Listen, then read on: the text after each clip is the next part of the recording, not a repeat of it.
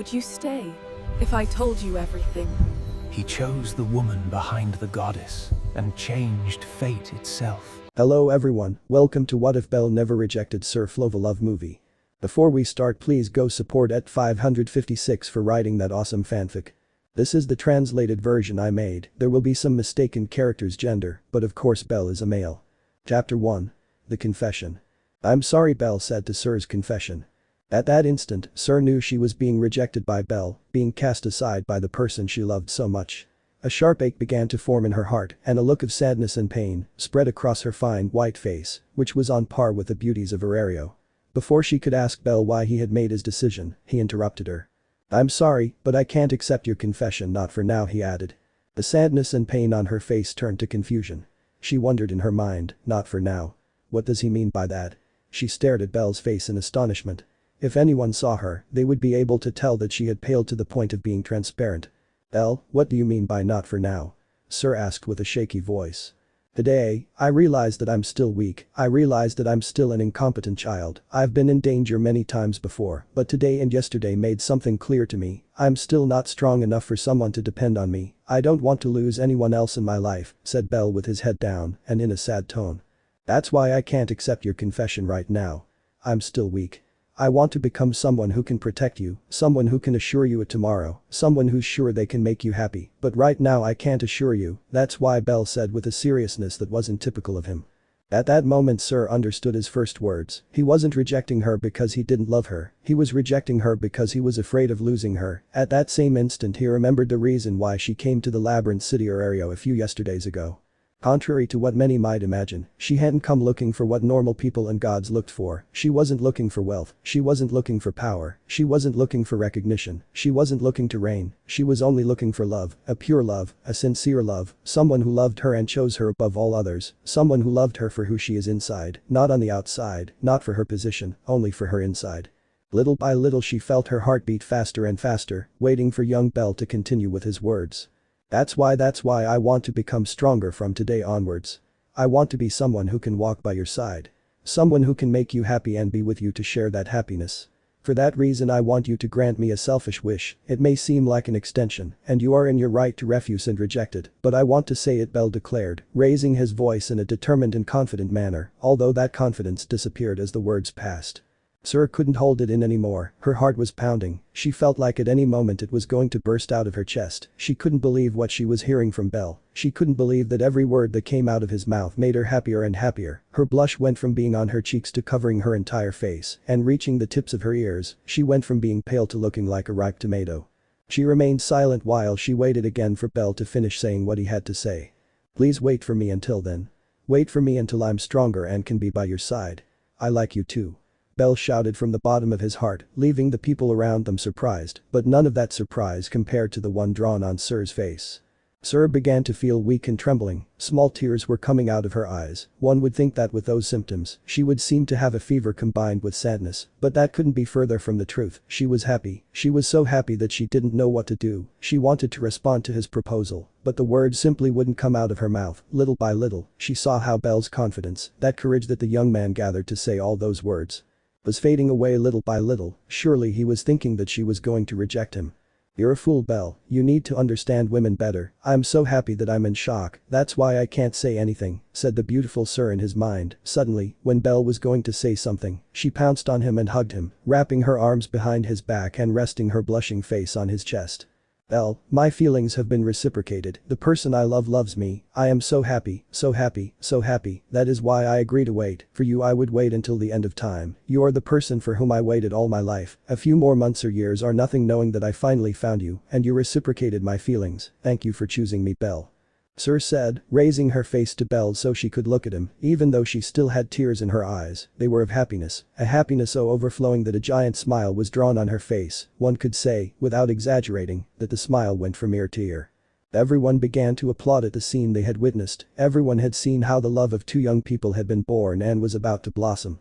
Thank you for falling in love with a person like me. I also feel very happy, said the white-haired man, lowering his gaze to where Syr's gray but beautiful eyes were, and gave her a smile of pure joy.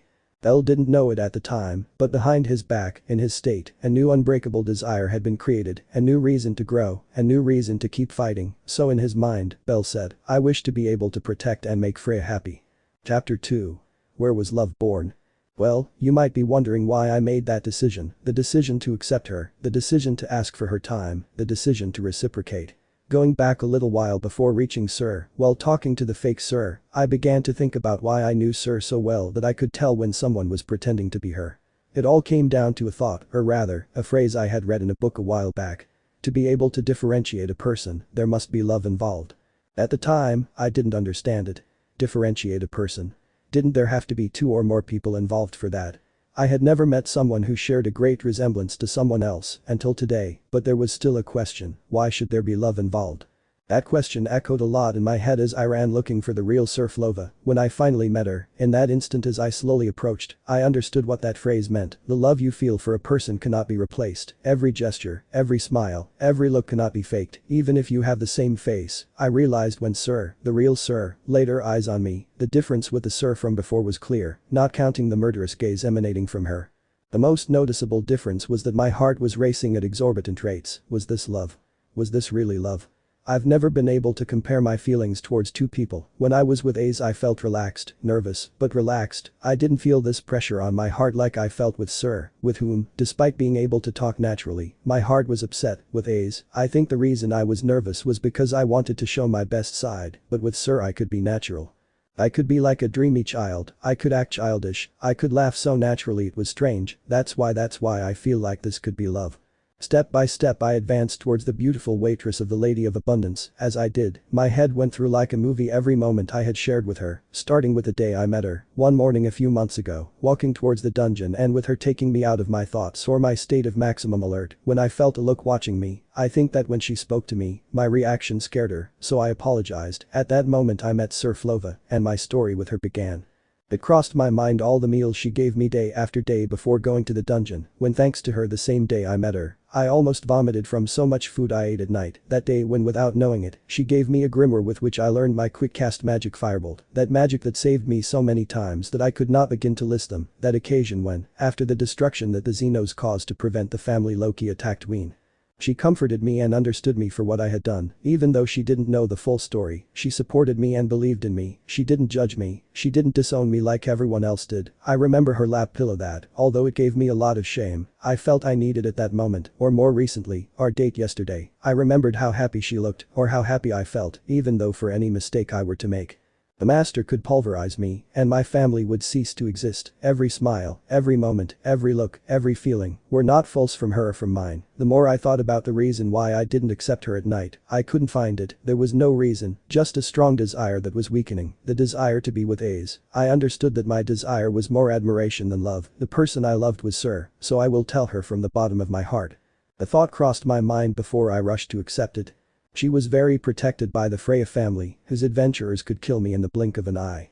Would she be safe by my side? Could she have a future with me? Could I always be with her if I couldn't even protect myself properly from a blow from a dwarf from her family? Could I do anything against someone like the master who with just his hand prevented me from moving my face?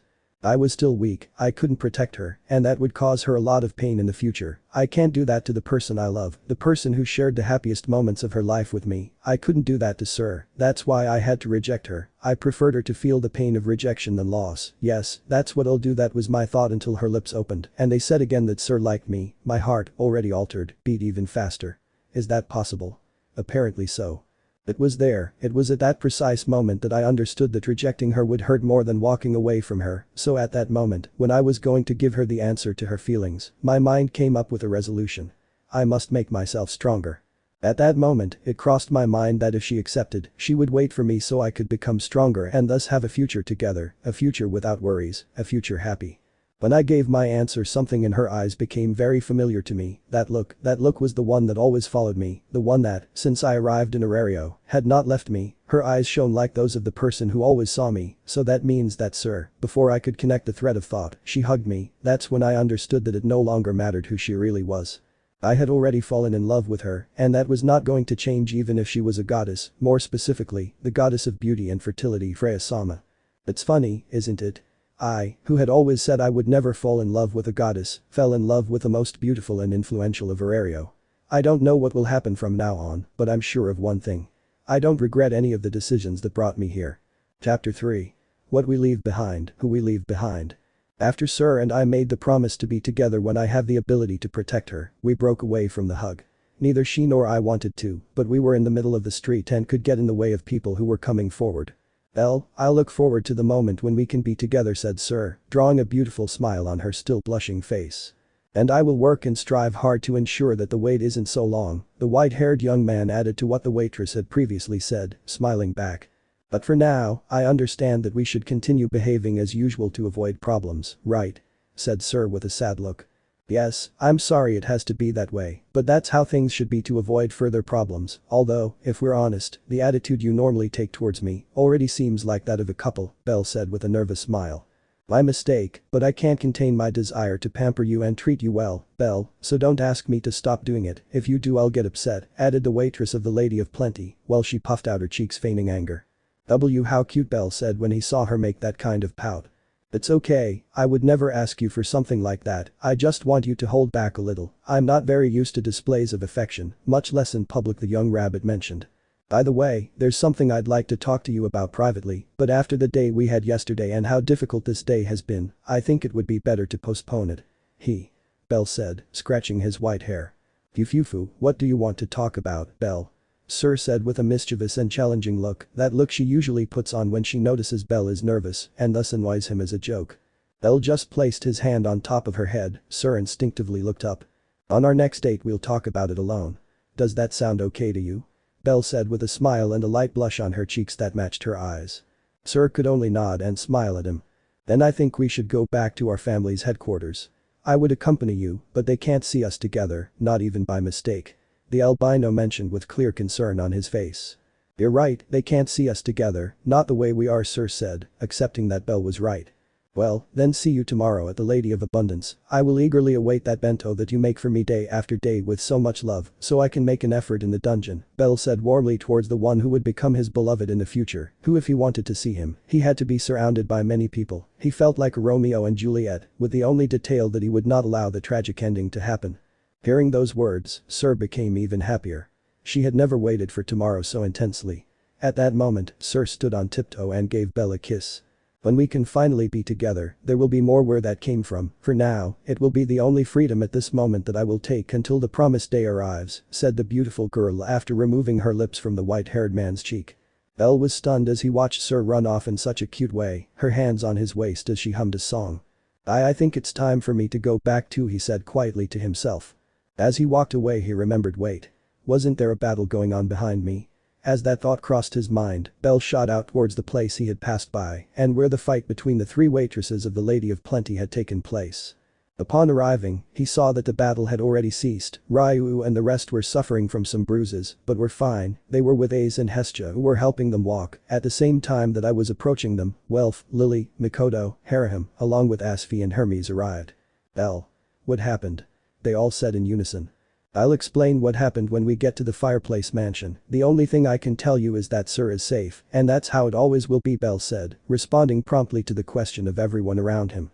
Belle approached Ryu, Ace, and the rest of the waitresses and bowed to them. I'm sorry I made you go through this. It's my fault you got caught up in all this trouble with the Freya family, seriously, I'm sorry. Belle said with clear regret in his words. Cranel-san, there is no reason to apologize, compared to what you have done for me and the rest of us, this was just a small slip, Ryu said, giving Belle a smile. I couldn't stand by and watch your problems consume you, Belle, we are friends after all, Ace said, doing the same as Ryu, smiling at him. I see our presence was not necessary, Asfi. I'm sorry for interrupting your day off, Hermes said, overacting as was his custom. Don't worry, Hermes-sama, you will pay me and it will be soon, Asfi said with a serious but imposing look. Hermes could only be frightened and open his eyes in terror. Then we retreat, Belle, Asfi said while dragging Hermes. Belle, you're going to have to explain a lot to me about that girl, I don't think you haven't realized that she's not normal, Hestia whispered in Belle's ear. So Kami-sama realized just by seeing her for a few moments, well, I think that would make the talk we will soon have at the mansion easier, I wonder how both Hestia and Lily, as well as the rest of the family, will react when they find out that I had fallen in love with a goddess. Bell said in his mind while trembling inside at the thought of how problematic his future would be from now on. It's funny how much a story can change with a single decision, a very important decision, but only one in the end. Bell said goodbye to Aze and Ryu. The other two waitresses had already returned to the Lady of Abundance as soon as they were healed with some positions that Hermes and Lily brought. The entire Hestia family arrived at the mansion after such an intense morning. They all sat in the living room while Bell was in the middle of it. Before beginning to speak, the boy approached his goddess and told her that the subject of Syr's identity would need to be discussed privately, as it is a delicate matter. He then approached Welf to ask if he could speak with him later. He nodded and smiled at him. "Well, Bell, we expect an explanation about what happened today, and I hope it is convincing," Hestia said at the same time as Lily. "Only when the scolding is directed at me do they two agree," Bell thought as he saw the scene before his eyes. Well, we'll start with," Bell said, swallowing. Chapter 4. Testimony. Well, we'll start with," Bell said, swallowing. "Let's start with what happened in these last 5 days when I didn't show up. What happened is the following. When I was on my way to the Lady of Abundance to ask Syr about the letter, a hand grabbed me and covered my mouth. He told me he would take me with him, and I couldn't help it, his strength was overwhelmingly high. He took me to a somewhat abandoned but rustic cafe. The person who did that was the elf head of the Freya family. He did it to talk to me about the letter and the decision I would make about the date, but instead of letting me speak, I began to receive insults about every single thing I did, my gestures, my clothes, my immaturity, my voice, my way of speaking, posture, etc. At that time he said that I was not worthy of being with Syr Sama. It seemed that he and the entire Freya family have too high respect for Syr. That was where he threatened me. He told me that if I did not accept the date with Syr, you, including me, would be erased from Aurario, Bell said seriously. When he said the last thing, all the members of the Hestia familia were scared. They didn't understand why a tavern waitress was so important to the most powerful family in all of Aurario. So I accepted the date, honestly, even though he gave me an ultimatum, I was determined to accept the date. Bell mentioned, scratching his head while putting on a silly smile. So my Bell-kun Bell Sama was thinking of accepting a date with a girl without my consent. Hestia and Lily said at the same time, so annoyed that the atmosphere felt heavy for a moment for everyone in the room. It was to show her how grateful I am to her. Please don't get angry. She has supported me many times, for example, the bentos that she gives me without fail day after day, or when she believed in me after what happened with the Xenos. I wanted to show her my gratitude," said the little white-haired boy, raising his voice and closing his eyes. "Okay, Bell-kun, you win this time, but anyway, continue," Hestia added, surrendering to the determination that overflowed from the boy's words. "Okay, after I accepted the date with Syr, Hedon started asking me a lot of questions about what should be done on a date. I've never had one, so he reproached me for all the answers I gave. Then he took my face and said that he would train me to become a gentleman, so I wouldn't disappoint or make mistakes on my date. The training was hell. Learning postures, manners, reactions, studying the environment well on a date, the words you should say, not acting nervous in the presence of a girl, among many other things. During the training I couldn't even sleep since the terror of making Hedon angry was greater than my desire to sleep. I practiced in the dungeon, the ways in which to address a woman, and what attitude I should take, serene, calm and kind, when saving ladies in danger. While I was in Riviera, we met Daphne and Cassandra. The teacher ordered me to go to Cassandra and order a sandwich that was exclusively for couples. Although she acted extremely nervous, she accepted. I tried to keep my composure, but it was very difficult. When our dish arrived, the teacher asked me to tell Cassandra to give me a little of hers in my mouth. I was boiling with embarrassment, but she did it. Then it was my turn, and we both blushed too much, mentioned the rabbit with his face blushing, remembering that whole event. Bell could feel Hestia and Lily's gaze becoming increasingly hostile, while Mikoto and Welf's had an expression between surprise and seriousness. Haraham was in the same position as the rabbit, blushing as she imagined the scene. After that hell that, without lying, was very useful to me, and the master recognized my effort. I returned to the mansion only for clothes for the appointment. As I told you, I did not even have time to sleep, much less to be able to notify them about my arrival. Since the moment I had the clothes in my hands, I shot out to be able to dress and arrive early to the appointment, since Hedon mentioned that a knight must always arrive punctually. Even if I arrived 1 or 2 hours before the agreed time, never in my life had I worn such elegant clothes. I have always worn light clothing and armor. Everyone who was at the festival kept looking at me and murmuring some strange things about my appearance. One or another girl blushed when she saw me, but I did not have time to worry about that, added to the facts the young Bell. It was at that moment that Syr arrived and the date began. I put into practice everything the master taught me, from the way I speak, my way of walking, holding his hand. At that moment Bell was interrupted. "Take her hand. And you have the nerve to say it to my face," Hestia and Lily shouted, interrupting Bell again. Welf looked at Belle with a surprised face, but with some pride. "Why do you look so proud, Welf?" Belle shouted in his mind. At that moment Makoto and Harahim were greatly surprised. "Sorry, Kami-sama.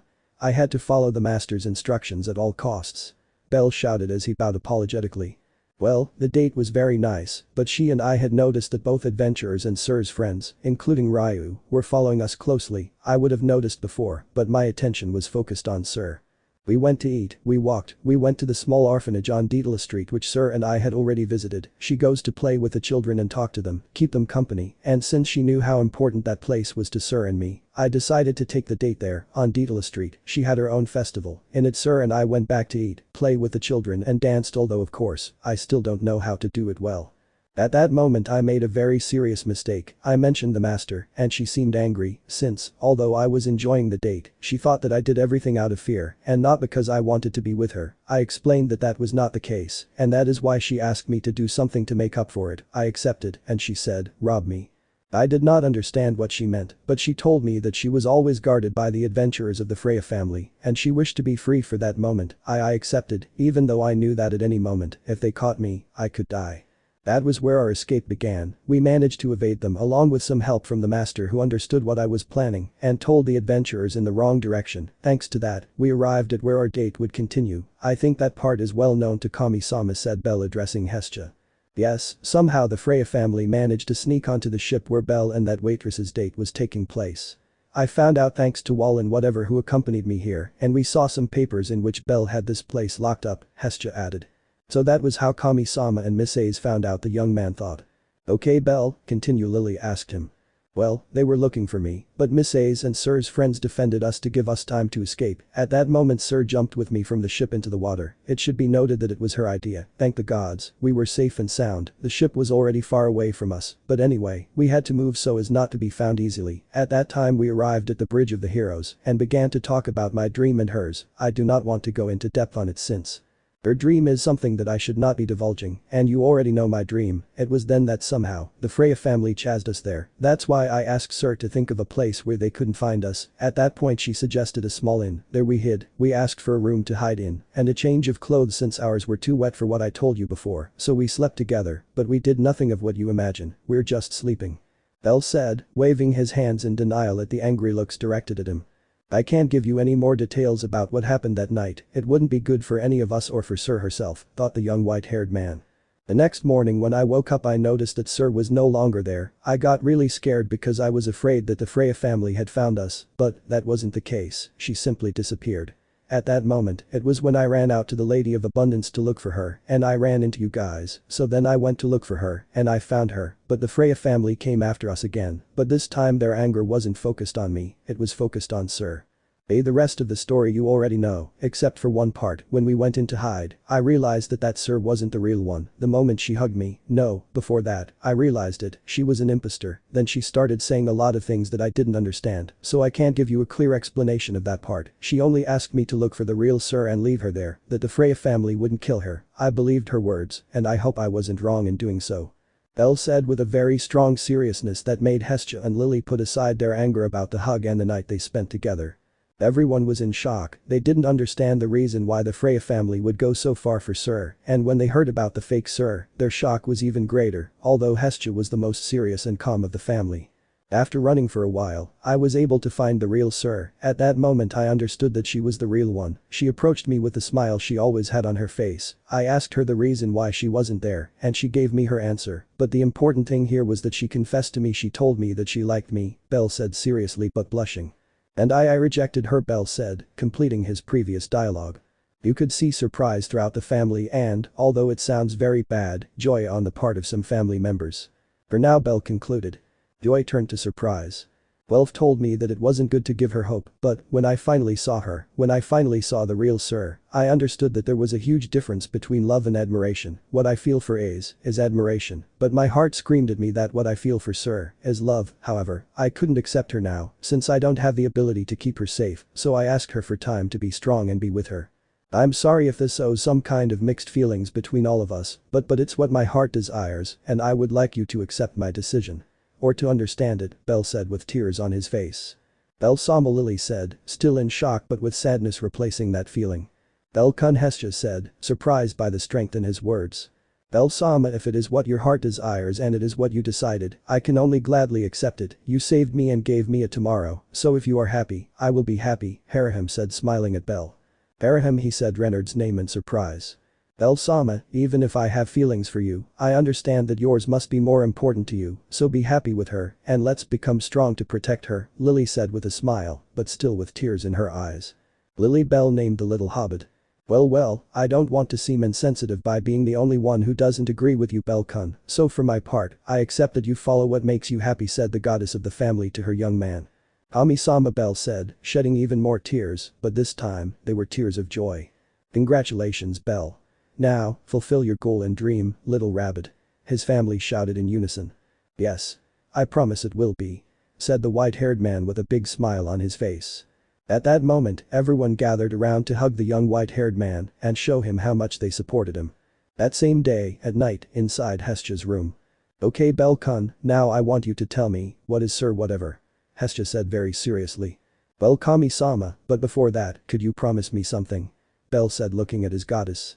Whatever the answer, my blessing towards your relationship will not change. Hestia replied. Yes, that and that you promise to keep the secret I'm about to tell you, Bel said to his goddess. If that's what my little Bel-kun wants, so be it, he told his family member with a smile. Well, Kami-sama, to begin, sir, it's the goddess Freya. Before you say anything, I didn't know until today. I found out when I saw the way she looked at me, and I felt that her gaze was identical to the one that followed me every day since I arrived in Arario. What made me sure of it was the party that was right here before the wargame against the Apollo family, since their eyes and gazes were identical and emanated the same aura, that was where everything was making sense. Why did the Freya family take such careful care of Syr? Simple, she was her goddess, but Kami-sama, she was the person my heart chose. I am aware that she is the most powerful goddess in Arario, and that she can make anyone fall in love with her charm, but if so, why did she wait so long for me?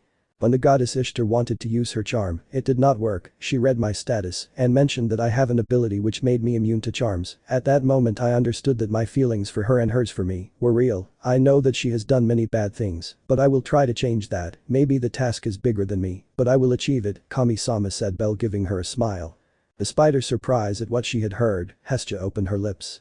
So Freya then, she found in you what she had been looking for. I hope you keep your word and purify her actions, Bel-kun, he said to Bel, understanding him. What do you mean, she found what she'd been searching for? Kami-sama, Bel said with a look of surprise on his face. She came down from heaven with only one goal, to find love, to find that special person on whom her charm doesn't work and who can truly fall in love with her. Only with that objective she came down. I think she saw in you and in your white and pure soul what she had so desired, said Hestia, explaining to the confused little boy. So she waited so long, for someone like me, for me, so, this is real, I'm very happy to know it, Bel added with a smile overflowing with joy. You know what you have to do, Bel-kun. Let it be worth the rejection I suffered from you, he said to Bel in a joking tone. So it will be, Kami-sama, I'm leaving to let her sleep, said the young man as he walked out the door. Silent and alone in her room, Hestia could only look up at the sky and say. Take good care of my Bel-kun, Freya. I hope he is not another of your whims, if so, I will not be able to forgive you. In Welf's room. Hi Welf, sorry for the time, he said to Bel, opening the door. Don't worry, Bel, if you have to talk I'm all ears, we're friends for a reason, Welf told him while smiling at him. Thanks, Welf, I won't be long. I just want to thank you for making me open my eyes and act like a man, the white-haired young man said to his best friend. There's no reason to thank me, Bel, the decision was all yours. I just gave a little push, although I didn't expect this result, said the retard, laughing. Believe me, neither do I, Welf, but this is the path I have chosen to follow. I hope we have a good future with the people we love, Welf, the white-haired man told him while placing his hand on Welf's shoulder. Let's hope so, Bel, Welf said to Bel as he went to his room. Already in silence and solitude, Welf looked up at the sky and said to himself. Sir-san, make that little one happy. If anyone deserves the best this world can offer, it's him. Chapter 5. One day after the promise. The next day, after Bel had given his entire family some context about what had happened with Syr, Bel woke up early to go to the dungeon and start getting into the rhythm of combat after what had happened in the previous exploration and with the Freya family, in which he could do little or nothing to defend himself and Syr. He left his room and met up with his family. Good morning, Kami-sama, the young man greeted his goddess who was sitting in an armchair while waiting for breakfast. Good morning, Bel. Where are you going with such joy? Are you going to see Syr, whatever she is? Hestia said mockingly, trying to hide her discomfort. And no, well yes, but I don't go out specifically for that, it's that since I'm on my way to the dungeon to train and she's always at the Lady of Abundance, it's impossible not to run into her, but it's not like I go out specifically for that, said the young Bell, shaking his arms, but the blush on his face gave him away. Don't try to make excuses, Bell, it only makes you look more guilty, just admit that you want to go see Syr and that the secondary objective is to train in the dungeon, Welf says, mocking his friend. Lily thinks Welf is right, Bell-sama, we already know that you are in love with that girl, hiding your intentions only makes it look pitiful, Bell-sama, said the little hobbit, scolding Bell for his lack of trust towards his family. Oh okay, I'm going to see Syr, but so she can give me the bento she makes for my diary and head to the dungeon, just that, Bell said, giving in to the pressure and mockery of his family. So you won't be staying with us for breakfast, Bell, Makoto said, serving the food on the table. I'm sorry, Makoto, Bell replied to his partner. No problem, Bell, enjoy your time with Syr, said Makoto with a mocking look. Why you too, Makoto? Bell said as if he was already getting tired of the teasing. I'm sorry, Bell, but I don't want to be left out of the teasing, Makoto said, giving the white-haired man a smile. Well, Bell, if you're in such a hurry it's best that you start going to the dungeon, don't make Syr wait, she must be waiting, very worried for her prince to arrive, Welf said to Bell, so that he would hurry up. Yes, Bell, don't be long, after we have breakfast we will go to the dungeon to meet you, Makoto said, sitting down. Do you really prefer to go to the dungeon? I mean, today is the last day of the goddess festival, and let's just say we haven't enjoyed it very well. Between serving at the Lady of Plenty and the Freya Familia, we haven't had much fun, Hestia said to her adventurers. Goddess Hestia is right, today you are alone, Bell, since you were able to enjoy the festival on its first day, Welf said to Bell as he began to eat. Yes, Bell-sama, don't get into trouble since you will be alone today, Lily added, while measuring a piece of bread to her mouth. If the majority says it's best to rest, I can't refuse, Makoto commented as she headed to Harahim's room to let her know that breakfast was already served. Okay, then I'll go alone this day, enjoy the festival guys, and Kami-sama, by the way, Makoto, say good morning to Harahim for me, bye. Bell said, waving his hand as he ran towards the door to start his day. The young man passed the shops and houses at a quick pace, since a beautiful young woman was waiting for him, that stirred his heart and drew a smile on his face added to the blush on his cheeks. Today I begin my journey to fulfill my promise, Freya-sama, he said in his mind, as he quickened his pace towards the Lady of Abundance. Meanwhile at the Lady of Plenty. How much longer will Bell take? I wonder if he'll come. He must be tired from the busy days he's had, or rather we've had, lately, Syr said to herself while she waited for the white-haired man. So you're waiting for the boy, Syr, Mia Grand said, seeing how one of her waitresses had a worried look on her face. So Syr is waiting for her boyfriend Naya, so it was worth the trouble we went through yesterday, Naya, Anya said with a cheerful smile as was her custom. He's not my boyfriend yet. Syr said with a clear blush on her face, but deep down she was glad that Anya said boyfriend. So it isn't yet, Naya, that boy is taking a while, Naya, although you look very happy, Naya, why would it be Syr? Naya said the insistent Anya towards her companion of the Lady of Abundance. Come on, Anya, leave Syr alone, it's more than obvious that something good happened with Bell, although we don't know what it is, I'm sure that yet means that she wasn't rejected, Chloe said from the kitchen. Well, speaking of the boy, he just arrived, said Mia Grand looking towards the door, this caused all eyes to focus on the white-haired young man. Anya, Chloe, Mia, Ryu, who hadn't said anything yet about the relationship between Bell and Syr, and especially the person Bell came for, Syr, were happy to see him, especially the latter who ran towards him and hugged him. Sir, but what are you doing so suddenly? Bell asked while raising his arms, and his blush covered his entire face. I missed you, Bell, so I couldn't help but hug you, Syr replied as she put her face on Bell's chest. What a beautiful scene, Naya, you'll make me feel jealous, Naya said Anya, while covering her mouth with a tray. Oh, so the boy finally fell for your charms, little one, Mia Grand said as she watched her waitress hug Bell. Congratulations, Cranel-san and Syr-san, Ryu said with a sad face. Bell could notice this, but he didn't know or suppose the reason for this, although he, since he knew the situation Ryu went through, promised himself something, to help his friend be happy. This thought was interrupted by Chloe, who began to cough to get them out of that awkward situation. Syr separated from Bell for this reason. Can't I do it, Bell? He asked with a fake sadness on his face. It's not that you can't be, but remember what we promised, Bell said. It should be noted that he said the last thing in Syr's ear. Okay, sorry, Bell, here, Syr said, handing the bento to Bell as a small laugh came out of her. Thank you very much, Syr, I know it will be just as delicious as always, Bell said, smiling at the young waitress. By the way, Syr, do you have a moment? Bell asked. Oh? Yes, Bell, of course, Syr replied, somewhat confused. Talk about whatever you have to talk about, Syr, just don't take long because we will open soon, Mia Grand said when she saw the situation. At that moment they both left the interior of the place and went to the back of it. "Well Bell, what do you want to talk about?" Syr asked, giving him a smile. Well, I wanted to ask you if by chance tonight we could go out together to enjoy the last of the goddess festival. If you can't, there's no problem. I know you must have a lot of work, and I don't know if Mia Grand will let you go out again. There's also the matter of the Freya family," and Bell was interrupted before finishing speaking. "I accept, Bell," Syr said as she placed her index finger on the young man's lips. "I'm so glad you're taking the initiative this time," the waitress said with a huge blush. Deep down, she wanted to scream with joy, but she held back. She removed her finger from the boy's lips and he was able to speak. Needless to say, the words in which Syr expressed that she agreed to go out with him again and the smile she showed him were very strong factors that made him nervous. Okay, then I'll come for you later. I'll go to the dungeon first. Don't worry, by the way, I don't plan on exposing myself that much," Bell said as he finished his words with a smile. "See you later, Bell. I'm looking forward to our date," Syr added while putting her body forward and her arms back. "She's so beautiful. It must be illegal for someone so beautiful to exist and unreal for her to fall in love with me," Bell said in his head. "Okay, then I'll be leaving," Bell said as he walked with her into the restaurant, but before entering, he hugged Syr. Bell, Syr said, very nervous and blushing at the young man's determination.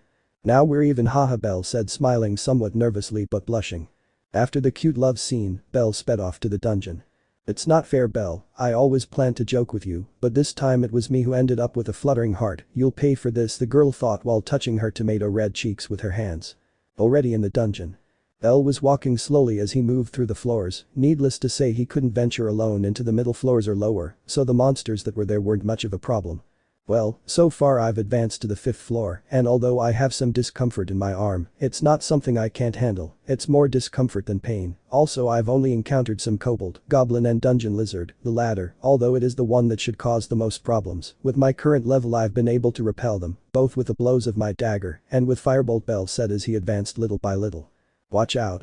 There's a herd of minotaurs on the 8th floor. There are at least 5 of them. All adventurers below level 3, retreat," an adventurer shouted as he ran toward the exit. "I must go quickly to avoid human losses. I think I can fight them without problem, but in case I see any trouble I will have to escape quickly with the people who are there," said the young Bell in his mind while he accelerated his pace towards the 8th floor where they were located. Upon arriving, Bell could see that the minotaurs began to surround a small group of level 1s, 2 of them were attacking 2 girls who were acting as the rearguard of the group, and the other 3 were fighting with 3 adventurers who were trying hard to repel the attacks until suddenly. Firebolt. The shout was heard in the distance as a red bolt of lightning fell towards the 2 groups of minotaurs. The moment the explosion hit, one of the minotaurs was killed with a stab. The minotaur didn't have the chance to see what had attacked him because of the curtain of smoke and dust that rose. Bell quickly advanced towards where the 2 girls were because the other 3 adventurers could manage better now that there was no minotaur. "Firebolt." The boy shouted again towards his target. It was observed how Bell charged against both minotaurs at the same time, first stabbing the dagger into the eye of the closest one to blind it and give the 2 girls time to flee and help the rest of their companions, and then throwing his magic at the second minotaur's face, which caused it to retreat. "Go towards your 2 companions now that you have the chance. I'll take care of these 2, between you 5 you can take care of the other 2. I'll try to finish them off quickly in case you need help there." Bell raised his voice towards the 2 magicians while attacking the minotaur that he had made retreat. "Good. We'll thank you later," both girls shouted as they ran. "Well, I have to do this quickly. I don't know if those 5 can handle the encounter against those 2 minotaurs well," Bell said to himself. "Freya, this may seem like a small step, but this is the first step I'll take today so I can be by your side," Bell thought before stabbing the minotaur with his dagger. "Ah!" was the fight cry that Bell threw at the minotaur while he was stabbed by his dagger, and he, blinded, was greeted with a kick. "Firebolt." Bell repeated towards the ground and towards the minotaur so as not to allow him to see where he was coming from. Suddenly a moo was heard, coming from the last minotaur that Bell was facing before dying. "Well, so far I've been handling the situation. I have to hurry to save those 5 in case they need my help," Bell said to himself as he ran back to where he had seen those 3 adventurers. "Come on. These minotaurs don't fall for anything. You 2 have already cast magic on them and I've been cutting them with the sword, but it seems like we're only making them angrier," said the leader of that group. "I don't want to die here. I shouldn't have come in here," shouted one of the adventurers fighting the minotaurs. "Even if that young man helped us, I think this will be the end for us," said the last of them while crying and feeling the strength of his arms that he used to block the minotaur's attacks fade from his body. "Firebolt," was shouted in the distance and suddenly 2 red rays landed on the minotaurs.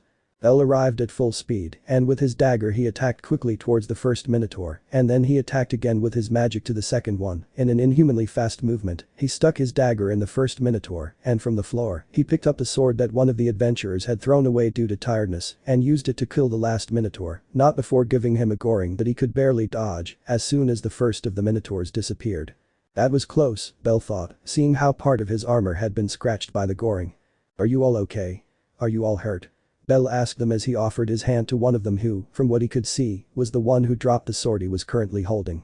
Thank you so much for helping us, we thought we were going to die, thank you for giving us another day of life, we are sorry for being so weak, the five said in unison, while tears formed in their eyes. There's nothing wrong with being weak, the bad thing is thinking that it's an excuse not to move forward, don't give up, keep moving forward, and fighting for the future you want, Bell said to them while handing the sword to the adventurer. What's your name, boy? The two magicians asked him while their eyes sparkled. Bellcranel, the one who will be the strongest adventurer in all of Aurario one day, Bell replied while showing his thumb and smiling. So Bellcranel, thank you for saving us and being our hero. The two said while smiling back. Then Bell's heart he could experience how good it felt to be a hero to someone, a feeling he hadn't had since he saved Harahim and Ryu a few months ago. Already at night. Ah, what a long day and he still hasn't arrived, Syr said into the distance while sighing. Calm down Naya, the festival isn't over yet Naya, I don't think it will take any longer Naya said Anya encouraging her partner. Exactly, maiden in love, he shouldn't be long Mia Grand said to her waitress while she was serving food at the bar. If you want, I'll go out with you, little waitress said a drunk as he approached to grab Syr, but at that moment someone grabbed his hand and pulled him away from her. Sorry buddy, she's coming with me, Bell said as he brought Syr closer to his chest and let go of the drunk. TCH, her law said the drunk as he walked away. Bell, when did you arrive? Syr said with her eyes shining as she looked up at Bell in surprise. At that moment Syr's heart was beating 1,000 times an hour, she was extremely happy, her bunny arrived and protected her, in addition, she was being hugged by him, she didn't want to leave. I went to exchange some stones to have enough money to enjoy our date, I'm sorry it took so long, and that you're going through this Bell said, looking back at Syr. The important thing is that you're here Bell Syr said, still blushing. When Bell realized he was wrapping his arm around Syr, a blush came over him as well, and he quickly let go. Well, boy, now you look like a man, go away and stop your act of being a mushy couple, because you make my customers uncomfortable, Mia Grand said to the couple while laughing lightly. Yes Mia Grand. Bell and Syr said at the same time as they left the establishment. As they left they began to walk a little, Bell told her about his experience in the dungeon and what happened with those 5 minotaurs and the group he had to save, he mentioned that they reminded him of him and that he hopes with all his heart that they grow to be powerful. Syr just listened attentively to Bell, although a certain part of the story made her uncomfortable. So 2 young magicians ask your name, Bell Syr said in a serious tone. You don't get it twisted, they probably just did it out of courtesy. I didn't ask for their names, though Bell told Syr to calm her down. I don't like that you talk to other girls when you have me, Bell. It makes me feel jealous, Syr added, puffing out her cheeks. She's too beautiful, too beautiful, Grandpa, I got a wonderful girl, Bell said in his mind as he raised his fist slightly in joy. So you're the possessive type, Syr Bell mentioned trying to see her reaction. Yes, I want you just for me he said seriously to the white-haired man while giving him a tense smile. So it will be, I will keep my promise, Bell said as he placed his hand on her head to caress it, causing the girl to blush. They walked for several minutes, during which they strolled through the entire festival, buying some sweets, watching some dances, but most of the things were already being dismantled until they arrived at a cafe that was familiar to Bell, since his master took him there when he kidnapped him over a week ago. Oh, I know this cafe, the coffee and food are very good, the atmosphere is very nice, and the cafe is picturesque, Syr said as she clung even more to the adventurer's shoulder. I was hoping to surprise you, but it's impossible since I've been here for just under a year, so I went for a good place to replace the surprise, Bell said scratching his head. They both sat down, curiously they were the only ones in the cafeteria apart from the waiter. Shall we order? Bell asked. Yes, I'll have some chocolate Syr replied. The two added the boy. They ordered and were silent, but Bell broke the ice. There's something I'd like to tell you Bell says to Syr with nervousness in his words. What's wrong, Bell? Is something wrong? Syr asked, noticing that Bell was extremely nervous and couldn't seem to get the words out. Please be honest with me Bell said to Syr. I will be, Bell Syr said taking her beloved's hands. Okay, so what I have to say is that I know the truth, I know that you are the goddess Freya. Chapter 6. Secrets revealed, faces uncovered and feelings clear. Okay, so what I have to say is that I know the truth, I know that you are the goddess Freya. Bell knew that after saying these words, many things could change, but he did so anyway, as he did not wish to keep secrets between them any longer. Syr was extremely surprised to hear the words that came from Bell, so much so that she let go of the hand she had held before. But what do you mean by that, Bell? Why are you asking something like that so suddenly? How could it be her? Syr responded to Bell's words. I don't understand it correctly either, but your gaze the day we slept together at the inn made my back burn, and in your eyes in them there was something strangely familiar. When I made the promise to you yesterday, I saw those eyes again and I understood, you have been the person who has been watching me for months. But when I thought about it carefully I realized that it was impossible that it was you since I felt that gaze many times, so I tried to find an explanation as to why it seemed so familiar to me, but I understood yesterday, after what happened with the fake Syr, I knew that it was possible that I felt your gaze and that you were with me at the same time, since there were two Syr, that could be the case. Bell said, taking a breath to continue. Sir, no, Freya could only observe with a more serene look because she did not want to show her true feelings since it could clear up any doubts that remained in Bell, if any. But when I joined the dots and remembered the times I felt that gaze, the feast of the god Apollo came to mind, the day and place in which, for the first time, I ran into you in your true form. I knew it because your eyes seemed extremely familiar to me, but I hadn't thought about it too much because I only had the chance to see them for a few seconds before Kami-sama covered my eyes, Bell said with a seriousness and coldness that would have made anyone present tremble if there was anyone else in the cafeteria, anyone but Freya who was already used to hiding appearances in front of the public. Freya couldn't believe it, how perceptive was Bell to notice so accurately a look and associate it with a person. Was the burning sensation on her back because she was using her charm and her state prevented her from falling under it? Now that I remember, before what happened with Ishtar, she had commented that she had a special ability that prevented falling under charms, but I didn't think that same ability, as a warning sign, would warn when it was being used. Freya thought while her mask that denoted tranquility broke piece by piece and revealed her true face, which was full of surprise and concern for what the young white-haired man would decide upon knowing this information. I'll ask the following, and I want you to be honest with me please, are you the goddess Freya? Are you the one who is always watching me? Bell asked even more seriously than before. Freya didn't know what to do, she had been discovered, for the first time she felt like she wasn't in control of the situation, a feeling she had never had since she existed. In her mind she was only trying to find excuses and lies that could get her out of the situation, but everything came down to two answers, accept it and wait for Bell to say what he thinks, or lie to him and have the same result as the previous option. In neither of the two options she had a clear result. After a few seconds she decided what her answer would be. Yes, I am the goddess Freya, who has always watched you, Bell. Freya said defeated, she knew that lying to him would be of no use, she was afraid of not knowing what the white rabbit would answer. Why were you watching me? Bell asked without changing his face. Freya knew that if she had already told the truth, she had to follow through with it. For your soul, it is the most beautiful and pure that I have seen in my entire existence, both before descending to the underworld and after having done so many years ago. That was what drew my attention to you, but it was your actions and your kindness that made me fall in love with you, Freya said, regaining her previously lost calm. My soul, I see. May I ask, why did you come down to the underworld? All the gods I know have had different motives, so I would like to know yours, Bell said without changing his facial expression. For someone like you, Freya said quickly without hesitation to the boy. Someone like me? Bell asked at the response of the goddess in front of him. Yes, I came down to find a person who would truly love me, not for my physical beauty, not because my charm made them fall in love, and especially, to find someone with a soul like yours, Freya said, very worried about the young man's response to this revelation. She had never revealed this to a mortal, but if she wanted to have a hope of continuing with Bell, she had to do it, but suddenly. Ah! Freya screamed as she was hugged by Bell. Thank you for being honest with me, sir. I mean, Freya-sama, Bell said, changing the seriousness of his face for tears and a smile of joy in the ear of the goddess. This caused confusion in Freya, who did not understand what was happening. Don't you care that I'm a goddess? Won't you stop loving me because of that? Freya asked worriedly. I told you in the ship's restaurant, didn't I? That whoever you really are, my opinion of you will never change, much less the feelings that my heart harbors toward you, Bell said, looking into her eyes while he smiled at her and took her hand. This made Freya reach a joy so great that she had never known. She could only hold on to him more tightly and felt that Bell was doing the same to her. The waiter saw the scene without having heard anything of the previous and could only turn to the side because he felt ashamed to witness this sweet attitude. Also, I already knew the reason why you came down, sir. I just wanted to hear it from you, Bell said, stroking the young woman's hair while he laughed lightly as a sign of calm. How did you know? Freya asked doubtfully, separating herself slightly from the hug as she looked at Bell.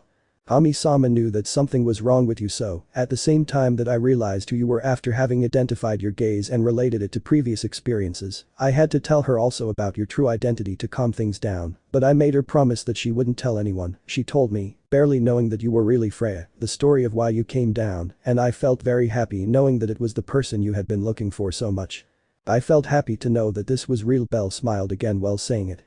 But didn't Hestia object? She said, still worried. No, she accepted my feelings towards you, since she knew they were real because I couldn't fall for your charm. Well, your ability of course, Belle said to the girl in question. This surprised Freya. The love Hestia had for Belle was so great that she wanted to see him happy, even if it was with another girl. Maybe I should learn some things from her, she thought while she was glad with how things had turned out.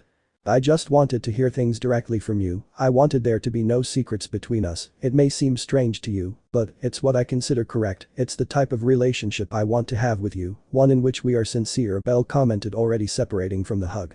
I will continue to fulfill my promise step by step. That you are a goddess will not change my determination, and much less my feelings, the white-haired man added to what he had said previously.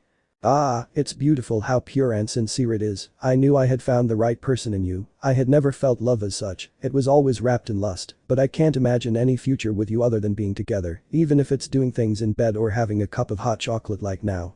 So this is love. What a full feeling, beauty, I don't want to stop feeling it, and something tells me that I never will, Goddess Freya said in her mind, while covering her giggle with her hands. I love you, Belle, Freya said to the adventurer she loved so much. Me too, Freya, Belle said, whispering the name into the ear of the person he was addressing those words to. It's a bit late, I think we should move on to the Lady of Plenty, Belle said as he paid the bill and opened the door for Freya to enter. Already in the streets of Verario. They walked together towards their destination. She did not leave the young Belle, who had his arm being grabbed by the two hands of Freya, while the latter hummed a song that showed how happy she was. She has an angelic voice according to her beauty, thought Belle, while flattering the sweet voice of the girl. The few people who were present in the streets could not help but see how the new hero of Verario was so mushy with a beautiful young girl, but in the distance two Amazons and an elf with orange hair watched this scene with some shock on their faces. Wasn't that Argonaut-kun? Tiona said, stunned by what she had just seen. Why yes, it was him with that girl who works at the Lady of Abundance, Tyan replied to her sister. What does this mean? Wasn't he in love with Aze? Lafia said, confused and angry. Have you ever heard yourself say it? Tyan asked Lafia. No, but they spend a lot of time together and oh. You know what? It doesn't matter, less competition for me, Lafia said, raising her arm. I think we're rushing things. She's always acted that way towards Argonaut-kun. I suppose they met at the festival and since he's very kind, he accompanied her to where she works. Yes, that must be it. Tiona said, trying to take it as a justification for what her eyes had just witnessed. You're right, that must be it, she always acts like that with him, we shouldn't worry, besides, Belle has always been a magnet for women, right Lafia and Tiona? Tyan added and asked the two girls that you had a certain obsession with Belle. What do you mean by that, Tyan? I would never feel anything for that little rabbit, but hate, who I love as Aze, I would definitely never feel anything toward someone like him, Lafia said, as if Tyan's question had angered her, although a blush was noticeable on her cheeks. I really can't deny that Argonaut-kun is very cute and that he catches my attention. I've always loved heroes and he has all the looks that he can become one. Maybe I could start to fall in love with him, Tiona said while smiling at Lafia. That's your problem, Tiona, not mine, Lafia said, looking away to the opposite side where her partner was. Well, we must leave now, no prince will arrive to escort us to Twilight Mansion like that girl, Tyan said, imagining a scene similar to Belle's, but with the captain of her family, Finn. Okay, let's go now, Tiona said, taking her sister since she was still fantasizing about Finn. Lafia observed the closeness between the two for a moment longer. Yes, I would never fall in love with someone like him, my heart belongs to Aze, Lafia said, taking one last look at them and began to walk away from the place. Achoo, Belle sneezed just after Lafia finished those words. Are you sick, Belle? Syr Freya asked the white-haired man. No, I think someone was talking about me, too bad I'm only sensitive to looks, but not the words directed at me, Belle said, while Syr squeezed the young man's arm even more. That hurt, Syr, Belle said through Syr's grip. No one else should talk about my Belle, Syr said, making his jealous scene, although jokingly, well, not so much. It's a superstition, Syr, there's no reason to worry, Belle said to calm Syr and to play along. So you weren't lying about being possessive, Syr, Belle said, sighing but accepting her as she is. No more lies, we had agreed, Syr said to her beloved. You're right, no lies, Belle said to the young girl's words. 10 minutes later at the Lady of Abundance. We're here, Belle said as he entered the establishment. It took them a long time. Naya, where did they go? Naya? Anya asked them. We just walked and went to a cafe. Belle was so sweet to me, Syr said, grabbing her blushed cheeks and shaking her torso slightly. Well boy, I'm glad you took care of this girl and made her have fun. I hope it will always be like this, as long as Syr doesn't get into the habit of taking a break from work and leaving us with all the work, said Mia Grand, looking at her waitress, who continued doing what she had previously mentioned. I promise I won't interfere with your duties, Mia Grand, Belle said, turning to the dwarf. Well, it's time for me to retire to the fireplace mansion. Thank you for granting me this appointment, Syr, Belle said to the girl while taking her hand. This caused her to drop what she was doing and accompany him to the exit. See you later, Belle, thank you for accepting me just as I am. Every day you make me fall more in love with you, Syr said to her boyfriend. The same applies to me, thanks for falling in love with someone like me, Belle said, giving him a smile. Belle left for his mansion, leaving Freya at the entrance of the Lady of Plenty. You can leave now, Otter, the goddess said towards an alley. I see that my presence was not necessary, Freya Samabo said to his goddess. Could you keep what happened from the rest of the family? The goddess said to her servant. My loyalty is to you, so yes, Otter replied. Aren't you feeling jealous, Otter? Freya asked. Your happiness is more important, Freya Sama said Bose. Thanks, Otter. How is Helen feeling? He quickly asked the adventurer. Well, although I barely managed to prevent her from being murdered yesterday, she is stable, she should wake up soon, Otter replied to his goddess. Thanks, Otter, I'll have to talk to the rest of the family to prevent this from happening again. With Helen I don't think it will be necessary. I hope that all this has been more than enough punishment for her to understand the seriousness of her actions and not do it again. Less now that I finally achieved my objective. Well, partially speaking, since Belle and I are not an official couple. Yet Teehee, Freya said very seriously until the last part, in which she hit her head a little. Pretending to be clumsy. It's time to go back, Freya Sama, Otter added. Fine, I'll go say goodbye, and we'll go, Freya responded to Bose's warning. Already in the fireplace mansion. I'm here, family, Belle said, entering the mansion. Welcome, Belle, Harahim replied. How did you spend your time at the festival? Belle said, asking his family members. Everyone told what they did. Wilf just spent his time looking at weapon materials, Harahim eating and looking at clothes that she could use in future adventures. Mikoto went to some hot springs and ate with the god Take Mikazuchi, whom they met while leaving. While Mikoto told that, the blush on her cheeks was present. Wilf was not far behind when he met the goddess Hephaestus. He ran at an inhuman speed to buy flowers and deliver them to her, while praising her excessively, making her blush in front of everyone. Lily, for her part, ran into Finn, who curiously did not have much to do, and both hobbits went to eat and chat. Apparently they had a lot in common, if we leave aside what happened with the marriage. They two could be very good friends. While Hestia ate abnormal amounts of food and drank a monstrous amount of alcohol, as Maich told the family while they went for her to bring her to the mansion. Upon hearing that, Belle fixed his gaze towards the living room sofa, and there he could see Hestia sleeping like a contortionist with saliva in her mouth. So you had a fun day. I'm glad to know that. I had a good day too, although there were some problems in the dungeon, but I was able to handle it well, and nothing worse happened thanks to the gods, Belle said to his family, while laughing slightly at seeing his goddess in that state. What does Belle Sama mean? Did he get into trouble when we just told him not to? Lily asked in response to Belle's statement, scolding her. Well, just because a small herd of minotaurs had come down to the 8th floor and were cornering some adventurers, but I was able to save them. I had some complications, but I handled it correctly and without taking any further risks, Belle replied to the little hobbit. You're a minotaur magnet, Belle. It seems you don't just make girls fall in love, but monsters too, Welf said, laughing at him. I'm starting to think so, Welf, hahaha, Belle replied to his partner's joke while scratching his cheek. Well, it's time to go to sleep. The day off was only for today. Tomorrow we return to the dungeon all together to collect money and gain strength, Lily said, while the rest of the family, including Belle, went to their rooms, but not before saying goodnight to each other and taking Hestia to her room, a task that was given to the white-haired man. Alright, good night, Kami-sama, Belle wished to sleeping Hestia. Take good care of my BL Freya, he is a wonderful boy and I don't want him to suffer anymore, Hestia said while still dreaming. Thank you for always worrying so much about me, Kami-sama, Belle said in Hestia's ear as he left the room. Already in Belle's room. Phew, what a long day. We were able to fix that issue now, Freya. I will continue to show day after day that I am worthy of your love. Just wait and you will see that I will meet and exceed your expectations. Belle said happily, like a little boy when he had the dream of achieving his goal. Belle lay down on his bed, but not before changing his clothes. Once lying down, he fixed his gaze on the window while observing the sky and asked himself. What adventure will destiny hold for me tomorrow? Chapter 7. Irregularities in the dungeon, expedition to the vicinity. On the 4th floor of the dungeon. Combat sounds. Hey Belle, how's everything going over there? Welf asks while he is killing a small group of kobolds along with some goblins on the 4th floor. Fine, nothing I can't control, the arm seems to have recovered well, Belle answers to the redeed while finishing off the last dungeon lizard that remained in front of him. Lilicuajo, quickly collect the stones so we can advance faster, our goal is to reach the 20th floor and I don't want to be late or we'll have to stay overnight in Riviera and spend more than we'll get by killing these little ones, Welf said to Lily. You don't have to repeat it, Lily is collecting everything, let's pick up the pace. Is everything okay, Mikoto? Lily asks, collecting the last stones that were left. Yes, since we all leveled up it has been easier and faster to advance between upper and intermediate floors, Mikoto said, advancing towards her companions to continue passing floors. They advanced to the 6th floor without problem, since there was nothing that could stop their progress for long, until they could observe in the distance, on that same floor, how a conglomeration of monsters, among them Frog Shooter, War Shadow and mostly Killer Ant, who had come down from the 7th floor, was heading towards them. Isn't what Lilicuajo brought supposed to scare away several of them? Welf asked as he took out his magic sword to reduce the number of monsters and make it not so complicated to fight them at close range.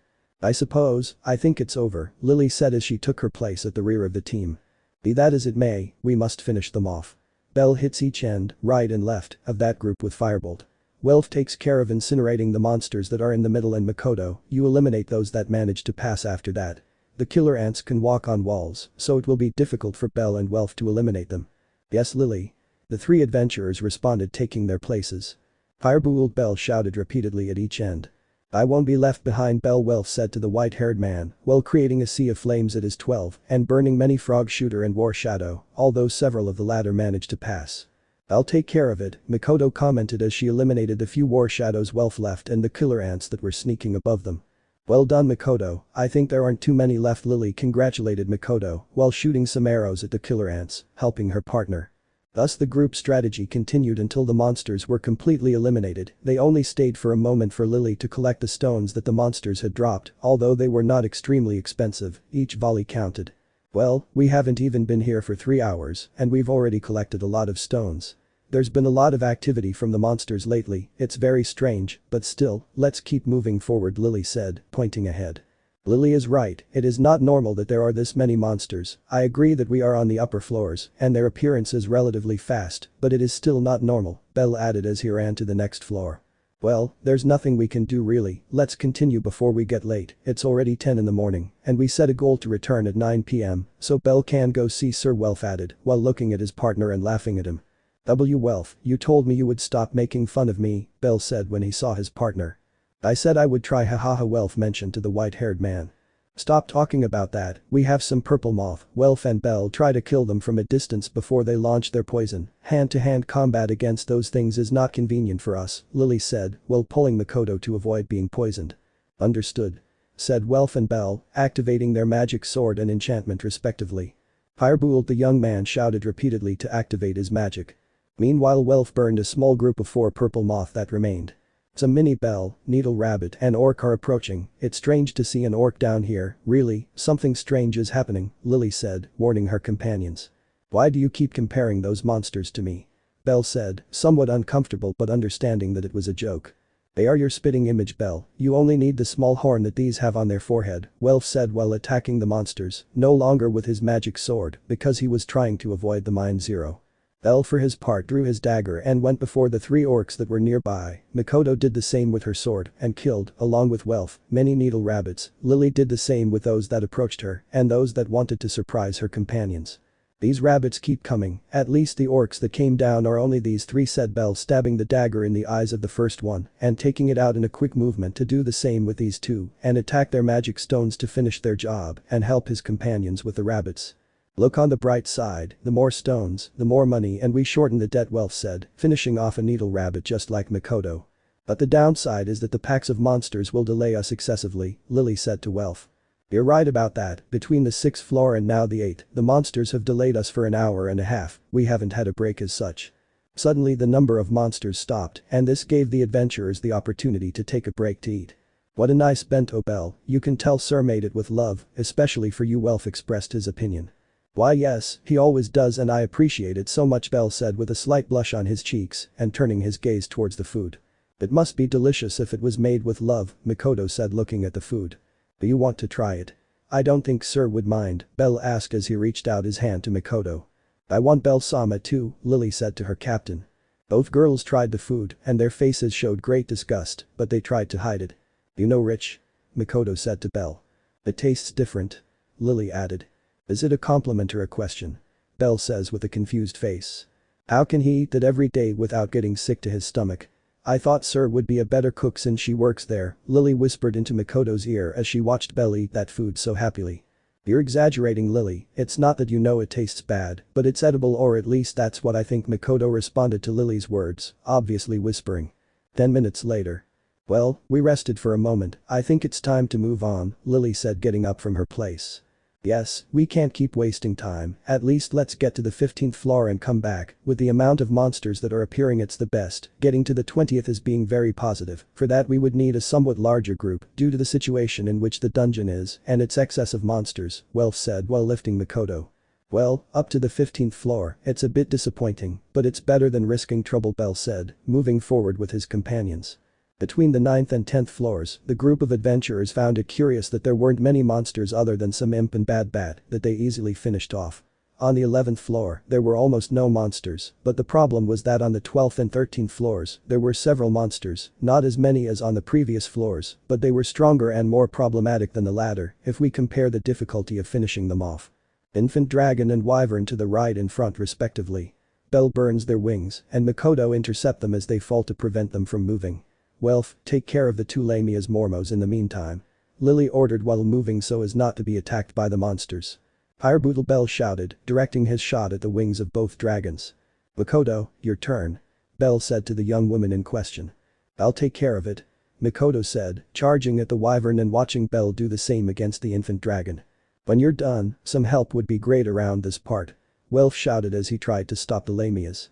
Hold on, Welf, we won't be long. Bell said, stabbing his dagger into his rival's stone. Wow, all the hours I've been studying with Aina have been very helpful, I have to thank her in a good way, Bell thought as he went to Welf to support him. Meanwhile, Makoto stabbed her sword several times at the monster until she finally got rid of it. Thanks for the help, guys, I'm close to mine 0, I'm already feeling a little tired, Welf said sitting down for a moment. I think we should go back, just being here is taking too many risks, Bell said to his companions while patting the retreat on the back. Lily thinks the same, after all, with the stones and loot that the monsters dropped, such as the orc skin, the purple moth wings and several war shadow finger leaves, we have too positive a balance to have only reached the 13th floor, Lily said, taking a look at the backpack. Okay, let's turn around and go back the way we came, hopefully we won't have to wear ourselves out anymore, Makoto said as she moved forward. Okay, let's go, sorry for delaying you guys, Welf said to his companions. Don't take it like that, we were already worn out, going down any further was risky, this is the best for everyone, Bell replied while giving Welf his hand so he could get up. Upon the adventurers' return they could see that the monsters had stopped appearing at the speed they had, there were only the monsters that were respective to each floor, and in quantities that they considered normal. Bell along with Makoto hurried to avoid taking even more time than they wanted inside the dungeon, needless to say it was not a difficult task, without monsters to attack from a distance and activate magic, it was easier to fight for Makoto, Bell and Welf, Lily. Despite saying she already had enough stones, tried to collect the stones and loot that the monsters dropped. Finally leaving the dungeon, Lily, along with Bell, went to the guild, the first to deliver what they had obtained, and the young white-haired man to talk to Aina about what had happened with the irregular amount of monsters in the dungeon, as well as the monsters that were in them, that were inappropriate for said floors. Upon entering, a scream was heard in the distance. Bell-kun, until you deign to come, you little ungrateful guy. Aina was the one responsible for that scream and words. You ungrateful? Aina, what do you mean? Bell said with terror in his eyes and trembling in his words towards his advisor, the half-elf, Aina Tull. Come with me. Aina said as she took Bell's hand and led him to talk to a place where people wouldn't see them. The Aina, please wait, Lily, I'm going to be a while here, tell the family to leave without me, then I'll come back, Bell said, while being pulled further and further by the advisor. Lily just watched as Bell was dragged by Aina, for some reason this caused her to laugh, and she went to change what she had obtained, ignoring what had happened before her. It should be noted that Bell could have easily avoided being dragged by Aina, but he knew that doing so was more dangerous than going with her. Aina is really scary when she gets like this. What have I done? Bell thought as he allowed himself to be dragged by his advisor. Well Belle, I think you have something you need to explain to me, Ina said, already letting go of Belle and checking that there were no people around. What do you mean, Ina? If there's something I'd like to explain to you, but I feel like it's not the same thing you're referring to, could you tell me what I did? I really don't understand, Belle asked Ina while feeling nervous, so much so that scared might be a good adjective to use in this situation. I saw you with a girl at the goddess festival a few days ago. You were holding hands and you were wearing formal clothes. You wear formal clothes. I even had to look twice to recognize you. Ina said, raising her voice increasingly, which raised some expectant glances towards them, something that Ina seemed not to notice or not to care. Ina, why are you acting like this? She was Syr, a waitress of the Lady of Abundance, a friend of mine, and Belle said, thinking about what else to tell Ina about her. And Ina asked, waiting for the white-haired young man's answer. Romantic interest, Belle said in a low tone but still perceptible to the advisor. Romantic interest, but what happened? Wasn't that spot occupied by the Sword Princess? Are the rumors about you that say you're a woman's man true? Answer, Belle, answer, Ina demanded towards Belle while he apologized to the people for the commotion. Ina, lower your voice, many people are watching us, but, regarding Miss A's, I understood that my feelings were, for the most part, respect and admiration, but in these last few days I understood who I truly loved and that is Syr. Wait, rumors about what? Belle answered Ina in a calm, somewhat nervous, but confident manner, although in the end she asked a question that was ignored by the advisor. The person you love, Ina said in a low voice as she felt a small tap on her heart, although she knew she had no reason to complain about it, but her heart hurt and she wanted the culprit to fix it. That was very selfish of her, so she calmed down. So Ina, if it's not too much trouble, please accept my decision. Belle said to Ina calmly. I think if you've already made the decision, there's nothing I can do, you're like my little brother after all, and I'll always support you, although I would like you to tell me things yourself in person than having to find out from third parties or myself, Ina said, while giving the young man a slight smile and hugging him. It's just that everything happened so fast, I haven't had much time to process it, but thanks to that I'm trying hard to be worthy of her and be able to protect her, just like my family and friends, like you, Ina. Belle responded to Ina's questions while reciprocating the hug. Thanks, Belle. Well, leaving that aside, what did you come to tell me, Belle? Ina asked as she separated from the hug. Well, what happens is, Belle said, thinking about where to start. Belle went on to explain what had happened on floors 1 to 13, how the number of monsters that were grouped on each floor was abnormal, and how several monsters from deeper floors were on floors that were far apart from each other. This worried Ina, but she continued to listen attentively to what had happened. That's strange, Belle. I think I have to file a report about this and warn the adventurers so we can avoid something fatal, Ina commented, touching her chin, thinking about what Belle had said. Yes, I think it's the best, Ina. Well, thank you very much for listening, Ina. I know you can take care of everything, Belle said, smiling at Ina.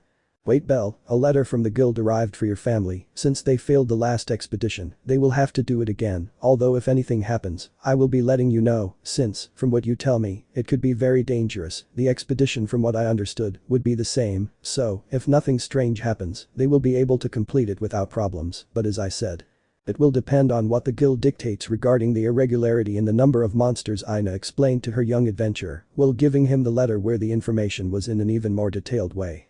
Thanks, Ina, I'll go inform my family about this, Belle said as he trotted out of the guild and waved his hand at the half-elf. Ina waved goodbye in return. So love interest, Ina said as she placed both hands on her chest and asked in her mind, why do I feel this way? Since when do I feel this way about Belle? She knew the answer to both questions, but she didn't accept it. On the way to the Lady of Abundance. Running through the streets, he was a little adventurer heading to a specific place. Although he had to quickly inform his family about what had happened with the expedition, he thought it wouldn't hurt to stop by to say hello to Syr and tell her he was okay, so he went to her. Good afternoon, Belle said, entering the establishment. You're here. Syr shouted, jumping into Joven's arms. Yes, sir, we've already talked about this, no public displays of affection, Belle said, blushing and nervous, while Syr clung to him. Shall we agree on that? Syr said, feigning disbelief. Sorry, but I missed you, Belle, Syr said, moving away from the hug. Belle could only feel envious glances fixed on him. This made him feel uncomfortable, but he decided to ignore it. Don't worry, Syr, I missed you too, as you can see, I'm perfectly fine, Belle said, showing his body without scratches, only some dirt and dust. I see that, Belle, I'm glad you're okay, Syr said, giving the boy a smile. Do you want to eat? I can serve you spaghetti and a glass of water like you usually do, Syr said, taking Belle's arm and pulling him to a chair at the bar. Wait sir, the reason I had to come back early was because of some inconveniences that occurred in the dungeon, but even so, I just came to visit you and say hello, since I have to go with my family to the mansion to tell them something that the guild told us, something about an expedition. I'm sorry I can't stay for lunch, Bell replied while scratching his hair. Well Bell, duty calls so I can't force you, but you must make it up to me, Syr said, letting go of his hand and looking into the young man's eyes. I promise I'll make it up to you as soon as I know the date of the expedition. If there's time, I'll come to dinner and be with you. If it's soon, I'll have to make it up to you after I return. Does that sound okay to you? Bell said and asked while placing his hand on the waitress's head and smiling at her. It's a promise, I'll wait for your answer, Syr said, giving Bell a smile back. Okay sir, well, I'm going to leave. See you later Ryu, Chloe, Anya and Mia Grand. Have a nice day. Bell said as he left. You should give the young man some space, otherwise he will die from the tenderness you show him, Chloe said in Sir's ear. Leave her Naya, Bell doesn't seem to mind Naya, contrary to his words Naya, he looks very happy when you do that Naya said Anya Chloe's words. Whatever it is, put this aside and get to work Mia Grand said to her waitresses. At your service. They all responded. Congratulations on your relationship sir, I'm glad to see that you both look very happy Ryu whispers to her friend. Thanks Ryu, I'm sure that one day someone will come for you Syr said, taking her blushed cheeks. What did I tell you? Mia Grand shouted. Sorry Mia Grand. Syr and Ryu replied. In the fireplace mansion. Wilf, Mikoto, Lily, Harahim and Kami-sama. Bell shouted, calling his family. What's wrong Bell? They all asked. Well I was with Ina, she gave me this letter, it's about an expedition, again Bell said handing the letter to Lily. Well, it seems it's the same as last time Lily said after reading the letter. Well, that's what Ina told me, but she also mentioned that, regarding what happened today, the instructions could change, so we'll have to be alert, Bell added. What happened today? What happened? Harahim and Hestia asked. To make a long story short, the number of monsters there was greater than normal, and many of them were from even lower floors, Welf answered both girls. I understand, that could be a factor in delaying the expedition to the dungeon, Hestia said to herself. Well, for now there isn't much we can do until we receive notice from the guild, well you rest, I'll go to my work, Hestia added to what was previously said. Okay Kami-sama, see you later Bell said to his goddess as she left. I think we could go talk to Cassandra and Daphne to see if they agree to go on the expedition, I could go if it's not a problem Mikoto said given the situation. I could go for Aisha, she was very helpful last time, although Bell should be careful, Welf said while looking at Bell. You're right on both counts, Syr is too possessive haha Bell said with a nervous laugh. He's got you so tame now. I thought you'd be the one with the pants in the relationship. What a disappointment, Welf said, responding to the boy's words. It's nothing like that, besides we're not in a relationship yet, Bell said in response to the redeed statement. Yeah, the time to bother Bell can be postponed for the moment, Mikoto and Welf go for those three girls to the Maich and Hermes family, to talk to them, and see if they agree to go again. I will go buy some materials that could be useful to us like the black Goliath skin, but I will accompany Mikoto by positions with the Maich family, Lily said, giving orders and sending the rest to their tasks. Okay Lily, we'll all go together Bell, meanwhile you could help Harahim with the housework and ask the adventurers for some information about what happened in the dungeon, Welf said to his partner. Okay, I'll do it right now so I don't have to rush, Bell replied to Welf's request. They all split up and went to fulfill their missions. Bell began to ask every adventurer he saw, but he couldn't get much information about it, they said they didn't notice anything strange. Is it just our imagination? Or is something bad about to happen and the dungeon is using monsters as a means of defense? Bell asked himself these questions in his mind. I have a bad feeling about all this, I hope I'm wrong, Bell said as he continued walking. Chapter 8. Gold and Silver Confrontation, Feelings of a Princess. That same day, at night. Well, Cassandra and Daphne responded with a resounding yes to the proposal, they are just waiting for us to confirm the date, so as soon as we have the guild's permission, we will go tell them. According to what they told me, they accepted because they would like to gather as much money as possible to pay debts, although it is a mandatory mission, and we do not get paid for it, the objects and monsters that are there sound like sufficient reasons to go, Mikoto said to her companions. That's good, with them we'll have more security in the rear, along with Harahim and Lily. Now we just need to know if Aisha accepted the proposal to have help at the front, but Welf hasn't arrived yet, Bell said as he looked sideways at the door waiting for the redeed. I hope he accepted, if not, we'll have to look for someone as a replacement, and honestly, I can't think of anyone Mikoto said, responding to the white-haired man's opinion. I know someone, but it wouldn't be a good idea seeing how unstable her relationship with the guild is. I can't risk Ryu to something like this. Besides, Mia Grand would kill me if I took her like I've been doing with Syr, although of course, they are different reasons and situations, Bell thought, taking his chin. It's already so late and you're still thinking about Syr? That girl really has you trained, Bell, hahaha, Welf said, taking her shoulder. Welf. At what point did you come in? And I wasn't thinking about Syr. Well, in part, yes, but Bell shouted in surprise, although at the last part of his words, the volume of his voice dropped significantly. Oh Bell. I came in shortly after you were lost in your thoughts, and I even said that Aisha agreed to go on the expedition. Just wait until we confirm the date we will go, Welf said, scolding Bell for his lack of attention, although they both knew that the scolding was a joke.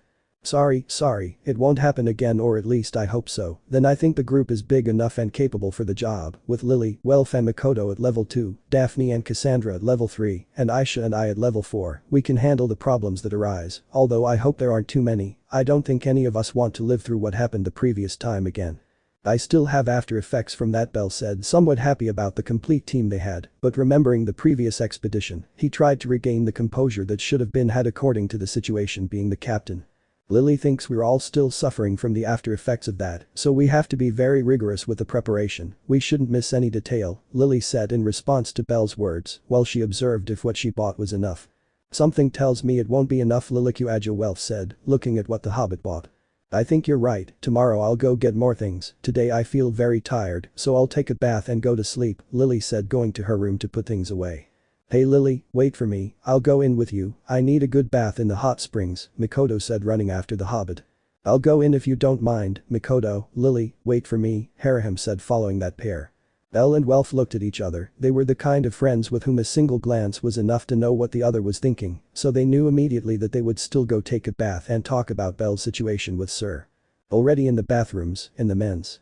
Next door, in the women's bathroom, the young, but graceful, girls of the Hestia family could be heard relaxing and laughing, then Hestia's voice could also be heard, arriving minutes after Welf and Bell entered to take their bath.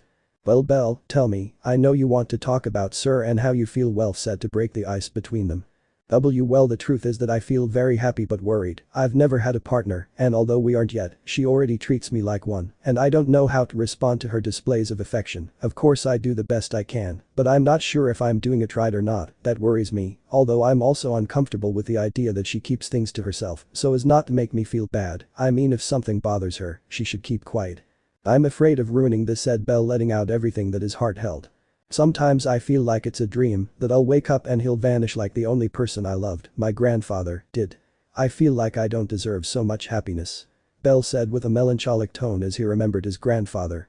Look Bell, regarding the first thing, I think that if she looks so smiling and shows how happy she feels next to you, you're doing things right. From the few times I've been able to see you interacting, I've noticed that you have a lot of chemistry. You are similar to a certain point, although in some things opposite, but there is one thing that does not change with the passing of the days, and that is the sparkle in Sir's eyes. She loves every second she spends with you. So don't be afraid to ruin it. That's the first step to spoil something. Do what your heart desires and believes is right. It's the best way to be sincere with your feelings and be sincere with yours. Overthinking things makes life boring and simplistic. If you know the result that something will have, where is the fun? Take a risk, Bell said, Welf smiling at his pupil, as far as love is concerned. And regarding deserving happiness, Bell, if anyone deserves it, it's you. You always act kind, you help people regardless of race, background or problems they're going through. You have a very pure heart, and I think that's what made Syr fall in love with you in the first place. So, leave your insecurities for her already, tiger, or should I say, rabbit, hahaha, the retreat advised the indecisive whitehead. Bell could only be filled with courage and joy as he listened to his friend's advice. He told him the words he wanted to hear. Okay. I've decided. I'll do what my heart tells me when I'm with Syr. Because she deserves it. And because I want to. Bell said happily. That's right, Bell. Welf said, matching the boy's mood.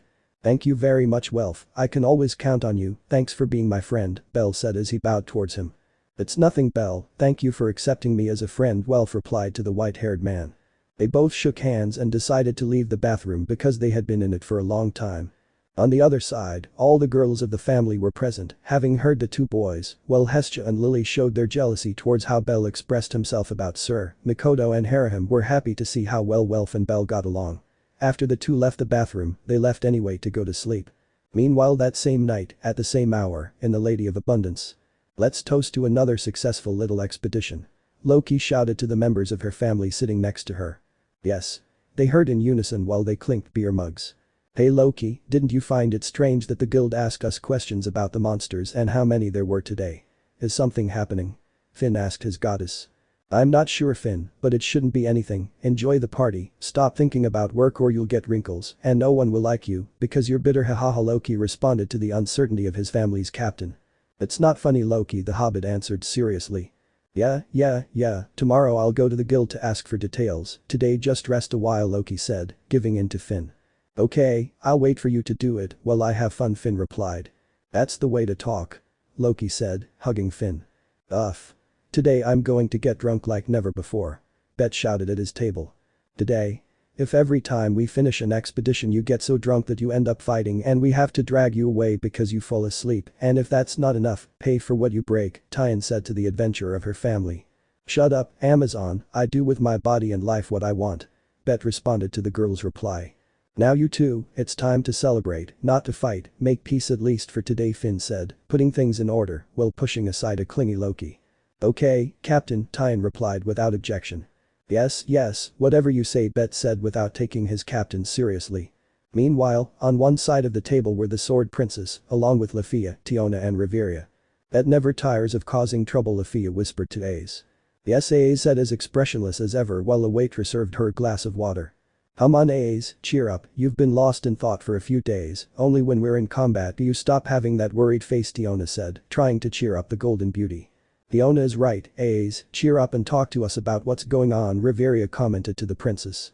Yes Ace, we will support you with whatever you need Lafia, Tiona and Tyan said in unison, the latter had stopped arguing with Bet and had listened to the conversation. What happens is that, Belle Ace said before being interrupted by the sound of breaking glass, a plate had fallen off a waitress's head. Wait, that waitress is the girl Belle was with on the streets holding hands and on the boat eating together, Ace thought as she saw Syr picking up the pieces of the plate, she had been the one who dropped the plate, fortunately, without food. What's wrong with Argonaut-kun, Ace?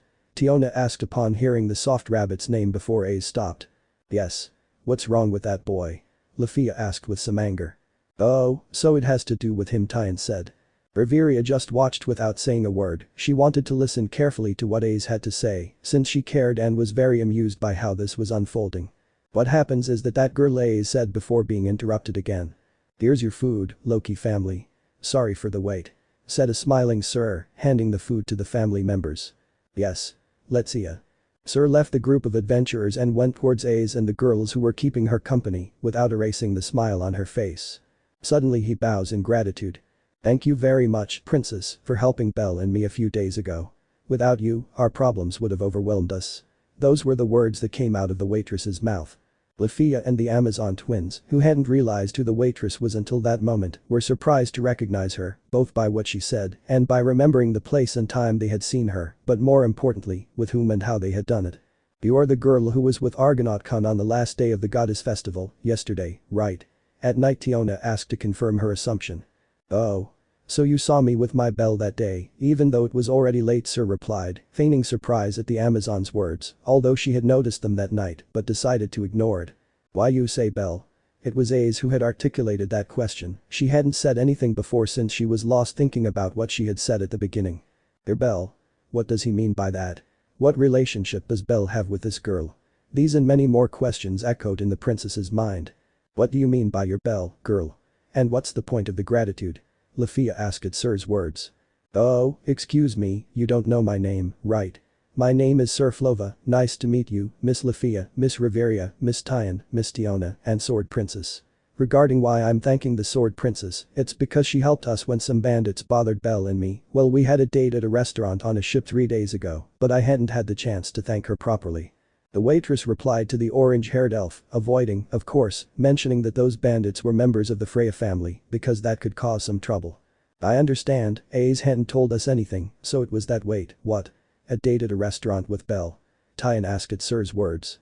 Yes, my Belle and I went out together the first day of the festival, although I had to invite him, but I didn't have the courage to do it in person, so I did it through a letter I asked to be delivered to him. I know it's not the best thing, but I was embarrassed, and if I told him in person he was capable of telling him it was a joke and chickening out at the last moment, but even so he accepted and went to the date in a way I'd never seen before.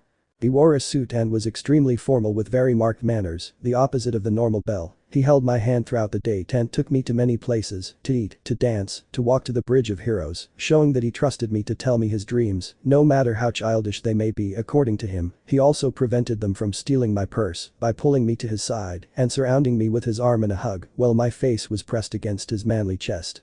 And if that weren't enough, the food on the boat, oh. He thought all that for me. I feel so happy just remembering it.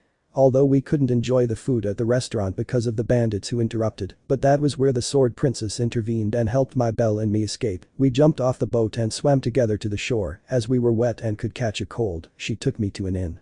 Bought me new clothes and we slept together, Syr said, taking her intensely blushed cheeks.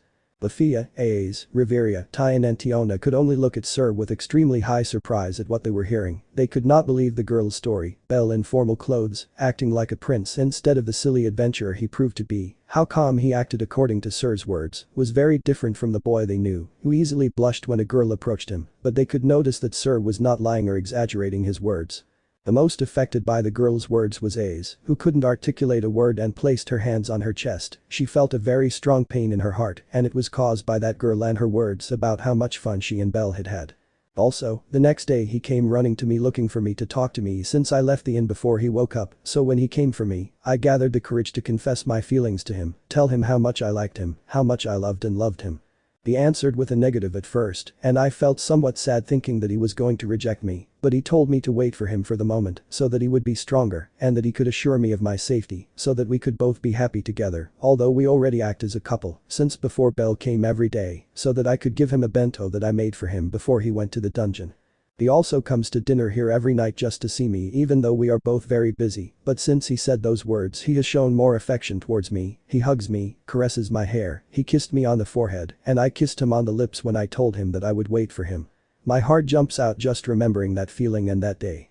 Belle is the best boy in the world and he's only mini Syr said, turning her back on the girls to fantasize about Belle while she grabbed her still red cheeks and started to giggle. Belle did what? Lafia asked. Did a Argonaut come sleep with you? Tyan and Tiona asked. Are you and Belle in a relationship? Aes asked, who, unlike the other three girls who asked in surprise, said it with a clear touch of sadness in her words, almost imperceptible, but Syr didn't miss any detail. Although Syr couldn't notice the sadness in Aes's words, Aes could have known from her body language, because Aes was pressing her chest even harder in a clear sign of sadness. Although the Sword Princess didn't know exactly why she felt that way, she had never shown her feelings towards anyone other than the rabbit on a few occasions, in the form of small smiles or blushes, but this was different. Anyone who crossed and saw the princess could notice that she was sad and jealous of the girl in front of her. Yes, Belle accepted me and said the most beautiful words in the world to me while doing so, Syr replied to Lafia's question. And yes, Belle slept with me, although it is not what you think. We did not do anything indecent, we just slept, although I kept hugging him using as an excuse that it was cold tea, he commented the waitress in response to the question of the two Amazons, while lightly tapping her head. And yes, princess, my Belle, emphasis on me, and I will soon be in a relationship because I know that he will keep his promise and become the strongest adventurer in Arario, and the main reason is me. How can you not fall in love with him being so kind, cute and innocent? Syr answered to the princess's question with a big smile, showing his teeth and intentions with which he said those words. Why do I feel like this? Why does every word this girl says hurt my heart? Why? Why? Why? What is Belle to me? The princess thought as she remembered every event she had experienced with him, but her train of thought was interrupted by her goddess. We're leaving now, family. It's time to go back. Tomorrow is our break, but we're already running late. Loki shouted as a warning to his entire family, causing Aes to stop thinking about what was tormenting her. Oh. Do you have to go already? I was enjoying talking about my Belle with you, well, what can I do? See you later to talk. Take care of yourselves, Miss Lafia, Riveria, Tiona, Tyan and Aes, Syr said, saying goodbye to the girls as she walked away from them. Aes, are you okay? Lafia asked along with Tyan and Tiona as soon as Syr left. Yes, I was just surprised by what that girl said, replied the princess, returning to her usual personality. You're right. Who would have imagined that Argonaut-kun would be a Casanova? I was thinking of seducing him, but that girl won him over. Tiona said with a slight disappointment. The whole family started to leave the Lady of Plenty to head to the Twilight Mansion. Are you sure you're okay, Aes? Riveria asked her daughter, since she had never seen her showing any other feeling other than anger and sadness, but tonight, she could see a new one, jealousy. Yes Riveria, thank you very much, Ace said in her usual tone. Fine, I won't insist, Riveria added. Inside the Lady of Abundance. I'm sorry, Princess of the Sword, but I have to make it clear that Belle is mine and only mine, Syr said in a low voice as she watched them retreat. Chapter 8.5. Girls meeting, identifying feelings. At the Twilight Mansion after the celebration at the Lady of Plenty. Ah, what a great party, right Bet? Loki said to the werewolf, but she couldn't see him anywhere. Loki-sama, Bet has been unconscious for over an hour at the entrance of the mansion. Tyan got tired of carrying him and threw him there, Finn informed his goddess with a clear look of amusement. Damn, I can only talk to him after drinking alcohol. He's strangely nice when he's drunk, of course, as long as you don't make him angry. Well, what can you do? I'll go to sleep, Loki said, walking towards his room. Following her were 5 girls, Ace, Riveria, Lafia, Tyan and Tiona, still reeling from the unpleasant and surprise-filled experience they had that night at the Lady of Abundance. Ace, would you like to talk about what happened today? Tiona asked her friend. No, there's nothing to talk about, then Belle already has a girlfriend, said the Sword Princess in response to the Amazon's question. Yes, although he said they are not yet, so anything could happen, but it seems they have made a lot of progress, Tyan said at Ace's words. Love, how do you know you feel it? Ace asks the group of girls. Well, I think love is born from affection for a person, from living with someone so much that talking to them becomes natural, Lafia said from her own experience with Ace. I think to know if you're in love you should ask, how do I feel when I'm with that person? And depending on the answer you'll be able to know, Tyan said from her point of view, remembering a scene of her and Finn on a date. Love is born from the experiences you live with a person, from there the feelings arise until you feel that it is natural to be with that person, you can no longer imagine your existence without him, and everything that surrounds you reminds you of him, you begin to consider him in every aspect of your life, and when you think about the future, you can glimpse that that person will be in it, said Tiona, surprising everyone with her words. Including Riveria, who had not planned to say anything because of her little or no experience with matters of love. I understand, thank you, he said to Ace, heading to his room. Outside her room you could see the 4 girls still together talking. It affected him more than we thought, Riveria said to the 2 Amazons and her apprentice. Riveria is right, I never imagined seeing Ace this way, Tyan said after what the elf said. And less so for a man, Tiona added to her sister's comment. I don't think it affected him that much, Lafia said with doubt in her words. You saw her, Lafia, no matter how many excuses we make for what we saw, we all know that Ace felt sad and jealous, something we had never seen from her, Riveria replied, so that Lafia understands the situation. This girl, if she had been more sincere with her feelings, maybe they would already be a couple, but the would have doesn't exist, let's see how this unfolds, Tiona said, going to her room to sleep. You're right, we'll see what happens, for now we can only be with her, Tyan added, doing the same as her sister. Well, I think showing that we are with her is the only thing we can do for now. But when she is well, I will tell her my feelings. It would be cruel to do it now, Lafia said as she said goodbye. Riveria was the only one left in the hallway, so she leaned against the door of her daughter's room, clearly concerned for her. I hope this isn't a step backwards in your progress toward being more open with people, Riveria said as she walked away toward her room. Meanwhile in Ace's room. So future with him, honey, how I feel about him I don't understand, but my heart hurts when I imagine him with someone else. My happiest moments are with him, and I stop thinking about my revenge when I think of Belle, Ace said sitting on her bed. Is this love? Ace asked before falling asleep. In the morning of the next day, at the entrance of the Twilight Mansion. Why the hell am I lying on the floor of the mansion's entrance? Tiny. Bet shouted angrily at the Amazon when he realized where she had spent the night. Chapter 9. Guild verdict. The expedition begins. The next day, after recruiting colleagues for the expedition. Well, Kami-sama, I'll go to the dungeon for a few hours to train, I don't want to lose the battle rhythm I'm taking, Belle said, equipping only his hestia dagger and his unicorn horn dagger. Okay Belle, anyway I plan to go to work with Hephaestus, I would like you not to go alone, but I think it won't be possible, Hestia said as she got ready to leave the same way as Belle. Yes Kami-sama, I wouldn't like to go alone either, but I don't plan on going down any further than the 7th floor, the problem with the monsters is not an issue to be taken lightly, and I don't want to get hurt, I have reasons to stay alive, the white-haired young man said to his goddess, while the smile of his beloved Syr crossed his mind. Yeah, I know what your important reasons are, you don't have to be bragging about that girl, Hestia said with clear jealousy by the face of her family member, although she knew she shouldn't feel that way, she couldn't help it.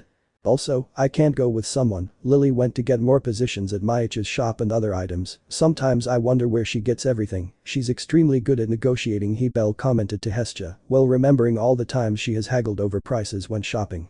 And wealth is not available either, he continues forging armor and weapons, of course it is too important a job because the armor I had before, although it was light and allowed me to move more freely, the impacts of blows were a martyrdom, I could feel them even if they were light blows, so he decided to make me an armor more resistant to blows and impacts, but of course.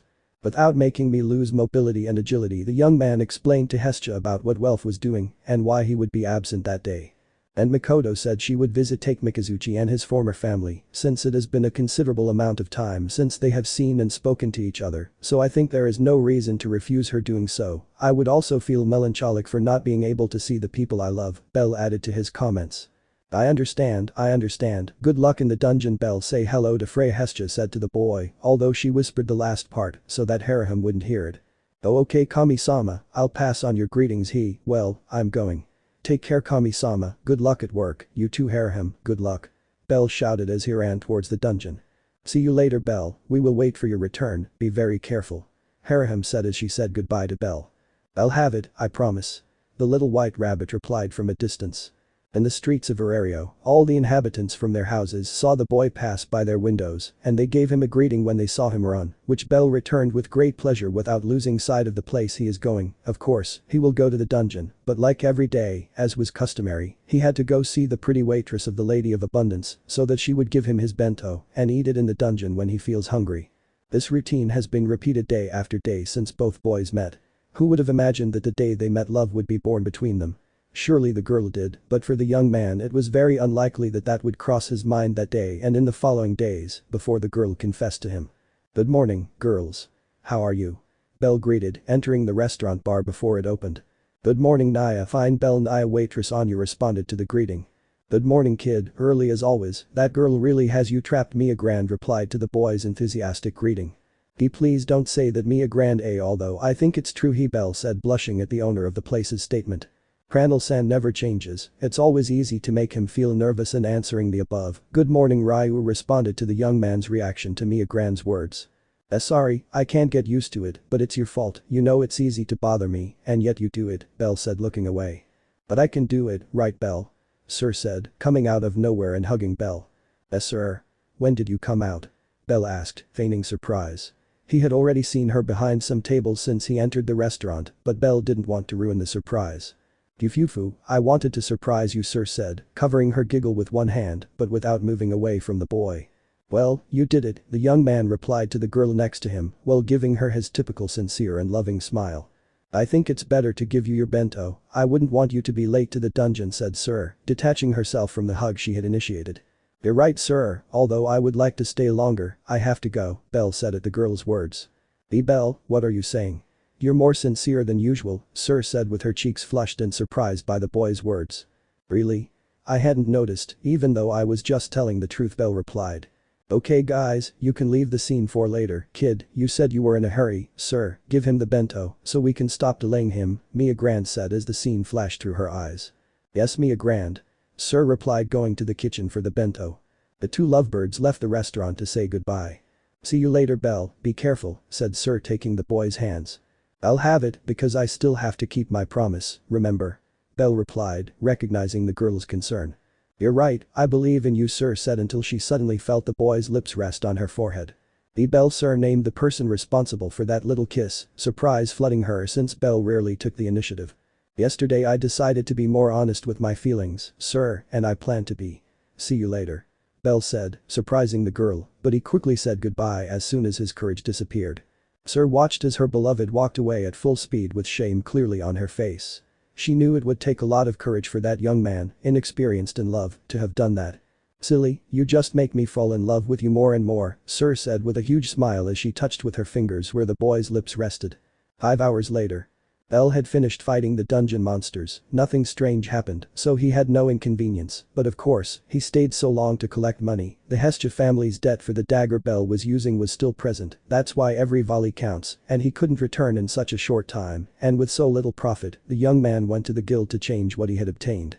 Here, 35,000 valis, you did pretty well for not having gone lower than the 7th floor, boy said the money manager as he handed Bell his winnings. Thank you very much, Bell replied. The white-haired man went to his advisor to see if there was any news from the guild about what the Hestia family had reported and, more importantly, about whether the expedition would take place. Aye, good morning. Belle, how many times have I told you not to enter the guild shouting my name? Just getting close to where I am is enough, the half-elf responded to the adventurer she was in charge of. I'm sorry Aina, how are you feeling? Regarding the guild and the expedition, have they given any answers yet? Belle attacked the young advisor with those two questions. Answering the first question, I'm fine, thanks for asking. Regarding the second question, here, it's from the guild. From what little they told me is that they didn't find anything strange and that your family's expedition is still on. They have all this week to carry it out, so good luck and be very careful, Belle. Aina explained to the young man, emphasizing, be very careful, since she knew the guild's tendencies while she handed him the guild letter. Okay Aina, thank you very much, I'll see you later, Belle said, saying goodbye to her advisor and friend with a smile. Arriving at the fireplace mansion, Belle entered and saw that his entire family was gathered, so he got straight to the point. The whole family sat down and paid attention to the boy's words. Good afternoon guys, the guild has already given its verdict, so the expedition will be carried out. We have this whole week to do it, so I think the sooner the better. What do you say? Belle commented to his family. Well, we have everything ready in terms of materials and positions. I have your armor and the others, as well as the support of the Maich and Hermes families. I think we could go tomorrow, Welf replied. Yes, Lily thinks there's no need to wait any longer, so we can go tomorrow as Welf says. Lily agreed with the redeed, strange thing. Well, I'll go tell the Maich family that we'll be leaving for the dungeon first thing tomorrow morning. Welf, you're coming with me to do the same thing, but with the Hermes family, Mikoto said, pulling the blacksmith along. Okay, but you don't have to pull me, Mikoto Welf said at the girl's request. Okay, I'll go out for a moment, Belle. I'd like to walk, Lily responded to the boy with a suspicious look as she left the mansion with the other two members of the family. Okay Lily, Mikoto, Welf, see you later, Belle said, saying goodbye to the three. Belle was in his room reading. Haraham had also gone out that same afternoon to buy groceries that she would use for breakfast, lunch and dinner for the week, until she remembered a book that she had left behind because she had been so busy for days. The book of the hero Albert, Belle said to himself as he ran to read it. The more the young man read, the more surprised he was by how well everything fit with A's. Although the book does not mention that Albert had a daughter, it does mention that he had a relationship. All this made Belle have a theory about who A's parents were, but he decided to stop and look for information at another time when he looked at his window and realized that it had already gotten dark. He had been reading for more than 8 hours and thought that he had not realized that his family had already returned and were calling him for dinner. Belle went down to dinner and that thought about A's was put off until later. The next day in the morning. Belle was already in the dungeon with his family, Cassandra, Daphne and Aisha. Before seeing himself in that place, Belle went to greet Syr to inform her that he would return in a maximum of 2 days and said goodbye to her in the same way as yesterday. He arrived at the dungeon and as was Aisha's custom, she began to bother him about taking her virginity. Belle only blushed while trying to prevent that from happening since he knew that the Amazon's words were not totally a lie.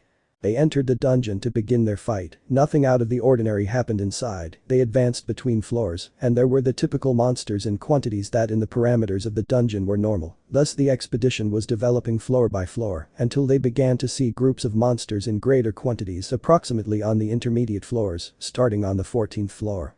What the hell is going on? Before we got here there weren't that many monsters, much less monsters from other floors below. I'm not saying we can't do it, but if this keeps up, the wear and tear will take its toll on us, and we won't make it to the Great Tree of the Labyrinth, and much less will we have any hope of reaching the City of Water, Aisha said, while stopping a group of wyverns. Come on. It's what we were saying. The guild didn't give a damn about what we told them. This is a very bad situation. It seems like it only happens when we get involved. Lily, Haraham and Cassandra, stay behind Daphne and Mikoto. Cassandra is our life insurance for when the positions run out, so we must protect her. Haraham is a key piece along with Lily, who is our strategist. Welf shouted angrily because the situation from a few days ago was repeating itself. Okay Welf, first of all Mikoto, take care of the monsters heading towards us from above. In short, those that can climb and or fly. At some point they will have to glide to get down to the ground and attack us. You must be attentive to that. Daphne, any ground monster that escapes Aisha, Belle and or Welf, try to finish them quickly. One false step and they could attack us if Mikoto is busy. Welf, fire barrier. Let them not have room to maneuver to surround us. Being in large numbers only favors us when it comes to getting rid of them if we have them in one place.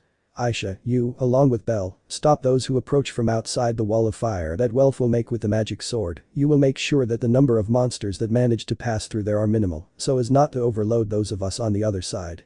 The Hobbit ordered each of the members of the group. Her instructions were clear and had to be followed to the letter. If the work was shared, fatigue was reduced. That was the only way to move forward in this unexpected situation. Okay Lily. Come on Aisha, let's give it our best. Belle shouted, being the first to respond to Lily as he ran to push back the monsters and give time for the creation of the wall of fire that Welf would make. Okay, kid, but after this I'll take you to bed, Aisha replied to the white-haired young man. This is no time for Jew. Ready the Lilicuajo barrier, now let's get rid of those monsters. Welf shouted, having done his part. Now to attack. They all shouted. You could see Belle and Aisha easily killing many monsters, among them were Lamias, Infant Dragon, the aforementioned Wyvern, Almirage, Mini Bells, Hellhound that spit fire at both of them to stop them, and that the Dungeon Worm and Lighterfang reached the barrier that Welf had made. These seemed affected by the fire, although they managed to cross, the flames delimited them excessively, and this facilitated Welf's work when it came to eliminating them, for her part. Makoto attacked the infant dragon and crystal mantis that managed to leave Belle aside. In short, Belle could not eliminate. For her part, Daphne defeated some low-level minotaurs that did not seem to be affected by the flames. Everyone was working hard on it until they managed to finish them all off after hard work. It wasn't easy. I have to accept that the wear and tear is greater than I would have imagined. I can't believe things are like this, not even being in the Ishtar family. Would the intermediate floors have been so complicated for me? Aisha said with clear shortness of breath and sitting down for a moment while she waited with everyone for Lily to collect the stones and loot that the monsters had dropped. Yeah, the guild really doesn't give a damn about the situation. Or does it only happen when we enter? Welf asked the entire group. Let's just say we're used to being a target for trouble. The weirdest things always get to us. I don't have to go far to prove my point, right? Belle responded to his friend's statement. I'm starting to consider stopping coming with you. Today I did it for the money, but I think I value my life more, Daphne said to the white-haired young man. Although Cassandra is always the one who ends up forcing me to come, so thank her for my presence in this place, Kid added the redeed. Be that as it may, after this expedition I will go speak personally with Fells and have him report directly to Uranus, Belle said, interrupting the small talk between the adventurers. Good. Loot saved, we're ready to move on, Lily said to her companions as they stood up. Okay, let's go, I hope it's worth the money, Daphne replied. At a fast pace, Welf said as he trotted. Everyone moved forward and Belle watched from behind some scratches on the wall. He thought they would be from some monsters that had already been eliminated, but a small bad feeling was born in his mind.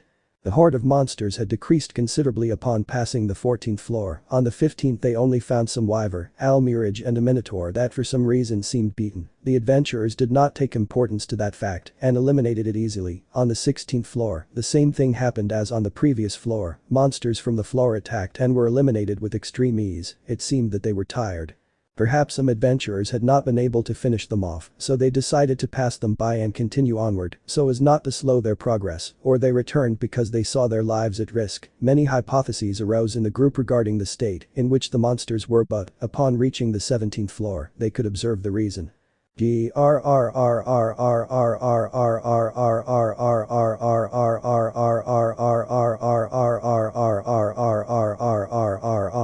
The growl could be heard, but it wasn't just any growl, it was from a giant beast that made the ground rumble with every step it took. This made the group get into attack position. Step by step, slowly you could see how the cause of this tense situation was approaching. The expedition group saw how a legless minotaur crawled away from the direction of the cause of its state. The corpses of some adventurers, surrounded by pools of blood, both theirs and monsters, could be seen with Belle's slow advance forward. A smell of rusty iron and putrefaction penetrated the white-haired man's nose to the point of wanting to vomit. The same effect had that seen on the others. The footsteps were getting closer and closer. That thing, don't tell me we have such bad luck, Welf said incredulously at what was approaching them. Why yes, apparently the theory that the dungeon hates us wasn't entirely wrong, Lily replied with fear in her words. The Goliath, Makoto mentioned. Eyes, that's not the only bad thing, Welf said as everyone looked at him. He's an irregular, Belle added to the blacksmith's words. The latter made Harahim, Cassandra and Daphne tense up in every part of their bodies. Eyes, we must take positions, but quickly, Lily, think, I can take distance to charge Argonaut and use Argovesta, but I need a few minutes, Belle told the group paralyzed by fear. Good. Let's put aside the fear, we are stronger now, we can handle this, Welf, Aisha and Daphne, find a way to stop him, we are close to Riviera, and thanks to him there are no more monsters, we should not worry about anything else but him. Belle, charge Argonaut, we will give you the time you need. Makoto, get ready to use your gravity magic, we need to ensure the blow at all costs, so when Belle gives the signal, you will use it against the Goliath, a few seconds are enough for us. Harahim, level up those who will enter into direct combat against that thing, just like Makoto, wait for Belle's signal, so that the attack has the power of a level 5 at the end of the road. Lily ordered as she stood next to Haraham and Cassandra in the rearguard. "Okay, blacksmith and girl, it's time to do it. Go for it," Aisha shouted, unsheathing her sword just like Daphne and Welf. The three ran heading at the speed that their bodies allowed them. The Goliath noticed this and attacked the adventurers. Welf attacked with his magic sword, the fist that was heading towards them three. They retreated to avoid being hit, but without neglecting those who were behind them. Meanwhile Haraham finished her chant, and an increase in power was reflected in the three adventurers. They moved at greater speed, and managed to burn and cut, even though they were superficial wounds, the Goliath's skin. This only made it retreat, but that was the objective after all. We're doing well, but there are still a few minutes left, Lily said in her mind. Welf, direct the fire of the sword at the Goliath's eyes. Aisha, lift it up so it has a precise shot. Daphne, get its attention. If Welf is in the air and the Goliath sees him, he will be in serious trouble. Welf will not be able to dodge any attack directed at him. Lily shouted so that her voice could be heard clearly because the Goliath's grunts and screams did not allow for good communication. Okay. Aisha. If you do me the favor, wait. Welf didn't have time to warn Aisha because she was already throwing it. Aisha could see that Daphne had already caught the Goliath's attention, and they didn't have time to waste. Fucking hell. Take this. Welf shouted, turning the Goliath around, and when he looked towards where the voice was coming from, a large flame went to his eyes and roasted them, preventing him from seeing until his regeneration healed his wounds. How much longer is Lily? Daphne shouted to the hobbit. Makoto and Haraham. Now.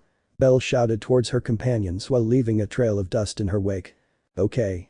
Both girls shouted. Belle felt his strength increase due to Haraham's leveling up. The young man knew that the excelia he would obtain would be less for this reason, but now what mattered was surviving. Approaching the Goliath, Belle could see that his eyes had already healed. When he looked at the white-haired man he tried to connect a punch, but was stopped by Makoto's magic. It won't hold for long. Do it, Belle. Makoto shouted. Yes. Belle replied to Makoto, who was slowly losing control, and this caused the Goliath to begin to move freely. The Goliath managed to escape Makoto's magic and tried to stop the impact of what would be the final attack of the young white-haired adventurer, but… Sly Ayash.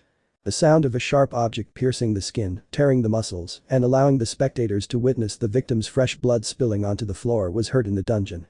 Belle's dagger rested on the chest of the giant monster that had caused carnage on the 17th floor. The Goliath knew that this would be its end, and before, with the Argonaut charge, Belle launched firebolt at the dagger to make it explode as they had planned. It articulated a few small words that Belle could only read from the monster's lips.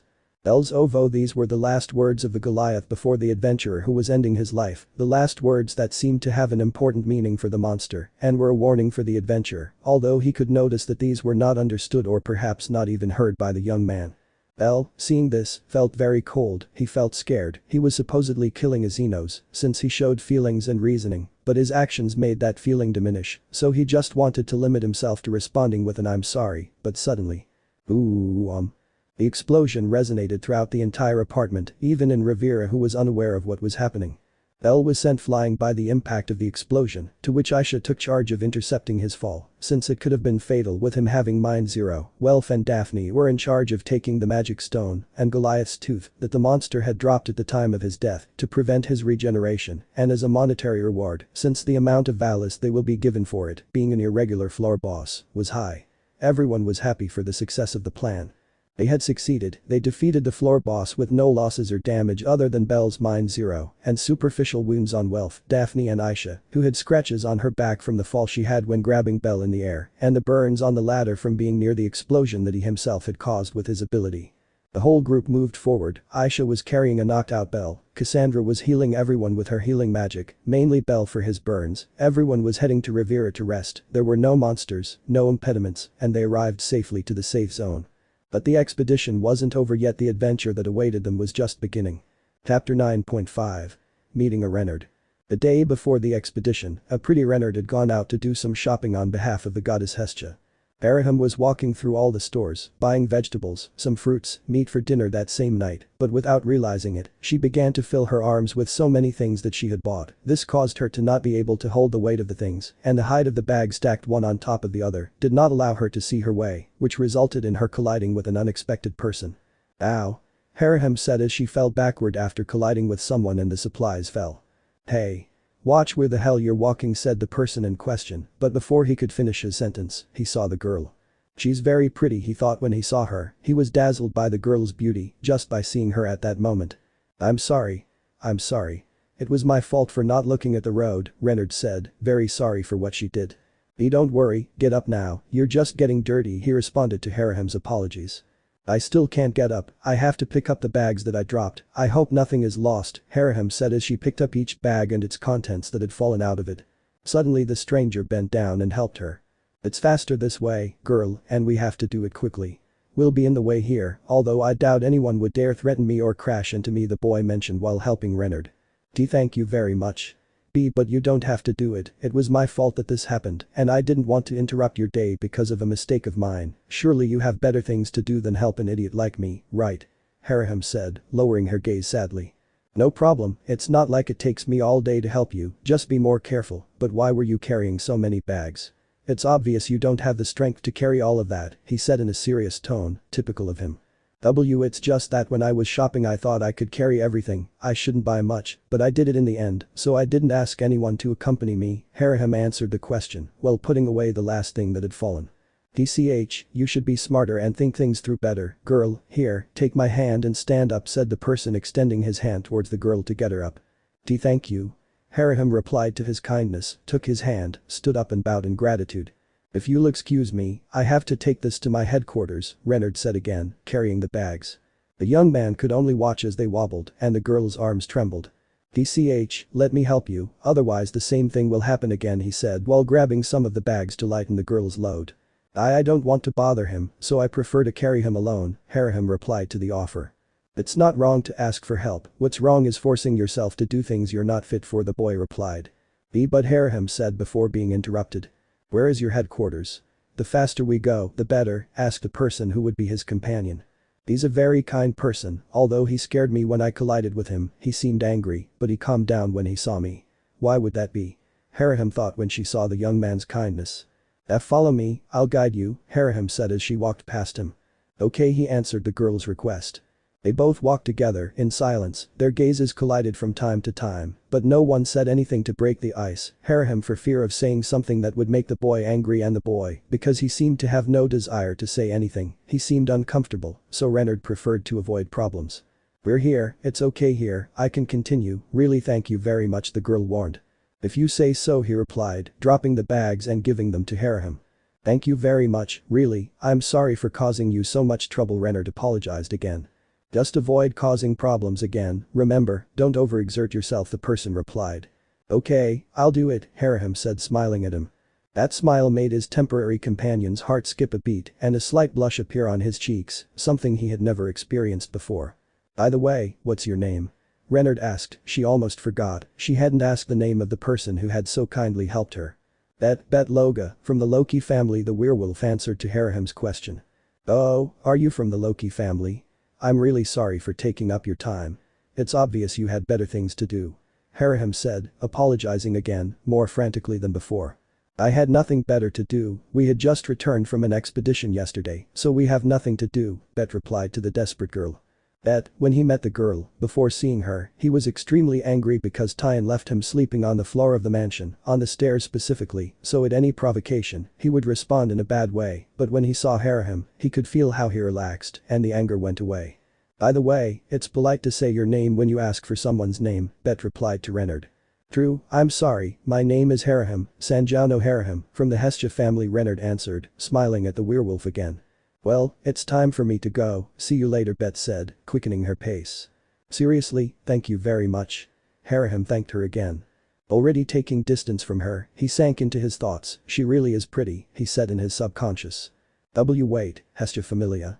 She's in that little idiot's family. He said angrily, raising his voice in the middle of the street, drawing the attention of everyone present. What the hell do you see in me, garbage? Bet shouted at those watching him.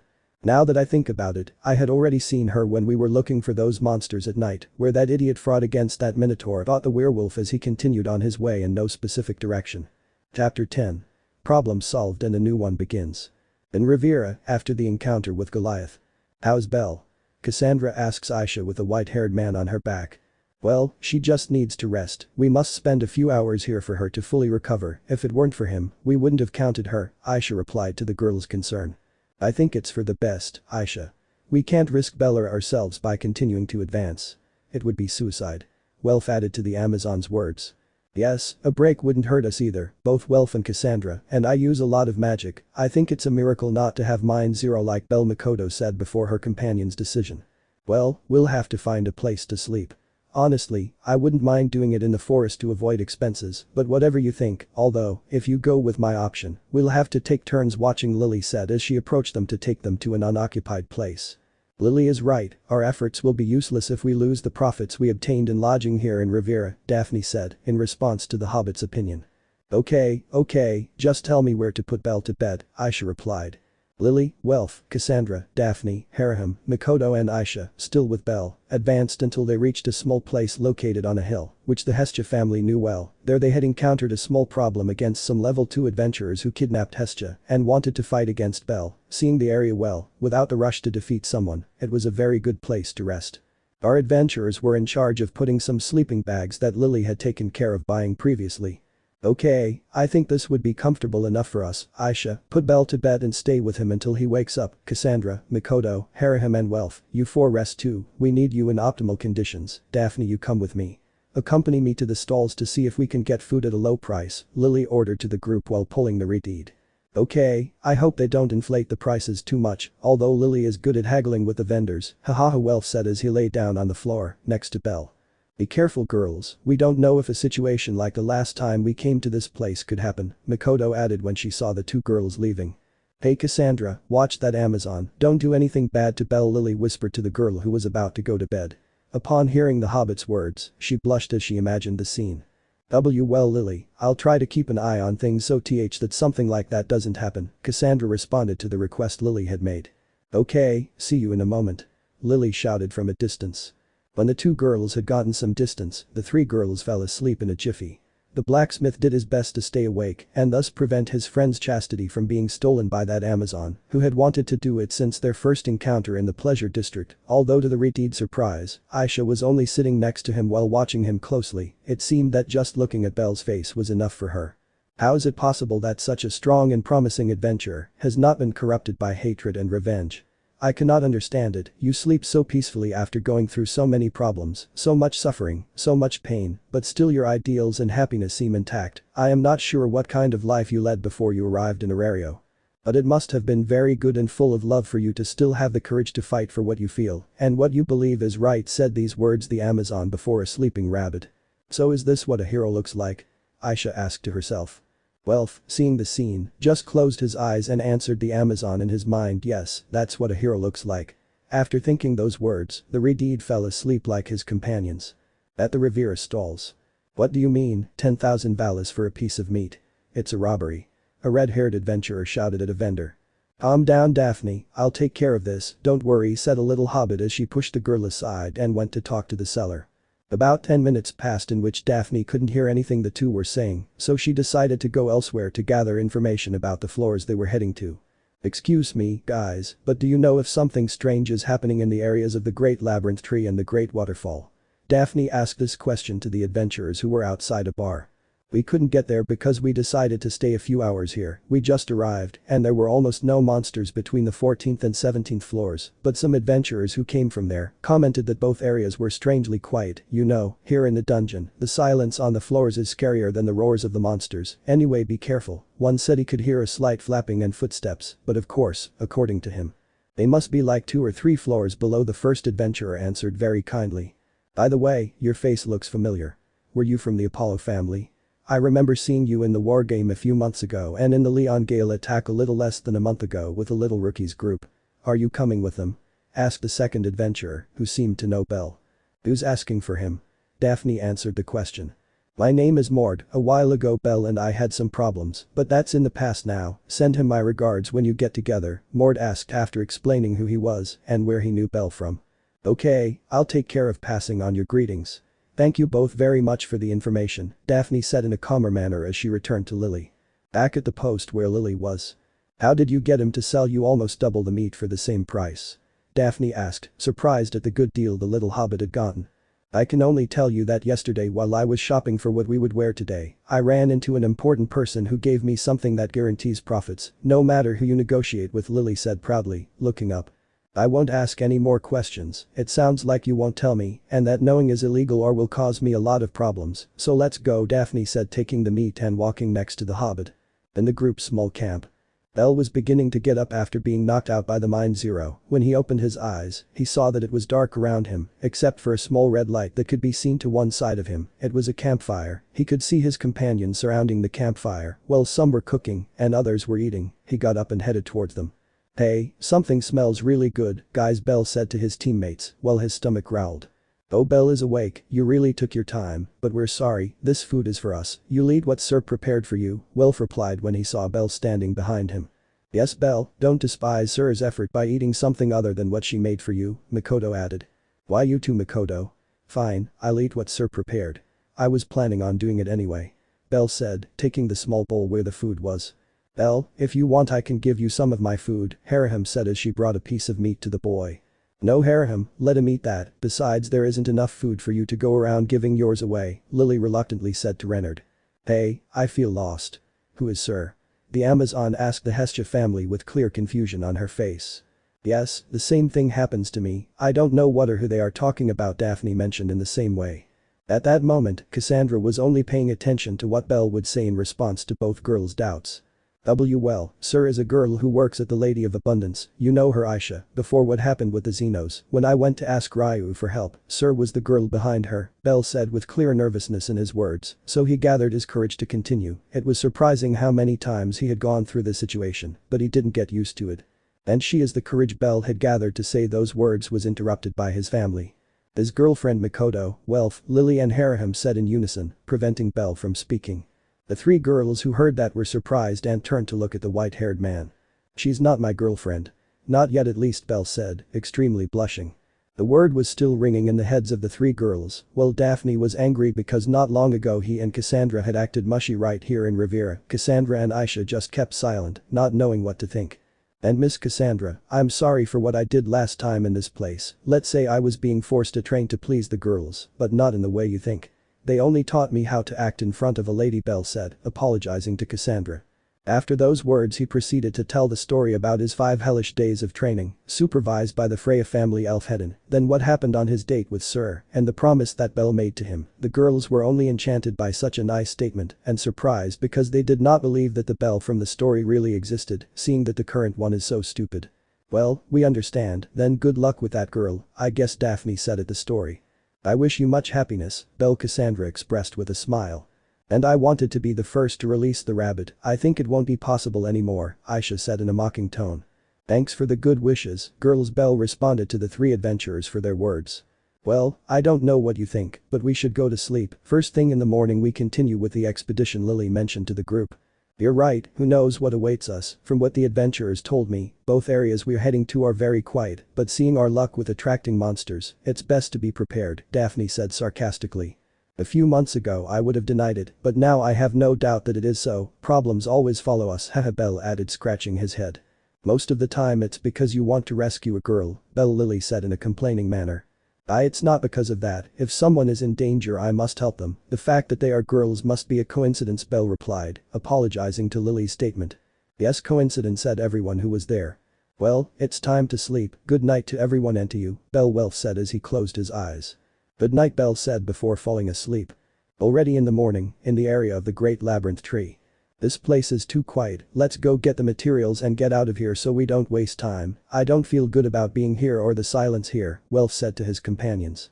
They all gathered in small groups and searched for what the guild asked them to, while Welf watched the surroundings to alert them if anything happened. Needless to say there was no problem for said collection, and they were able to advance quickly, but the group felt, while they advanced between floors to reach the area of the Great Cascade, a strong stench of blood but also salinized water. That combination of smells penetrated the nose and made it burn when trying to pass air through it. This damn stench of blood again, if it weren't so unpleasant I could say I'm getting used to it, Aisha said, covering her face with her forearm. Everyone nodded at the Amazon statement and decided to move quickly so as not to vomit from the smell and collect what was needed. Belle and Aisha moved at full speed along the coast of the waterfall, avoiding the monsters from grabbing them and dragging them to the depths. In less than 5 minutes all the required materials had already been collected, not only those from the Great Waterfall, but also those requested by the guild's expedition mission.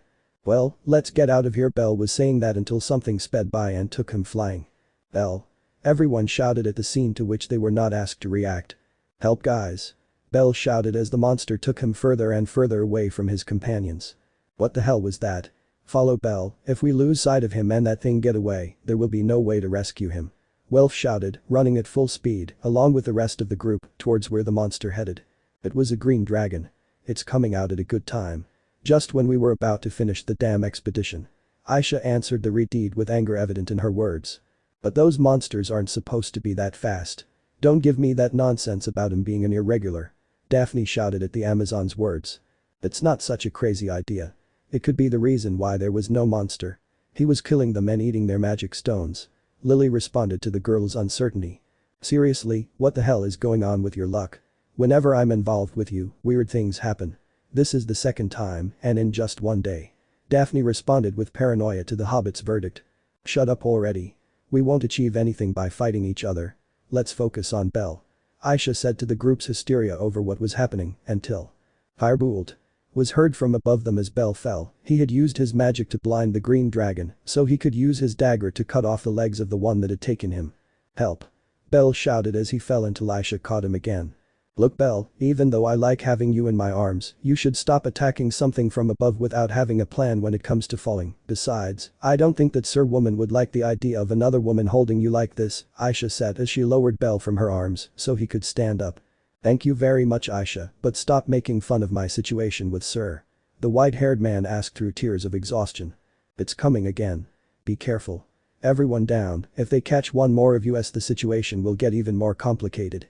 Lily shouted as a warning at the approach of the green dragon. Its speed should not be underestimated. If the senses of 2 level 4s failed to perceive it, if they caught someone else, it would be certain death. We have to bring this fight to the ground. With him in the air we won't be able to do anything to defeat him. Daphne said to see if anyone could come up with a plan. Okay, we need to severely damage one or both wings so that he can't take off. The fall will cause damage, but it won't be enough to kill him. We need to limit his maneuvering area so we can have a fixed target in a specific area. If he's moving, it's unlikely we'll hit his wings. Lily said, responding to Daphne's opinion. I can throw a wave of fire and direct it to the waterfall. Welf said, taking out the magic sword.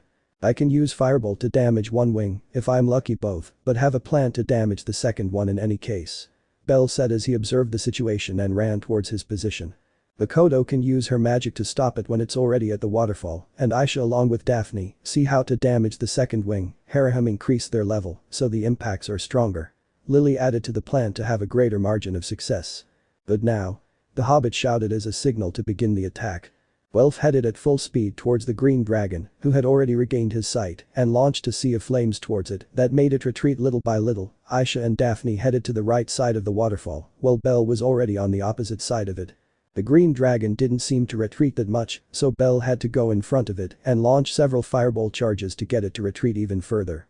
Once at the waterfall, Belle ran, at the speed that his momentary level 5 allowed him, to the place he had left. Firebolt. Belle shouted at the top of his lungs when Makoto withdrew her magic. Boom. That deafening sound echoed as the attack left the palm of his hand towards the wing. The shot had hit the target, the only detail being that part of the back had been pulverized. Everyone was surprised by the amount of power that was released in that attack, and because instead of the reddish color that the attack was already used to, a transparent color with blue edges came out, and contrary to the normal firebolt which is a ray in a straight direction, this one took a zigzag direction before colliding with its target. It looked like thunder. Without time for doubt, Aisha and Daphne jumped towards the wing of the green dragon that was falling due to losing its balance. Due to having one less wing, both girls with their weapons made holes in the wing and damaged its bones. The green dragon plummeted into the waterfall, and while writhing in pain, some monsters underwater began to eat him, but he managed to get out before that could happen. Well, we've got him on the ground, now what? Welf asked, taking a defensive stance as the green dragon roared in his direction. Elle, come and throw your firebolt, but with Argonaut this time. You don't need to charge it completely, it's already very weakened. Lily shouted at Belle, who was still incredulous at what she had done. He was still looking at the palm of his hand, but he came out of his trance when he heard the Hobbit's plan. I'm coming, Lily. Belle responded to the girl's request. We'll give you 2 minutes, let's hope it's enough. They all shouted as they attacked the monster, and Belle took distance to charge Argonaut. At that moment Welf directed all the power of the magic sword towards the green dragon. It wanted to move forward, but its legs were being quickly cut off by the two girls, who had previously cut off one of its wings. They managed to cut the first one, but with a swipe of their tail, both girls were sent to the wall, crashing from the blow. It seems that his speed is nothing compared to his strength. If he were smaller, with his speed and the force of his blows, he would have defeated us before even making the plan, Aisha commented to Daphne, while she let out a moan of pain, and both of them fainted from the attack, which, although it was only one, had enough force to knock them down. Lily, is it much further? I think I'm close to mine zero, Welf said as his lights went out and he fainted, causing the flames to stop coming out of the sword. Ready? Everyone duck down and cover your ears. Bell ordered his companions. He knew that the power of the attack would be monstrously high. He could feel it in his palm, which trembled and stiffened as he raised it to aim at his target. Fireball! Bell shouted at the top of his lungs. Boom! The 4-meter diameter beam shot out from the palm of his hand towards the green dragon. The power of it was so great that Bell was pushed back after throwing it. In the dragon's eyes, only a blue-white flash could be seen heading towards their position, and he only managed to shout the following before dying. The arrival of the first child is near. Bell, contrary to what happened with the Goliath, could clearly read and hear those words. Apparently he had been the only one to hear them, because the rest were beaten, with mine zero or with their ears covered at his request. After hearing those words, a cold ran down his back while the monster was pulverized, and Bell stopped launching the attack, so as not to fall into mine zero again, since this time there were more wounded and it would be a burden if he fainted again. The green dragon had ceased to exist. The only proof that remained was the magic stone that he dropped before leaving, and the large crater that could be seen behind him, where the waterfall was. Bell, upon leaving the surprise and seeing the dungeon, felt an incredibly high fear. He began to wonder if this damage was enough for the dungeon to send the calamity, but the minutes passed and nothing happened. This calmed the young man. The little hobbit and the rest who were available got up from the ground and went to help the wounded and fainted. Bell only went to the green dragon stone, and the last words of this resonated in his mind. Bell, come carry Welf, let's go back to Riviera. Cassandra is healing Aisha and Daphne. Mikoto and Haraham are tired, but they can keep moving forward, Lily said to a thoughtful Bell.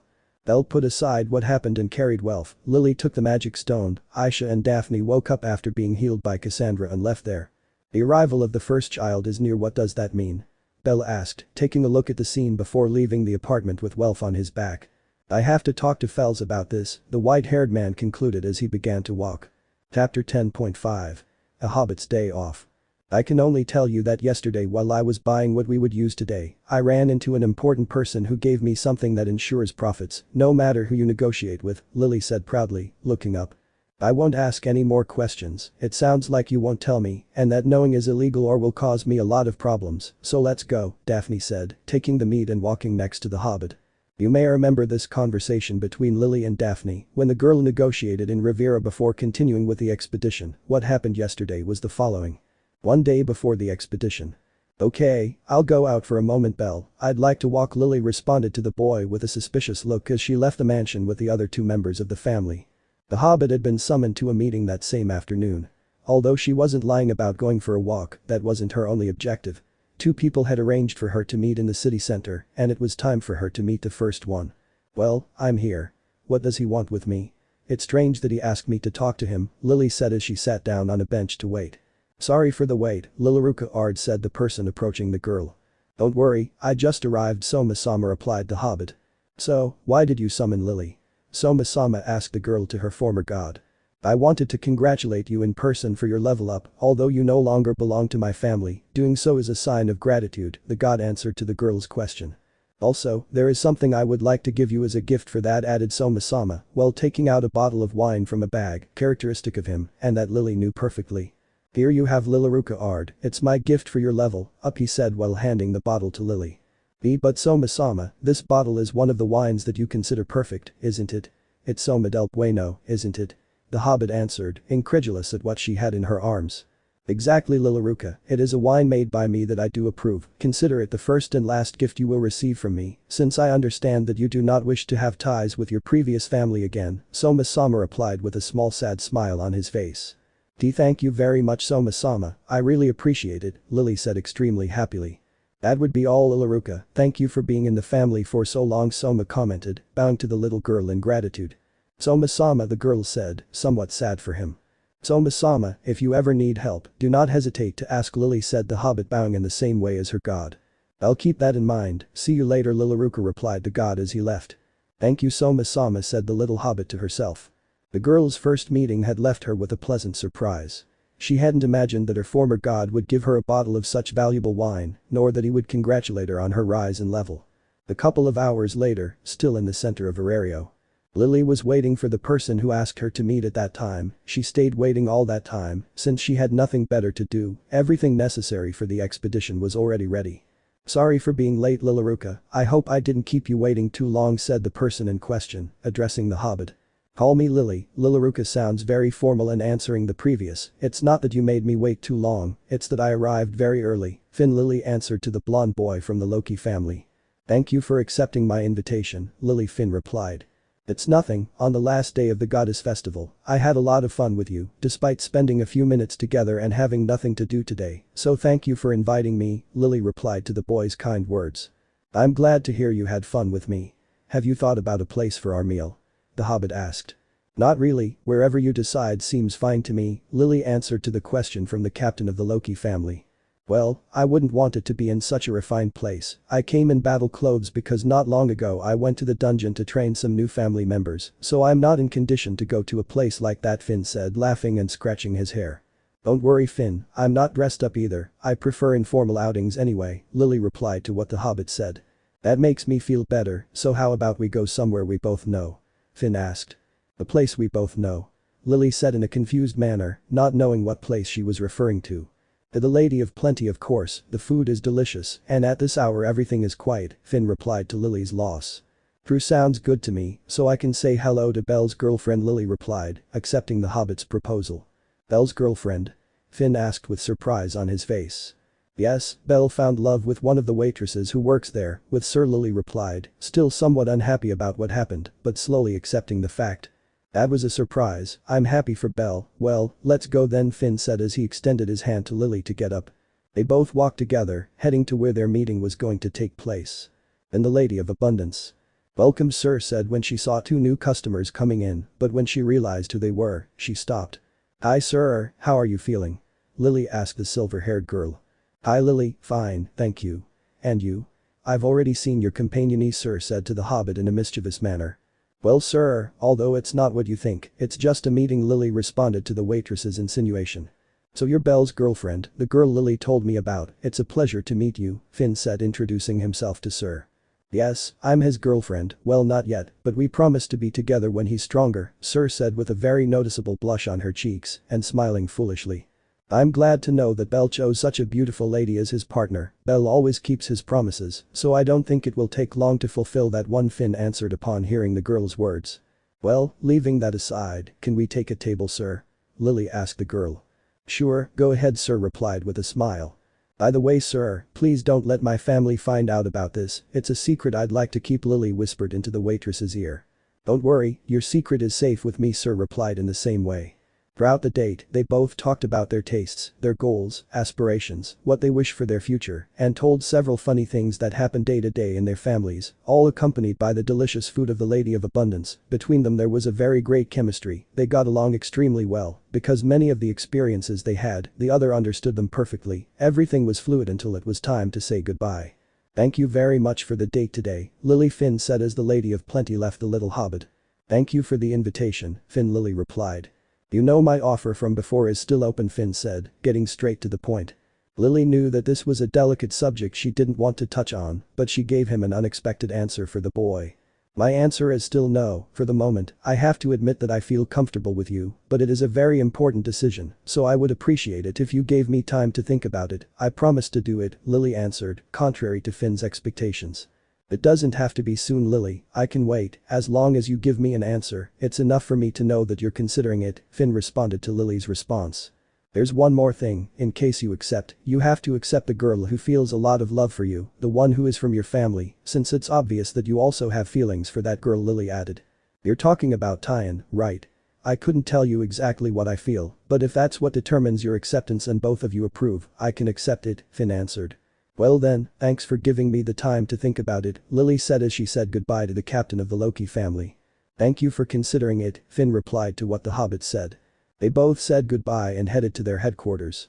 I can admit that at first I offered her marriage to restore the Hobbit race, but in these 2 meetings with her, I can say that maybe I have true feelings for her, but it's the same as I think I feel for Tyon, Finn said to himself as he walked to the Twilight Mansion. Chapter 11. A quiet return, a pleasant surprise, and a quiet date. Returning to Riviera again. We've arrived, it would be a good idea to rest for a few hours and return to the surface, we already have what the expedition asked for, even more to sell, also a lot of loot and magic stones, for the Goliaths they can give us at least 750,000 valis, because it's irregular, and for its loot, maybe more than 1,000,000, the green dragon stone can be worth double or more than that, as for the rest. The price varies, Lily commented upon arriving at the safe zone while evaluating what she had obtained in the expedition. You're right, I think we should stop being greedy, it will only cause us more problems, Daphne responded to the Hobbit's words. We'll just stay here until Welf recovers from the Zero Mind, I think the rest of us are fine or at least well enough to be able to return without any problem, Aisha said as she sat next to Lily and saw what they all put together. By the way, where is Bell? Harahim asked everyone present since the white-haired man was not there. He left Welf lying here and went somewhere in the forest, he said he had something to do, Makoto replied to the Renard who had some concern for him.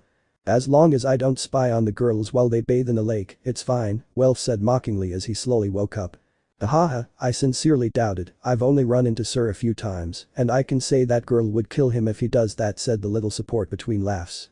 She sounds scary, but if she's Belle's partner, she must have a very good side, right? Asked Cassandra who had remained silent all this time.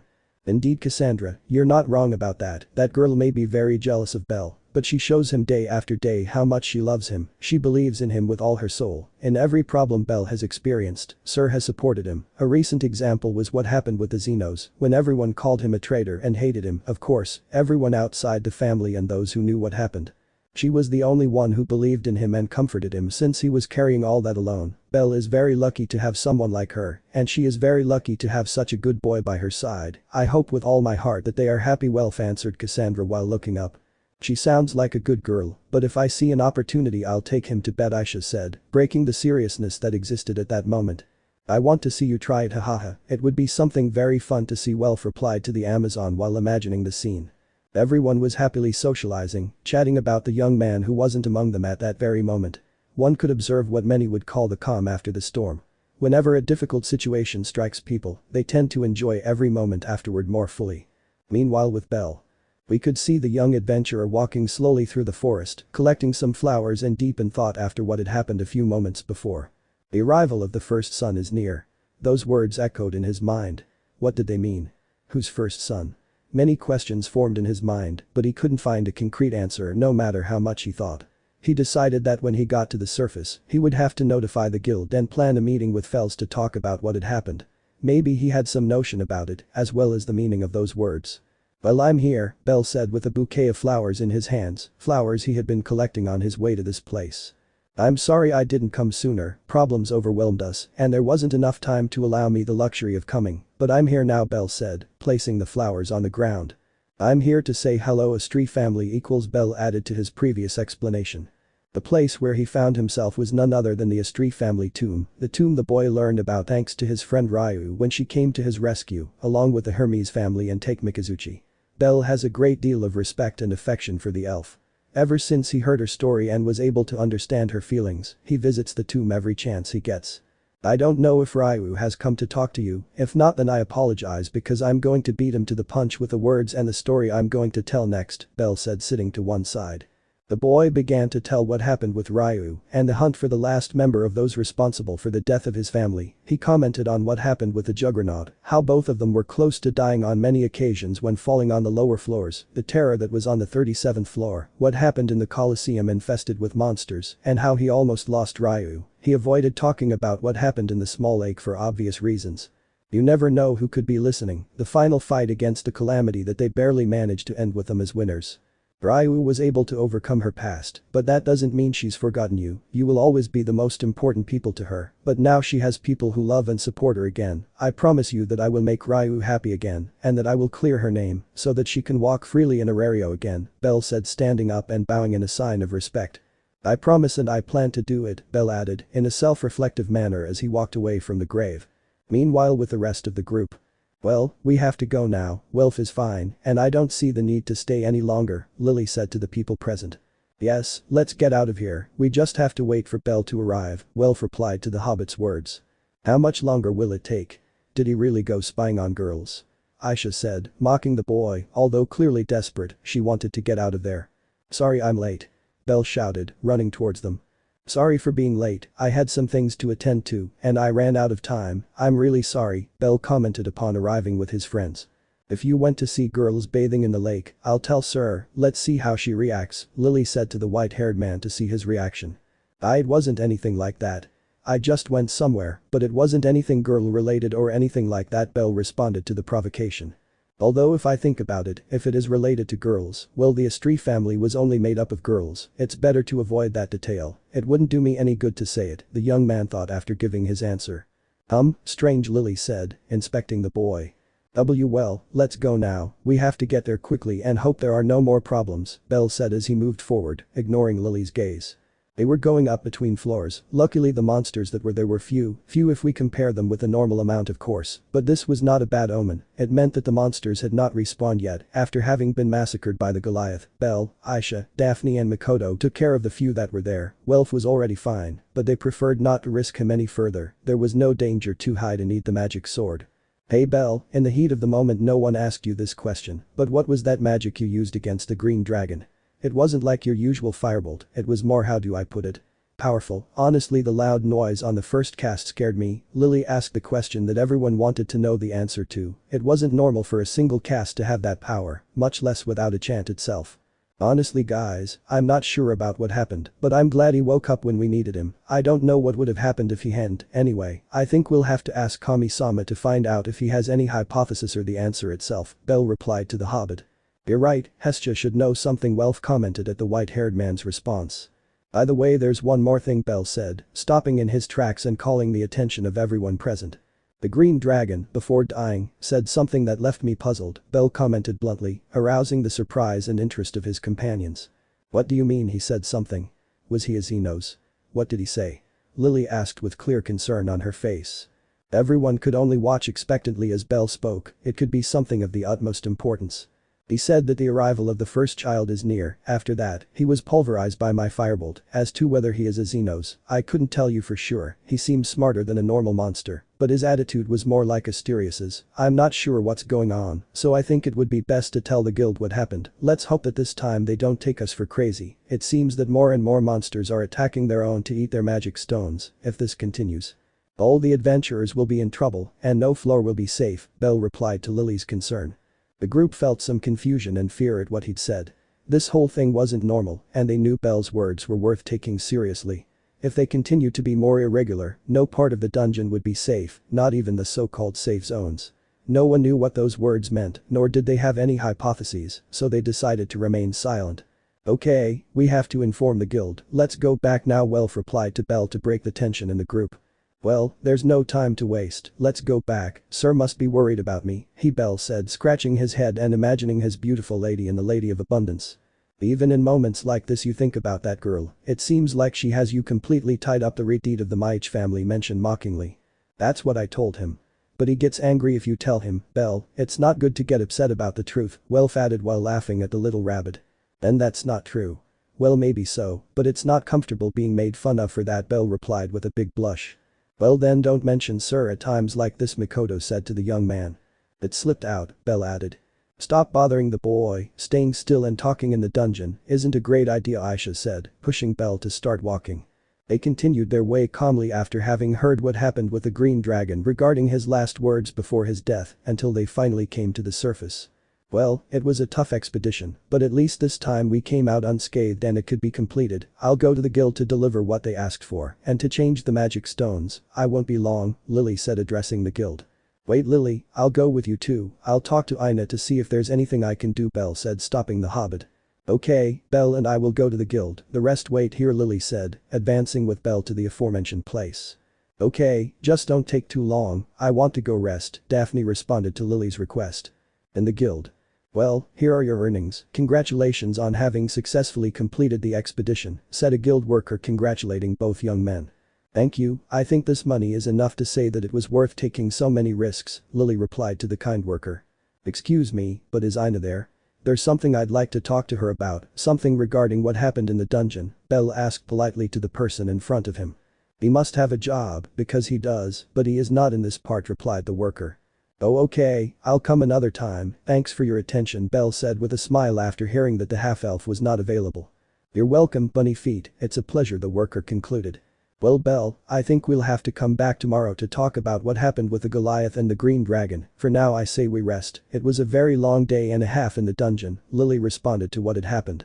You're right, let's go with everyone, divide the money and go to rest, Belle commented to the little support. Both of them headed back to their companions, in Lily's hands was a very large sack of coins, despite the appearance of the bag, everyone would be surprised to know the amount of money that had been obtained. Well guys, after delivering the magic stones and the loot, we have a profit of 32 million Valis, Lily said proudly with a smile on her face. Everyone was extremely surprised. The 32 million, Daphne said, not believing what she had just heard. Not even being as positive as Belle would I have imagined this scenario, Aisha said with surprise on her face in the same way as everyone else. There are 8 of us, so we're entitled to approximately 4 million per person. I think that's enough to say the expedition was worth it, right? Lily answered after doing the math, so everyone would know what they were entitled to out of the 32 million. It's more than enough, it's fantastic, said both girls from the Maich family. Well, it was a pleasure to have your help, Cassandra, Daphne and Aisha, I hope we can count on your support again, Lily said as she handed them their money. We'll think about it. If the profits were always like this, we would say yes without thinking, but seeing how things always go for us, we have to think about it carefully, for our lives and safety, Daphne replied, taking the bag of coins. See you later then, take care of yourselves and thanks for joining us, Belle said to the 3 girls. I have to go, I promised Sir that I would visit her as soon as I returned from the expedition, added the white-haired man, while saying goodbye to the girls. Yeah, don't worry, go see your girlfriend, we will go to the mansion to tell Hestia how it went, and for Welf to take half of the money earned to the Tower of Babel, to pay a little of the debt to Hephaestus, Lily said, saying goodbye to her friend. Good luck Belle, let's see if Sir doesn't throw herself at you as soon as she sees you and starts giving you lots of love kisses, Welf said, making fun of his friend. I won't say anything I say can be used against me, Belle replied, clearly dejected and tired of the mockery. Hey. If I don't make you nervous it's not fun anymore, Welf replied. Well, I'm leaving, take care of yourselves Cassandra, Daphne and Aisha, say hi to Maich-sama, Naz and Hermes-sama, Belle said running and saying goodbye to the 3 girls. Already in the Lady of Abundance. Elle has been gone a long time, I'm worried about him, even though I know he's fine, but even though it's hard for me to admit it, he has a natural talent for getting into trouble, Sir said to her fellow waitresses while to her boyfriend, just like a princess waits for her prince. Calm down Sir, he'll be back when you least expect it, Belle promised you he'd be okay, and we know he always keeps his promises, plus I doubt he'll leave you helpless for long, Mia Grand responded to the girl's concern. It's true Naya, I'm sure Belle will arrive soon, Naya Anya added to what Mia Grand said, to cheer up her friend.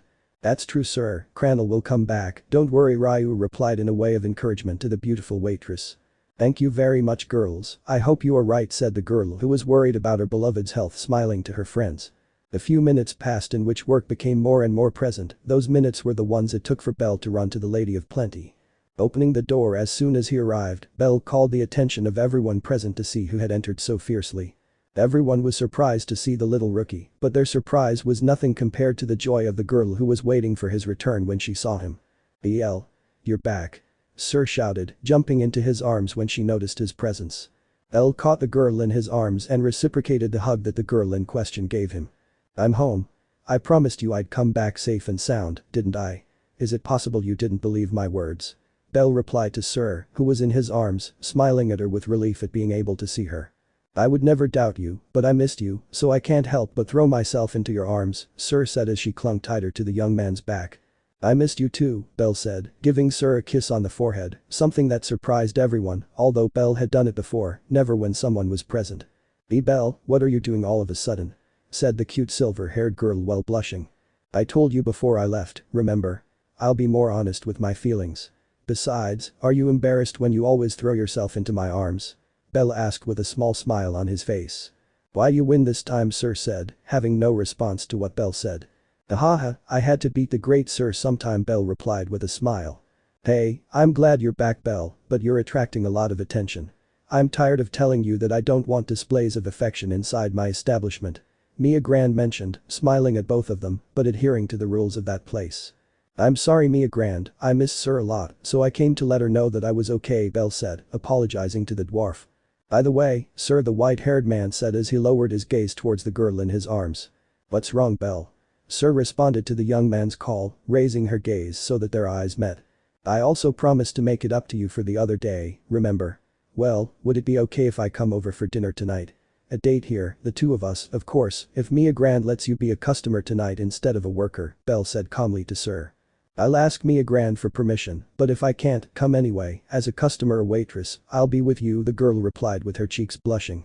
I'm fine with you taking the night off to be with a boy, as long as you both help wash the dishes when it's time to close, Mia Grand said, seeing the opportunity to have an extra pair of hands for cleaning. I accept if it means being able to be with Syr, Belle responded to the dwarf's offer. The Belle, Syr said, surprised since she knew that Belle hated washing dishes. Well, then it's decided, I'll come back tonight, for now I think I'll go to my headquarters to take a bath and update my status. We had many problems which I'll tell you about when we're eating. I hope to see what results I got, Belle added as a conclusion to his stay in that place, with clear emotion in his status. Maybe you'll go up to level 5, Belle. Syr said, joining both palms of her hands in applause while she looked excited. I don't have much hope, but I hope so, Belle replied, scratching his cheek at the waitress's enthusiasm. I don't doubt it, seeing how he always gets into trouble, he should at least be at level 5 at this point, Ryu said along with Mia Grand. It's not like I get into trouble because I want to, Belle said at the conclusion of both. Anyway, go to your headquarters, your goddess must be worried about you too, Mia Grand expressed to the young man. Mia Grand is right, it's best for me to go for now. See you soon, Syr. Belle said as he walked out the door, not without first smiling at his beloved. I like to see you happy, but I also like to see you grow, Belle, Syr said to herself, or should I say Freya. In the fireplace mansion. I'm here, Kami-sama. Sorry for the delay, Belle said, entering the mansion. You're on time, Belle, I was updating everyone's status, Hestia responded upon hearing the young man. How did everyone do? I don't see Lily, Welf or Makoto, just Haraham, Belle commented when he didn't see the rest of the family. The three of them left as soon as I finished updating it, Hestia replied to the rabbit. I understand. How did it go? Belle asked with interest for his teammates. Lily increased 4 points in strength, 3 in resistance, 4 in dexterity, 7 in agility and 5 in magic. It did very well honestly, going up 23 points when she doesn't have much that went up to level 2, it's something surprising. Regarding Makoto, she went up to 290 points in strength, 261 in resistance, 340 in dexterity, 310 in agility, and her biggest increase in points was in magic, which went up to 170. It went up a lot, about 2 more expeditions, and she could go up to level 3. Welf went up to 183 in strength, 199 in resistance, 240 in dexterity, 143 in agility, and 109 in magic. Hestia mentioned to the white-haired man, giving him the statistics obtained from his companions.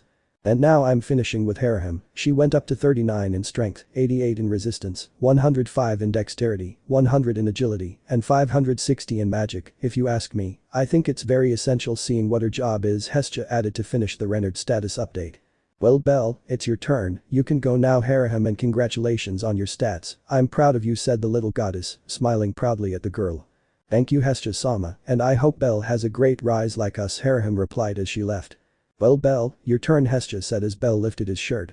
Hestia drops the drop of blood from her finger on the boy's back, and his status is revealed. Belle, you won't believe what happened, said the goddess with surprise on her face. What's wrong, Kami-sama?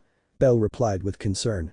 There are 2 things, first, you can level up, second, you just developed a new magic, Hestia answered to the boy's doubt. Are you serious, Kami-sama? Said with surprise and White Rabbit.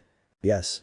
You went up to 930 points in strength, 900 in resistance, 913 in dexterity, 980 in agility, 813 in magic, to rank E in your luck ability, to F in abnormal resistance, and to H in escape. All your main stats are rank S, with the detail that agility went to SS. With these stats, you can go up to level 5. Hestia shouted happily while giving her boy a hug. Then please, Kami-sama, level me up, Belle begged his goddess. You don't have to repeat it twice, Hestia said happily. Hestia leveled him up after getting the boy's permission. Here you go, Belle, see your new magic, said the goddess, handing him the sheet with his statistics. Belle was able to see the following. Bellcranel. Human. Level 5. Strength I0. Stamina I0. Dexterity I0. Agility I0. Magic I0. Luck E. Abnormal, resistance F. Escape H. Abilities. Lyris Freeze. Ox Slayer. Argonaut. Magic. Firebolt. It is a chantless magic, allowing it to be used without reciting an incantation. Thunderbolt. Activation magic without chanting, the power of the lightning is inversely proportional to the magic the wielder has left. In short, the closer it is to -0, the more powerful the attack would be. Bell, upon seeing the blade, was surprised by the new magic, as he could assure that it was the one he used when he defeated the green dragon. "Kami-sama, can a magic appear even if it's not in your state yet?" Bell asked his goddess. "It's just that the new magic I obtained, I can swear it was the one I used to defeat the irregular on the 27th floor," Bell confessed to Hestia. Well, that is strange, I don't think it's impossible. If you were going to get it with a status update anyway, I don't think it's strange to get it before that," Hestia said in response to the young man's doubt. "Okay, then there's nothing to worry about then, thank you Kami-sama, I'll take a bath and sleep a while for my date with Syr," Bell replied, putting his shirt back on. "Well Bell, say hello to Freya. I hope you don't do anything indecent. Intendiste?" Hestia said with a murderous tone in each of her words. "You don't say things like that Kami-sama. I wouldn't do something like that," Bell said, blushing up to his ears as he left the room. "You can't fool me, Bel," Hestia shouted as the boy left the room and ran to the bathroom. "Uff, I have to get ready for my date even though I'm going to sleep," Bell said as he went into the bathroom. After the bath, Bell fell sound asleep. His sleep lasted about 8 hours. He had a strange but not uncommon dream. He dreamed of his grandfather, talking about the harem or something like that. He just ignored him. It was already 9 o'clock at night. Bell woke up in a hurry and got dressed to go with his girl who was waiting for him dressed in a pretty white dress. "Sorry for being late, sir. When I lay down on my bed I fell like a sack of potatoes. Forgive me if I made you wait," Bell said, apologizing with a bow.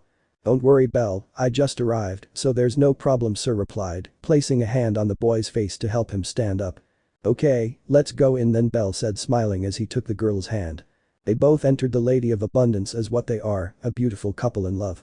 Throughout their date, they stole each other's gazes due to the beauty of the girl in that thin dress and the beautiful figure she had. On the other hand, the girls who were there saw Bell because of how cute he looked in simple clothes, but everyone knew that his attractiveness lies in his innocent face and in that smile that makes the girls' hearts beat. "Bell, you're attracting the attention of many girls, I don't like it," Syr said with clear jealousy. "They can look at me all they want, but my eyes never leave you, you are the most beautiful one in the place," Bell responded to Syr's concern. The boy's words made her blush deeply. Bell became more and more tender, as well as sweet, with her. Each time she felt her heart beat faster because of the boy's words and gestures. "I didn't tell you before, but you look beautiful in that dress," Bell added to Syr with a calm and sincere smile. "Bell, you make me blush too much," Syr said, covering her face with her hands. "I'm sorry, but it was about time you felt a little of what you make me feel every time you act sweet and attentive to me," Bell replied to a blushing Syr. "So you're doing it for revenge," the silver-haired beauty said, challenging her companion. "No, I said it as a joke, I do it because I want to do it," the white-haired man answered with great confidence. "By the way Syr, what you said came true," Bell added to his previous comment. "What thing?" the girl said with doubt, not being able to remember what she said to Bell. "I went up to level 5," Bell replied, reminding the girl of his words from a few hours ago. "Level 5. Congratulations." The young girl answered happily while hugging Bell as a reward. "Thank you for always believing in me," Bell said, reciprocating the hug. "And I always will," the girl answered. "Although, it's better not to spread it, let's wait until I have my new nickname and the guild publishes it," Bell told Syr, whispering in her ear. "Okay, I won't say anything," the silver-haired girl replied in a low voice, placing a finger on her lips. They both continued their date peacefully, ate together, laughed together, everything together, until the time came for them to say goodbye, but not before, of course, washing the dishes, as they had agreed with Mia Grant. "I enjoyed our date, Bell," Syr said, taking his hand. "And we'll have many more, whenever we can," Bell replied to the girl's words. In the distance, shadows could be seen watching the sweet couple as Bell said goodbye to the girl, and she returned to the Lady of Plenty. "So Freya-sama has a relationship," it was whispered by one of the shadows. Chapter 12. Reunions and Revelations. "So Freya-sama has a relationship," it was whispered by one of the shadows. The one who had said those words was none other than Hogni Ragnar, the level 6 dark elf of the Freya family, who along with several members of the same family, had ignored the warnings of the family captain about not harassing the goddess when she was pretending to be the waitress. "How is it possible that a trash like him is liked by our goddess? That imbecile deserves a painful death for lowering Freya-sama to acting like a normal girl when she is the most important goddess in this place." Alan shouted in a form of complaint and anger for what he had witnessed. "Calm down Alan, one false step and you could earn the wrath of Freya-sama," warned the elf at his side, named Hidden Selland. Hedin was the one who had trained the boy for his date with Freya, although at first the elf was not a supporter of that relationship taking place, more because he considered that dirty human, as he considered him, unworthy than to avoid the happiness of his goddess. Despite the fact that Hedin had the same love for his goddess as the rest of the family, his way of thinking was totally different, although he would like Freya to choose him, Hedin. As a good knight that he swears and endures to be, would not force her to be by his side, and much less would he prevent her from being happy with whoever she takes as a partner. That is why, if he considers someone worthy, he will support him, not openly, because that would mean earning many powerful enemies, the case of Alan or the Gulliver brothers. The elf sees Bel as a person with great potential, and that, if he exploits it, he may be worthy of keeping the goddess by his side, so he acts impartially, to see how the whole matter unfolds, although on occasion he will help the boy in minor things. Do not betray my expectations, boy. If you hurt Freya-sama, there will be no human or inhuman power that can save you from the death I will give you, but for the moment, you have my support, for the moment, thought Hedin as he said those words to Alan. I won't listen to a shitty elf. So don't get involved. I want to see if Freya-sama still loves him when I deform her face by beating her, Alan said as he tried to follow the boy. If you kill him, you will only cause Freya-sama to abandon us. She herself said that for that boy, she would be capable of returning to the upper world in order to seize his soul. If that is what you plan to happen, I have no other option but to kill you right now, Hogni said coldly at the Catman's declaration. What did you say, idiot? Don't make me laugh, I can kill you right now if I wanted to, and believe me, I'd like to do it, Alan responded to the provocation while facing the dark elf. But he only said the truth, stupid cat, if you do anything to that boy, Freya-sama will leave, Hedin added, while pulling Hogni away from Alan. DCH, if you put it that way I can consider you're right. But I don't approve of this shit. Besides, I'm not going to kill him, maybe breaking one or both of his arms might be enough for me, the Catman replied to the elf, starting his journey towards Bel with a firm step. It's not a good idea for you to continue with this, Alan, said a voice behind him. I don't think you have the right to talk about this, you damn traitor, Alan replied without looking back. The one who had said those words was none other than Helen, a level 2 adventurer belonging to the Freya family. You sound too hypocritical trying to stop me, Helen, after all, you also tried to kill the boy not long ago. Why should I listen to you? You should shut your mouth and be grateful that none of us killed you. If it weren't for Otter who saved you before I could lay a hand on you, it would be a different story, you wouldn't be here, the Catman added to his answer. I know what I did and I am grateful that Freya-sama gave me another chance, so use me as a mirror and ask yourself what will happen to you if you do the same, Helen responded to Alan's words. Unlike you, I have a way to defend myself, while any member of the family could turn you into mincemeat in a second, Alan replied in his usual serious and somber tone. Can you defend yourself against the whole family by yourself? Even Otter? Don't let a whim take your life, I speak from experience, Alan replied the girl in response to Alan's provocation. It would be a pleasure for me to kill that idiot, but damn it, you're right, I can't stop Otter, said the Catman after concluding and thinking carefully about a hypothetical case in which he and Otter fought, coming to the conclusion that Bose would kill him without a doubt, even if they are from the same family. Alan knows that the relationship between them all is hostile. Alan knew that if he caused the boy's death, his goddess would leave, this would cause her death by the anger of the entire family, but his own anger was blinding him. But did you know, Alan, a thick and imposing voice was heard behind Helen. So stop playing games and let's take Freya-sama to the headquarters if you don't want a fight to break out, replied that voice. Everyone at that moment felt fear at the words coming out of the mouth of that character, whose name was Otter, the strongest adventurer in Arario and captain of the family. Don't get so carried away, Otter, but okay, it's not the time to fight you, not yet, Alan said, turning around and stopping looking at Bel, who had already felt the Catman's gaze, but couldn't find where it was coming from. Okay, let's leave the discussions for later, let's go for Freya-sama, Hedin said, breaking the ice between the captain and vice-captain of the family. Okay, let's go, Alan replied reluctantly. Don't think that you're exempt from the punishment I'll give you, I told you that I alone would guard Freya-sama, Otter said with great seriousness, which made those present shudder. That boy better make Freya-sama happy, otherwise this punishment for trying to stop Alan will be in vain, said the elf Hedin to himself. Don't make me believe that trusting you was a bad decision, he added at the end. And in the blink of an eye, the members of the Freya family disappeared into the night. Already in the fireplace mansion. What were those stairs I felt a few meters away from me? They had a great thirst for blood, don't tell me it was the Freya family, please, Bel thought as he entered the mansion. If they find out, we'll be in a lot of trouble. I don't think anyone there would approve of our relationship. I need to get stronger so I don't have to worry about this, the boy added to his train of thought. If you keep standing there you'll gather dust, Bel, decide if you want to enter or not, goddess Hestia answered with clear discontent. Forgive me Kami-sama, I was immersed in my thoughts, and I kept standing here, Bell said before the scolding of his goddess. Thinking about that girl, right? You think about her so much that I'm starting to doubt that the love is true and not induced by her, Hestia questioned the boy regarding his theory. You don't even say it as a joke Kami-sama, please, I know that what I feel for her is true, and what she feels for me is the same, the adventurer said nervously at what Hestia said. Well, you don't have to give me explanations, but why were you so thoughtful? Hestia asked when she saw how focused Bell was a few seconds ago. Well, as I headed to the mansion, I felt eyes watching me. It wasn't like when Freya followed me with her gaze, it was different, these eyes had injected hatred and a very high desire to kill. I want to believe that it was my imagination, but I will have to be very careful. I hope it wasn't anyone from the Freya family, I still don't have the ability to protect her from them, or rather, protect myself from them since I doubt they will do anything to her, Bell said sitting next to Hestia with clear tiredness in his body.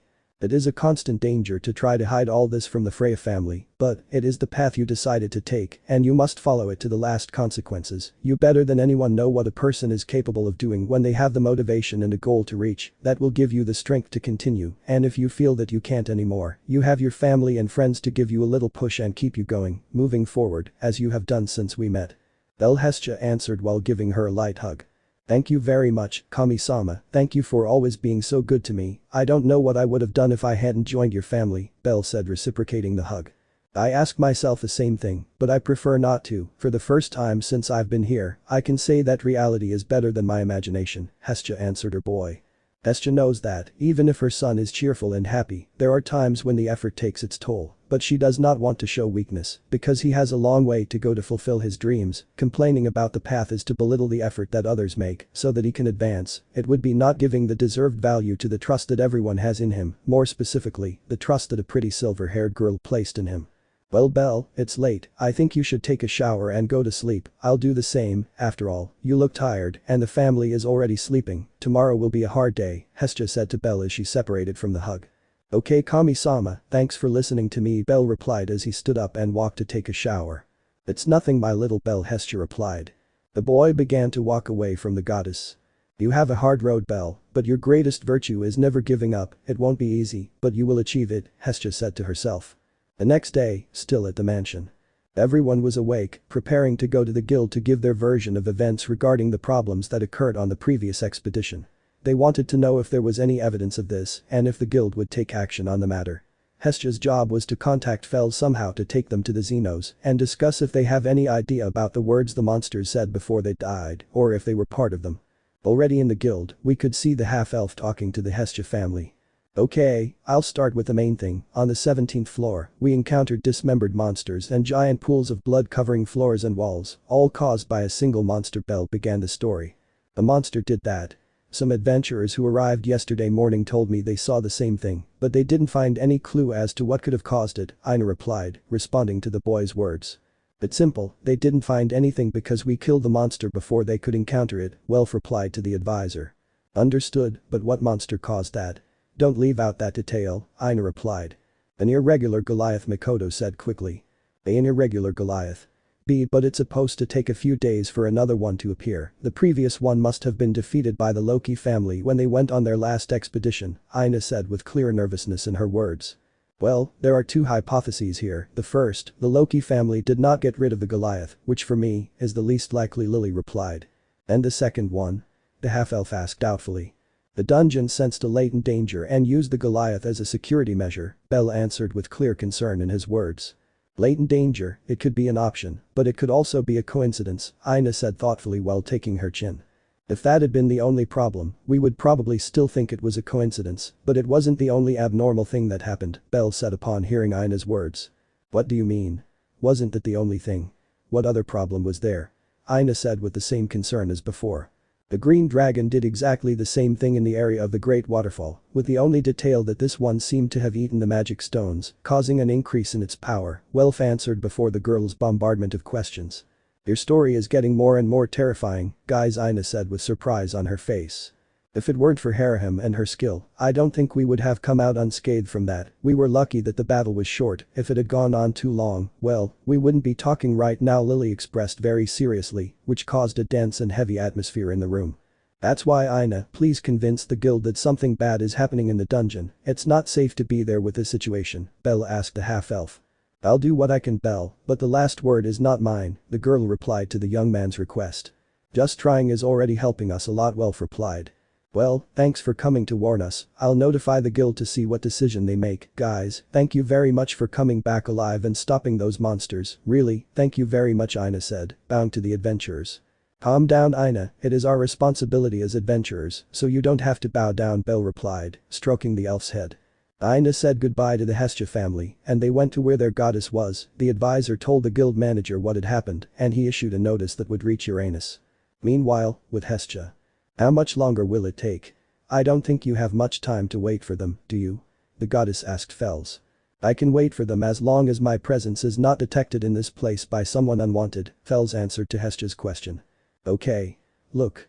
Speaking of them, they're here, Hestia replied to Fels. Hello Fels, how are you feeling today? Belle asked in the presence of the hooded man. Well Belle, but I think we should leave formalities aside and start leaving this place. Lid, Ray and Ween are waiting for you, along with the rest of the Xenos. Hestia told me that some problems occurred and that they need answers regarding what happened. Am I correct? Fel said bluntly as he guided them. You're right, I'll tell the whole story when we're all together, so I don't have to do it twice, the white-haired man replied. Ami-sama, you direct me to the mansion, it would be bad if you accompanied us, and the guild found out, Belle said to his goddess. He knew how problematic it could be to take her to the dungeon like that time when she was kidnapped. Okay Belle, say hi to Ween for me, Hestia replied as she walked back and waved goodbye to everyone. Okay, then let's go to the Xeno's lair, there's no time to waste, Fels Lily said, addressing her guide. After a series of passages that Belle and the rest of the family had to go through, they arrived at the lair. In that place, in the distance, a small vouivre could be seen talking to a siren with blue and gold feathers, next to them was a lizardman watching them. I see everything has been very quiet, guys, Belle said from a distance, drawing the attention of the three figures in front of him. Eel. You came. You came. Ween shouted as she ran towards the white-haired boy with great excitement. Wee. Belle shouted in the same way as he ran towards her. Le Vouivre jumped towards the boy and hugged him like a daughter hugging her father after not seeing him for a long time. I missed you, Belle. I missed you. Ween said, crying into the boy's chest.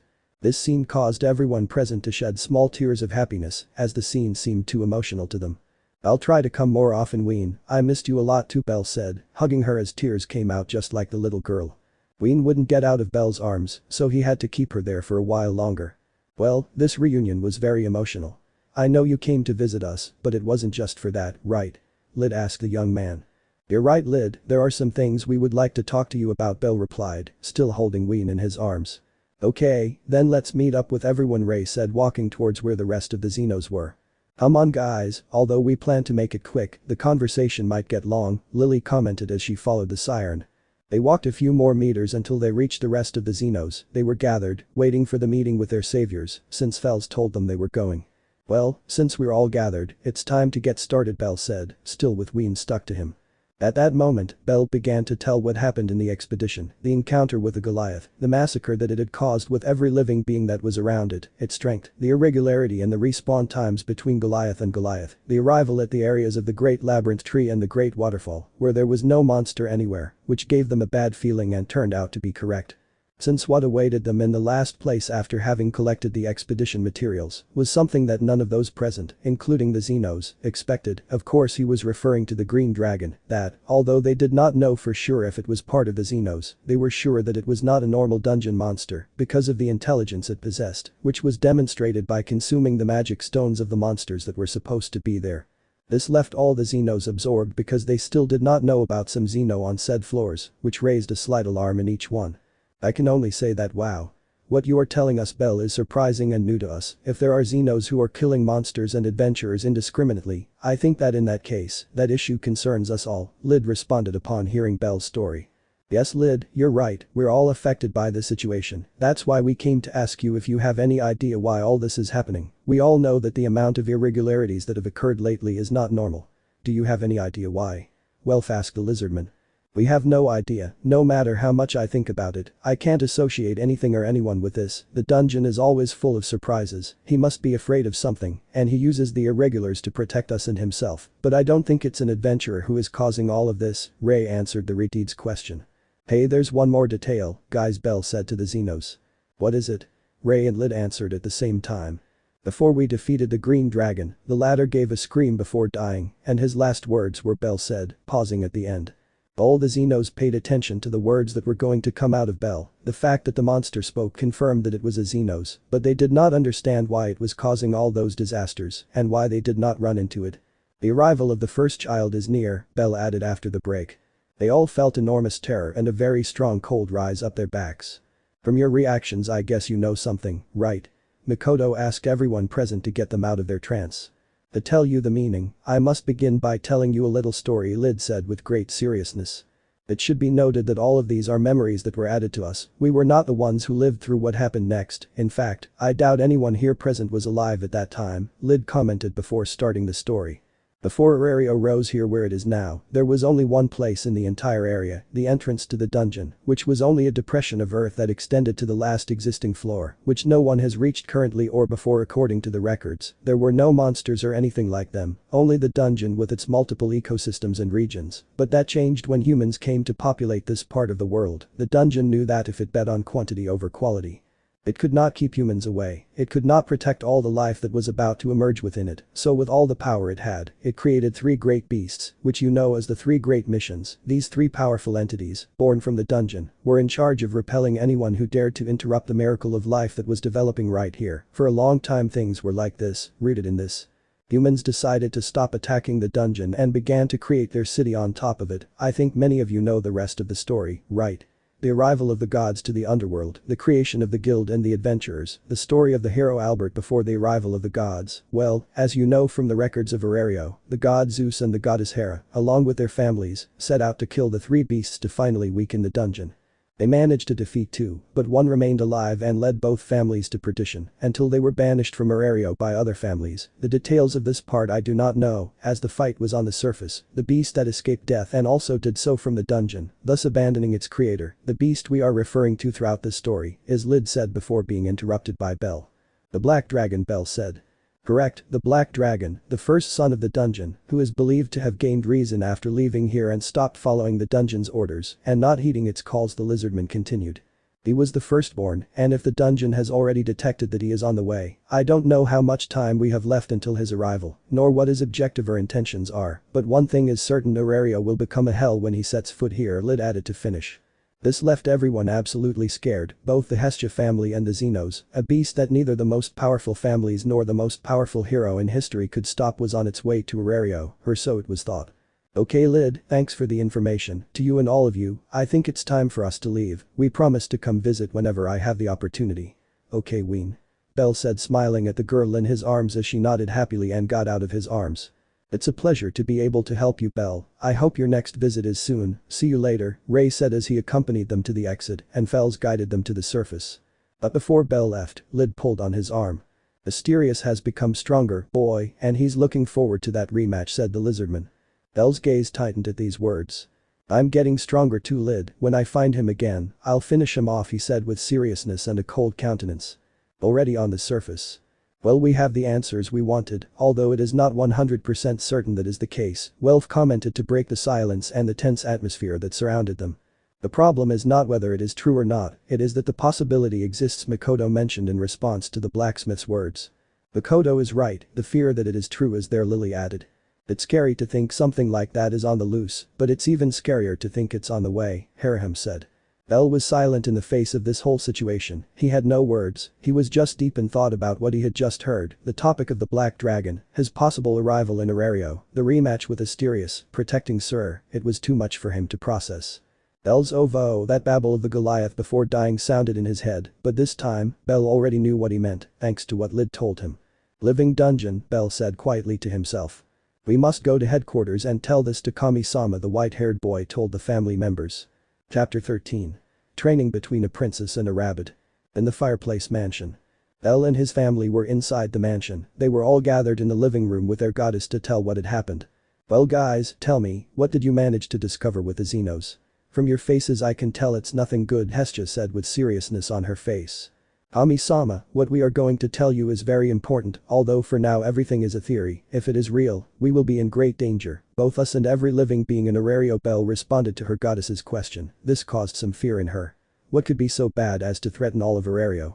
What happens is that, when we went to visit, Lyd told us a somewhat revealing story. I don't think anyone else in Aurario knows about it, so we must decide what we will do with it, Welf added to what the white-haired man said. We'll talk about that later, first things first. What did you find out? Hestia replied, some anger showing on her face at the beating around the bush.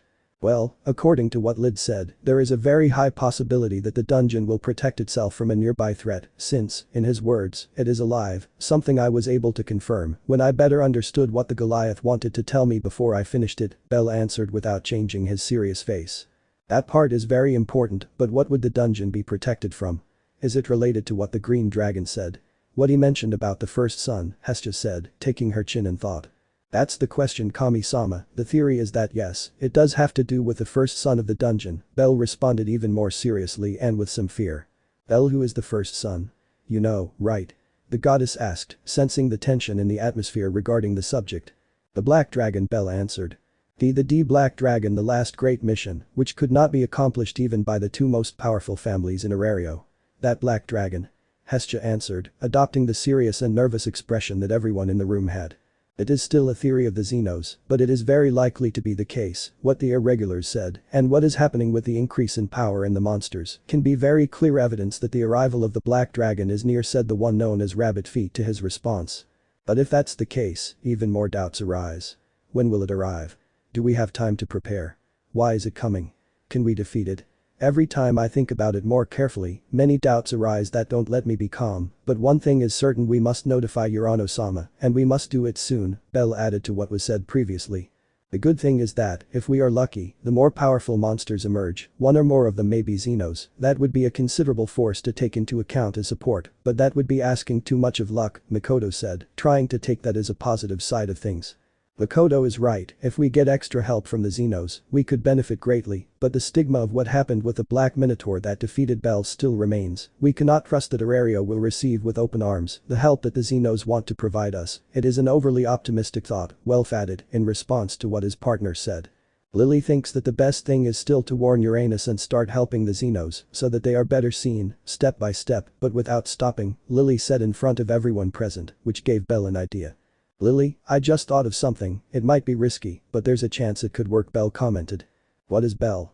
They all asked in unison. Well, since the monsters are getting stronger and the floors where they appear are mostly for low-level adventurers who couldn't face them, we should talk to Fells so that the Xenos protect, with some special suit to identify them, the adventurers who are in trouble, so they could also try to persuade the monsters that are born, and if that is not possible, help defeat the monster. This will make them gain the trust of the adventurers and spread the word that good monsters exist and that they are willing to protect humans. I know it sounds crazy and that it is not even close to a plan, but it is the only way I can think of to keep the monsters at bay and see if any of them join our cause, so we kill two birds with one stone, Bell replied while imagining the scene of that supposed plan. Bell, it's a good idea, but everything will depend on Uranus if he gives his authorization, and it also depends on the adventurers if they accept the help or if they attack the Xenos, although I agree with you on one thing. I doubt that the adventurers of the upper floors and those located before reaching Riviera have the power to sing with the Xenos. We can add as a condition that they only intervene when they see it totally necessary. Because it would not make sense to rush into battle when the result of the battle is a clear victory for the adventurers, they would be risking being eliminated, and we do not want that, Welf added to the boy's idea. I think it's a good starting point, so we should contact Fells right now, Lily replied. Yes, maybe he and Uranus can do it, maybe even add more security to the Xenos to see our plan fulfilled, Hestia answered, having received the idea well. Well, the sooner we can contact him, the better, Kami-sama. Could you take charge of speaking with Urano-sama about it and let us know his answer? Bell asked more calmly. Sure, Bell, guys, I'll take care of talking to Fells and passing the message to that old man, Hestia said, raising her thumb in front of everyone. Well, I think we should go rest, tomorrow I have to do that, and I suppose you will go to the dungeon, right? The goddess added with a smile as she stretched and stood up from her chair at the same time as all the members of the family. Okay, tonight we should rest and wait for good news about all this, although since I couldn't go see Syr in the morning, I think I'll go see her now, Bell said, somewhat nervous for remembering that he didn't tell the silver-haired girl that he wouldn't be able to see her that morning. Sounds like you're in trouble, Bell, leaving a girl hanging is wrong, and not telling her is worse. Let's see if your master doesn't kill you for it, Welf said with some amusement on his face and words. You don't say that, Welf, since there is a possibility of that happening. Besides, I had no way of warning her. We left too early, so I will try to explain to her. Have dinner right there to talk to her and spend a few moments together, Bell answered, thinking up his apology. The sooner Bell does it, the better. I don't think Syr is the kind of girl who likes to wait, so leave now. Lily shouted at the young white-haired man so that he wouldn't continue wasting time in that place. Why yes. I'm leaving now, I won't be long. Bell said, scared by the sudden change in the hobbit's words as he ran out of the mansion towards the Lady of Plenty. At a quick pace, leaving only dust behind, Bell left the room and his companions could only watch him from behind as he slowly walked away. That boy doesn't learn, his partner being an important person for the Freya family and him being so careless, they could kill him, Welf said, putting his hand on his forehead as a sign of tiredness. You're right, Mr. Welf, Bell can be too distracted many times, although he loves Sir Haraham answered to the Reteed's words. Well, we don't gain anything by standing here, let's go to the bathroom, then Haraham and I will prepare dinner and then go to sleep, Mikoto said, pulling them both and closing the door that Bell left open in his haste. Then the Lady of Abundance. Bell didn't come to see me today. Did something happen? Syr said while cleaning a table. Calm down, girl, he's an adventurer, remember? Something must have happened in his family and that's why he couldn't come today, but I'm sure he'll come early tomorrow and explain his reasons to you, Mia Grand responded to her waitress's concern. Right, Naya, don't worry anymore, Naya, I don't think anything bad happened to him, Naya Anya replied, passing by Syr. Crandall always survives, I don't think anything bad has happened to him, Ryu added. I hope nothing bad happened to that cute ass, Chloe said from the kitchen. This last point made the customers there laugh, but not only laughter, but also jealousy in several of them, as they couldn't believe that every time they deigned to enter that establishment, the topic of conversation was the white-haired man. They didn't understand why. Maybe he was dating one of them, but they were all too drunk to fully understand what the waitresses were talking about. I'll make him pay for his mistake with another date, Fufufu, Syr said, putting his hand over his mouth and laughing lightly. You are very manipulative, Syr, it seems that Bell is your pet more than your partner, poor boy, Mia Grand said while looking reproachfully at the girl. I'm joking, Mia Grand, although I don't deny that if I see an opportunity to make us go on a date, I'll take advantage of it, the silver-haired girl responded to her boss's comment. The atmosphere at the Lady of Plenty remained as usual, with drunks laughing and telling stories in the cell while drinking more and more alcohol, the usual thing in that place, until the person who was the topic of conversation for the waitresses walked through the door. Gee, good night. Bell said, greeting everyone there while clearly looking tired. Look who's here, Sir's irresponsible boyfriend, Chloe said from the kitchen. Irresponsible? But it's just that, the boy said, stuttering. You're right, Bell, I felt very worried because you didn't come to see me in the morning. You're an idiot, Syr interrupted the white-haired man's words while sticking out her tongue at him. I'm sorry, Syr, but that's why I came tonight, to explain it to you, to have dinner of course, but mainly to. Bell couldn't finish speaking as Syr pulled him by the arm and led him to the bar. Bell could easily break free from her grip, but he knew nothing good would come of it. Mia Grand. We have a customer. Syr shouted to her boss to prepare the food.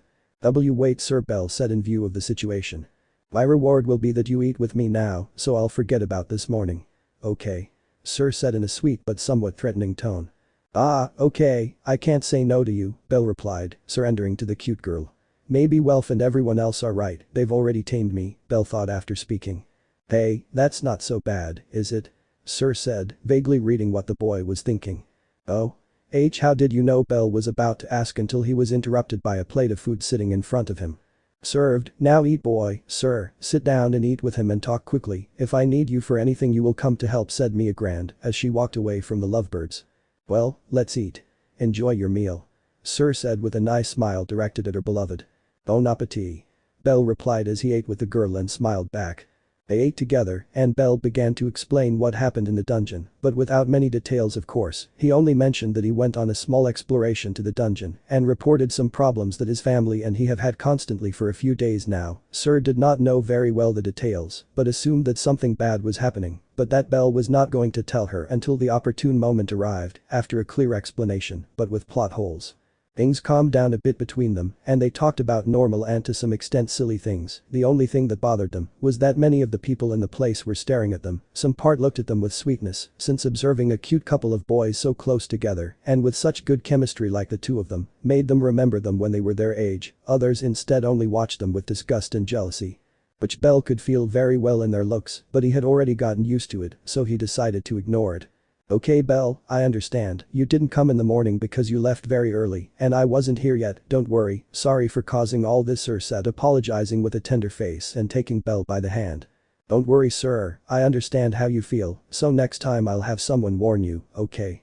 Belle replied, gently squeezing the girl's hand. Well guys, we'll be closing soon so you better say goodbye, Mia Grand told the two young men. Mia Grand is right, I hadn't realized that it was only the two of us left, Belle said as he looked around the place and didn't see anyone around. Okay Belle, I'll see you later, okay? I hope you come see me tomorrow, Syr said as she walked the boy to the door. I promise to do it, Syr said the white-haired boy taking the girl's pinky with his own pinky. See you later then said the girl smiling happily at the young man. See you later, Syr Belle added as he began walking to his headquarters. By the way Syr, I love you. Belle shouted from a distance as he ran, he couldn't see how red the girl turned at those words. Me too. He managed to shout, hoping Belle had heard him. On the way to the chimney mansion. Well, I was able to fix things with Syr, Belle said to himself with a smile until suddenly his senses alerted him of something. Feeling that, Belle quickly turned to the place where that gaze came from. His surprise was great when he saw a girl approaching him in the distance, but it was even greater when he was able to see who it was. Hey Ace. What are you doing here? Belle asked when he saw the sword princess walking towards his direction. Belle training on the walls, now said the golden-haired girl to Belle who, luckily, had not taken off his armor and was still carrying his dagger. But Ace, it's already late. Don't you think it would be better to do it in the morning? Belle couldn't finish speaking because he was quickly interrupted. Balls. Now. Shouted an angry girl towards the young man. Okay. Belle shouted out of instinct and fear at the girl's annoyance. They both headed at full speed towards their destination, the whole way, they didn't say a word or look at each other. What did I do? I don't remember doing anything to make him angry, but he still seems to be, Syr, sorry, but I think I've had enough, I won't be able to keep my promise, thought Belle, while tears of resignation flowed from his eyes. Belle couldn't stop thinking about what was happening the whole way, he was scared, he didn't believe the story that they were going to a common training session, he had a bad feeling about what was about to happen, there was no one in the distance, there was no one to see them, it was just the two of them in that place that they both know extremely well. We're here, said the sword princess as she quickened her pace. Yes, he's coming. Belle couldn't finish saying those words because Ace had unsheathed her sword and pointed it at the boy. Wait Ace, what's going on? You're acting really weird today, let's talk. Belle tried to convince the girl, but she wasn't paying attention to the white-haired man's words. Draw your dagger, now Ace said with a cold tone that caused fear in the boy. But Ace, tell me what happens if I don't. He couldn't finish speaking again because Ace ran in his direction, ready to attack him. Shit. Okay.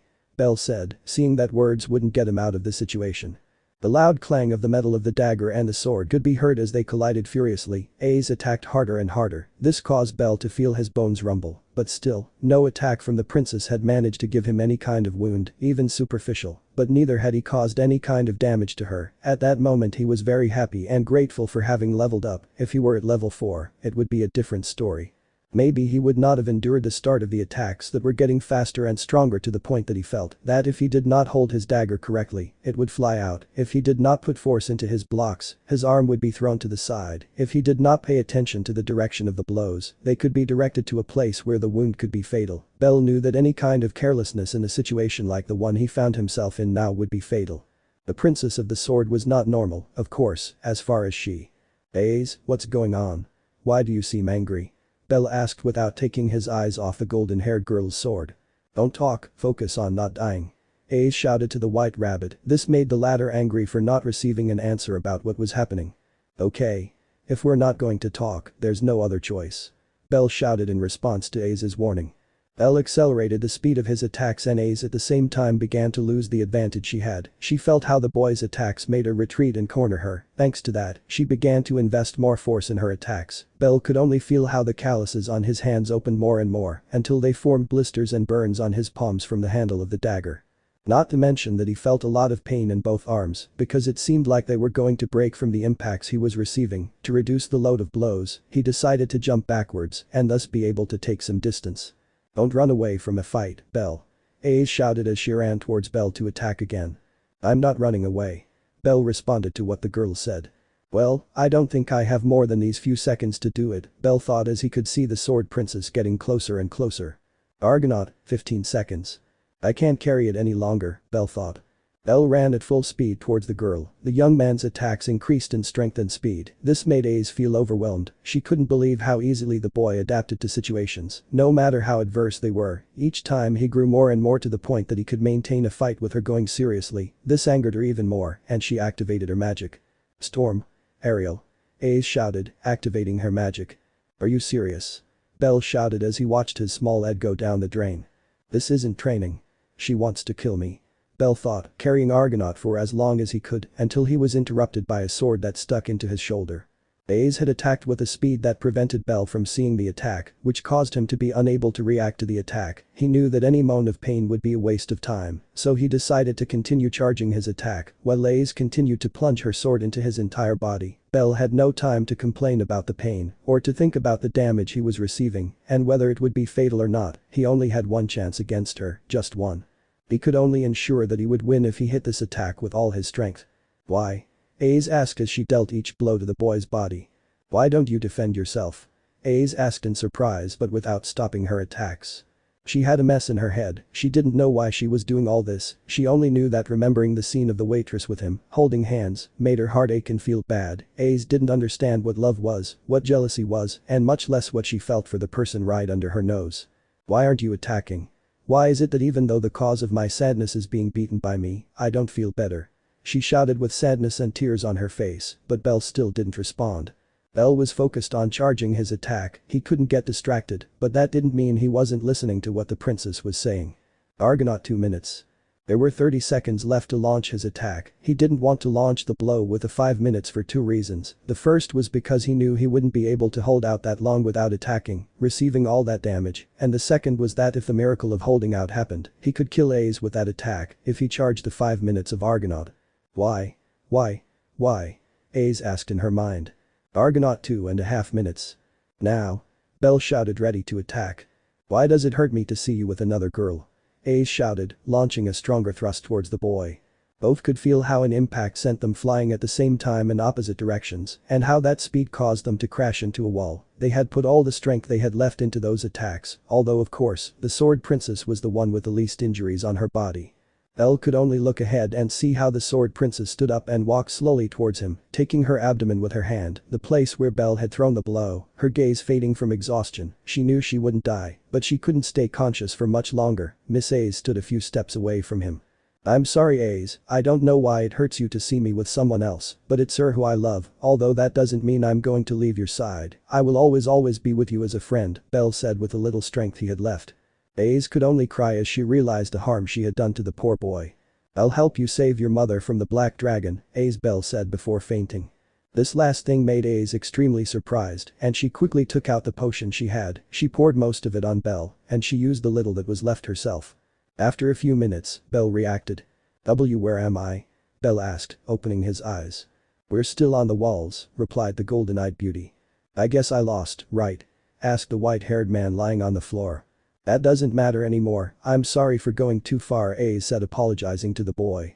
Don't worry, you weren't okay. If all this helped, I'm glad, Belle replied to the girl's apology. Yes, it helped, thank you very much, Belle Ace thanked. By the way, how do you know about the black dragon? Ace asked as Belle slowly got up. I've always been fond of stories about heroes, so I found myself reading a book about the hero Albert and their last names matched. Haha. I started investigating more and more about it, so I came up with a theory that he was your father, but you just confirmed it for me, replied the young adventurer. The black dragon snatched my father from me and imprisoned my mother, Ace said as tears ran down her cheeks. It was the first time Belle saw such a scene. The sword princess, who was known for her strength and power, was crying. I said it, didn't I? I promised to help you save your mother, Belle said, placing his hand on the girl's shoulder and wiping her tears with a handkerchief he had in his pocket. Thanks, Belle said Ace with a nice smile. It's nothing. Well, I think it's time for both of us to return to our headquarters. We must become stronger to fulfill your goal and my promise, Belle said, offering his hand to the princess. Yes, you're right, the girl answered. They both said their goodbyes and headed to their respective headquarters. That night had been too long for both of them, but the resolution was more than satisfactory. In the Twilight Mansion.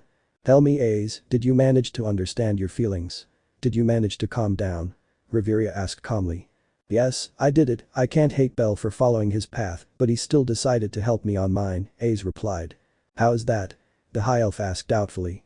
He promised to help me save my mother, the golden-haired girl replied, surprising Riveria. So you know, said the elf while taking her chin. But hey, at least you know she won't leave your side, that's a big step forward, we should go to sleep now, Riveria said, pushing her adopted daughter. Belle, thank you for making my A's change in a good way, now I can see that she is still a normal girl, Riveria thought as she smiled and walked to her room.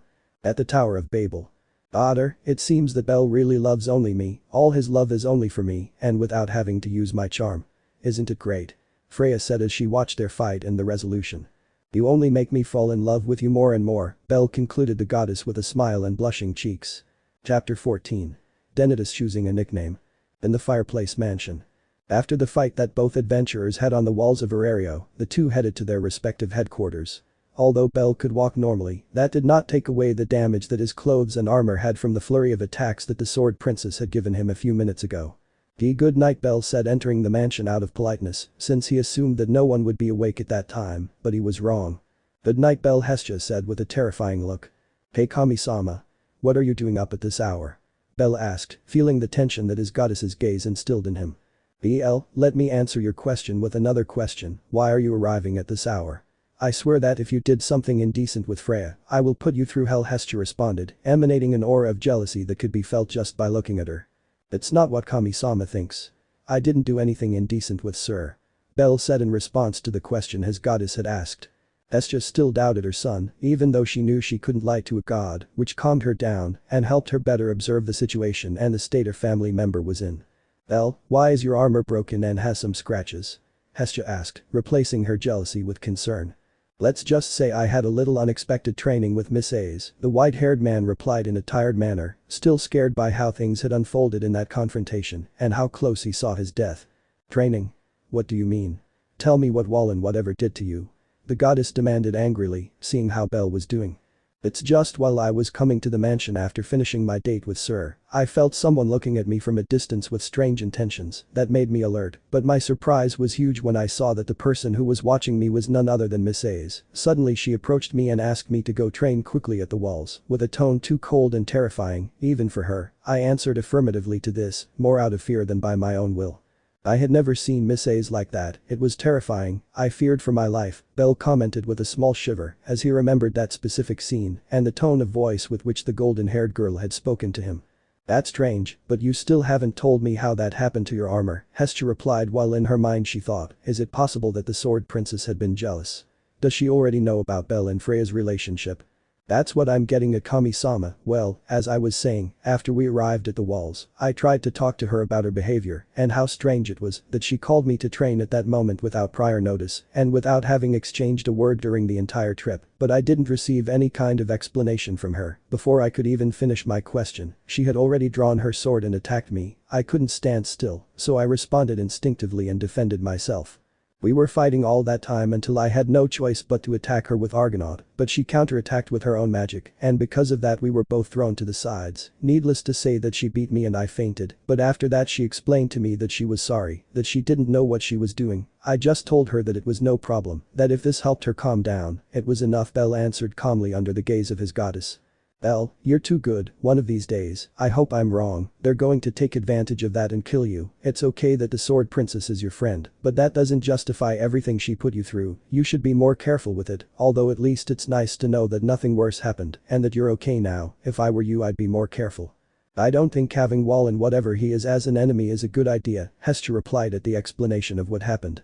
Kami-sama is right, I must be more alert than ever, having problems with Miss A's is the least I want to do right now. Anyway, I think I should go to sleep now, Belle said, walking towards his room with clear tiredness on his face. Wait, Belle, I forgot to tell you that I'll be away for a while. Tomorrow there will be Denitus, and we must meet to choose the nicknames of the children who have leveled up. That includes you and your recent rise to level 5, making you draw even more attention to you and that girl. You should be more careful of your surroundings. Also I think it's a good opportunity to finally get a good nickname, Hestia commented to Belle, while pulling his sleeve to stop him. You're right, Kami-sama, with the level up I can cause more problems for myself and those around me. Regarding the nickname I think it would be good to finally have a normal nickname. I'm not saying good because that would be asking too much, Belle answered scratching his hair and remembering that his current nickname was Rabbit Feet, which while it fit perfectly, wasn't exactly good. Don't worry about that, Belle, I'll take care of getting you a good nickname, Hestia said while raising her thumb in the direction of her adventure. I trust you, Kami-sama. Well, I have to go to sleep now, and I think you do too, Bell replied as he entered his room. Hestia was left alone in the hallway and decided to head to her room, where she asked a question in the air, a question to which she would soon know the answer. Freya, will you show up at this dentist like you did on previous occasions? The next day, in the morning. Good morning, family, said a sleepy Bell while covering his yawn with a hand. Good morning, Bell. What time did you arrive yesterday that no one saw you? Don't tell me you finally decided to follow the path of men with Syr, and Welf said provocatively to see his friend's reaction. It's not that. I didn't do any of that. Who do you think I am? Bell said with a big blush on his face. Don't worry, Bell, don't listen to Welf, we all know you're not capable of doing those things, Mikoto responded in defense of her friend. Mikoto is right, Bell wouldn't be capable of something like that, right? Said with doubt a pretty member of the Hestia family, the beautiful Reynard named Harahim. Harahim, why did you hesitate? Bell asked somewhat nervously. It's because you're a man and all men at some point become interested in those things, so we could think that, Harahim said, blushing as she spoke. Okay. I don't want to know the rest of that, Bell replied, even more blushing than the girl next to him. At that moment, the boy had regretted having asked that question. Lily thinks Bell is a secret pervert, that his innocent child aura is a facade, Lily replied, giving her point of view on the situation at hand. I've thought about it too, but every day I'm more convinced that things aren't going that way, Lilicuajo. He's just stupid and gets nervous around women. All those situations that have happened could be called pervert's luck, although in this case it would be luck of the innocent, Welf replied to the little hobbit statement. Okay, I guess Bell has to go visit someone right now, or am I wrong? Mikoto asked the white-haired man in front of her. Why, you're right, Mikoto, I'll go visit Syr, sorry I can't stay for breakfast, Bell responded to the Oriental's question. By the way, Welf, could you help me make another armor? Let's just say I had an unexpected encounter yesterday, Bell added to his previous words while directing his question to the blacksmith. Another armor?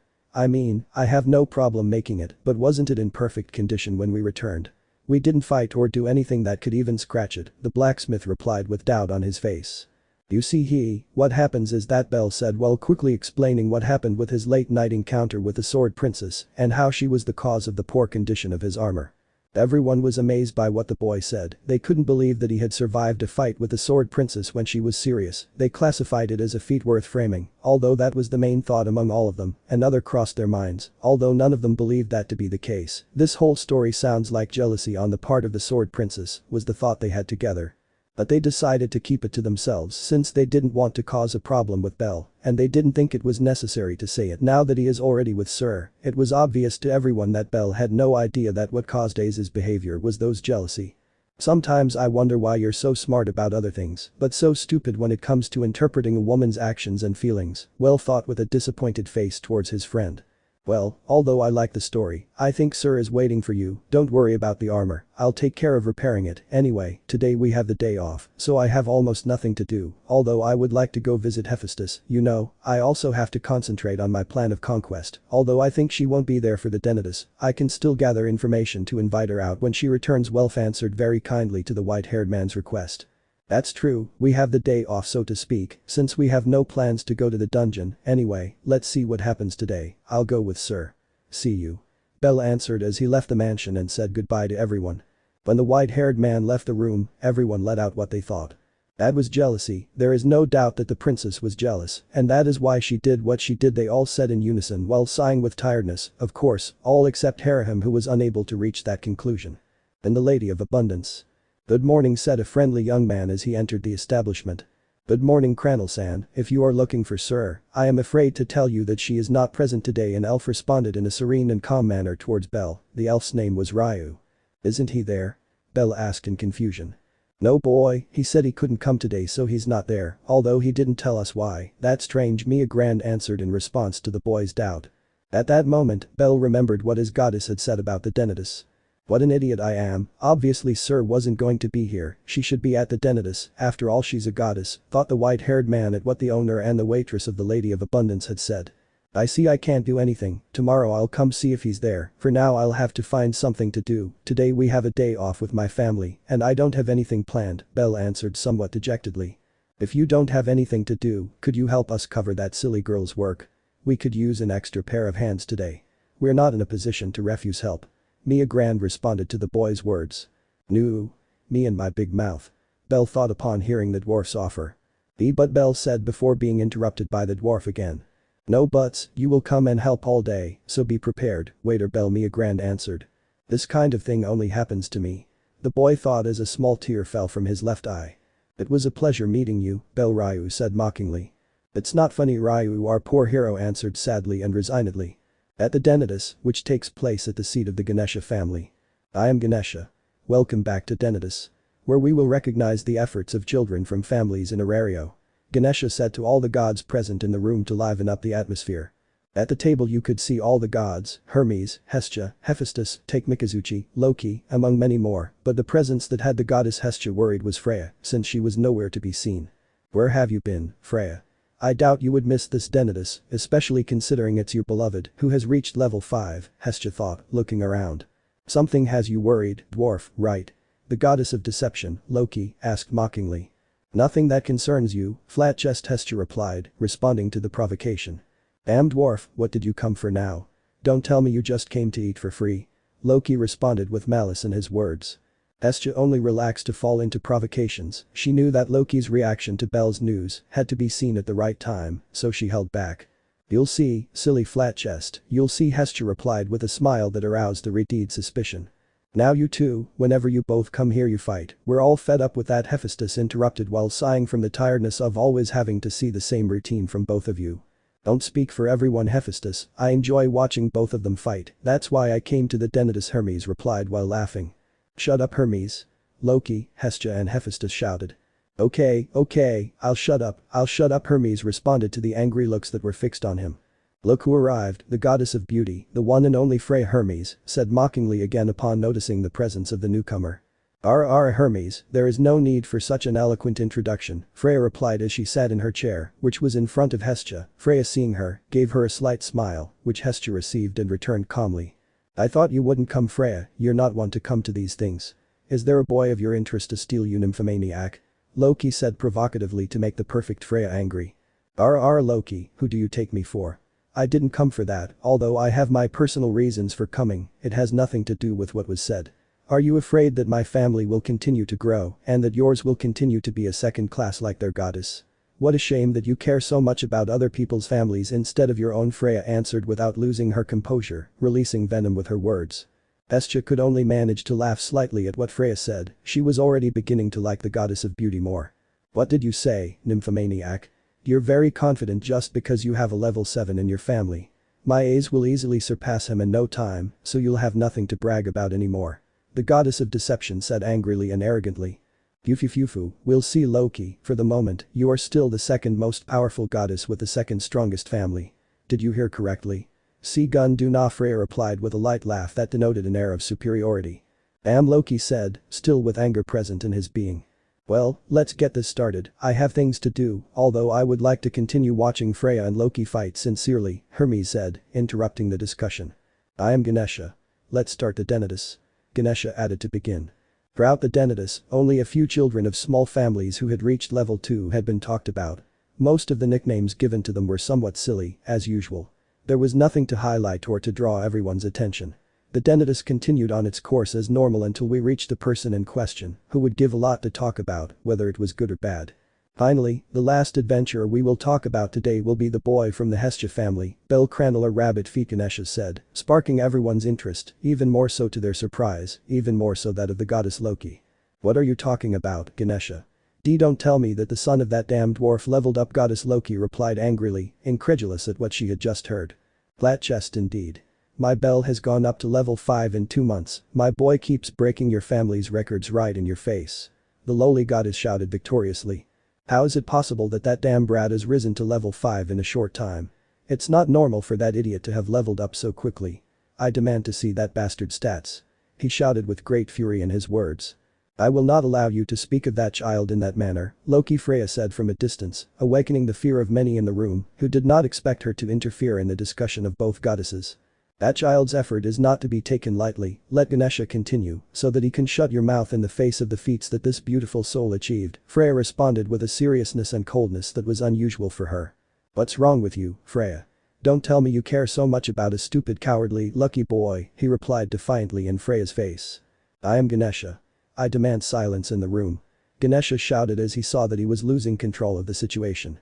The reasons for his level up are the following: he, along with a group on his second expedition, managed to defeat an irregular Goliath on the 17th floor that had killed monsters and adventurers. We found out about this when they returned and gave their testimony, said Ganesha, naming the young man's first feat.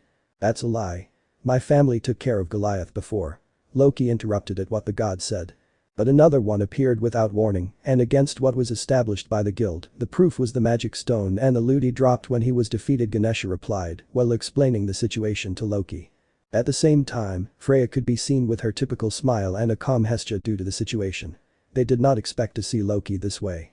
Hephaestus remained on the sidelines and Hermes only marveled at the feats that the last hero of Aurario had performed. I continue with what concerns Bel, Ganesha said. Isn't that all? Defeating an irregular Goliath wasn't the only thing that brat did. The red-haired goddess said, still incredulous. You'll be surprised at what that kid did to level up, Freya said seriously.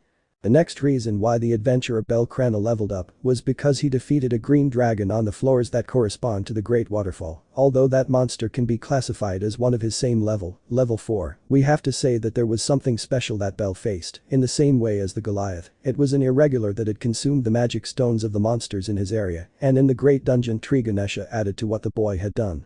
This surprised everyone. They knew that a green dragon was not an easy rival. It could cause many problems to experienced adventurers, but the fact that it is irregular and that in a group where there were adventurers with levels no higher than 4 they will defeat it was enough to recognize them. Hermes only remained with a smile of pride, as did Freya and Hestia. The three already knew about what happened, he from Aisha's mouth, Freya from Bel himself, and Hestia in the same way.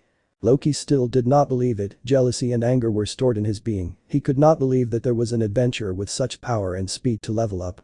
But that's not all, Ganesha said, further awakening everyone's interest, even Hestia, Freya and Hermes, although they stayed away. This information is from a while ago, when Bel had only been a level 4 for a short time. According to the guild, he hadn't released it because of the problems it could cause, but he gave us permission to do so, Ganesha said before starting to speak. What do you mean it's from shortly after being level 4? Loki asked. Hestia hadn't wanted to level him up so soon, otherwise Bel would have been a level 5 for a month, right Hestia? Ganesha replied, surprising all the gods even more. That's right, Ganesha, I wanted to avoid problems besides waiting for Bel to have better stats. It wasn't convenient to level him up at that time. I waited for his skills to be at least S rank, Hestia answered, causing a stir in the room. Very few adventurers could reach S rank stats. Although Bel's level ups were irregular, they didn't expect those same ones to be with such high stats. S rank? That's impossible. Loki said, losing what little composure he had left. Some are SS and SSS rank, but I better not say anything, otherwise this will take longer than we would like, Ganesha said in a low voice. Well, what he did on his first expedition was what had already given him the right to level up. The first thing to highlight would be the fight with the intelligent moss call that had a monstrously fast regeneration. Bel managed to defeat it despite being powered up by consuming magic stones, but it didn't stop there. He participated in the fight against the gigantic snake monster named Lambton, which had been summoned by the last survivor of the Rudder family. Together with Gale, they partially took care of the Lambton, since they could not defeat it as such, which caused it to swallow them and spit them out on the 37th floor, injured and in poor physical condition, Ganesha mentioned. Many gods in the room were terrified by what they heard. They were incredulous at everything that little boy had done, but the terror was greater, since they could not believe how unfortunate that situation was and how close death seemed if they were in it. There is one more feat that the guild had censured. He and Gale defeated the juggernaut calamity god, Ganesha added finally.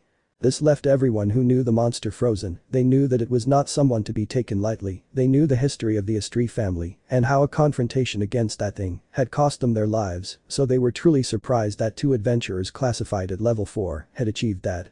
I can't believe it, Loki said. He had given up. Everything Ganesha said seemed taken from a fantasy story with the detail of being all real. She had no complaints about what she heard. She accepted that Bel had plenty of reasons to level up. So that's what happened, Hermes managed to say, incredulous about what had happened. Aisha hadn't gone into details since she wasn't present for much of it. That boy surprises me more and more, Freya said in a low voice with a blush on her cheeks. Well, leaving all that aside, we should give him a nickname that matches the boy's prowess. He deserves a worthy title, Ganesha said to begin the voting. I vote for Vanitas Otter, Freya said, raising her hand. There you go again, Freya. Hestia replied. Fufu, don't you like my suggestion, Hestia? You're so mean. I just want to help, Freya replied with a small laugh. How do you think I would like it? Hestia answered again. If you'll excuse me, I have a suggestion. Hermes said, standing up. As long as it's not another one of your jokes it's fine, Hermes Hestia said. That boy will become the greatest hero Aurelio has ever seen, his speed is truly great and his courage is the same, I vote for Hero of the White Flash Hermes mentioned. Many seemed convinced, finally there was a serious suggestion from that idiot god. We vote for the nickname Hero of the White Flash, all the gods said in unison, all except Loki who was still silent and angry. Decided. The new nickname of the adventurer bellcranel will be Hero of the White Flash. Ganesha concluded, thus ending the Denitus. Moments after finishing the Denitus. Hero of the White Flash, I don't deny that I would like it to be Vanitas Audra, although it is a whim of mine, Fufufufu Freya said as she walked to the exit. I hope you continue to surprise me, my love Freya finished. Freya someone said to the goddess of beauty. What's wrong Hestia? Freya asked at the little goddess's call. Take care of my Belle, he really loves you, I hope it's not another one of your whims Hestia said seriously. This took Freya by surprise. Hestia, I love Belle, the last thing I want is to hurt him, I promise it's true, Freya said calmly and quietly as well as sweetly in the face of Hestia's concern. Okay, I trust you Hestia said as she went on her way. I really love him, Hestia Freya said to herself as she remembered every moment with Belle, which brought a big smile to her face, a sweet and sincere smile. Chapter 15. Couple's Day, Trouble in Sight. That same day at night. I'm home Belle, I have good news for you. Said Hestia entering the fireplace mansion after the Denitus. Oh good night Hestia. If you're looking for Belle, he's not here, he hasn't come since morning, Mikoto responded to the goddess's greeting while preparing dinner. What's he doing? Don't tell me he finally went up to base with Syr, and that's why they haven't come Juju, Welf said, laughing slightly as he imagined his friend in that kind of situation. Don't talk nonsense Welf. There's no way Belle could have done something like that. Lily shouted out of nervousness at the thought of Belle doing something like that. I doubt that's the case Harahim added to what the blacksmith said. That's impossible, Freya was present at the Denitus, so there's no way she spent the whole day with Syr, she can't be in two places at once, right?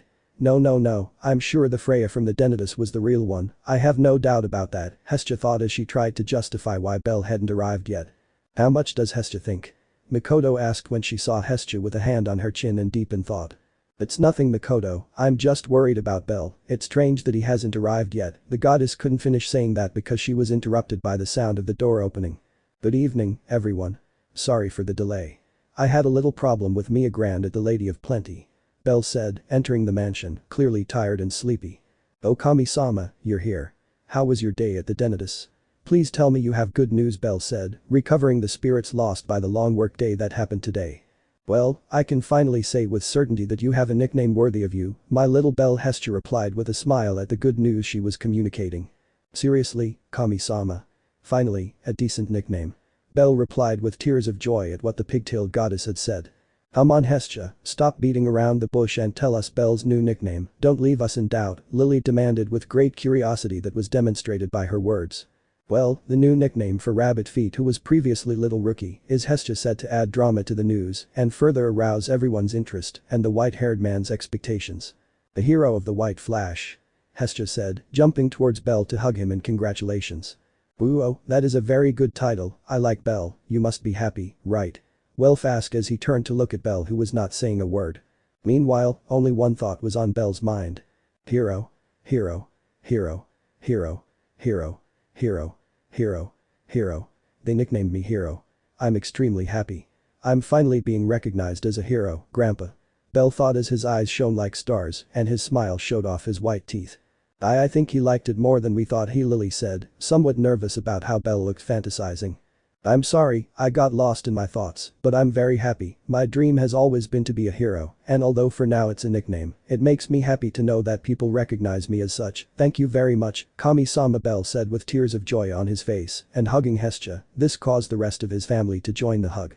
The whole atmosphere was calm and cheerful, they were happy for their companion's joy, they knew better than anyone the effort that Belle had put into being a hero, and to be recognized in that way, there was no adventurer in Aurelio who did not know how irregularly strong Belle is, but only those close to him knew how much he had tried and fought for it, all the times he was on the verge of death, all the people he saved by risking his life for the well-being of others.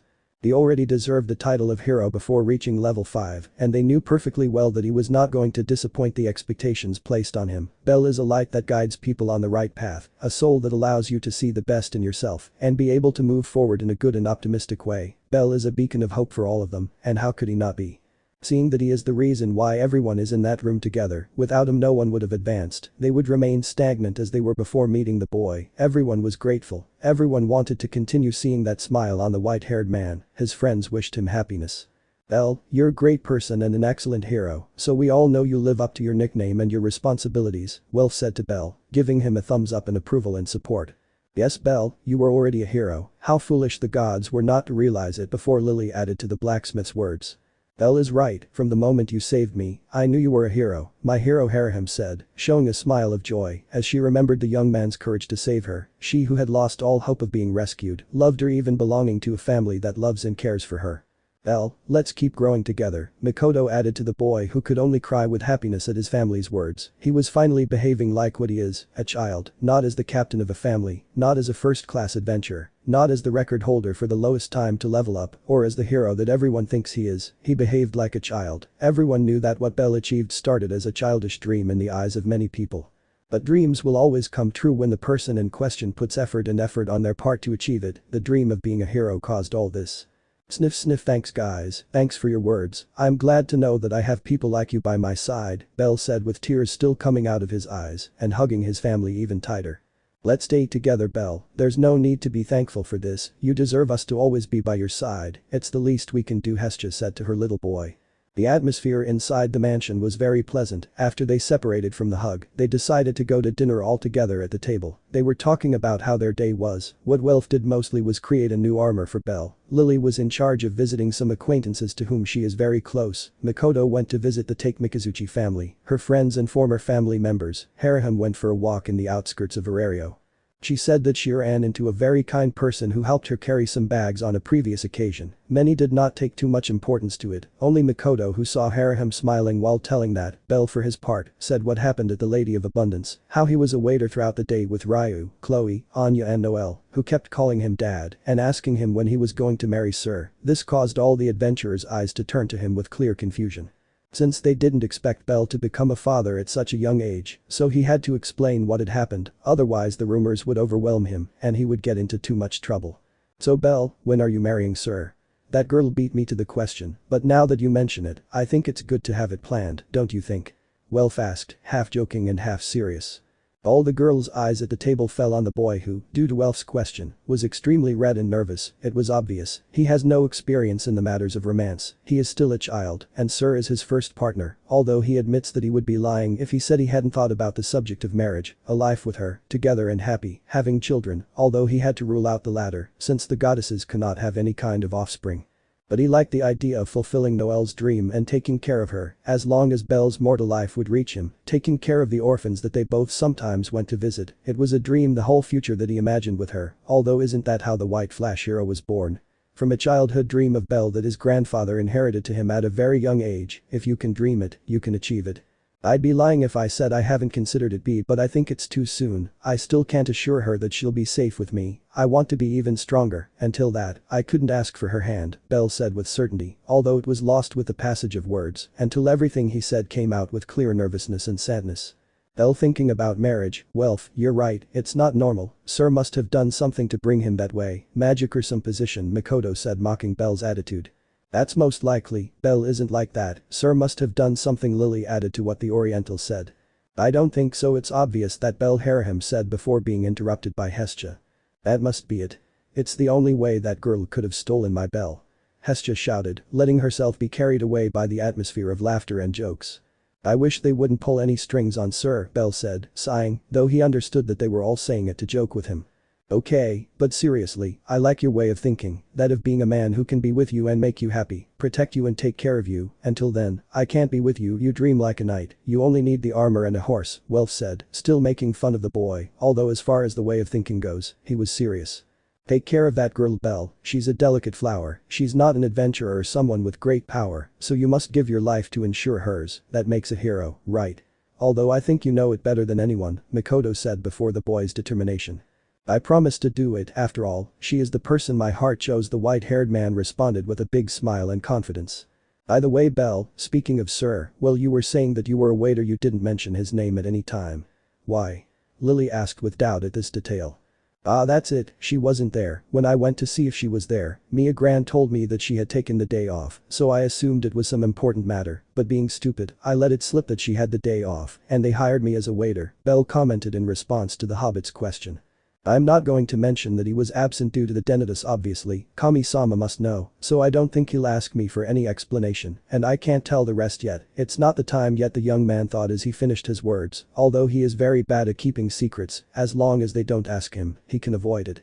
Ah, I see, it must have been very important not to be able to see your little Belle, Welf said sarcastically. She doesn't call me that. Belle said nervously at his friend's mockery. Okay, don't bother, I was just playing. I guess you'll be able to see her tomorrow. We'll still have days off. The day after tomorrow we'll go train in the dungeon. What do you think? That gives me time to have Belle's armor ready. Welf said, presenting the question to everyone to get their opinion. Sounds good to me, so I can help Haraham clean the mansion, Mikoto said as she collected the dinner dishes next to Renard. Sounds good to me, Welf, we'll need the armor with how dangerous the dungeon has become, Belle said, accepting the Reed suggestion. We are not in need of money, so we can give ourselves that freedom. I think the debt with Hephaestus has been well paid so far, we only need about 80 million, although it's easy to say, Lily added.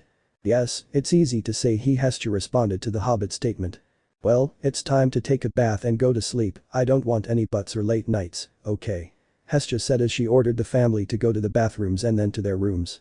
Everyone took a quiet bath, the girls relaxed together, while Welf continued to bother Belle in the men's bathroom. You could say that they finally had a very pleasant calm, after so many problems they had lived, although you could think it was bad. Quiet moments from time to time are not bad, as long as you do not get used to them only. The next day. Good morning family, I'm leaving, I'm going to visit Syr to see how she's doing, I hope Mia Gran gives me permission to take her on a date, Belle said as he left the mansion. Say hello to Syr from us, Belle, tell him we look forward to his visit to the mansion someday, Mikoto said as she watched the white-haired man leave. Oh, that boy with as much energy as always, I wonder if he's like that in bed, Aisha said in the mansion's dining room. Belle hadn't realized that she was there having breakfast with Haraham, just visiting.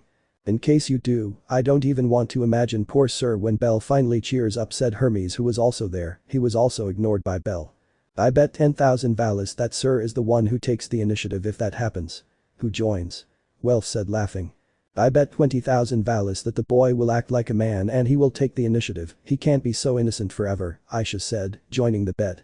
I bet the same amount as Aisha, with the detail that I think Syr will take the initiative. You can see that girl is holding back the urge to eat little Belle's carrot, Hermes said with a tone that denoted perversion.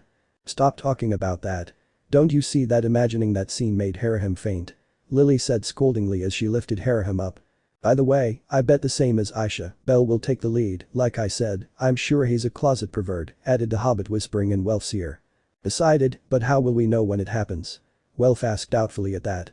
I think we'll know just by looking at Belle, let's not say he's good at hiding it, although knowing him, they'll do it until they get married, I hope I'm wrong, I don't want to wait that long to find out, Hermes said, thinking coldly about how to identify him. Zeus, I hope you have educated Belle well on how to make love, knowing what you are like, you must have even given him secrets of the gods, Hermes thought with amusement on his face. Everyone noticed it, although they preferred not to ask. Nobody knows what stupidity Hermes can come up with. And the Lady of Abundance. But seriously, Syr, you should have seen Belle, we tried to put the maid outfit on him, but it wasn't possible, he resisted so we stopped trying, Chloe said laughing to her friend who didn't show up yesterday.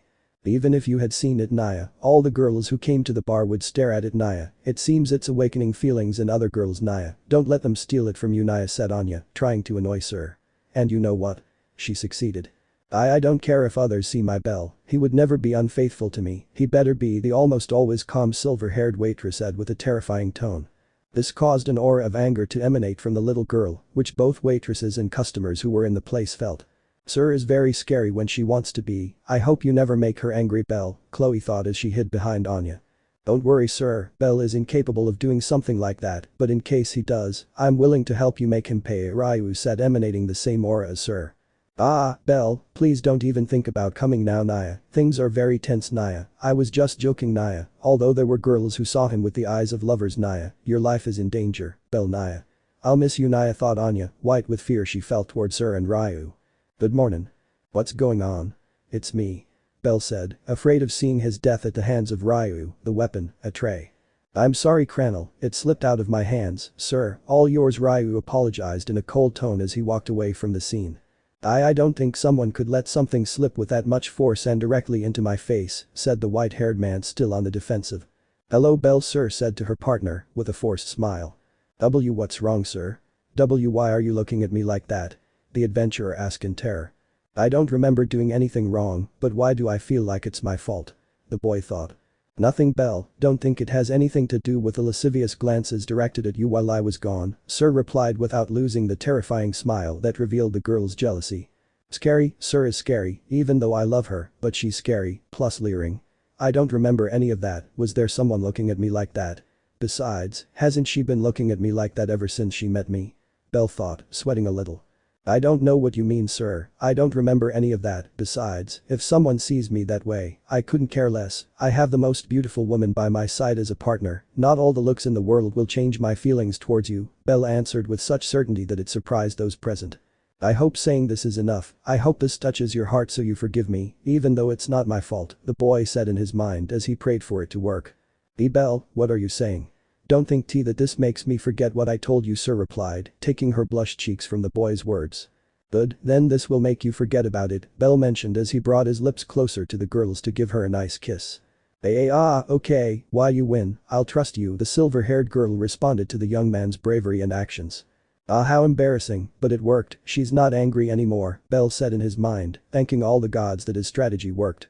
Wow boy, you found a way to take control of the relationship, I thought Syr would be the one wearing pants all the time, Mia Grand said from the bar. But I remember telling you that no displays of affection in here, added the dwarf. I'm sorry Mia Grand, I couldn't resist, Belle replied to the dwarf.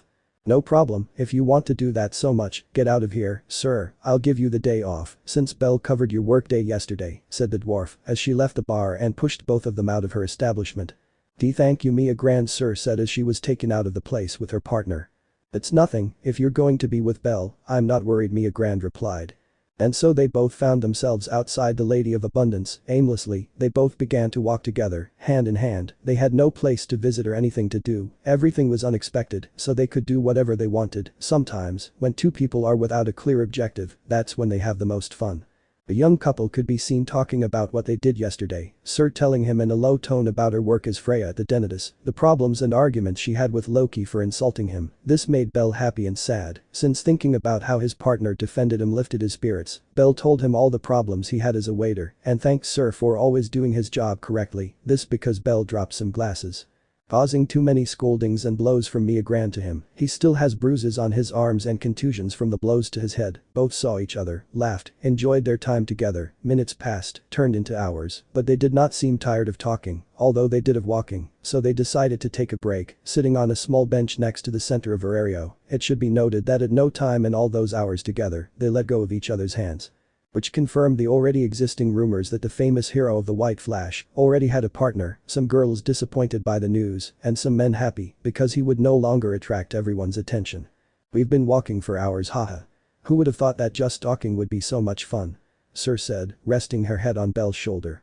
You're right, Syr, although I think it's because we're both in love, this makes us enjoy time together more, whatever we do, Belle replied, wrapping his arm around Syr. It's true, I could spend days like this if it's with you, replied the silver-haired girl as she looked to see her man. Me too, Belle replied with a sweet smile, although it was lost when he tried to speak again. Syr, there's something I'd like to ask you, is it okay if I do it? Belle said seriously. Of course, Belle, I promised you no more secrets, right? The girl answered sweetly and kindly.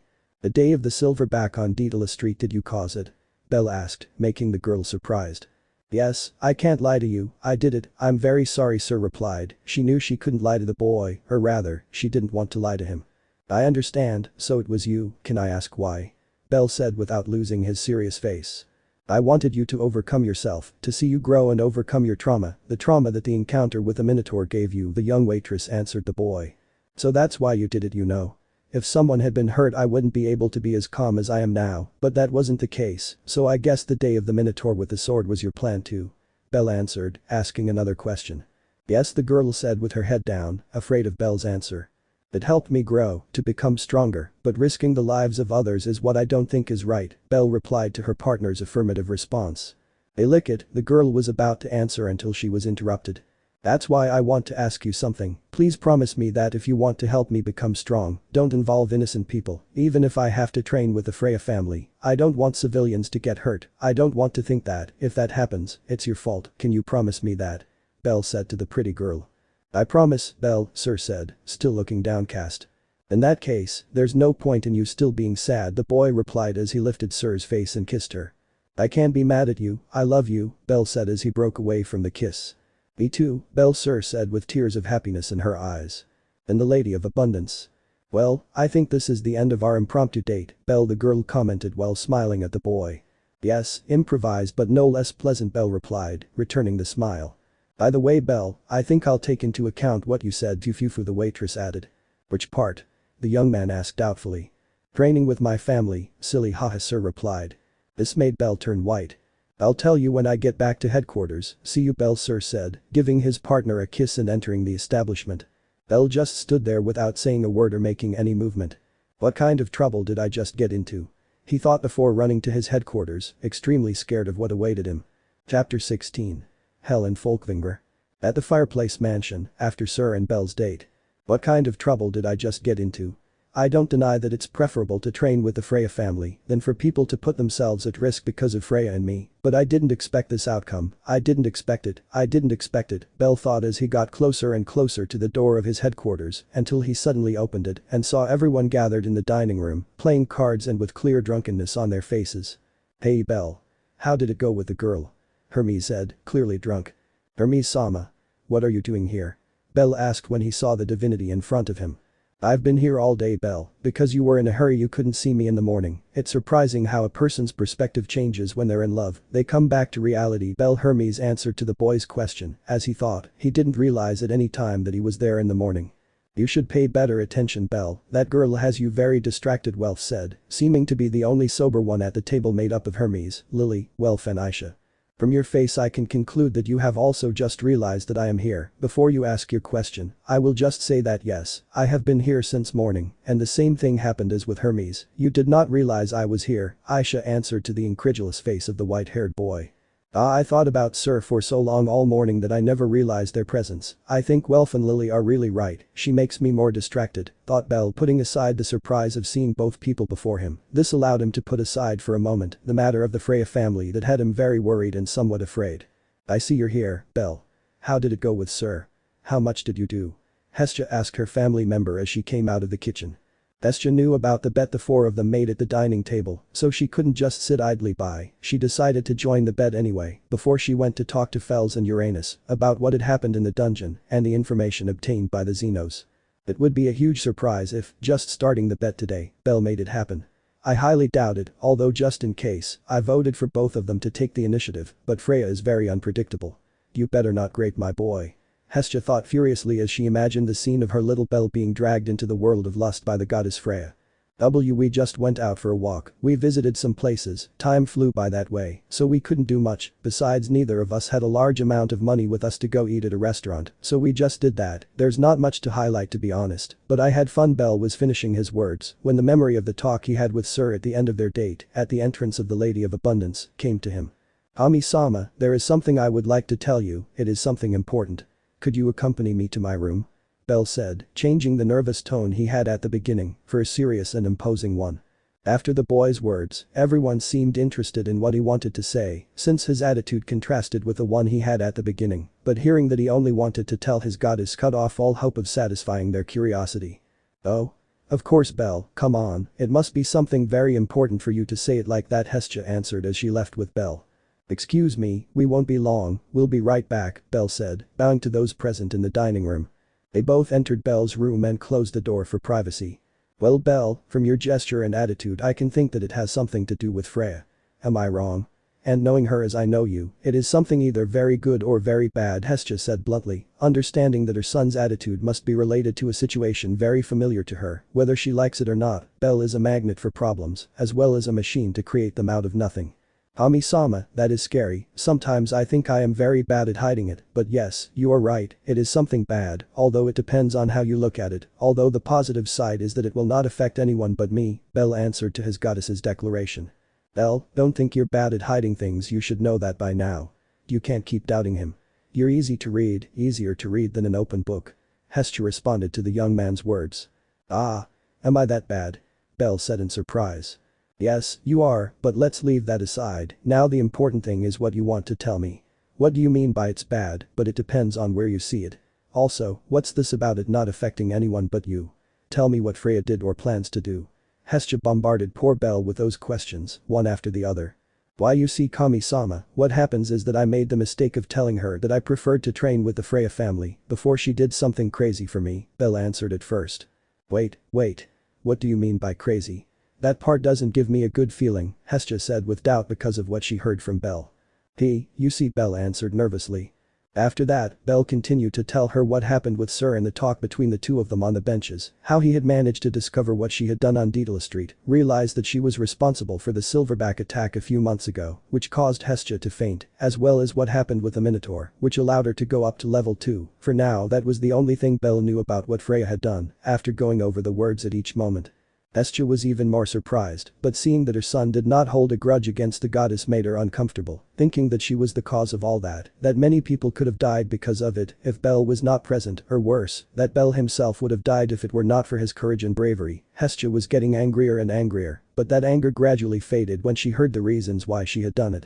Although she did not accept the methods that Freya used, it was well known that the results for Belle's growth had been more than good. Even so, the end does not justify the means. That is why Belle, seeing the uncomfortable face of his goddess, continued to say what caused his nervousness.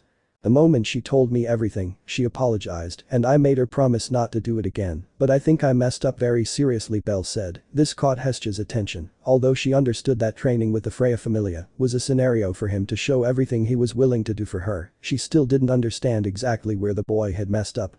Freya, she took my words seriously, so she is planning for me to train with her family. Tomorrow she will tell me when and at what time she would do it, Belle said to his goddess to reveal what happened.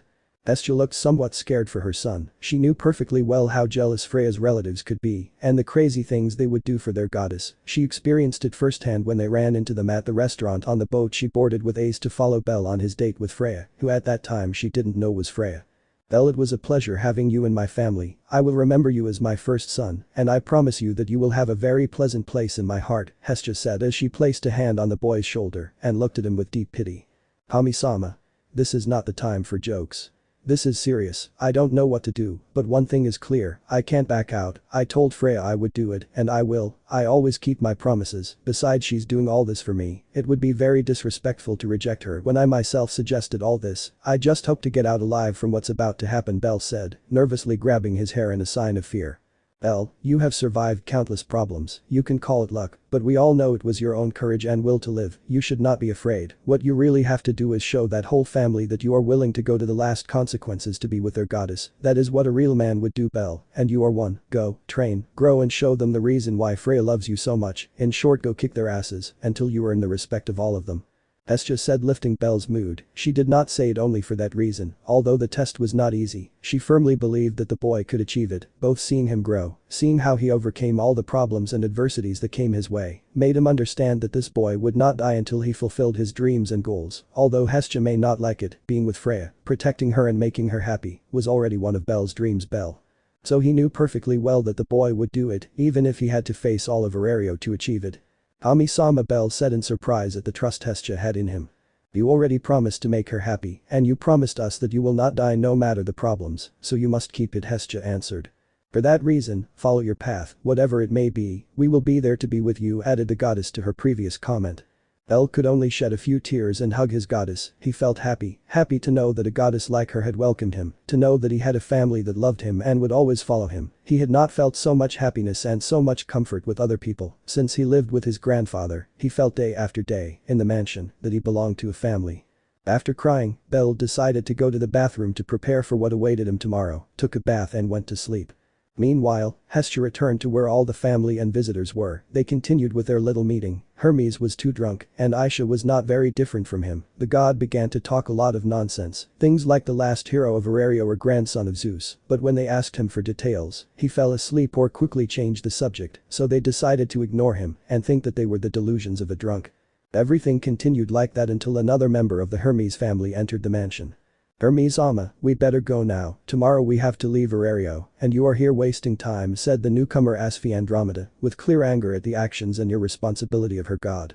Come on Asfi, don't get upset, I'm just having a good time with friends, don't get angry, then you'll get wrinkles and scare men away, Hermes said in response to Asfi's words. What he didn't know was what saying that would cause him. What did Hermes-sama just say?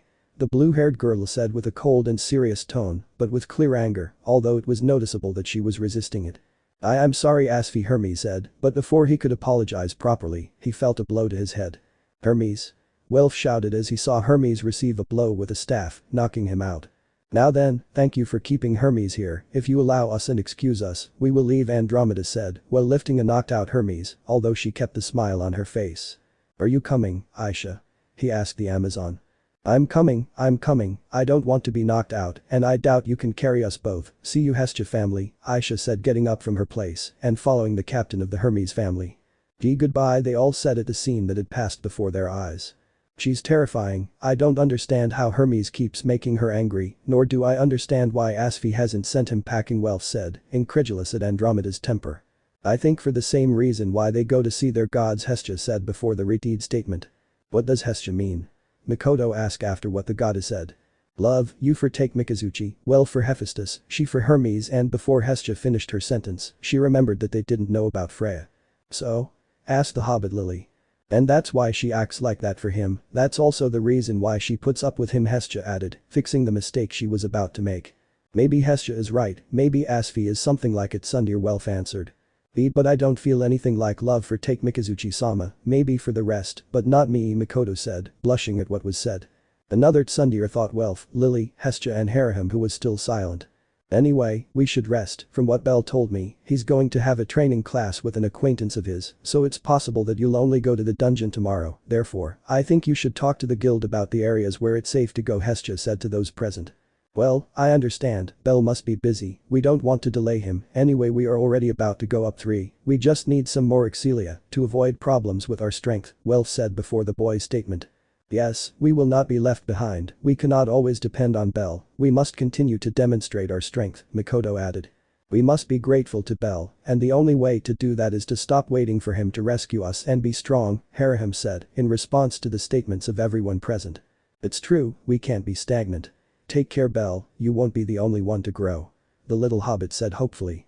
I'm glad to know that everyone wants to continue growing, for now, go to sleep, I think it's best, Hestia said smiling at her family, she was grateful for how happy her life had become since Bell came into her life, but she knew perfectly well that that happiness was not only for Bell, it was for each and every one of those present in the mansion.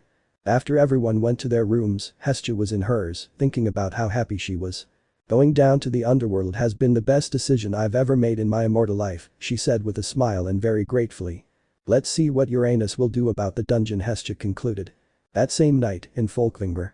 Entering the Freya family headquarters, 2 figures could be seen, the first was the one nicknamed the King, although his name was Otter, the strongest adventurer in all of Aurario, and the only adventurer who currently has level 7, at his side, was the goddess of the family, Freya herself, who walked beside him in her goddess form, not as the waitresser.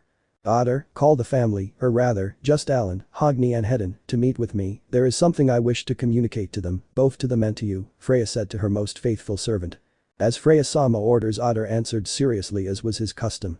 I want to see how they will take the news of the training with Bell, I have to make it clear that if they do anything to my bunny, they will receive my wrath, anyway, I doubt that my Bell will perish, he always surprises me and finds strength when you least think he could, thought Freya with a smile on her face. Heading to where the goddess was, a girl named Helen approached to greet her. Good evening, Freya-sama, the girl in question said to her goddess. Ignore the leaf she's holding in the picture. It's very hard to find images of Helen. Good evening Helen, Freya replied to the girl's welcome. I see you had a nice day with Bell, I'm glad you did, the girl added to her greeting. So you were watching us. Well. What do you think of him? Freya asked, beating around the bush. She knew that Helen intended to kill Bell, but she didn't know if that feeling still existed. What I think is unnecessary, Freya-sama, but if you ask my opinion, I can only say that if you are happy, I am happy for you too, the girl answered in a serious tone. She knew that there was no way she would accept that relationship, but that little by little was changing, although feeling that Freya was lowering herself to the level of a human made her uncomfortable. She had never seen her goddess so happy as now, furthermore, after what happened with her, Freya and the young man in question. Helen could understand that he would do everything possible to protect the divinity. For that reason he earned the respect of many in Aurario and hers. In any case, if she was against the relationship, there was nothing she could do. She was already conditioned by the family after her previous actions. That boy shows us every day why he chose him as a partner. I accept that my actions were hasty, so he has my support and loyalty to whatever you decide, Freya-sama, the young woman concluded. Thanks Helen, that's good to know. I hope that doesn't change, Freya responded to her daughter's words of encouragement. So it will be, Helen answered. Freya walked away from Helen and headed to where Hedin, Hogni, Alan and Otter were gathered. She was about to give them some news that some would take with indifference, Hogni, Hedin and Otter's case, but one person in particular would take as a unique opportunity, Alan's case. Good night my children, thank you for coming, Freya said to her family, who were lying bowed at her feet. Good evening Freya-sama, it is our pleasure to be able to receive you and see you today, they all responded in unison. You don't have to be so formal, stand up, Freya said very calmly and happily. As Freya-sama ordered, they all said in unison again. It wasn't an order, it was a suggestion, Freya whispered to herself, somewhat amused. Well, I gathered you in this place and at this time for a specific reason. Bell has suggested that he would be pleased to train in combat with one of you. I can't send all four of you, since it would be focusing all our strength solely on training, despite the fact that for external reasons, they found out about my relationship with him, which made me angry because I made it clear that they shouldn't follow me, although they have already suffered their punishment. I can't put it above the family and its responsibilities, so whoever wishes to volunteer to train him is within their right to step forward, Freya said to her children while they looked on in disbelief. They couldn't believe that this little idiot had suggested something like that, knowing that they all had, at most, hatred or something similar towards him. That little idiot, all my efforts to avoid contact between other members of the family and you, for you to come to me with this, it seems that you do not understand the gravity of the situation. Anyone here, well except Hogni, has a brain problem because of how idiotic and ignorant he is. They want to kill him. I can't say that I don't want to, it's true that I dislike him, but if it weren't for the time I knew him and saw him, I would be with an insatiable anger like Alan. I must step forward, I hate to admit it, but it's the only way to keep him safe from everyone else. Goodbye to my beloved free time. Hedin thought, somewhat angry to know what Bell had done and said. Hedin was going to take a step to be a candidate for the young white-haired man's teacher, but without warning, contrary to what everyone could imagine, someone got there first. I offer to train the boy, Freya-sama, Alan said in a stoic and serious manner. This caused surprise in those present in the room. Damn, this is bad. The worst person who could offer himself was him. Not even Otter would cause as many problems as Alan would. I must do something. It is not possible that that human causes me so many problems, but everything is for the happiness of Freya-sama, the elf thought desperately at the turn of events. If Freya-sama allows me, I would like to train him as well, Hedin said. I wasn't expecting 2 volunteers, that's surprising. May I know the reason, Hedin? I think Alan would be a good choice. After all, both Bell and Alan are hand-to-hand combatants, Freya said in response to the surprising but not unexpected request. Hedin froze, he had no clear answer to give his goddess, he knew that Alan was better at being the young man's teacher. It's more for personal reasons, Freya-sama, I've had the pleasure of being in contact with him, and I think I can help him in a good way, the elf replied, knowing that it's almost impossible for Freya to accept such a reason. So in touch, sorry Hedin, but that's not enough reason to entrust you with this task, Freya replied to her son's request. Whatever you say, Freya-sama, Hedin said. He knew that continuing to try or insist would not work and would raise more suspicions from the family about the relationship he has with Bell. He did not want to have unnecessary attention on himself. Okay Alan, I'll leave Bell to you. I'll bring him here first thing tomorrow morning for training, Freya said to the catman. Yes, Freya-sama, I'll take care of the boy, you'll see how much he will advance, Alan said seriously, but with a look that made clear his true intention in lending himself to this. They all went their own ways away from the place, but not before Freya gave Alan a warning. I hope you don't do something that will make me angry, something you might regret, Alan, Freya said in a threatening tone towards Alan. This made the catman feel somewhat uncomfortable. I promise, Freya-sama, he said seriously. The next day, at the fireplace mansion. Bell, be careful, I don't think training with someone from the Freya family is something you should take lightly. I trust you, but you must be alert, Hestia said to the boy as he prepared to leave. I'll do my best, Kami-sama. The good thing is that Welf already had my armor ready, so I'm not unprotected. I have my Hestia dagger with me, as well as the unicorn dagger, although I doubt it will be useful when it comes to combat, Bell said, taking stock of what he was carrying for his training. He knew it wasn't going to be easy. Facing someone from the Freya family, whoever it may be, was no simple task. Show them that the nickname hero of the White Flash is not an exaggeration, Bell said the goddess with a smile. There was no one in the mansion, everyone had already gone to the dungeon for their daily work, so they could speak freely without fear of saying something. That's what I'll do, Kami-sama. I'll give my best, the white-haired man answered, smiling at his goddess. Well, go now, I don't think you should keep Freya and whoever is going to train you waiting, added the goddess as she pushed her boy out.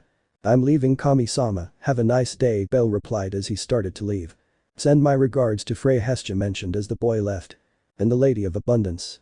In the distance stood the pretty waitress looking in the direction her young partner always went to the place. Bell took a long time, I doubt he got cold feet, after all he's not a coward, that's what the girl said while she waited for Bell. Good morning, sir. Sorry for the delay, I had to get ready for today, by the way, Kami-sama sends his regards, Bell said approaching Syr while smiling kindly at him. Good morning, Bell, don't worry, I haven't been waiting long, said Syr after what the white-haired man said. I'm glad to know that, the young man replied. Well, I think we should hurry, I'll accompany you to Folkvanger, I won't be able to be present at the training, I have work and I've already skipped it for a long time, Syr said, somewhat sad for not being able to see the fight between her beloved and the second strongest member of her family.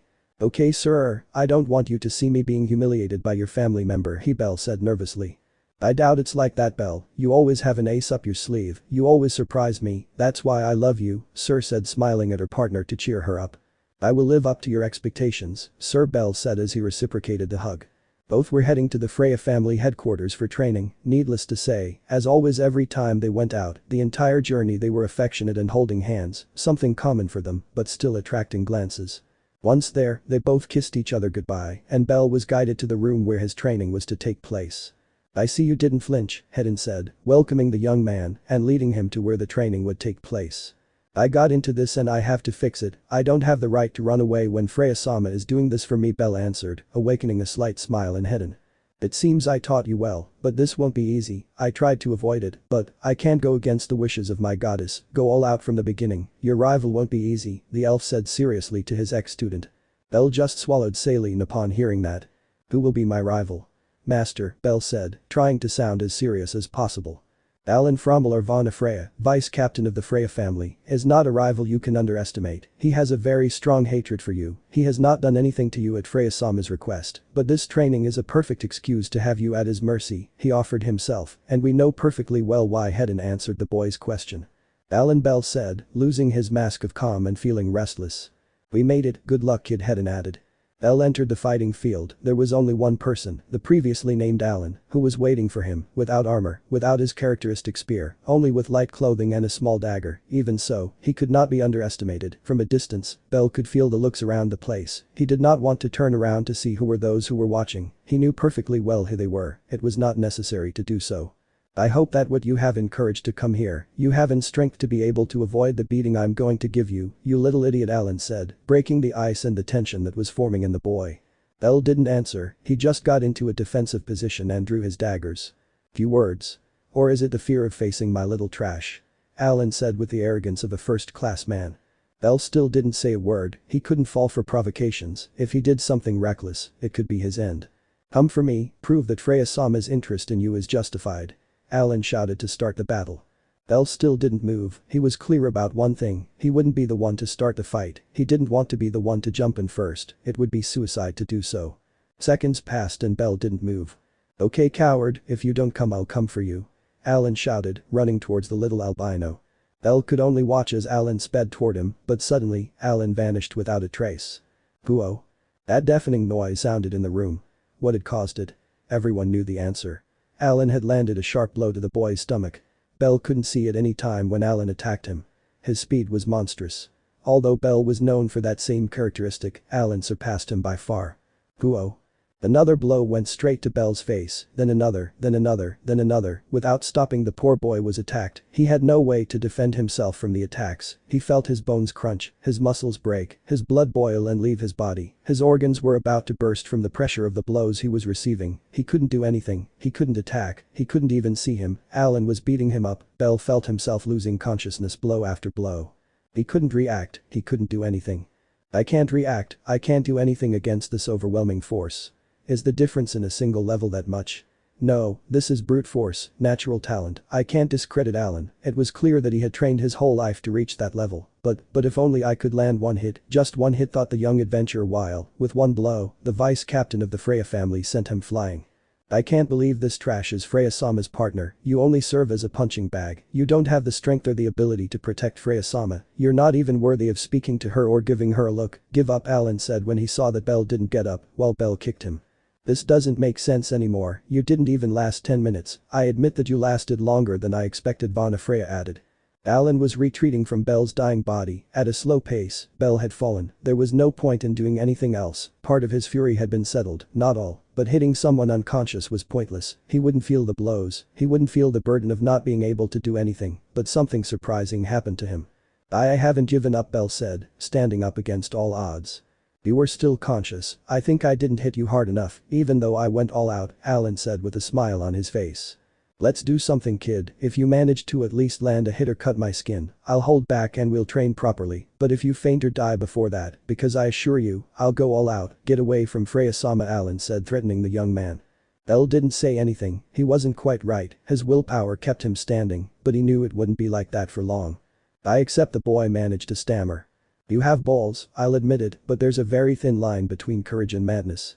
I hope yours isn't the latter, Alan said, somewhat surprised by his rival's endurance.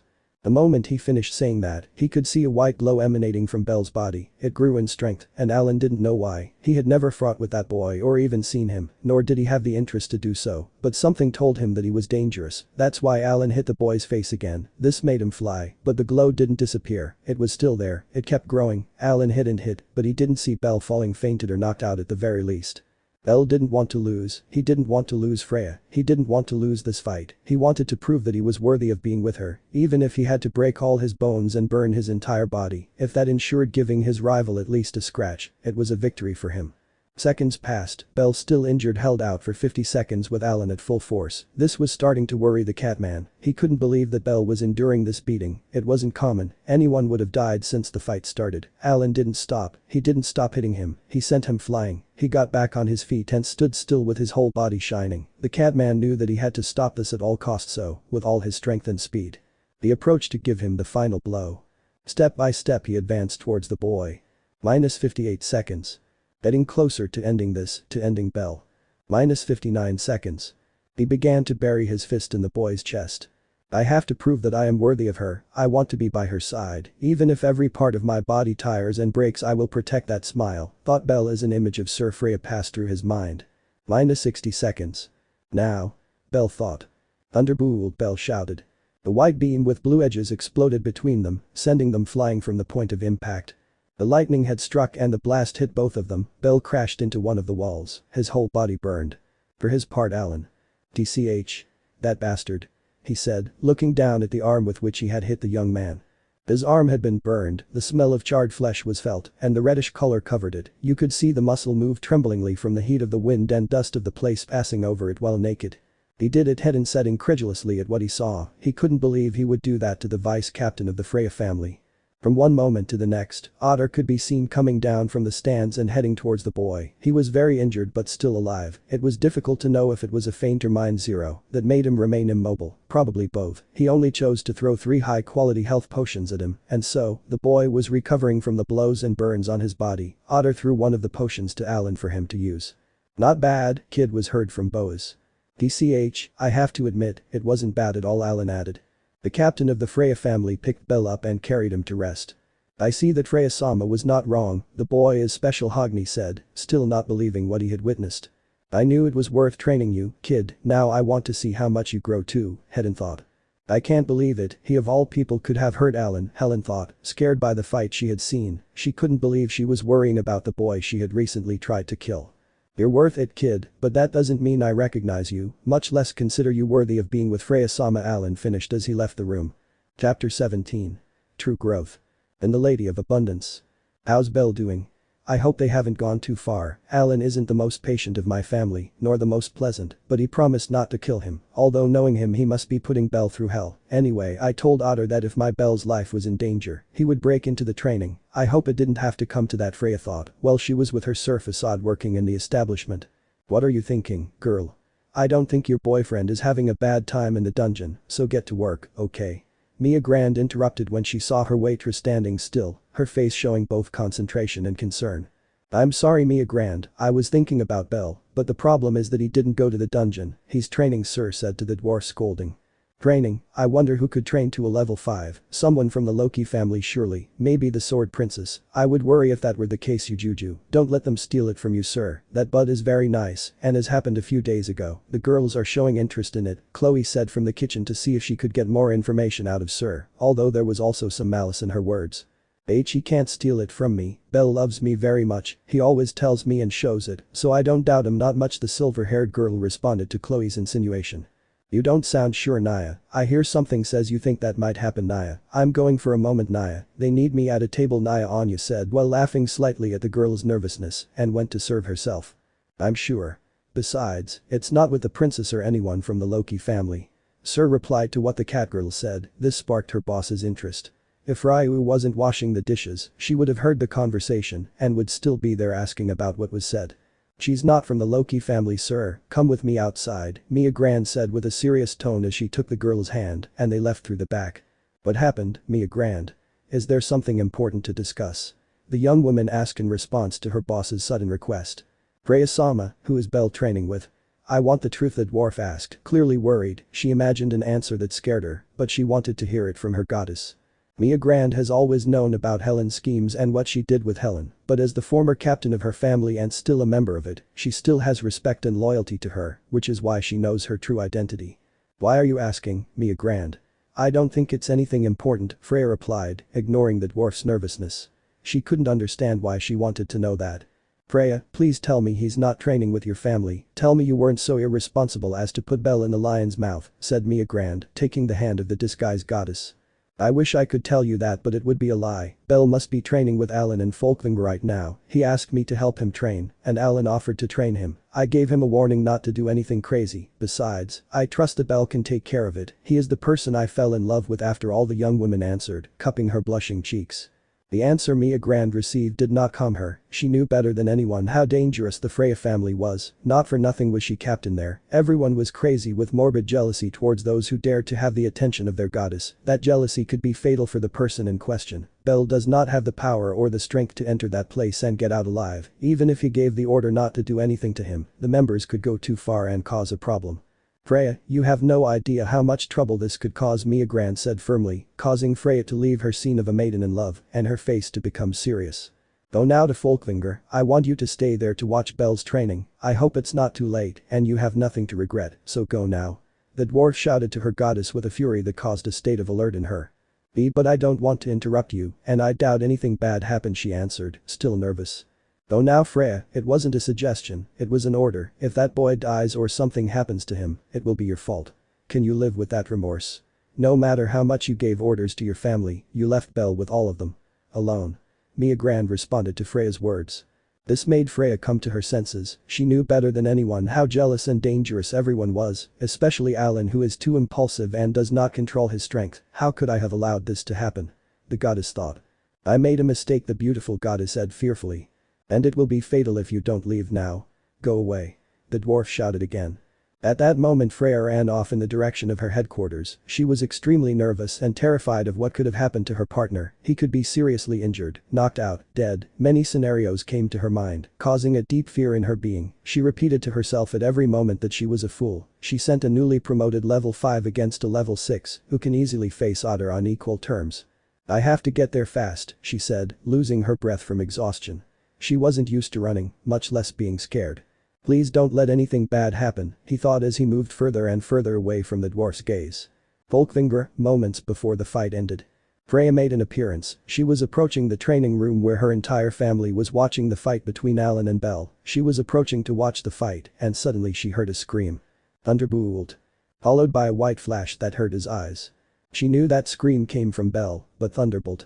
Freya wasn't aware that her partner had obtained a new magic by leveling up, she wanted to get closer to see what said magic could do, and the reason why he had to resort to it, what she saw left her scared, on one side was Alan with his arm roasted, but leaving that aside, he had no wounds, Alan was not the problem, so she didn't pay much attention to it. What her eyes were trying to see while all the dust was dissipating from the explosion was Bell. He was nowhere to be seen until she saw Otter going down and going towards a destroyed wall. That's where she saw him. The boy was lying on the floor, with his clothes almost undone, his body full of wounds, burns, and what from a distance looked like broken bones. He was in a very bad state, and he didn't get up. That made Freya feel very afraid, but she tried to keep her composure and see better what was happening. That's when she could see that the boy's soul was still in his body, shining as usual, although it was noticeably brighter, not enough to be seen with the naked eye, but if you paid attention closely you could see it. This distracted Freya for a moment until she saw that his soul was beginning to get smaller. He's dying, she thought, and started running again, but stopped when she saw Otter throwing some health potions at him, causing the wounds that were scattered all over his body to heal and close. His soul returned to normal size after that, although he still hadn't woken up, therefore, she decided to go down. What happened? He asked as he walked toward the young man. Freya Sama said all the members of the family when they saw her there, still in her waitress clothes and as Syr, they had not noticed her presence from what their eyes had just witnessed. Freya Sama, Bell is just fainted, we will take him to your headquarters to rest, Otter said until he was interrupted by the goddess. No. He'll stay here, take him to my room and let him rest there until he wakes up, I'll stay with him until then, Freya said with clear concern and anger at how things had turned out. She hadn't realized that Bell had managed to hurt Alan. It was a feat, but she didn't have time to think about that. The health of the person she loved so much was more important. As Freya Sama orders, Otter replied, carrying the boy while Freya followed him. Alan, Freya said as she turned to the catman. Yes, Freya Sama, Alan answered with his arm already healed by the potion, stoic and serious as always. I'm surprised he could do that to you, but I told you not to put his life at risk, the goddess expressed to her servant, with anger in her eyes. It wasn't your fault, Freya heard from her side. It was Bell who had said that, even with his eyes closed. Bell, Freya said in surprise. It wasn't his fault, Bell repeated as he took a breath. I told him to go all out, thanks, Alan, the boy added, while giving a smile to the vice captain of the Freya family before fainting again. This surprised everyone, but even more so Freya and Alan. On the goddess's side, she just left the conversation with her family member, she wouldn't forget it, but she was putting it off. On Vana, Freya's side, he was surprised. He didn't expect that despite everything he did to the rabbit, he could still talk, much less expect him to defend him. At that moment, Alan knew that this boy, in Otter's arms, was someone he could come to respect in the future.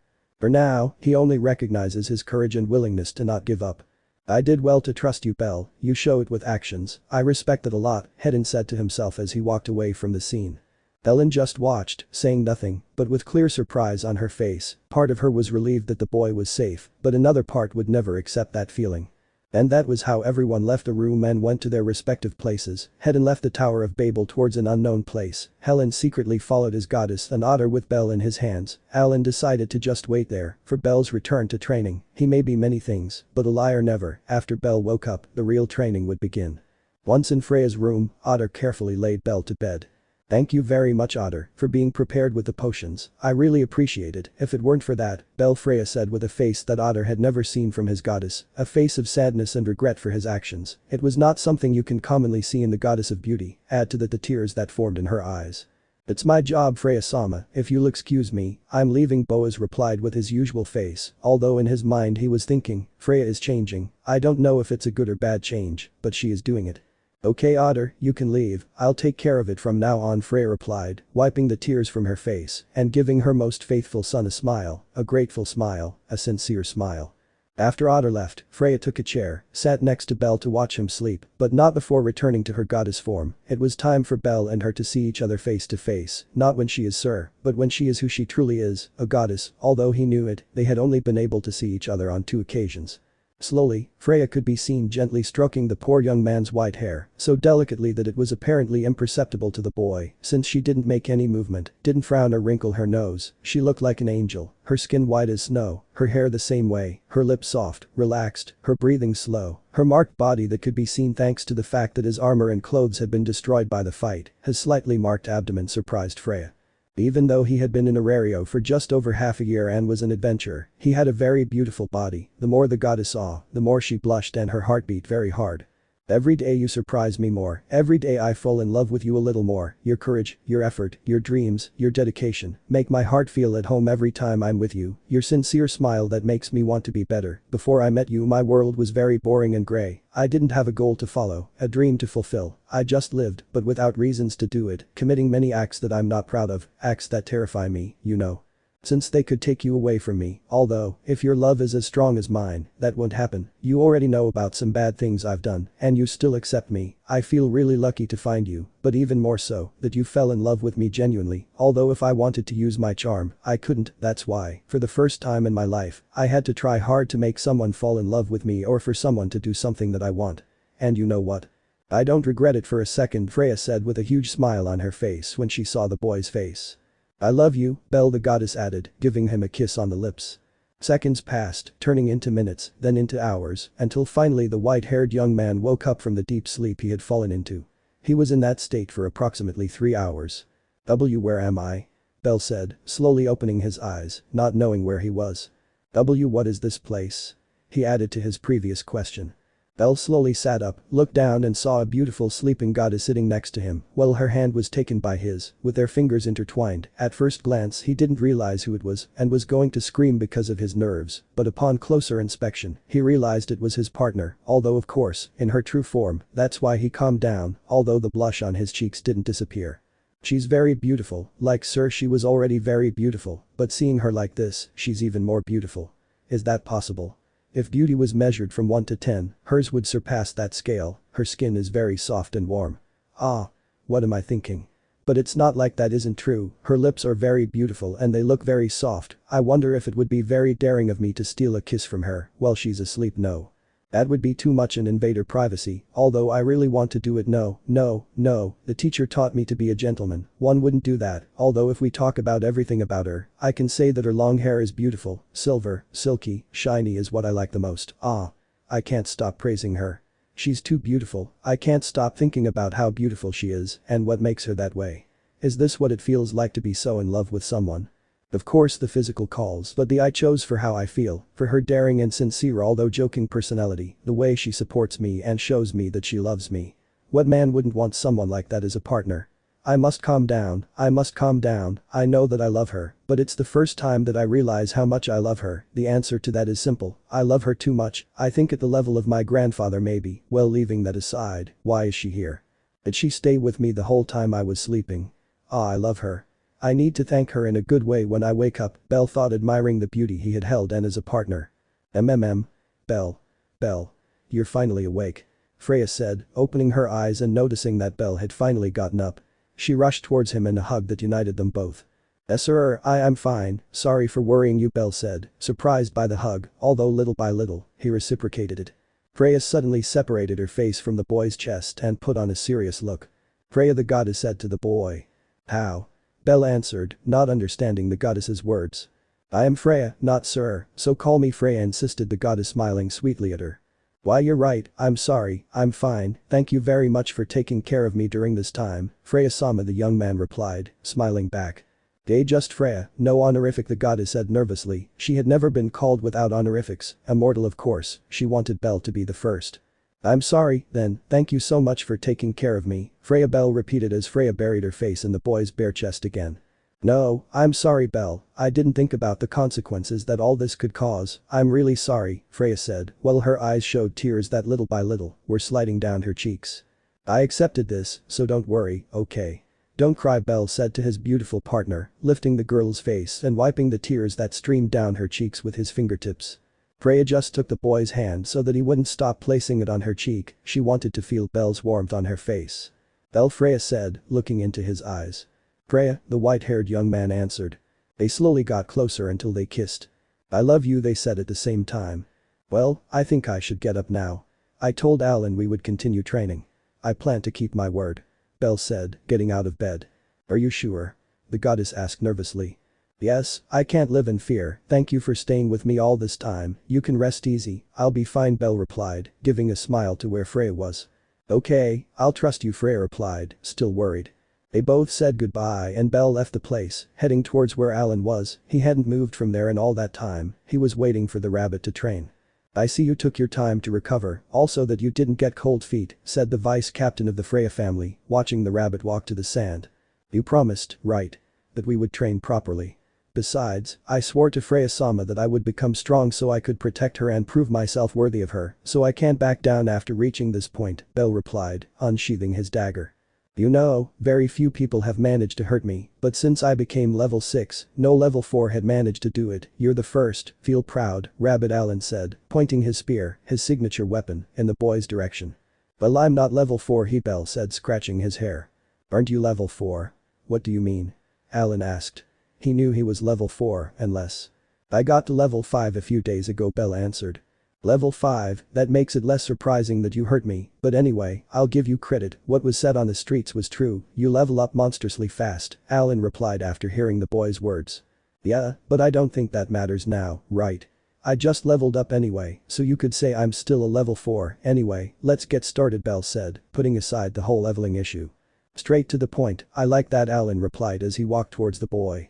The fight had started again, but not as fierce as the first time. Now it was clear that Allen was holding back or trying hard to hold back, although sometimes he put more force than necessary into his attacks, but he did it so that Bell would react, develop his senses better. Not all of his rivals will have the same level or strength as him, so it was understandable that sometimes Allen would go with more force so that he would get used to the attacks of a level 6. With great difficulty, Bell managed to avoid the spear attacks, a weapon that was a long-range attack could not be taken lightly, the distance that separated them did not allow him to land any direct blows, they were not compatible due to their fighting methods and their strategies when doing it, for that same reason, Bell had to make quick and direct attacks to specific areas of Allen's body in order to hurt him, otherwise he will never be able to get close and will lose due to fatigue or because the Catman will get bored and want to end that martyrdom quickly. From a distance, only Helen could be seen watching the training, she didn't understand how that boy could give off such an innocent and happy aura, it changed some parts of the personality of many there, from Allen who, contrary to what she knew, is calmer and seemed to enjoy training with the boy, from Hedden who, although they had spent time together, seemed very sure of having trusted Bell, the most neutral regarding the boy were Hogney and the Gulliver brothers. Since it was the first time they could meet the boy, interact with him and see him in action directly, the only thing she could observe about Hogney was that he had been surprised by the white-haired man's actions, also by the way his companion Hedden spoke well of him, that was surprising for someone who always spent his time criticizing everyone and who had a really high ego. How many surprises can you give the world, Bell? She asked herself as she left the place. On the evening of that same day, Bell had ended up injured again since he fought Allen without armor because his was destroyed in the first confrontation. Despite that, he was able to maintain his training well, he felt calm about it, he gave his best and it was enough to get out of there alive. He earned a little respect from the Freya family and became stronger according to his way of seeing things and feeling. A few minutes ago he had left the headquarters but not before saying goodbye to Freya with a kiss and a hug as was customary for them. Because of him she had lost her job, but it was already a bit late to go to the Lady of Abundance to apologize to Mia Grant. He would do it tomorrow. Allen and he had agreed to continue training properly all week, a whole week training with that exceptional adventure. It was obvious that he was going to grow a lot, but he felt bad about leaving his family in danger, so Freya and he came to an agreement which he would talk to Hestia about when he arrived at her headquarters. In the fireplace mansion. Good night, Bell said entering the mansion. BL, are you okay? Nothing happened to you? Hestia asked, throwing herself at the boy. Ami-sama, I'm fine, although my armor was destroyed again, Bell said, scratching his cheek. You have a natural talent for destroying Bell, Armor Welf said behind the goddess's back. Good night, Welf, I'm sorry, let's just say I couldn't help it, Bell replied to the blacksmith's statement. Bell, how did your training go? Mikoto asked when she saw the boy's condition. Well, it was harder than I imagined, the boy answered his friend's question. Bell always comes battered, no matter who he trains with, although I wonder who he did it with, the Loki family is on an expedition, Lily said. Well, you won't believe it, said the white-haired man, sparking the interest of those present.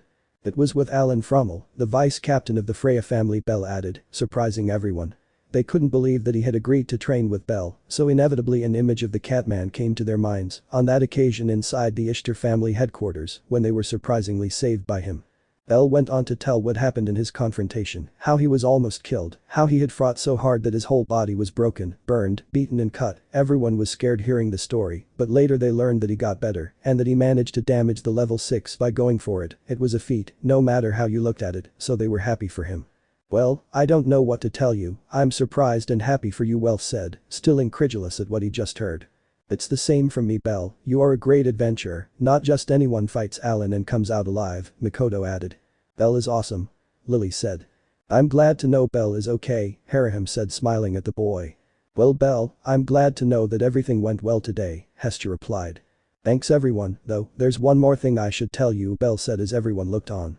Freya-sama suggested that I train all week with Alan so we can grow. It seems she likes me and Hestia likes me, so she wants me to exploit my potential. Since I won't be able to go to the dungeon with you, we came to an agreement, Belle said, avoiding drawing attention to the fact that Freya and he get along well. It would be a problem if they found out about their relationship, it wasn't time yet. And what is it? Hestia said, surprised by what the boy said. Well, you see, Belle said, pausing to explain. Chapter 18. Security Elf, Dungeon, and a Lizard. Well, you see, Belle said, pausing to explain. The thing is, as I said before, it would not be possible for me to train and accompany you to the dungeon at the same time. That is why Freya-sama kindly offered to give us as an escort, or rather, as security from the shadows, one of her adventurers, Hogni the Dark Elf. From what I have been told about him, he is too strange, somewhat violent, but normally avoids talking to people, so I do not know what you think. He also has instructions to help you train inside the dungeon, as well as protect you when things get out of control. That is why I wanted to inform you of that. I do not wish to move away from you, knowing that you may be in danger. What do you think of the proposal? It may be risky, and if you believe that you are within your rights to refuse, and I want to believe that I am the same, although it would be a very good help to have as a teacher a level 6 expert in magic and some hand-to-hand combat, Belle said calmly, expecting what his family members would respond to regarding the plan that Freya had devised so that he could spend more time with the boy and help him grow along with his family. Wow, wait a moment, I don't deny that it's a good plan and it would be very beneficial for everyone, but how did Freya-sama propose something like this? I must admit that the simple fact that she allowed you to train with her vice captain is a very big surprise for all of us. We sincerely thought that you would train with Ryu or Aisha, since they are the strongest adventurers we know outside of those in the Loki family, but this did take us by surprise. Why does Freya want you to train with Alan and want to be so considerate to give us help? Don't tell me another girl has had her eye on you and you haven't even realized it. That's wrong, Belle. Messing with Freya can be very bad. There are many people who could go after you just for getting close to her. Besides, I don't think Syr would like that. Did you think about that? You're practically going to train because a goddess had her eye on you. I doubt she'd feel comfortable with that, Welf replied, still strange about what he heard. He couldn't believe that a goddess with the most important family in Arario was willing to do something like that. It was simply strange. It didn't match. Welf is right, Belle, it is too strange. If it weren't, I would accept it without any problem. That's why I must ask, what's wrong? Makoto asked the white-haired boy who stood in front of her. Lily, Haraham and Hestia were silent. They didn't know what to say, or rather, they had nothing to say. Hestia, because she knew the true reason why Freya had proposed that. Lily, because she was waiting for Belle's answer, and Haraham, because she had already made her decision. Well then, I think I have no choice but to say it. Well, Freya may be many things. She truly wants to help me grow. Also, the Freya family, like Head and my master, they hold Syr in high esteem and wish to help me fulfill my goal of protecting her. That is the reason why they are going to so much trouble, mainly because their goddess wants that, so no one wants or can refuse. In my training with Alan, we started off on the wrong foot, but after that, he helped me enormously.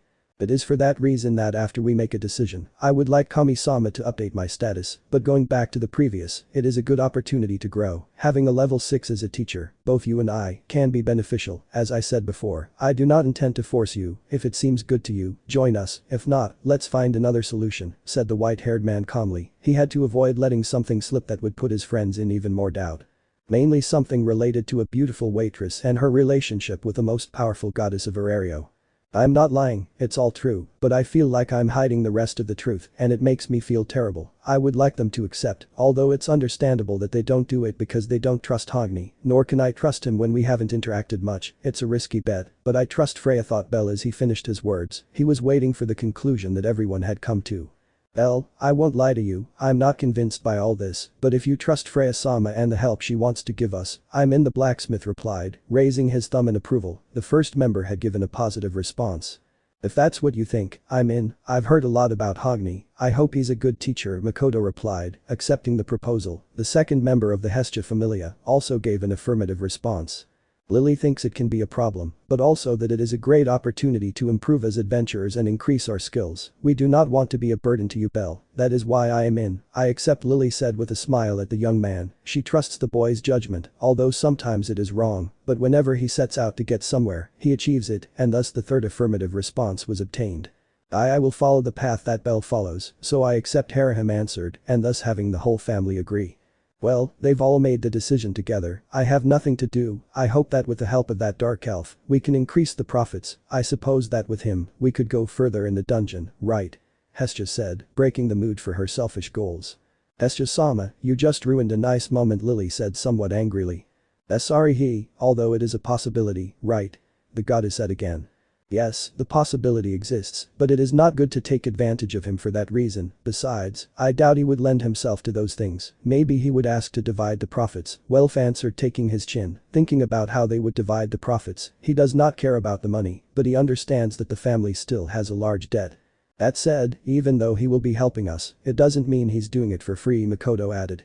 Let's think about that tomorrow. Today is already very late. Go to sleep. Belle, you come with me to update your status. I already updated theirs before you came, said Hestia, pushing Belle towards the goddess's room.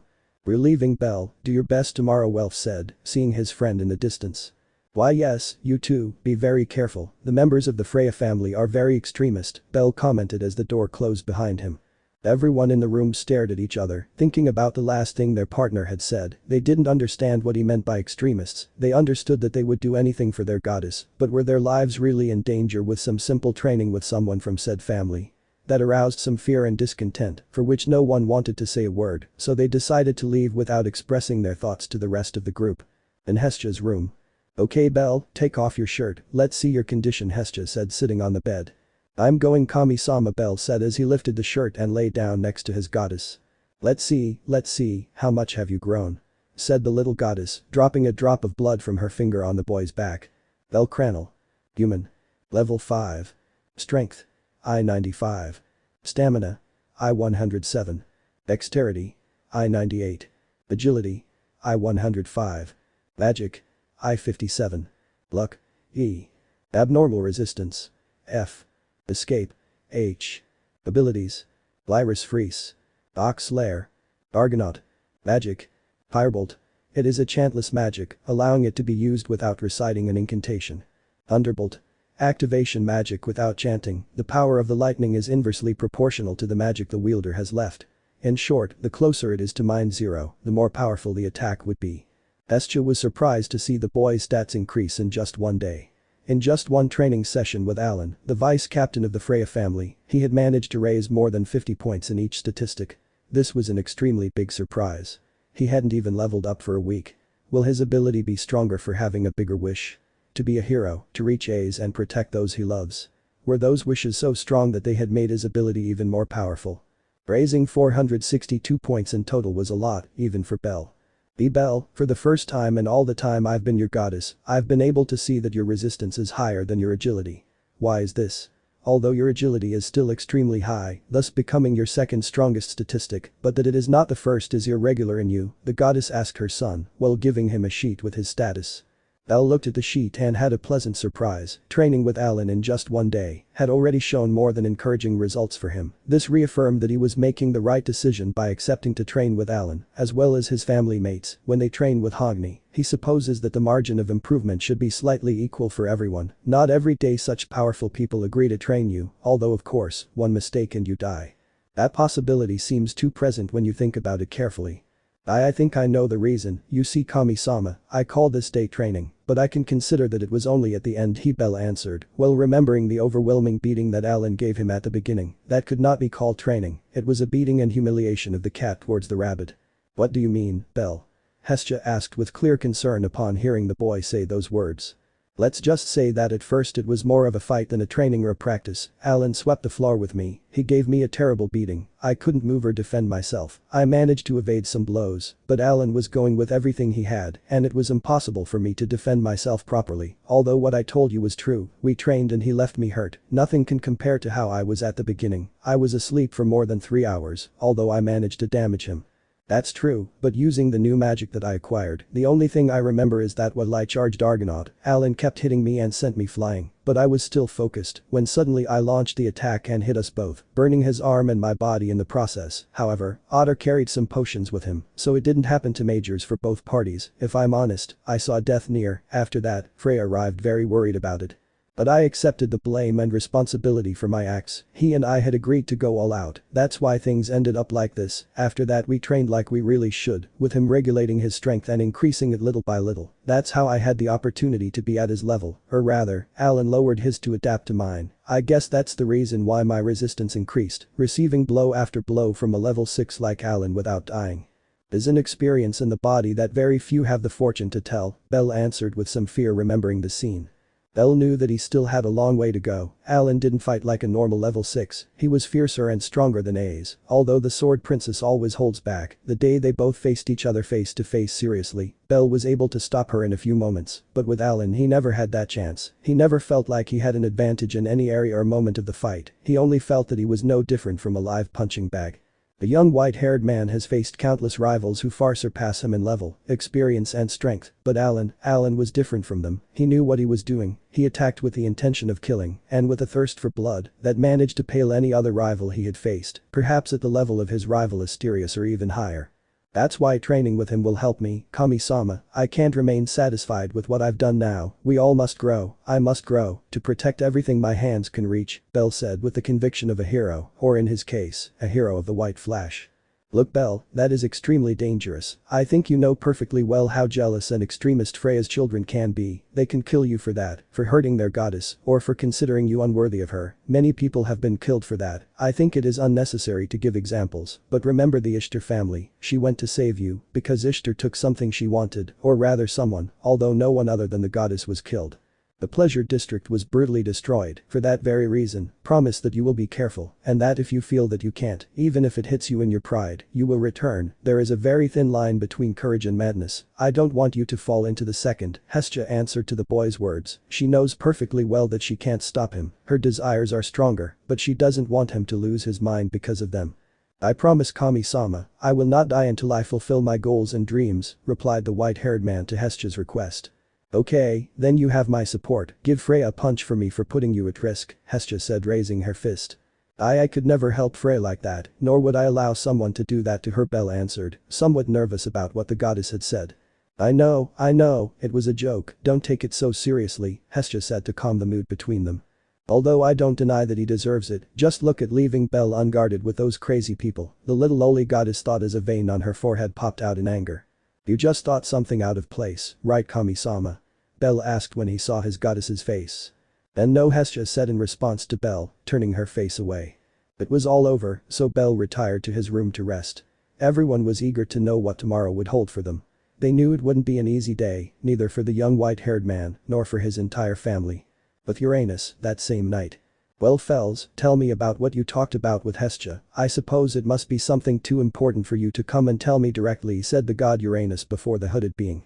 Urano-sama, the Hestia family has made a proposal regarding the Xenos and the irregulars that are currently present in greater numbers, Fells answered before the god of Aurario. What do you propose? Uranus asked.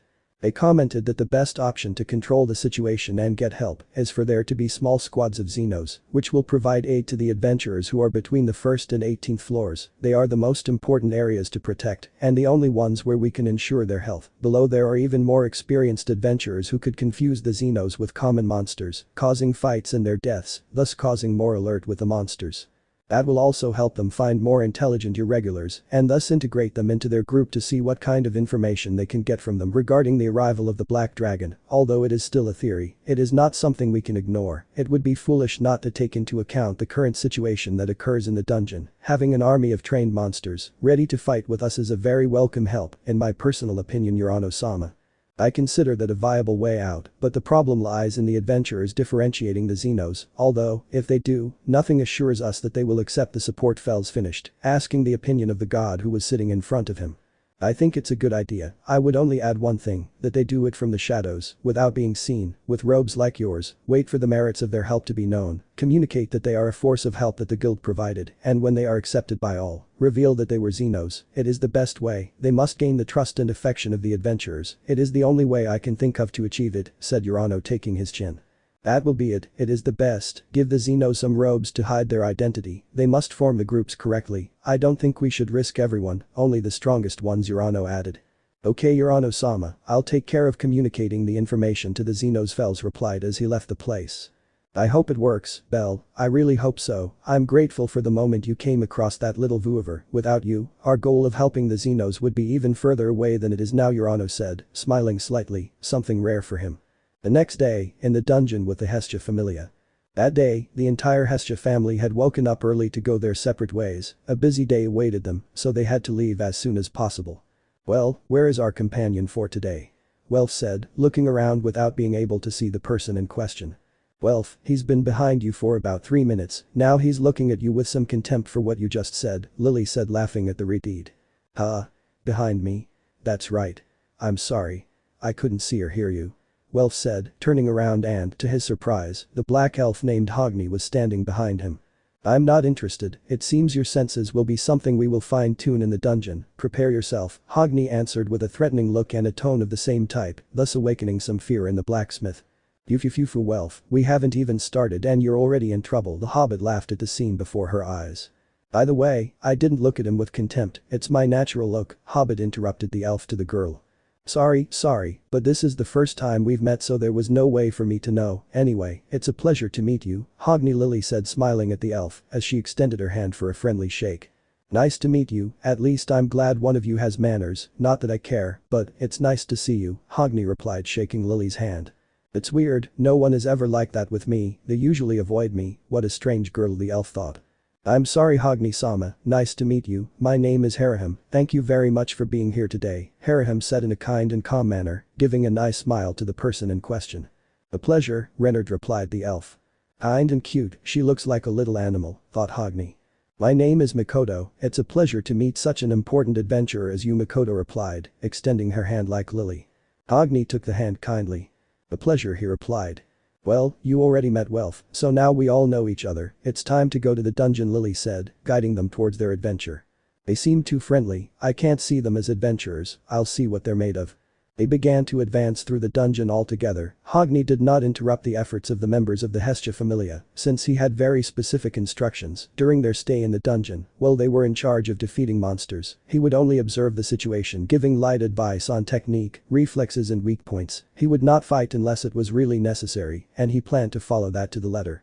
He could observe how they quickly defeated the monsters on floor 1, then floor 2, that shouldn't be strange, most of them are level 2, so it's expected of them, they began to advance between floors, floor 3, and still nothing threatening came out, floor 6, they began to slow down, more to save energy, than because of any kind of tiredness, Hogni was struck by the sword that the Redeed carried with him, he knew perfectly well what kind of weapon it was a magic sword.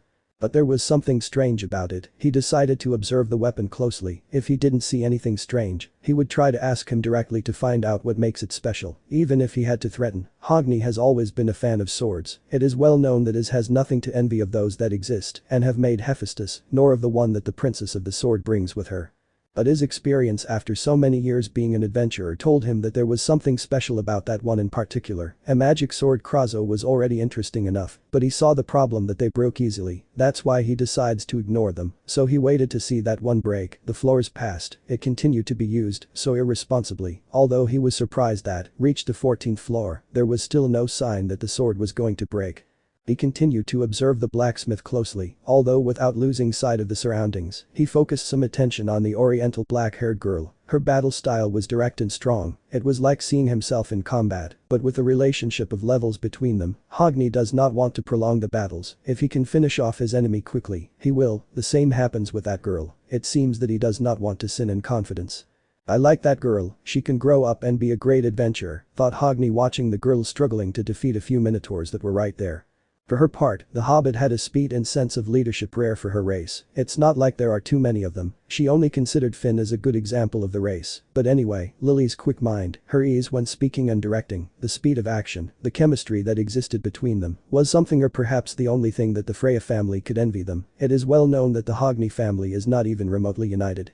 There are small societies like with the Gulliver brothers, but in teamwork, they paled like so many families, although that was covered by the high individual power that they all have, so they did not suffer for it. That Hobbit is a good leader, she needs to consider her family's abilities a little more, but not bad at all, the elf thought about the girl. He saw potential in her. But there was something strange, Reynard had only made one chant, one he didn't know, it didn't defeat any monsters, but it seemed to help in some other way, that's why he had no way to understand the function she performed, and much less could he give her advice. They went down and down floors until they reached the 17th floor. Not long ago, all of them together had had an encounter with a Black Goliath in which, thank the gods, there were no fatalities on their side, although not all had suffered the same fate as them. Arriving at the 17th floor, they could see a person with loose clothing, black hood and extremely fast, saving some adventurers who were cornered by the monsters. In a flash, with extremely fast speed they were saved. Just as he arrived, he disappeared. Needless to say, they knew exactly who the guy was. They managed to get a glimpse of the person's, or in this case, monster's, legs. Was that lid?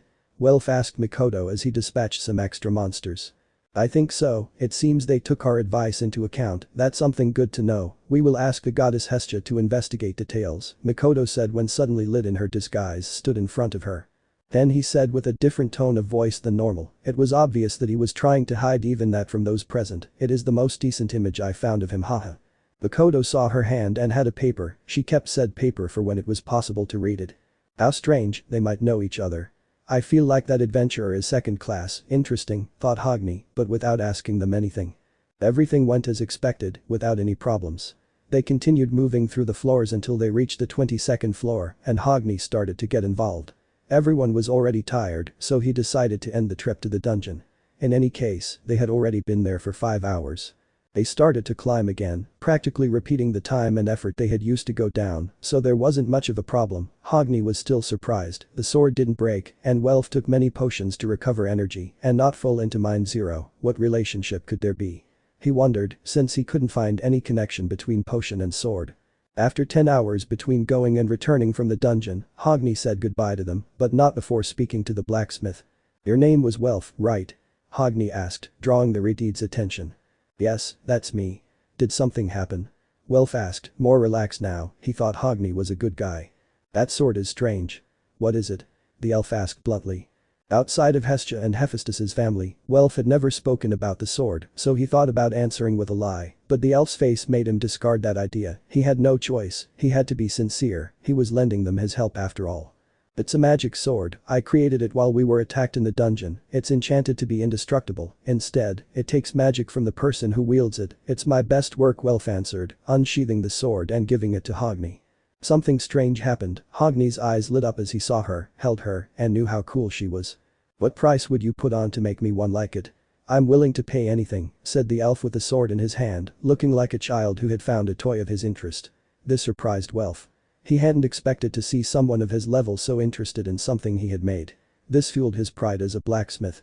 I'm not sure I can replicate it, but if you manage to get the materials, I can make it for free. It serves to experiment and be able to make one just like it, so we both help each other, Welf said. He has never made a magic sword for someone outside his family, or for someone who is not close to him, but something told him that this was an opportunity that only an idiot would let go. He got free and risk-free material to make even more powerful weapons, which would impress his beloved Hephaestus-sama, and Hogni got the sword he wanted. Everyone wins.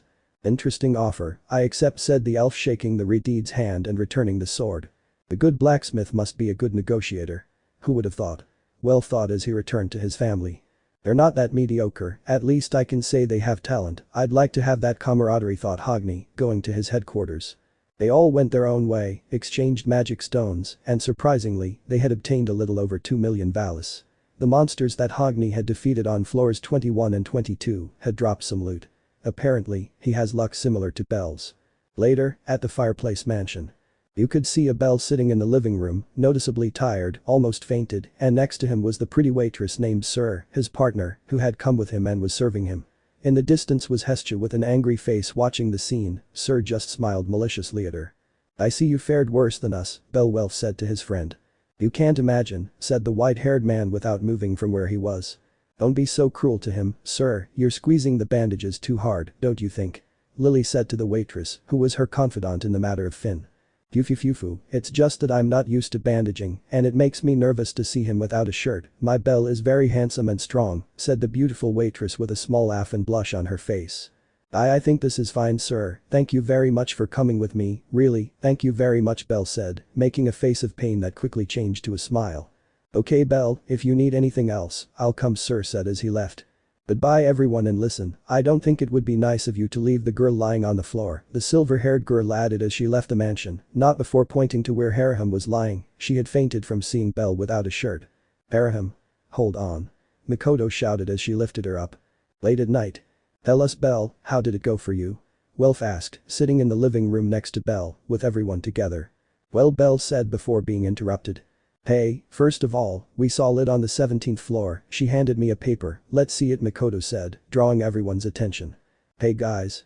Uranus and Fels have started putting the plan that was proposed to them into action. The details of it are somewhat different, that's why they can't see us or recognize us, we must stay hidden, this way they'll get used to our presence. Don't worry, Ween won't intervene in this, only a few of us accepted, we'll be on floors 1 to 18, it's the safest area for us, I hope we can see each other again, although it seems we have a lot of work. Makoto concluded with a letter, this made many proud looks rise, maybe it is a small step, but it is one forward after all. Chapter 19. End of hell and a new one begins. That's good news, the plan doesn't sound bad, and there are Xenos capable of controlling the situation on those floors, in Lid's case, although they are still in danger, if they have any distraction they could finish them off, let's hope we're wrong for now, but in itself, the execution of the plan is being better than we could have imagined, in this way the irregulars that begin to appear in the area can be controlled and hopefully, convinced to join the Xenos, and if life smiles on us. Obtain allies and information with them, said Bell, getting up from the armchair with a happy and optimistic conviction, which spread to the entire group. Bell is right, it's good that we passed the information to Uranus and Fels, let's hope everything goes according to plan, for now, I think we should rest, Lily said, getting up from her place. Wait, Lilicuajo, Bell hasn't told us how his training with Alan went. If yesterday he looked battered and bruised, today he looks like a walking bruise. Welf answered, getting the girl's attention. Also, it would be good to hear how one of the strongest members of the Freya family is. For our part, we can say that Hogni is strangely nice, very quiet, and sometimes it's scary to approach him, but he's not a bad person, I think, added the blacksmith. Okay, but we shouldn't take long. Although we weren't pushed too hard today, we don't know how we'll do tomorrow. Maybe today was just a day of analyzing our capabilities, so it didn't feel so hard to us, Lily said, sitting back down. Well, let's just say that training with him is very intense. We started with him receiving my attacks, Alan only blocked them and told me that my blows lack strength, needless to say I couldn't even scratch him, I was lucky to at least be able to keep my arms stable, I was getting extremely tired, it was like hitting a rock with a pin, it seemed like the daggers would break at any moment from the force I was exerting on them, from that same force, my arms and hands hurt. I began to feel blisters forming on my hands, it burned a lot, but if I complained about it, Alan would throw a punch at me, and I would fly away, so I preferred to keep quiet, after having complained once and being knocked out, Bell said, scratching his head in a sign of resignation and fear, remembering how it all happened. We were like this for 2 hours, and without warning, he shouted that it was his turn to attack, I didn't have time to react, and he already had a fist in my face, I got up immediately to avoid receiving as many blows as possible, but anyway I was hit again, curiously that made it possible for me to glimpse his movements better, it was strange, every time he hit me, I saw and felt the attack slower, as if my vision was adapting to the speed he was exerting at that moment. Although it was useless to be able to follow his movements if my body was not in sync with my eyes, I couldn't do anything, just watch his fists bury themselves in my abdomen, face and chest, for a moment I tried to focus only on his legs to be able to follow his steps and where he was going, but what I managed to see the moment he moved was only dust that rose, I could never glimpse how he began to move, it was really overwhelming not having even a hint of where to look. We continued like this until I stopped being guided by my eyes, it was useless to do so, I began to guide myself by sounds, although sight can deceive it will always make sounds, I felt that I understood better how to use my senses, although if I am honest, I was slowly fainting after only 4 hours, if he went all out, I would not have lasted even 100th of that time, but returning to the important thing. The only thing I remember before falling was that I began to intercept him with each blow. I did not have enough strength to block or nullify the impact, therefore my bones felt the blow and creaked, grimacing in pain would be normal. But I did not have the time or the desire to react to the pain, so before I lost consciousness due to tiredness, he threw a punch to my face that managed to hit me, but I was able to return the blow in the same way, without the same force of course. He did not receive much or almost no damage, I was too tired as were my arms, but having given him a direct blow to the face before flying away from the one I received was an A feat in my view. Bell concluded, that was only the first few hours, the rest was still to come. But the ugly started after that, Bell said with a traumatized and gloomy look. What do you mean, Bell? Makoto asked. Let's just say he didn't like it very much when I hit him. It still didn't hurt him, that hurt his pride, according to what he told me, the white-haired man replied. The training, after Bell woke up. I'm back, Alan, sorry for being knocked out for 2 hours, Bell said, going down the stairs and heading to the combat arena where the catman was waiting for him with a not very friendly face, let's say. You're finally back, kid. It's time to get revenge for the blow you gave me, Alan replied, getting into a fighting stance. But I couldn't even force that blow. Why are you angry?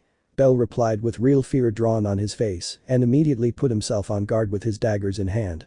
That a newly leveled up level 5 manages to hit me is humiliating. I will return it to you multiplied 10 times, so do not worry, what does not kill you will only make you stronger and it will relax me, get ready, said the Catman while slowly walking to the boy. Damn, one hit will be responsible for the beating I'm about to receive. I have no choice, if I'm going to end up knocked out again, I'll at least land a few hits, he won't get away clean, Bell thought as he saw the vice captain of the Freya family quicken his pace towards him. Time seemed to slow down for him, he could see how the specks of dust that rose up as his opponent passed fell at a slower speed, he could feel the passage of air over his skin, he could hear his heart beating, and every step Alan took towards him, all of this was a product of his even more sharpened senses after the first confrontation and his maximum concentration on the battlefield. If he was at a disadvantage with his opponent, he would try to gain strength from his surroundings.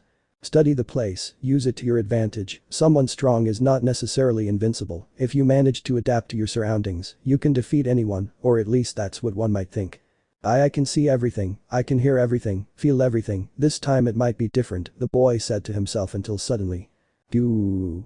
He heard a loud noise, it was Alan who had suddenly increased his speed, the sound was caused by the momentum he had taken to go towards Bell.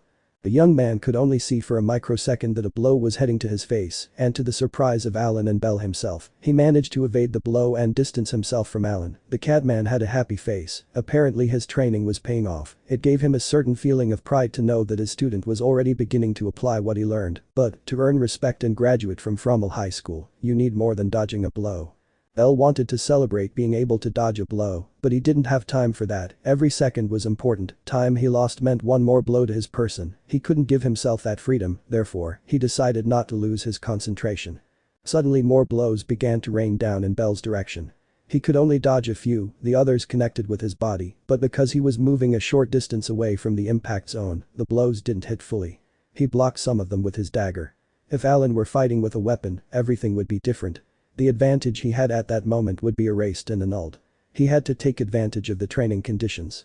Bell took steps back, in no particular order, blocking, dodging and taking hits, it was all he did, he had no intention of reacting and starting to attack, it wasn't the time yet, he didn't have the chance to do it yet, Bell felt that time was passing too fast that way, he didn't take into account that he had already been at that pace for 3 hours, and the tiredness of his body was ignored to push his abilities to the limit, the boy didn't know it, but there were spectators in the room. A human named Helen and an elf named Hedin were the ones watching such hand-to-hand combat, amazed by the rhythm and coordination between the attacker's movements and the reaction speed of the one who acted as prey. It's impressive, I know that Alan isn't attacking with all his strength, he's not even using weapons, nor his powerful magic, but to endure a fight with him at that pace is something to highlight, even Otter must pay attention to Alan like that, and the boy is resisting all of that. How is it possible? Helen asked, incredulous at the scene and the battle that was unfolding in front of her. It's not strange that the way things go like this, the short time I was with that boy I understood several things. The first, he's an idiot, that's still the case, he's an idiot with delusions of being a hero, but you see the question there, I say delusions, because he still doesn't have the ability to achieve it, but it's not too far from reality to think that he could achieve it. The second thing I could see when being with him, is that he has a very strong conviction. If he sets his mind to something, he will accomplish it, he is extremely tenacious, that may not always be a virtue because it has brought and will bring him an enormous amount of problems, but if he focuses that tenacity on something that helps him grow, he will be very strong, and so we come to the third thing I identified, there were more clear, but these three are the ones I could highlight. He has a monstrously high talent to adapt to the strongest and most adverse conditions, I made him study. Train and fight countless times, at first he seemed unable to take it, but day after day he surprised me with his actions, he didn't seem to be the same boy from days before, no I recognized Bell with each passing day, it was as if he was exchanged for another one who had improved with the passage of time, it may sound exaggerated, but I had never met someone with that ability, understanding situations, understanding your limits, and still breaking them to give more of yourself. I can only admit that that boy can be even stronger than Otter if he trains at this pace, Hedin said, remembering the time he trained with the white-haired boy. He couldn't stop believing that that boy was becoming more and more worthy of being with the goddess of family. That thought and feeling grew stronger with the passage of time. That's surprising, for you to flatter someone, and even more so a human, it must be because it's true, but admiration and respect are not parameters for Alan to accept the boy, Helen said without taking his gaze off the elf. Alan will continue to be against the relationship, there is no doubt about that, but it is not an important factor, or rather, it will not be a determining factor if that boy becomes strong enough to change that, and I repeat, it is not unreasonable to think that he will succeed, the elf responded to the human girl's statement. I recommend you keep watching the fight, maybe we'll get more surprises, Hedden added, turning his gaze back to the fight between Alan and Belle. The battle continued in the same way, the blows continued to impact Belle and in the air, the white-haired man, although it could be said that he was not being overwhelmed and crushed by the Catman, it is not that he had control of the situation either, he never has had it, and that caused the tiredness to be even greater on his part, receiving blows is more tiring than giving them, that was the thought that crossed his mind, while he continued blocking and dodging. He did not want to think about whether his body was tired, it would be silly to think about that, the situation did not lend itself to such banal ideas, he only had one goal, to do damage to him, even if it was minimal, a cut, a bruise, whatever, but to do it before being knocked out. Belle knew perfectly well that, despite maintaining a bit of the pace of the fight, he would not win, thinking about winning would be very optimistic on the part of the boy. One hit, just one hit, thought Belle. The adventurer's pace was slowing down, he couldn't feel his legs or arms, the wear and tear after another 4 hours of combat was taking its toll on his body, if he wanted to do something, he had to do it now. He took a side step to his right to reposition himself, which seemed strange to Alan. He didn't understand why the boy's movements were so irregular. She began to attack with more force, running at full speed to close the distance between them again, this time she knew she would hit him directly, perhaps hard enough to knock him out once and for all. He jumped to gain momentum and something strange happened. Contrary to what he thought, due to some strange movement, Belle fell on his back, but there was a detail in all this, Alan could no longer break or hit Belle, he would crash into the wall. Where was the wall? They were in the stair area. Where you go down to enter the battlefield. Was this a joke? Belle had done it, all this time he was clear about what he had to do, if he reached the stairs area with a considerable distance between them, he could cause the Catman, with all his speed, to head towards him, already in the air it was impossible for Alan to maneuver, for that same reason, when he took the side step to take distance, his plan was destined to come true, when he leaned his back, he let himself fall since there was nothing there. And this caused Alan to crash into the stairs, and as soon as that happened, Belle threw his dagger as a projectile, which to his surprise, was taken by Alan in a quick movement, and suddenly he received a sharp blow to the face, causing him to fall knocked out. Not bad, kid, but it takes more to hurt me, Alan said to Belle as he lay there without any reaction, although when he saw his hand, he could see something that surprised him. The force with which Belle had thrown the dagger was so great that even if Alan had intercepted it, a cut had been made on his hand. Belle thought of 4 movements in all that time. Block, dodge, charge, Argonaut and attack, it had worked, he managed to damage Alan in the palm of his hands.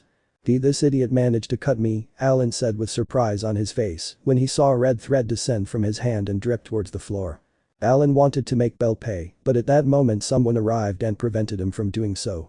I hope you don't do something you'll regret, Alan, said a voice behind him. You didn't have to be a fortune teller to know who had said those words.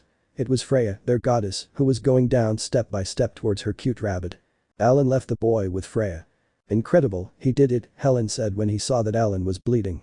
I told you, that boy always surprises everyone, Hedden added as he walked away. It had been 11 hours counting the time Belle was knocked out, but now they would have to add the rest of the time the kid was that way again after the second round with Alan. Back at the fireplace mansion.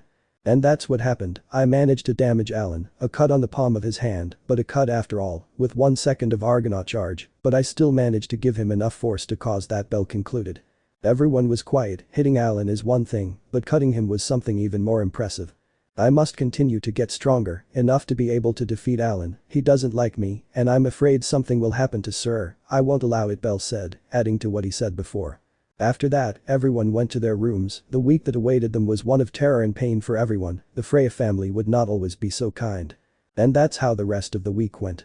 Belle could be seen in the goddess's room with Freya at his side, that had been his last day of training, which is why Alan was more reckless when measuring his strength, which caused a strong blow to the boy's head, causing his imminent knockout. In order to tell what happened this last day, we must start with the 3rd day of training. After what happened, Alan began to be wilder with his attacks, to the point where Belle's endurance time was constantly reduced, and the physical damage he received became even more present. He went from having bumps, bruises, scrapes and cuts, to having bone fissures, muscle tears, wear and tear of tendons and joints, that, if it weren't for the potions and healing magic of the family healer, would be irreparable damage. Every fiber of his body was demanded to the maximum. He could not keep up, and needless to say there was only one round that day, which lasted only 1 hour. 1 hour was the time that Bell could withstand the beating and humiliation he had received. The whole day he had to spend with Freya. While he was healed and rested, Bell only felt anger at how things had unfolded, but the feeling that predominated in him was frustration. It frustrated him not being able to put his hands in, not being able to defend himself, and since he couldn't defend himself, he couldn't protect anyone else, and he was getting further and further away from his goal. Bell woke up crying that time. He found it very difficult to defeat Alan. He was still weak, he was still a rookie, he was beginning to believe that his nickname of Hero of the White Flash was for show. Sorry for being so weak, Freya. I don't feel like I can protect you. I'm afraid of not being able to do that. I don't want to lose you, but I feel more and more strongly that I'm not capable of doing it, said the white-haired boy, still with tears on his face towards the beautiful goddess, who watched him lying from a chair next to the bed.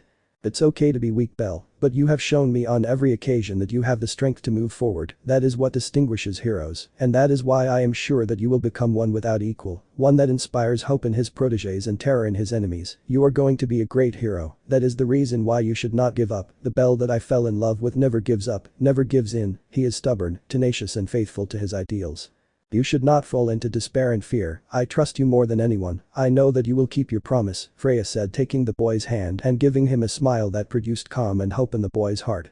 Freya was right. He's always been in adverse situations. He's always been on the verge of dying. He's always been underestimated for not seeming like an adventurer. But that changed when he began to strive harder and harder, to be strong, to protect his loved ones, to achieve his golden desire, and most importantly, to protect that beautiful smile that at that very moment was directed towards him. Tomorrow is another day. Tomorrow I will show Alan that directing your love towards me was not a mistake, replied the young white-haired man, wiping the tears from his face and showing a smile.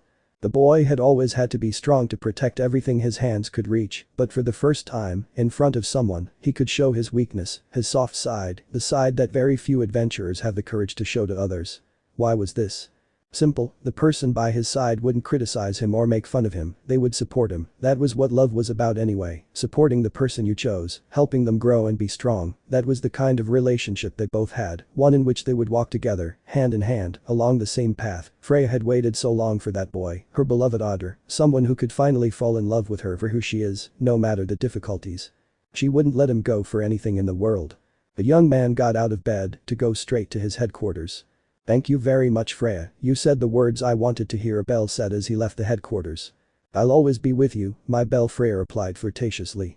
I love you, I don't regret having made the decision to be together, the white-haired man replied with a tender smile. This made the goddess blush deeply. She still wasn't used to Bell being so sincere with his feelings. Are you okay, Freya? You look a little flushed, Bell asked, clearly concerned. Why yes, it's just that it's still difficult for me to receive your affection, that's all. I'm used to taking the initiative, said the goddess with a slight stutter. You feel uncomfortable when the roles are reversed, right? The boy asked. Shut up, Freya replied before being kissed by the young man. I'm leaving, Bell said as he ran to his headquarters. I didn't expect it, but I think I like it, Freya added, touching his lips and watching her beloved walk away at full speed. After that day, the boy's determination grew stronger and stronger. On the 4th day of training, we could see a more determined Bell, faster, with sharper senses and an overly strong concentration on his rival.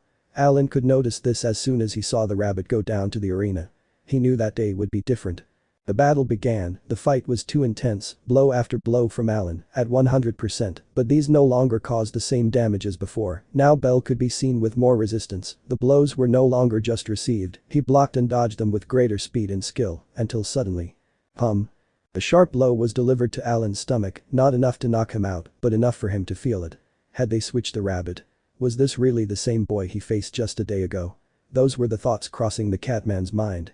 Yesterday's rival was too different from the one in front of him. While he was thinking about that, Bell took the opportunity to launch himself into the attack. The roles were reversed for a few seconds. Alan was the one blocking, and Bell was the one stabbing, punching and slashing the vice-captain of the Freya family. For a few seconds, Alan felt like he was losing control of the situation, but that was only fleeting. After that time, the Catman regained control by concentrating more force on his blows. His speed had increased to the maximum as well as his strength. Even so, Bell continued to block and dodge everything. There wasn't a drop of fear on his face, nor was there any doubt in what he was doing. This made Alan angry, so he began to indiscriminately hit the boy with a little more force than he already had.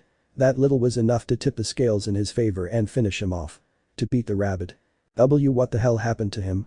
Alan asked as he looked at the boy passed out on the floor. It's not normal. I refuse to believe that all that strength came with him overnight, he added. What the hell are you, bellcranel? He thought as he walked away, clearly covered in wounds on his face, arms, and torso. Needless to say, the rest of the days went like this. Bell grew at an overwhelming pace, so much so that he was fighting toe-to-toe with Alan, until the last day, in which a colder and more strategic Bell could be seen, less reserved and stronger, thus causing a long fight between the two. Alan did not give in, Bell did not give in, all you could see were two monsters hungry to win over each other, an intense fight that unfortunately, after fighting for 9 hours straight, Bell lost. Not because he was weak, but because the difference in level and experience of his rival weighed. Bell lay tired, knocked out, but Alan was the same way, although to a lesser extent. To everyone's surprise, Alan took the boy. You have my respect, boy, look at taking me to these extremes, said the catman, while carrying the rabbit to Freya's room to be healed by Otter and cared for by the goddess. But that doesn't mean I approve of you. For me to do so, you must defeat me, he concluded as he left the place, aimlessly, without direction. He just left. I knew you would only need a strong conviction to be able to compare yourself to Alan, but I didn't expect this. Again, Bell, you exceed my expectations by a large margin, Freya said, caressing the boy's cheek. You have no idea how much I love you. All this time, you have only made that feeling intensify. All I want is to be happy by your side. Even if your life is ephemeral and mine is forever, those few years in life that we will be together will be enough for me to decide to return to Tenkai. There is much I would do for you. There is much that I want to live with you. Maybe at some point you will want a family, but the problem is that I cannot give you that. I'm sorry. I hope that is not a problem, said the goddess, somewhat dejected by that last thing. A god cannot leave offspring. That was well known. I don't mind not being able to have children, as long as I have you by my side, Freya said, the boy, slowly opening his eyes. This made the goddess blush deeply. Why, you weren't asleep? How much of what I said did you hear? The beautiful goddess asked extremely nervously. Since you have no idea how much I love you, haha, Bell said with a calm laugh that was followed by some moans of pain. The young man's response made Freya blush deeply. Then why didn't you say anything? The goddess answered with a shout, with some anger and pain for having been heard. It seemed too important to be interrupted, Freya, the boy replied, giving her a calm smile. But I'm serious when I say that as long as you're by my side, I couldn't wish for anything more. We could take care of Noel. He already thinks we're his parents, so I think he'd be very happy, Belle said, remembering the cute girl Freya picked up a while ago. At that moment, Freya imagined herself with Belle and Noel as a family. That image stayed with her as a beautiful moment that she hopes to experience. And not a bad idea, Freya said, somewhat nervous but still smiling. After that lovely chat between lovers, they both had to say goodbye. Belle had to return to his headquarters. It was time to see how much he and all his companions had grown. In the fireplace mansion. They don't all look very well, Hestia said, looking at all her children with clear tiredness in her body. It's not funny, Hestia. Hogni may be an excellent teacher, but he's too demanding. I can't feel anything from the neck down, Welf replied, unable to move any part of his body due to physical exhaustion. It's all your fault. You still see that the training is hard and you spend all your time in the forge. I'm starting to think you're a masochist, Lily said with a grimace of pain as she tried to move. But hey. It was worth it. We got to level 3 and Haraham to level 2. We just needed this. I'm happy about it, said Mikoto, who was the least sore. Hestia had updated her statuses and leveled up. There were plenty of merits for that. They just needed more power or Excelia. That's right, that's why I want to thank Hogni in a nice way. I'm making a magic sword for him. It won't be long until it's ready. It's going to be my second greatest creation, replied the blacksmith. Second? What about the first? Haraham asked with doubt on her face. The first will be a weapon for Belle. Thanks to Hogni, I have many materials for it, although the bastard never said we would get them all together, the Redeed answered. So it's your fault. He wouldn't have insisted on going any lower if it weren't for you and the damn materials. Lily shouted with clear anger. I'm sorry, but it was for the common good, Welf replied with a smile. Sorry I'm late. I'm home now, Belle said as he entered the mansion. Well, Belle, you look just as tired as us. I see Alan didn't hold anything back, Welf said, watching his friend walk through the door. You can't imagine how it went? Belle asked. Okay, we all level up, the family members said in unison with a big smile. Really? I'm so happy about it. Belle said, running to hug them to celebrate. Wait. Don't touch us. Words are enough, we don't wish to be moved, it would hurt too much, they said again in unison. I am sorry, Belle said, scratching his head. Well, Belle, I think it's time to update your status. Let's go to my room, Hestia said, taking the boy. I'll be back later guys, let's go Kami-sama commented the white-haired man being pulled by the goddess. Already in Hestia's room, Bell left his torso uncovered. Well Bell, let's see how much you've grown Hestia said, throwing a drop of blood on the young man's back. In the Twilight Mansion. Finn. What happened? Why are they like this? Goddess Loki asked with clear concern seeing the state of her adventurers. Everyone was really hurt, some fainted, only Ace, Bet and Finn were standing, the rest, Tyan, Tiona, Gareth and Riveria were fainted. The expedition had been a success, but the return was hell, apparently. A long story Loki, I'll just say that the Black Minotaur from a few months ago is an extremely strong rival, Finn said, fainting at the feet of his goddess. In the dungeon floor. Unknown. I expect that rematch, Bell was heard followed by a moo that made the whole place tremble. Chapter 20. Return of the Loki family, talking to those affected. Well Bell, let's see how much you've grown Hestia said, throwing a drop of blood on the young man's back. Bellcranel. Human. Level 5. Strength. C647. Toughness. C640. Dexterity. B720. Agility. A870. Magic. C622. Luck. E. Abnormal resistance. F. Escape. H. Abilities. Lyris Freeze. Ox Lair. Argonaut. Magic. Firebolt. It is a chantless magic, allowing it to be used without reciting an incantation. Thunderbolt. Activation magic without chanting, the power of the lightning is inversely proportional to the magic the wielder has left. In short, the closer it is to -0, the more powerful the attack would be. Hestia, seeing the boy's updated status, could notice that his stats increase was even higher than the first update. Of course, a week of training with those monsters from the Freya family was nothing to joke about, but that Bell had adapted extremely well to that was clearly incredible. He went up almost 500 points per statistic, highlighting his agility, which once again took the lead among his highest stats.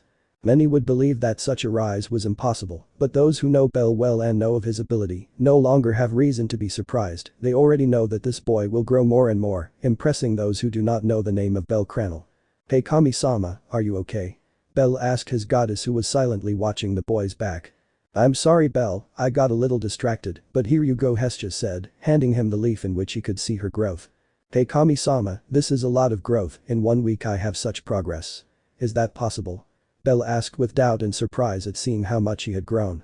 Bell, I'll be honest with you, the possible no longer applies to you, nor does the normal, so you might as well be happy to be special, Hestia said with clear tiredness. She would think that the boy should already be used to it. Kami-sama is right, it's not the first time I've gotten such a raise, it's better not to think about it so much, replied the white-haired young man. Yes Bell, I mean, if a few days after having reached level 4 you had the potential to reach level 5, I think this is nothing compared to who you trained, Hestia said with a nervous laugh. Little by little our family grows, Kami-sama, Lily, Mikoto and Welf are already level 3, Haraham is level 2, and I am level 5. Did you imagine something like this, Kami-sama? Bell asked a pigtailed goddess, with a big smile of joy. Both were no longer alone, they already had pleasant company, all thanks to the young man. Thank you for everything you've given me Bell, I'm grateful to have found you that day, I'll never regret it, Hestia replied with a sincere smile, nostalgically remembering the day she and Bell met. I won't regret joining your family either, Kami-sama, the boy replied. Well, let's drop the subject or I'll cry, it's better if you go back to your room, tomorrow will be a tiring day, now you will go to the dungeon together, although if you want to rest I won't stop you, I think you deserve it, Hestia said, hugging the boy. I think it is best to rest, Kami-sama, I think I speak for everyone when I say that the experience of training with the Freya family was not very easy, we improved, but it was extremely difficult, the boy replied, leaving his goddess's room. You're right, see you later, Bell said, the goddess closing the door to her room. The next day, in the morning. Bell had had breakfast with his companions, all together they had decided to take a day off, no one had objections to it, therefore, the boy would go to visit his beloved, the Lady of Abundance. As he left the mansion something caught his attention. There were many people talking with concern, mostly veteran adventurers and some newbies, this sparked interest in the boy. I'm telling you, the Loki family was destroyed in the dungeon, we don't know what caused that, but it must be really scary, said an adventurer talking to his partner. The Loki family Ace. Bell shouted in fear at what he had just heard, he couldn't believe it, so it would be best to go see it with his own eyes. Was the Loki familia defeated? By whom? Why? Those questions were running through his mind, but the answer was becoming more and more distant. There weren't many who could do that, it must be a monster too powerful, but for it to do that to Miss A's, Bet, Finn, Riveria, Tiona, Tyan and Gareth, who are the elite of the Loki familia, it must have been something incredibly terrifying. Bell began to run towards the Twilight Mansion. The further he advanced, he could see more people crowded and talking about the same thing. This was no longer a rumor, it was a fact. The Loki family was defeated. Step by step, he heard more details of what happened, the state in which they arrived. Members fainted, some with very large and open wounds, the state of Finn, who is captain of said family. Bell became more and more worried, so he quickened his pace, leaving only dust behind him. Those who saw the boy were surprised by his speed. It was monstrous, worthy of the hero of the White Flash as he was nicknamed. At that pace he soon arrived at the Twilight Mansion. "You can't pass," said a guard, seeing the white-haired boy approaching them. "Please let me in, I'm bellcranel. I want to see how the adventurers of the Loki family are doing. I'm worried about them," Bell said, trying to convince the guard to let him in. "You can't come in, boy, so don't insist. The Loki family isn't receiving visitors, much less people from other families, so go," said the guard without losing his composure. This made the boy lose his patience. He was extremely nervous and worried about his friends, so, if necessary, he would break in. "Then if you don't let me pass, I'll force my way in," said young Bell to the guard, giving off a very large and terrifying aura, which would put even the most experienced adventurers on alert. Some people saw the scene and were scared. They had never seen that face of the boy. Normally they always saw him as someone calm and happy, but in the dungeon, Bell was different, someone terrifying, someone with great power, someone irregular. Sorry, but you can't come in. Don't force me to use force," said the guard with a clear hesitation in his words. He understood better than anyone that if he faced that boy, he had no chance of winning, but his duty was greater than his fear. "I see, in that case," Bell said before being interrupted by someone inside the mansion. "Okay, let him pass, he's a friend of the family, he won't do anything wrong," Rawl said from a distance, having seen the whole scene since the boy began to threaten the guard, but the young adventurer of the Loki family knew him and knew the relationship he had with the wounded. It was clear that he was worried about them. "Okay, Mr. Rawl, you can come in," the guard responded to Bell, who had already relaxed and stopped emanating his aura, which revealed the power he had. "Thanks, sorry about what I said before, I feel very worried about them," said the boy. He felt bad about resorting to violence to get through. Bell walked over to Rawl, and Rawl led him to where everyone was resting. "Rawl, what happened?" "I barely found out, I came running at full speed, but I don't have any details." "What attacked them?" Bell asked the Loki family adventurer who allowed him to pass. "Bell, our family was on an expedition this past week. They just returned this morning, but their physical condition was too bad. Riveria, Tyan, Tiona and Gareth were really bad. They were brought by the only ones standing who were Ace, Bet and Finn, although the latter, upon arrival, fainted and has not woken up since then. They still have not been informed of what happened, Loki, and they must be the only ones who know what happened, for that very reason." "That is all the information I can give you," Rawl answered, in response to Bell's concern. They walked for a few more moments until they reached the hospital room that was located almost at the back of the Twilight Mansion. "Well, we're here, even though I let you into the mansion, there's no guarantee that they'll want to see you. I'm going to ask you wait here, okay? Promise me that if they don't want to see you, you won't force your way in, please," said the brown-haired man. "I promise." What happened before was out of desperation, but I feel calmer knowing that they are not dead or in danger of dying from their injuries. "That's a good thing. I understand that they have priorities right now, so I won't insist," Bell replied with a handshake towards Rawl, who was not much older than him. "Okay, wait here," Rawl said, reciprocating the squeeze and letting go to enter the room. "In the room?" "Excuse me for intruding," Rawl said, entering where everyone was. "Hey Rawl. What brings you here? Did something happen?" Loki asked at his son's sudden entrance. "What's happening, Loki-sama, is that we have a visitor," said the boy before his goddess. This surprised those present, those who were awake of course, who were Ace and Bet. "Who is it?" "This isn't the time for visitors. Send him to hell," the goddess responded with slight anger. They had no time to attend to a stranger who arrived uninvited. "It's bellcranel, Loki-sama, he said he wanted to come see you, he's worried about everyone and what happened. If you allow me to give my opinion, I think it would be good if you came in, but it's only my opinion." Rawl answered to the question and went to his goddess. "Bell, is he here?" Ace asked in her usual tone. "I don't care about that little tomato, for me he can go to hell, I don't want him here," Bet responded upon hearing the name of the unexpected visitor. "I don't want that dwarf son here. He's probably coming to take care of my Ace and conquer her," Loki said, even angrier than before. "I doubt it, from what I've heard, she already has a partner, but that's not the important thing," Rawl responded to his goddess's angry words. "I want to see it," Ace said. Okay, let him in, but he only has a few minutes," Loki replied, giving in to his spoiled daughter's wish. "I'll let him know then," Rawl added as he went out to tell Bell. "Why did he come here?" "I understand that you're worried, but I don't care. He won't steal my beautiful Ace anymore," Loki said as Rawl left the room. "Did bellcranel come?" Finn asked as he got out of bed, waking up from his faint. Finn. You're finally awake. I feared the worst when you fainted at my feet, Loki commented to the hobbit who was trying to integrate. We have to talk to him, there's something important that everyone should know, it concerns Bell as well, Finn said, already sitting on the bed. Something that concerns you? Loki, Ace and Bet asked. The Minotaur, before you came to help me, said something that you know, now that Bell comes in I'll say it, replied the blonde hobbit. Finn had met Asterius while they were going down, he was at the back of the group, observing that nothing will take them by surprise, but something hit him and sent him flying with inhuman speed, causing him to get away from everyone, that's what he meant when he said, before they came to help me. I'm sorry to bother you by coming, good morning, Bell said, entering the room. Bell, it's nice to see you, I heard you had already reached level 5, congratulations, Finn replied to the white-haired boy, contrary to what many might think, both of them have a very friendly relationship. Thanks, Finn, but that's the least important thing now, tell me what happened to you. Bell asked bluntly. What? That damn rabbit went up to level 5. Asked angrily the werewolf, who was unhappy about Bell's visit and leveling up. Bet, I said it before they went on the expedition, but as always, you never listen to what I say, Loki responded angrily towards her son and the adventurer in front of her. Why yes, I'm sorry if my presence causes discontent among you, if you don't want me to be here, I can come and go another time, I'm glad to see you're alive, I wanted to confirm that, Bell said calmly and trying to avoid problems.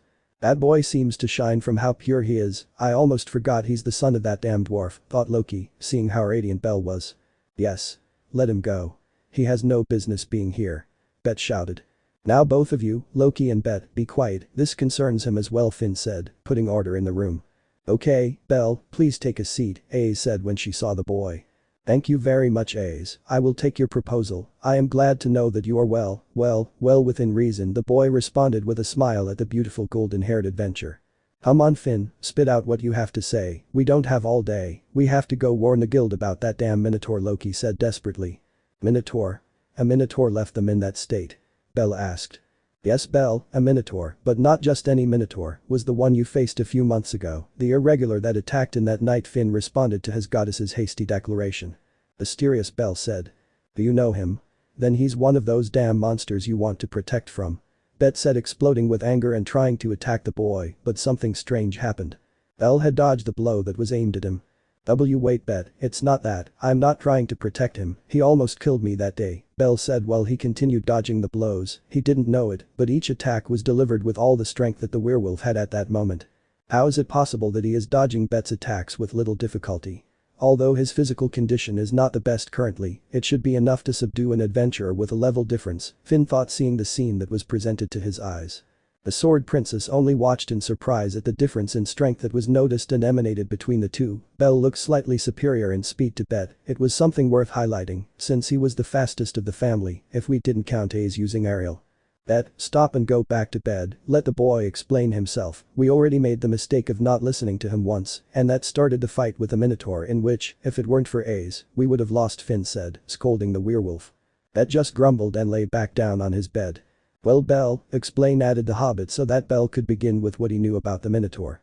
Well, what happens is, he sees me as a rival, that Minotaur, Asterius, has the memories of the previous one I defeated.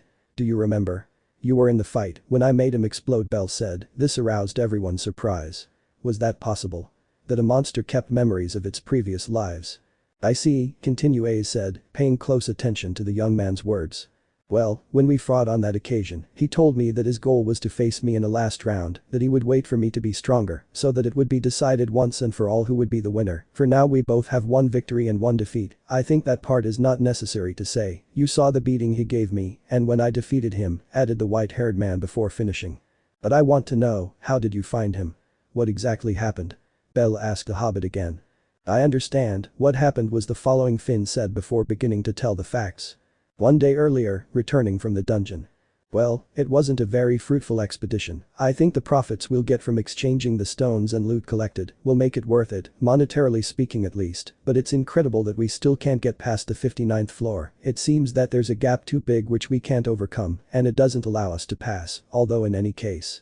It wouldn't make sense to cross it if on the 59th floor we invest everything of ourselves, since if we cross to the 60th and we're not in condition, it would be certain death due to the unknown of the place. Anyway, let's go back, we must do it as soon as possible, it's still early, so I guess we would arrive at night of this same day, if my calculations don't fail, save everything, heal up, and let's leave, Finn said, guiding his companions to leave the area they were in.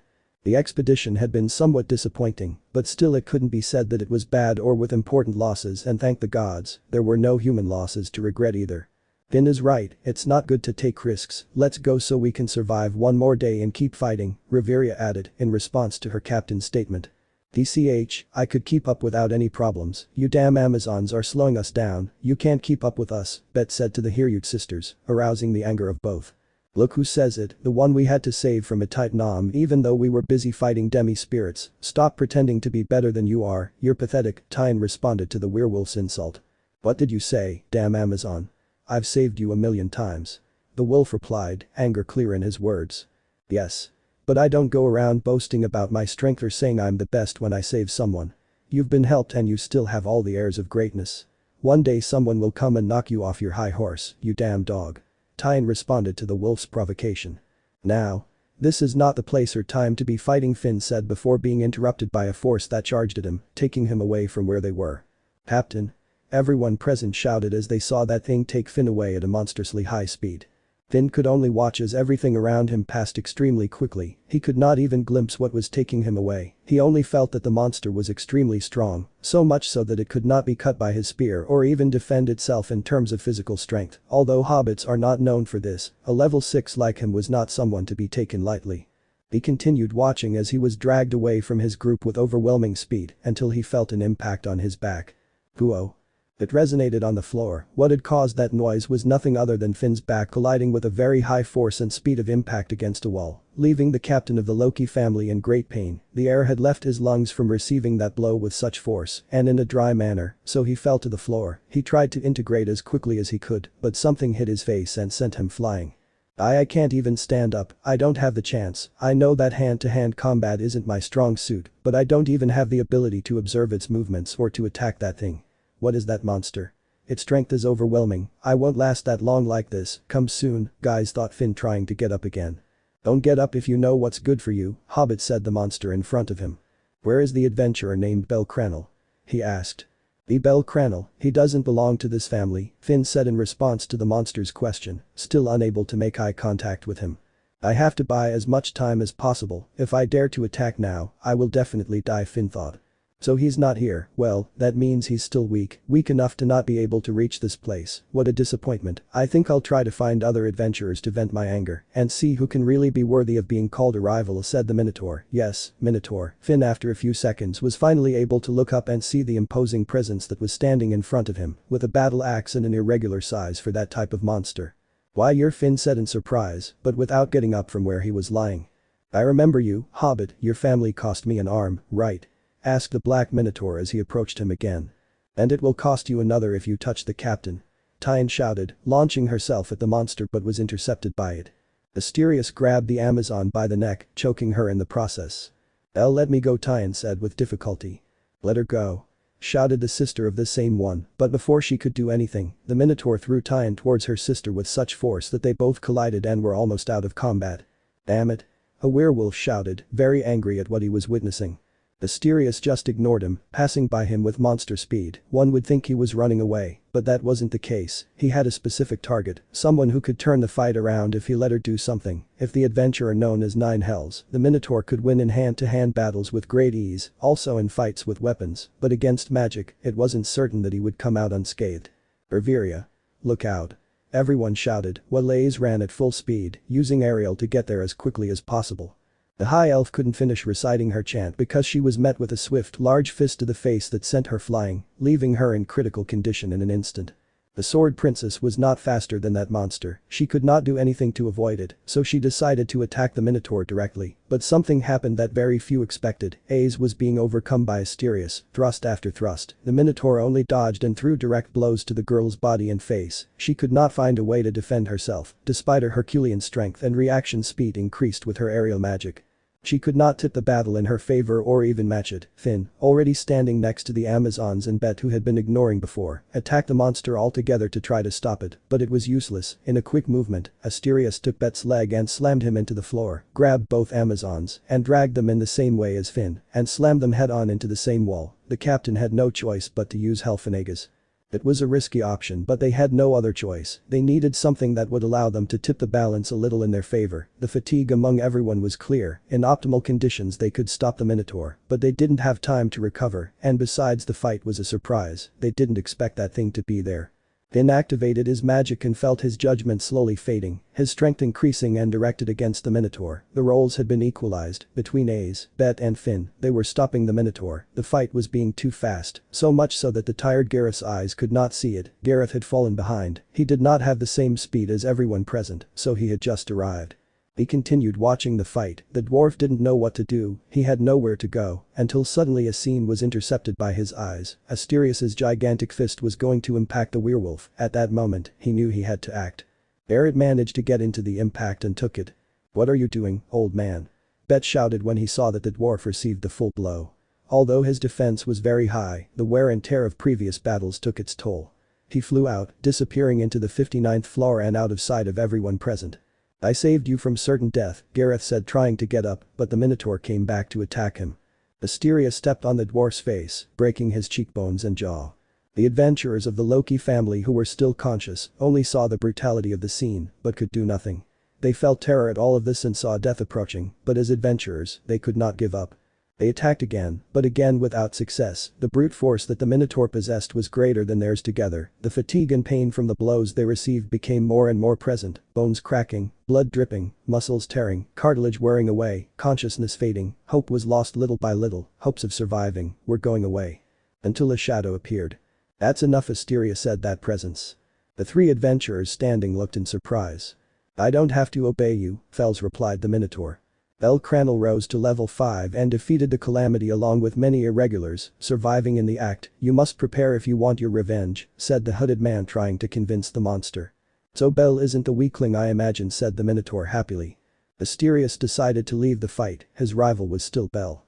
"Well, Loki family, you have avoided death by Fels, but you will not have the same luck next time," Asterius said as he left the site. Ace, Finn and Bet watched in terror as their opponent retreated. The monster wouldn't admit it, but it had been overexerted. The combined attacks of the three of them had done more damage than they had imagined, but even so, the monster had the ability to make them look ridiculous. "Hey. Damn bull." Bet shouted, walking towards Asterius. "Bet, it's not time, we have to go back quickly, whatever potions there are, let's take them, we must get to the surface soon, we don't have time to waste," Ace said stopping the werewolf. She also felt too much anger for that monster right now, but she understood that she didn't have the energy to keep up a battle for much longer. "DCH, we'll see each other again, damn monster," Bet said upon hearing what the princess said. The three of them took up positions and, carrying the wounded, ran as fast as they could before another monster arrived. They were in no condition to wage another adventure. Back to the present. "And that's what happened, that Minotaur is looking for you and will do anything to get your attention. It doesn't matter if that means killing the adventurers he comes across, he won't stop," Finn said with clear anger. His pride had been hit as well as his body. His family was badly hurt for not having foreseen the danger that was coming, although he knew that deep down, this situation was going to happen seeing the rival. "This was all my fault," then the white-haired young man said with clear anger and fear in his words. "I don't think so, but you're the reason why he is more active," Ace responded to the boy's concern. "I have to do something, otherwise, many more people will be affected because of me," and Asterius Bell responded to Ace's words. "We have it, don't steal the spotlight, damn tomato," Bet said. "Yes, we won't leave this situation to you alone, we have to join forces to make that monster pay," the sword princess added to the werewolf's words. I don't want to risk you, you don't have to come with me," Bell answered. He was worried about them, he didn't want others to get hurt again because of him. "Nobody does it for you, idiot, we do it to kick that thing's ass back," Bet said in response to the boy's statement. "That's right, Bell, we have to stop him, it has nothing to do with you," Finn said, lifting the boy's spirits. "Well, in that case, let's go after that damn idiot," Bell replied with a serious cold look filled with great anger. "And the Lady of Abundance? Bell didn't come this morning. Did something happen?" Syr asked her friend Ryu. "There must have been some problem, that's most likely," the elf answered to her friend's question. "That's most likely, girl, I bet he won't be long in walking through that door," Mia Grant said. Relax Naya, it shouldn't take long to arrive, Naya said Anya to calm the young woman in love. Sorry for being late, Belle said, too serious as he entered the place. Belle. Why did it take you so long to get here? I was so worried, Syr said jokingly, but she saw the worried face the boy had. I'm sorry, Syr, it wasn't my intention, he repeated his apology again. Belle, what's wrong? You look sick. Can I help you? The girl asked, taking the boy's hand with one hand and placing the other on Belle's cheek. The Loki family was attacked in the dungeon by the Minotaur that I couldn't defeat a couple of months ago. Because of me they were almost dead, Belle said, with some tears streaming down his face. Syr, go out with him and talk, the boy needs you more right now than we do, Mia Grand said when she noticed Belle's actions. Thank you, Mia Grand, I'm sorry for being so inopportune, replied the young adventurer. No problem, kid, that girl always cheers you up and is there for you, I can give her that freedom, replied the dwarf. Mia Grand wasn't long, said the waitress, taking her partner out of the place. They both went out and headed to a bench so they could talk together without anything or anyone being able to interrupt them. Belle, what do you mean by saying they could have died? I'm here to listen to you, not to judge you. Remember? The girl said, touching the white-haired boy's cheeks so he would look at her. The black minotaur that attacked when the Xenos thing happened has been hunting adventurers and the Loki family was affected. They could have died because of my weakness for not being able to kill it on that occasion, said the boy with small tears welling up in his eyes. Syr wiped Belle's tears with her fingers and took the boy's head to lay it on her lap. Syr? Belle called to the waitress. It was difficult, wasn't it? The girl asked. Coming here, facing all these challenges you weren't prepared for, everything you've had to fight, go through, live, face, achieve, I guess you never imagined you'd be involved in a life like this. Am I wrong? Added the silver-haired woman. Yes, I never imagined living all this, I try to be optimistic, but the problems only increase and a large part of them are my fault for following my ideals, that's why I get others and myself into trouble, Belle said, while Syr played with the boy's hair. I know it hasn't been easy. You're still young, but you've seen more action than many people in their entire lives. My question is this. Would you change anything you've experienced? Syr asked again. Belle could only think of one clear, unhesitating answer. No, the boy replied. Then you have no reason to complain, if this path you have followed has brought you here and you do not want to change it, just keep moving forward, replied the girl. Life is not how we want it, but we decide how to live it. Do not give up, Belle. Your tenacity and determination when it comes to following your ideals is a unique virtue. The people who have been involved in it is because they decided to walk with you, with all the good and bad moments, they trust you, they know that you look out for what is right, so, do not change, keep moving forward, be the hero you want to be my hero, Belle added the girl, with a big smile. The white-haired man only began to cry, he had come to a resolution, his partner was right, everything he had achieved up to this point was because he followed his own path, friends, family and her had been the product of following his decisions and trusting his heart, it would be an insult to all of them to give up now, having come so far. Thanks, Syr, Belle replied. I did well to fall in love with her, the young man thought. You're welcome, Belle, the girl replied with a cute smile, happy to have been able to help the love of her life. I love you, Freya, Belle replied, seeing the resolution in his mind and heart. Chapter 21. Emergency mission. The search begins. After the talk with the Loki familia and the moment of weakness that Belle went through being the determining factor for all this to have been unleashed, the guild commissioned the special mission for the hunt of the Black Minotaur. Only adventurers of level 5 or higher, with the intention of participating could go. The reason why the guild accepted this mission is because there have been increases in the deaths of the adventurers. The deaths of these same have been growing with the passage of days to the point of prohibiting the passage to floors higher than 18. Curiously, on the floors that are before Riviera, sightings have been reported of people protecting defenseless adventurers, or in instances close to death, but none of those affected even saw the face of their saviors. The only thing they said is that with the same speed with which they came to save them, they left. Everyone was confused by that, until the guild, at the request of Uranus, revealed to everyone present that there was formed a security force for novice adventurers who ventured into the dungeon. They also gave a detailed report on the sightings of irregulars on the floors and that, in case the scenario arose in which any of them came across that type of monsters, they should leave the fight to the security force, since that was, in part, their responsibility.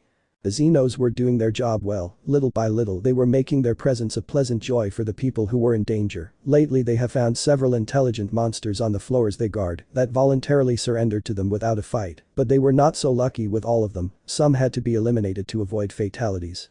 If we put aside the issue of a black minotaur with the potential of a level 6 at the end of the road or a level 7 just raised, according to the reports of the Loki family at the time of having encountered it on the 59th floor and having been saved by a mysterious presence that controlled the beast, the whole plan of the integration of the Xenos police was going as planned. The results were not long in coming, and the morale within the place grew more and more, but the fear increased at the same rate when Oliver Ario found out that in the floors beyond Riviera, the adventurers no longer returned. Well, the hunting mission is something we can't avoid, but from our family we could only provide them with Belle. The question here is who would go to take care of it. The Loki family has been reduced in numbers, and the Freya family wouldn't lend themselves to that, at least we don't think so, Hestia said to her family sitting in the dining room. Of the Loki family, the only ones who are not unwell and may be ready for the mission are Bet, Miss A's and Finn. Of the rest, Gareth has not yet woken up. The impact received on the head by the Minotaur left him in a coma for at least one more week. Ty and Antiona have already woken up, but their recovery needs approximately 2 more days, time that we cannot wait because we do not have it, and Riveria could go, but she has to protect Loki in case someone takes advantage of the situation. See how you see, the outlook is not favorable by any side, and time eats away at us second after second. We have to see the way to form a group of at least 6 adventurers. Belle added to what his goddess said. All the gods with adventurers of level 5 or higher were gathered with their captains in the Fireplace Mansion, headquarters of the Hestia family, discussing whether they would have the support and participation of their adventurers. It is well known that there are not too many families that meet the requirements requested by the guild. It was a mission in which the safety of no one was assured. The defeat of Loki's children only aroused more fear among the adventurers. I can only offer Belle. I don't like the idea of risking him in that battle, but he really wants to go, and I don't think I can stop him when he's so determined, Hestia said, taking the boy's shoulder. I will only give them to A's, Bet and Finn, who is here by my side. They insisted on going the same way as that boy, Loki answered. If we take into account the characteristics you ask for, I can only give you Aisha, who recently leveled up in the last Denitus along with all of Hestia's children, Hermes expressed at the guild's request. I am Ganesha. I can only offer you Shakti. Ilta does not wish to leave the city unprotected. The masked god commented. And you, Freya. So far there are already 6 of us, but some extra help wouldn't hurt, even if you let one of them go. Hermes asked the goddess of beauty, who seemed lost and not paying attention to the matter, her gaze fixed only on the white-haired young man in thin clothes who was in front of her, which made Belle blush and feel somewhat uncomfortable. Excuse me, Hermes, of course I can provide one of my children, but it would depend on which of them wants to go, because I would not want to force them to accept a mission. Freya responded to the god's request. At her side was the king of Verario, Elbows-Otter, who was standing with his typical face already known, serious and without saying a word, unless his goddess requires it. Okay, I think that's the best we can offer right now. Tomorrow we must embark to the dungeon. We don't know on which floor we will find him, or if he will be waiting for us, so we will have to pray to all the gods that we find him, Finn said to those present. The group is ready then. There are 6 of us while we wait for confirmation from one of Freya-sama's employees. Tomorrow at 6 in the morning we will meet at the Tower of Babel to begin the search, Belle responded to the hobbit's words. Everyone present at the scene left the mansion and headed to their headquarters to prepare their employees for what they would face in a few hours. What do you think about all this, Belle? Hestia asked her family captain. I'm not sure if we are capable enough to find him or even face him. I have no idea how much Asterius' strength has increased, but we have to finish him. I have to finish him. Asterius won't let anyone but me face him. It's my responsibility, Belle answered to his goddess's question. This made Hestia worry. She understood that the Minotaur had left a mark inside the young man that could not be removed until they faced each other face to face. She was afraid that such a situation would arise and Belle would lose. Everyone trusts him, the boy has the ability to fight that monster, but there is also the possibility that this thing would surpass his abilities, causing Belle to die in combat. Promise me that if you see that you can't win, you will run away. Promise me that you won't die, Belle, Hestia expressed, holding him by the shirt, those words letting her concern shine through. Ami-sama, if someone gets into danger during this mission, if I have no other choice but to fight him, I will. I can't promise you that I'll run away. I have to face this. It's bad enough that others have to get involved, but I can promise you one thing. I won't die, the boy replied. There was a heavy atmosphere between them, worry, fear, death, irreparable damage, a promise, all of this was going through each of their minds. They all knew they weren't facing an easy opponent, and that wasn't counting the surprises the dungeon could throw at them. No matter how you looked at it, the outlook wasn't favorable in any way. I have to finish him, Belle said as he went to his room to prepare what was necessary. Elsewhere but in the same mansion, you could see Welf, the blacksmith who had joined the Hestia familia, were in the forge, making his great creation. He wanted to help his friend however possible. After obtaining the materials in his training with Hogni of the Freya familia a few days ago, he set to work on the dark elf sword and a set of armor for the boy, but there was a problem. The adamantine obtained by Hogni for the making of the sword was not enough to make a complete set of armor. What was left over could only be used as armor that covered the boy's entire arm. It would only have protection on that arm, so he decided that he would join that part to his already known armor, although it was a new prototype that allowed more durability than the previous ones, as well as resistance to projectile magic. But the problem was that a direct attack with a sharp object in any area, except the arm where the adamantite would be a critical hit, of course. If the infused force is extremely high, case of the sword princess's thrusts with her signature weapon were the best Welf could offer his friend at the moment, so he wouldn't leave that place until he finished it before the mission. Belle, I have to provide you with something that will give you life insurance. I can't do more than this at this moment, so I'm sorry if it's not enough. I hope it's useful. I really hope so, Welf said while shaping the metal hammer after hammer blow, causing sparks to fly from the impacts. At the Tower of Babel. It was possible to observe at the Freya family headquarters that the goddess was arriving with her faithful servant from the meeting they had had a few moments ago. Everyone could realize that Freya-sama was talking about something with bows. You didn't have to be very clever to imagine the subject. Otter, gather the family. We have to see if any of them enlist for the mission. I doubt that all of them are interested, so it's the only thing I can do at this moment, Freya said to the captain of her family. She wanted to gather everyone to tell them what happened at the meeting and offer the mission to those interested. Okay Freya-sama, I'll go for them, Bose replied seriously as he walked away from the place to fulfill his mission. Well, I have to see who decides to go with Belle. I couldn't care less about the Loki family, as well as the children of Hermes and Ganesha, but my Belle will go anyway, and the deep floors must be taken seriously, although he has already risen to level 5, with a potential of a level 6, that damn Minotaur is not far behind, although it is hard for me to admit it, this was a battle that my bunny could not face alone, on paper of course. He always surprises me by drawing strength from the depths of his being. Anyway, with someone like Alan, Hogni or Hedden by his side, I could be sure that my boy will not die. They are the ones I trust the most at the moment. The Gulliver brothers always go everywhere together, so I doubt that the four of them will decide to go, said the goddess in a low voice to herself, as a way of collecting the events that were about to unfold in Aurario. Are you okay, Freya-sama? I've been listening to you talking to yourself for a few seconds now, and I'm a little worried about that, Helen said from behind Freya, his face clearly surprised. Helen, I didn't see you were here, nor did I feel when you arrived. I regret that. I got lost in my thoughts and didn't realize they passed from my mind to words, the goddess answered, somewhat excited upon seeing her servant a few meters away from her. Don't worry, Freya-sama, but I couldn't help but overhear something about a mission. Did something happen? Helen asked, having heard a fragment of what Freya said. So you heard that part well. I was going to tell it only to family members with level 5 or higher, but I think it's okay if I tell you, Helen. What happens is that a few days ago the Loki family was attacked by the Black Minotaur that Belle faced a couple of months ago near here. I think you should remember that battle. You were present, said the goddess, beginning the explanation of the facts.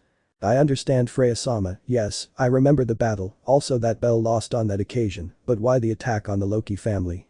It is not something normal, although that monster wants to meet Belle again. I do not see the reason why he would attack a family that has no relationship with him. The young girl commented at what Freya said. She did not make sense of it. It was something like a wake-up call. He wanted Belle to know that he was still alive and waiting for his last duel with my bunny. So if we take that as a premise, he used the Loki family as a warning of it. He only used them as a means to pass the message. If not, what would be the point of having left them alive? Belle insisted on going to defeat him, but although it pains me to admit it, I'm not sure that Belle will be able to defeat him alone. I'm afraid that something will happen, and I'll lose him when it has cost me so much work to have him by my side. I don't want him to leave me. I love him, and I want us to spend his entire mortal life together, and if possible, meet him again in Tenkai. For that reason, I can't allow him to die at this moment. Going back to what I was saying.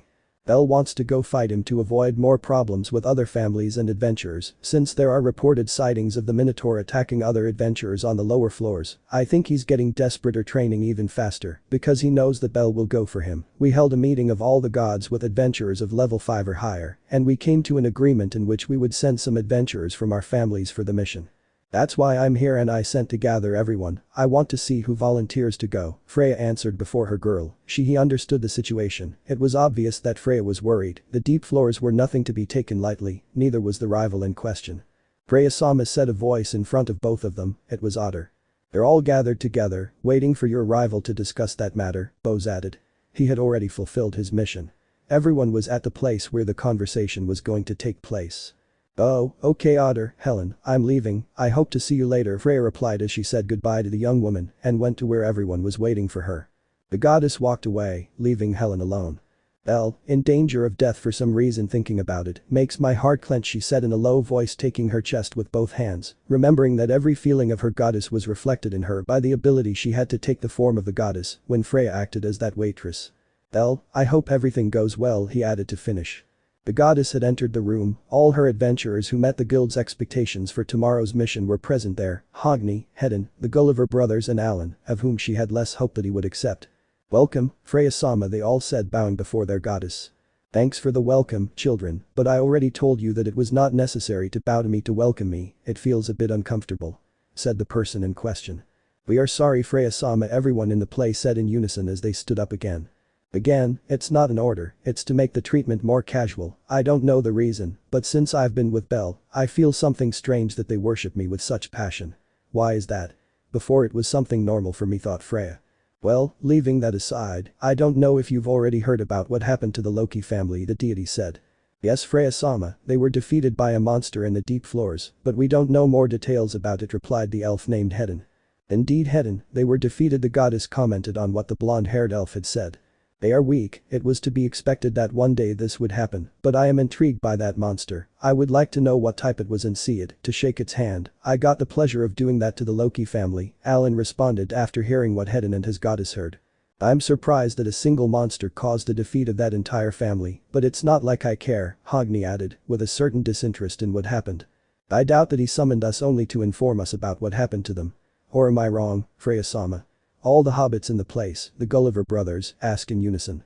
"Yes, Freya-sama, we believe the reason is something else." "Does it have to do with the meeting that took place at that child's mansion?" Alan asked in the same way. "You're very good at connecting the dots, I'm happy for you, indeed, I called you here for a special reason, not just to laugh about what happened with Loki," Freya replied, seeing how perceptive and clever those present had been. "Whatever you order will be fulfilled, Freya-sama," they all said in unison, all except Otter who was watching the family. "Well, it's not an order per se, it's a request, I can only entrust this to one of you, you are not obligated to accept, but I would appreciate it if you did," Freya expressed.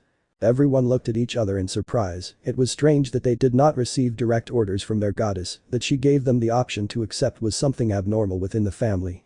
"I need one of you to go on the hunting mission, the monster must be eradicated as soon as possible, for the damage it has been causing on the lower and deep floors respectively, it is that black minotaur from a few months ago, the one that Belle could not defeat, according to the information given by the guild, its strength has become even greater, the Loki family was not killed, because the minotaur was stopped by a strange entity, Belle feels responsible for it.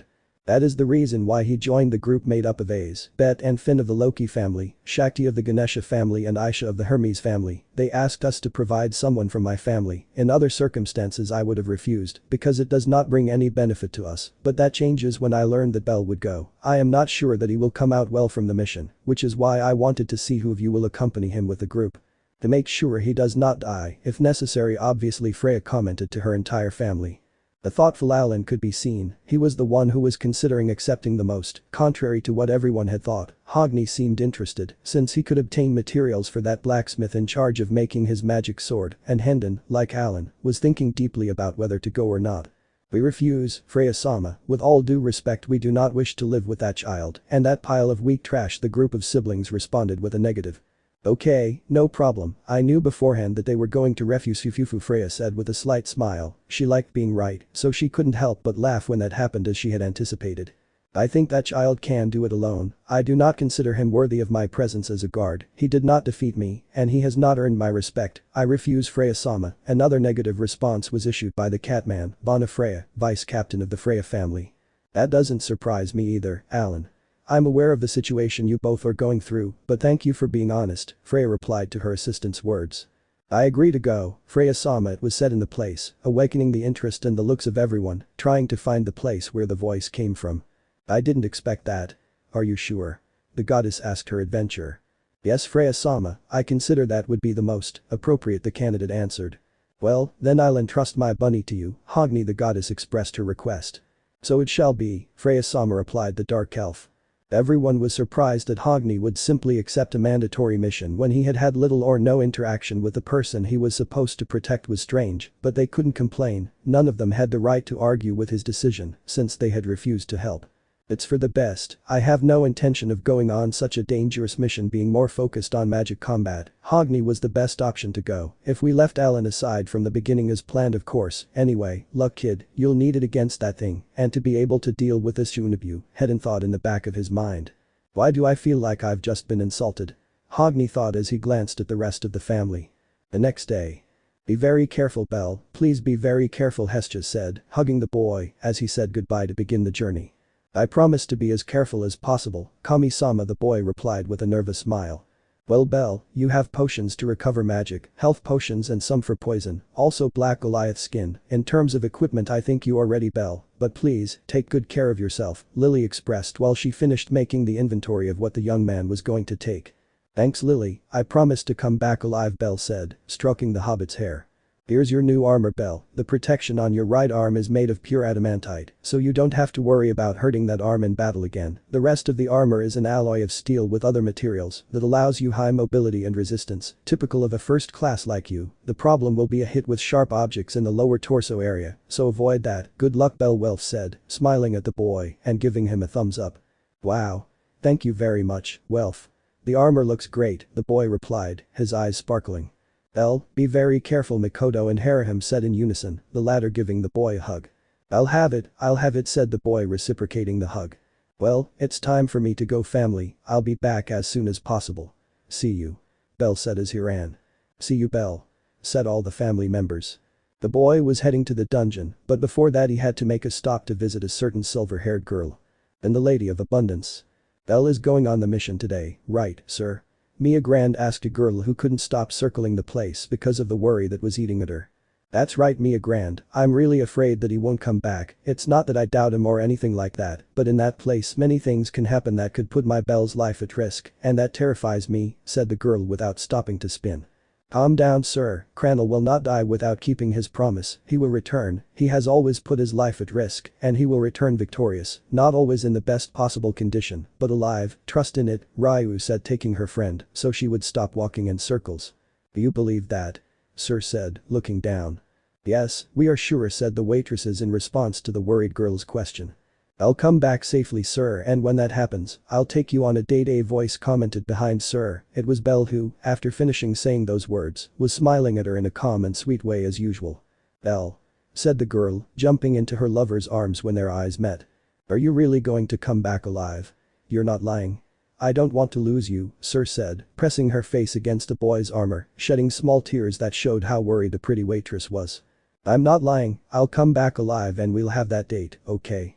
The boy replied, placing one hand behind the girl's head and the other on her back. You already said it, if you said it you have to do it, if you don't do it, I will hate you forever, Belle said the girl still with tears. I will fulfill it, so I will prevent you from hating me, replied the white-haired man taking the girl's cheeks with both hands to lift the white face with some red tones in it and wipe the tears that slid down Sir's cheeks. Belle said the silver-haired girl at this action. Sir, I love you, Belle added before giving her a kiss on the lips, a kiss that wasn't a goodbye, a kiss that was a, see you soon. At the entrance to the dungeon. Well, we're all together now, Ace, Bet, Belle, Aisha, Shakti, the Freya family didn't tell us about an adventurer accompanying us, so I have to assume she didn't send anyone, Finn said to the group. Finn is wrong, I am the one who was sent by Freya-sama said a voice behind him. Imagine walking calmly and out of nowhere the damned Hogni appears next to you without warning.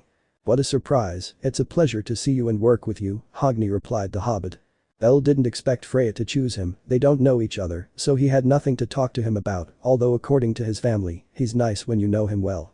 Everyone greeted the dark elf with relative neutrality, all except Belle who gave him a sincere smile. I hope you don't cause me too much trouble, kid. Let's see what Hedden and Freya-sama see in you, Hogni thought as he shook the boy's hand. You smell like that girl, Belle. Did they have farewell hex? I wonder, Aisha said in the white-haired man's ear. It's not that. I just kissed and hugged her. Belle shouted at the Amazon with clear shame on his face for what he said earlier. This caught everyone's attention, especially that of a golden-eyed blonde who was somewhat dissatisfied with what had been shouted from the rooftops. Well, if the presents are ready and Bell has stopped bragging about his relationship to everyone, I think we should go now, Finn said to break the awkward situation that had been created by the boy's reaction. Bell only blushed at what happened. So that bastard kissed Freya-sama. It's possible that on this mission I'll be slower to help him, thought the elf, glaring at the boy. I feel my life is in danger, Bell said in a low voice with a lost look. Okay then, let's go after that minotaur. Finn shouted to start the mission. Mysterious, I'm ready for our rematch, Bell thought decisively. Somewhere in the dungeon, in the deep floors. I feel you approaching, Bell. We have to finish what we left pending, said the Minotaur, finishing off some monsters in the area. Chapter 22. Target located, third and final round. In the dungeon, footsteps could be heard echoing throughout the place, quick and precise, typical of some specimen with terrifying speed. Wait, it wasn't just one, the sounds came from more than one presence. What's that noise? Asked an adventurer near the 9th and 10th floors. I don't know, but I don't think it's good to investigate. Let's get out of here, said the companion of the previous adventurer before being interrupted by a white spot in front of him, which passed at such a high speed that he was unable to distinguish what it was. What was that? I couldn't see anything, the first adventurer said before being interrupted by 6 other presences that couldn't be seen. What the hell? I didn't see anything, they both said at the same time. They were surprised, terrified by what had happened. They didn't know monsters with those characteristics. The reason was simple. What had happened next to them wasn't a monster or anything like it. They were 7 of the strongest adventurers in all of Aurario at the moment. Bell from the Hestia family, Finn, Bet and Ace from the Loki family, Aisha from the Hermes family, Shakti from the Ganesha family and Hogni from the Freya family. All of them had gathered to fulfill the mission of finding and eradicating the presence of the Black Minotaur that had become even more present lately. But outside of the guild and the families that had lent their adventurers, no one knew who would go or the reason why so many members of different families were gathered. As they passed by, they could only see a large number of magic stones lying around. For adventurers of level 5 or higher, it was a piece of cake to take down the monsters on or near the 9th floor. They are really strong. We didn't have time to see how they finished off all the monsters on the floor in the blink of an eye, said the adventurer from the beginning, incredulous at the loot of magic stones on the floor. The group led by Finn the Brave had not collected the magic stones. That was not their objective, it was not their goal. They had a clear goal that did not require the collection of said objects. They moved between floors faster and faster, only spots could be seen passing by the adventurers and the Xenos, who were helping with any problem that might arise on floors 1 to 18. That was Bell, wasn't it? Ray asked the lizardman, being able to see for a brief moment the red eye and white hair of the boy. He had a fixed gaze forward, as if he didn't want distractions, a gaze focused and determined to hunt his target. Then he was followed by other people who were not identified by the siren. Yes, I see that the long-awaited confrontation between Asterius is finally going to take place, the lizardman responded to his partner Zeno's question. Asterius, the girl said in surprise. Good luck, Bell, you'll need it, Lid added, carefully observing the place where the boy disappeared from his sight, straight and without distractions. That was the boy's path. Any monster that was present in the place and obstructed the path of the adventurers was eradicated in the blink of an eye, leaving only magic stones and some loot, thanks to Bell's luck skill, along with some more who were in the group. It was like giving money to those present, call it alms for the weaker adventurers, but the reality was that they were just dead weight. There was something more important than money for them at that moment.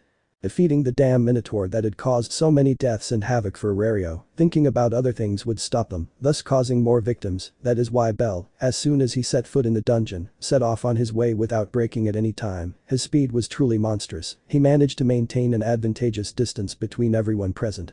For Aisha and Shakti it was something to consider since they were of the same level, but the young white-haired man could easily be the fastest level 5 in all of Aurario, but keeping up with 4 level 6s. That was a feat, leaving behind the Sword Princess, Betloga, Finn, and Hogni. The 4 of them could only be surprised by the power of the boy, who went from one week to the next to surpassing everyone in speed. Hey, damn tomato. Don't you dare leave us behind. How the hell did you get so fast being a level 5? The werewolf shouted as he saw himself overwhelmed by the young man. Bell didn't answer, his body was on automatic mode, killing monsters but without stopping, except to stick his dagger into the bodies. Hey Bell. Enthusiasm is good, but if you keep going at this pace, or rather, if we keep going at this pace, we might exhaust a lot of physical stamina, expressed the captain of the Loki family. The boy still didn't respond to his group's words. Bell. They all shouted in unison to get attention or scold the boy who was lost in his thoughts. Oh? I'm sorry. What happened? Said the boy coming out of his trance. You weren't listening, idiot. The level 6 adventurer from the Loki family shouted angrily. I'm sorry. The boy apologized, but without stopping. That's what we were talking about, Belle. We have to know how to use our physical resistance. It's not good to go all out at the beginning of an expedition, especially when we don't know in which area of the dungeon we'll find, the Minotaur Shakti said behind everyone next to Aisha. I'm sorry, it's just that thinking that every second that passes some life is at risk for not having defeated Asterius terrifies me. Thinking that they can die or died because of my weakness is a great weight on my heart and mind. I don't want to give that monster any more time to live. I have to go for it and finish it, Bell said, quickening his pace to be able to meet with the whole group again. You don't have, we have. Stop carrying that alone, it's not good for you, trust in us and in our strength, we will manage to defeat that thing all together, said the Amazon, wrapping her arm around the boy. She's right, Belle, you're not alone, Ace said at Aisha's statement. TCH, look kid, I don't like you, but we have to work together, Bed added, looking at him directly, which is unusual for him, since he talks to you with his back turned or looking away. Okay, let's slow down, we're already on the 17th floor, and we haven't even been here for 3 hours since we started. If we continue at this rate, we'll be exhausted before even reaching the lower and or deeper levels, the Hobbit said to the people who made up the search team. Okay, sorry, I'll go at your pace, Belle replied. That kid is amazing, we're supposed to be on the same level, but he left me behind so easily, as well as Bet and A's. You're someone everyone should be wary of, Belle Shakti thought as she saw the boy apologizing. This idiot, his speed is inhuman, it's not in accordance with his level. What the hell did you teach him, Alan? What kind of hell did you put that boy through to have such strength? Anyway, it seems he's not aware of it, he's so strong and such an idiot at the same time, it makes me want to hit him, Hogni of the Freya Familia said in his mind, without losing sight of Belle. Well, let's continue. If this group were to collect profits, I think we would be millionaires just by reaching the 17th floor. Too bad that's not the case, Aisha said, placing her hands on her waist and with a somewhat disappointed face. All the adventurers continued on their way after the light conversation on the 17th floor, heading to the 18th floor until a noise caught the attention of everyone in the place. The noise came from in front of them, it was like heavy, dry, and large footsteps, typical of a giant monster. You know, Belle, I think Cassandra is right about you. Whenever someone comes with you to the dungeon, trouble follows you. The luck skill you have is just for show or only good for monster loot, because for other things, it's crap, the Amazon told the white-haired boy without taking her eyes off the front, attentive to what was approaching. You know, Aisha. I'm starting to firmly believe that the dungeon hates me. It's not normal all the problems they cause me as soon as I set foot here, Belle said to the Amazon with a clearly nervous face. Isn't that thing supposed to regenerate in over a week? Shakti asked, expectant of what was coming. It's supposed to be Shakti, it's supposed to be everyone. In battle position. Finn ordered. A's and Bet will attack from the monster's right. Aisha and Hogni on the left. Belle, Shakti and I in the middle. Try to overwhelm it quickly, time is precious right now and we can't waste it on this thing, even an irregular Goliath. Try to land direct hits. The Hobbit added as an instruction to those present. Everyone knew what to do but was interrupted before they could advance. Firebult. Belle shouted, raising the eyebrows of everyone present. The beam of fire was shot with great speed, passing by everyone, but not heading directly at them. Its target had already been marked before leaving the boy's hand. The more the beam advanced, the bigger and wider it became. It was as if the power was concentrated much more in the tip of it. The Goliath tried to move or dodge it, but at the same instant that the monster appeared, half of its body was destroyed by Belle's attack. Leaving only the area from the waist down and giving a glimpse of its magic stone, A's went ahead of everyone and went at full speed towards the rest of the monster. Tempest. Ariel. The golden-haired girl shouted, activating her signature magic to increase her speed and prevent the monster from regenerating after taking all that damage. For those present, it was only a few seconds since Belle launched his magic. A's was already on the Goliath's body, and with a thrust she shattered the magic stone, thus eliminating the giant monster. 10 seconds. Only 10 seconds of fighting there were between the start and end of the combat. Everyone who was there saw with disbelief the power of the attack. They could not believe that a level 5 had that ability. The group of first classes would not have a hard time defeating that monster, but they definitely could not do it with such speed. Bet and Finn knew it. Belle would not hold back until he eliminated the Minotaur. The boy only saw monsters other than Asterius as setbacks to his goal. That look that instilled fear in monsters and adventurers. A cold and serious look that could not be intimidated even by the strongest being in the dungeon. His security lifted everyone's spirits as well as their respect towards the boy. Only A's had been able to react at the same time as the white-haired man's speed of thought. He got ahead of everyone to shatter the magic stone, as if that had been Belle's plan all along. He didn't cast his magic solely to harm her. In that brief moment, the two exchanged glances and came to an agreement. Is this what adventurers are like when their synchronization is extremely high? With just one look, they knew what the other was planning and thinking. One damn look. Bell lowered his arm as he saw that the target had been successfully eliminated in the blink of an eye, after which he walked briskly towards everyone else. Well, let's continue. Sorry if I didn't warn you beforehand, but I didn't want to waste any more time with that thing. We must advance without setbacks, and as quickly as possible, the boy responded to everyone's surprised looks. It seemed that he was not aware of the kind of feat he had achieved. Defeating an irregular of that class in a moment was something that should be highlighted, possibly that was a record. Defeating a floor boss with an attack, and at that speed should be a record. Bell just gave them a glance, thanked the sword princess, and they continued moving forward. Ace walked beside him, and the rest followed behind them. Nothing and no one will stop me from finishing this with my own hands, Bell said with a look full of determination, the same look he had when he had his first confrontation with Asterius, when he was barely a level 1. They all followed the boy without saying a word, but their thoughts were focused on what their eyes had just witnessed. I wasn't wrong about you, Bell, you're really impressive. It's a shame we didn't see you before, Finn said, seeing the hero of the white flash before his eyes. Hero, I think it's not so far from reality. He has a bearing like that boy, to think that he hasn't even been here in Arario for a year, and he receives the admiration of all of us who have been adventurers for years, Shakti said, advancing step by step. Bell, I don't like you. If it were up to me I would have killed you a long time ago, but I must admit something, when you get serious about a challenge, you are scary, but is that enough for what you are about to face? I have a feeling that we will know the answer to that very soon, thought the dark elf walking behind the white-haired man. They continued going down the floors of the dungeon. They could see that the number of monsters was strangely higher than usual, between floors 20 and 27, where the areas of the Great Labyrinth Tree and the City of Water were located. They were constantly attacked by hordes of dangerous beasts, the Vuover, the Mad Beetle, Dark Fungus, Gun Libellula, Troll, Deadly Hornet, Viscum, Moss Huge, some Raider Fish and Green Dragon. All of them together on those floors prevented the passage of the adventurers, but they were defeated. The numbers were much greater, of course, but the strength of all those adventurers together was terrifying. Cut after cut with his dagger, Bell finished them off, thrust after thrust with his sword. The princess eliminated the targets she could glimpse. Then used his spear and directed the specific areas where everyone else should attack with the greatest possible force to quickly finish them off. Numbers in a fight are important, but it is useless if the opponent in front has a better strategy to counteract them. The monsters gradually decreased as the minutes passed, until they finally stopped arriving. The group was taking a breath after that tiring confrontation. They decided to take some time in the Water City area to recover their energy. They weren't in their last breaths, but they should be at 100% because they were approaching the worst part of the dungeon. From the 30th floor everything was really horrible. Bell knew it perfectly. He had been there even being a level 4, only with Ryu in a deplorable physical state for both.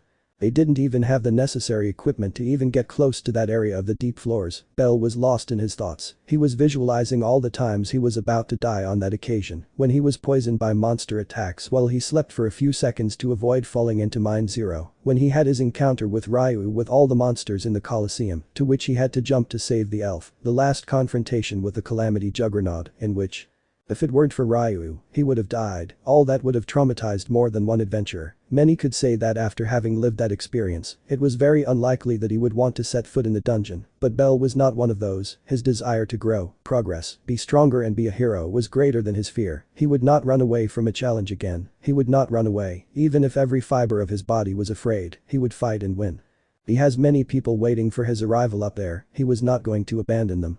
I see you're thinking again, Bell said, a girl behind the boy, getting his attention and turning to see who that voice was coming from. Oh, hello Ace, sorry, I got lost in my thoughts again, Bell replied to the sword princess's statement. How are you feeling?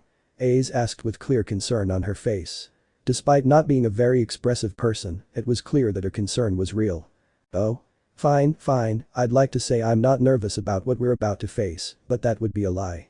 I think you've heard about what I experienced in the deep floors, right? Bell asked the golden-haired beauty sitting next to him. Yes, I heard from Ermid. They told me what condition you had arrived in, and I was worried. Ace responded to the white-haired young man's question. But even if that has happened, there is no room for fear. We are adventurers after all, Bell added.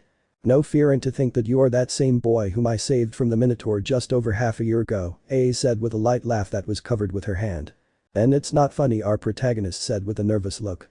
But you're right, I'm surprised by all the things that have changed in such a short time, how much I've changed. I came to this city without having anything or anyone. The only family I had was no longer with me. My grandfather died. I never met my parents or any other relatives. I had no one, but little by little important people came into my life, who began to give me the strength to move forward. I think that everything I've experienced has been worth it at this point, Bell added. looking into space with a smile on his face that showed his calm and sincerity behind the words. I think I'm very lucky, that's why I will protect everyone who is special to me, the white-haired man added again to what he had previously said. All those who are special to you, A said with a downcast look. She imagined the Lady of Abundance's waitress when Belle said that. That includes you, A's. I want to protect you, you are special to me, as I promised. We will save your mother from the Black Dragon. When that fight comes, I will be by your side, fighting alongside you, so, you don't have to be sad, Belle said, giving the girl a sincere smile, which caused a slight blush in her. A's firmly believed in the young man's words. She knew that everything they were telling her at that moment was true. Thank you, Belle replied, the sword princess smiling sweetly.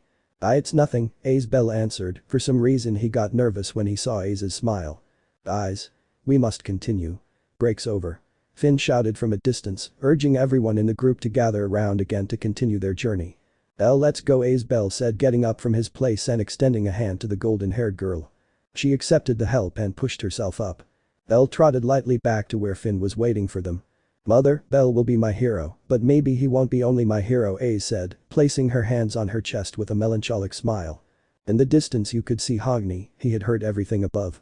Well, at least I can know that that boy wouldn't be unfaithful to Freya-sama. He already made it clear with the sword princess that he considers her important, but not that he loves her like Freya. Well there boy, but I still don't like you thought the dark elf giving off a heavy aura when he thought that Belle, to whom all the love of his goddess was directed, could be said to be too selfish and jealous, contrary to Hedon.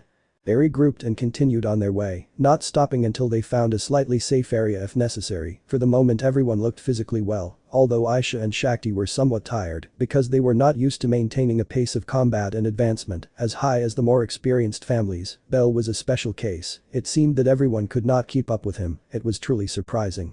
They advanced by leaps and bounds. There were violas attacking, but they seemed like simple little flowers. When Belle exterminated several of them by launching firebolt, the rest were finished off by the others in the group. The problem would start at that moment. I hear some bones, they must be Spartois, be careful, they normally attack in groups that are too large, although we as adventurers at levels 5 and 6 should not have a problem. The strength of those skeletons should not be taken lightly. Adventurers of level 3 or 4 can be defeated by just one of them. In large groups they could defeat adventurers of our level. So this is the plan. In front we have to position Belle, A's, Hogni and Bet. They are the strongest in physical attacks. Shakti. Aisha and I will support behind them in case any of them get past them. This way we will have them surrounded without being able to escape. We can also protect the backs of those in front. Does that seem okay to you? Any suggestions? The Hobbit asked the group. He wanted to know if they had any objections to the plan. I think it would be good if those of us in the front line go directly for them and you go behind us to finish them off in case we don't finish them off quickly, Shakti replied, which seemed to please the others.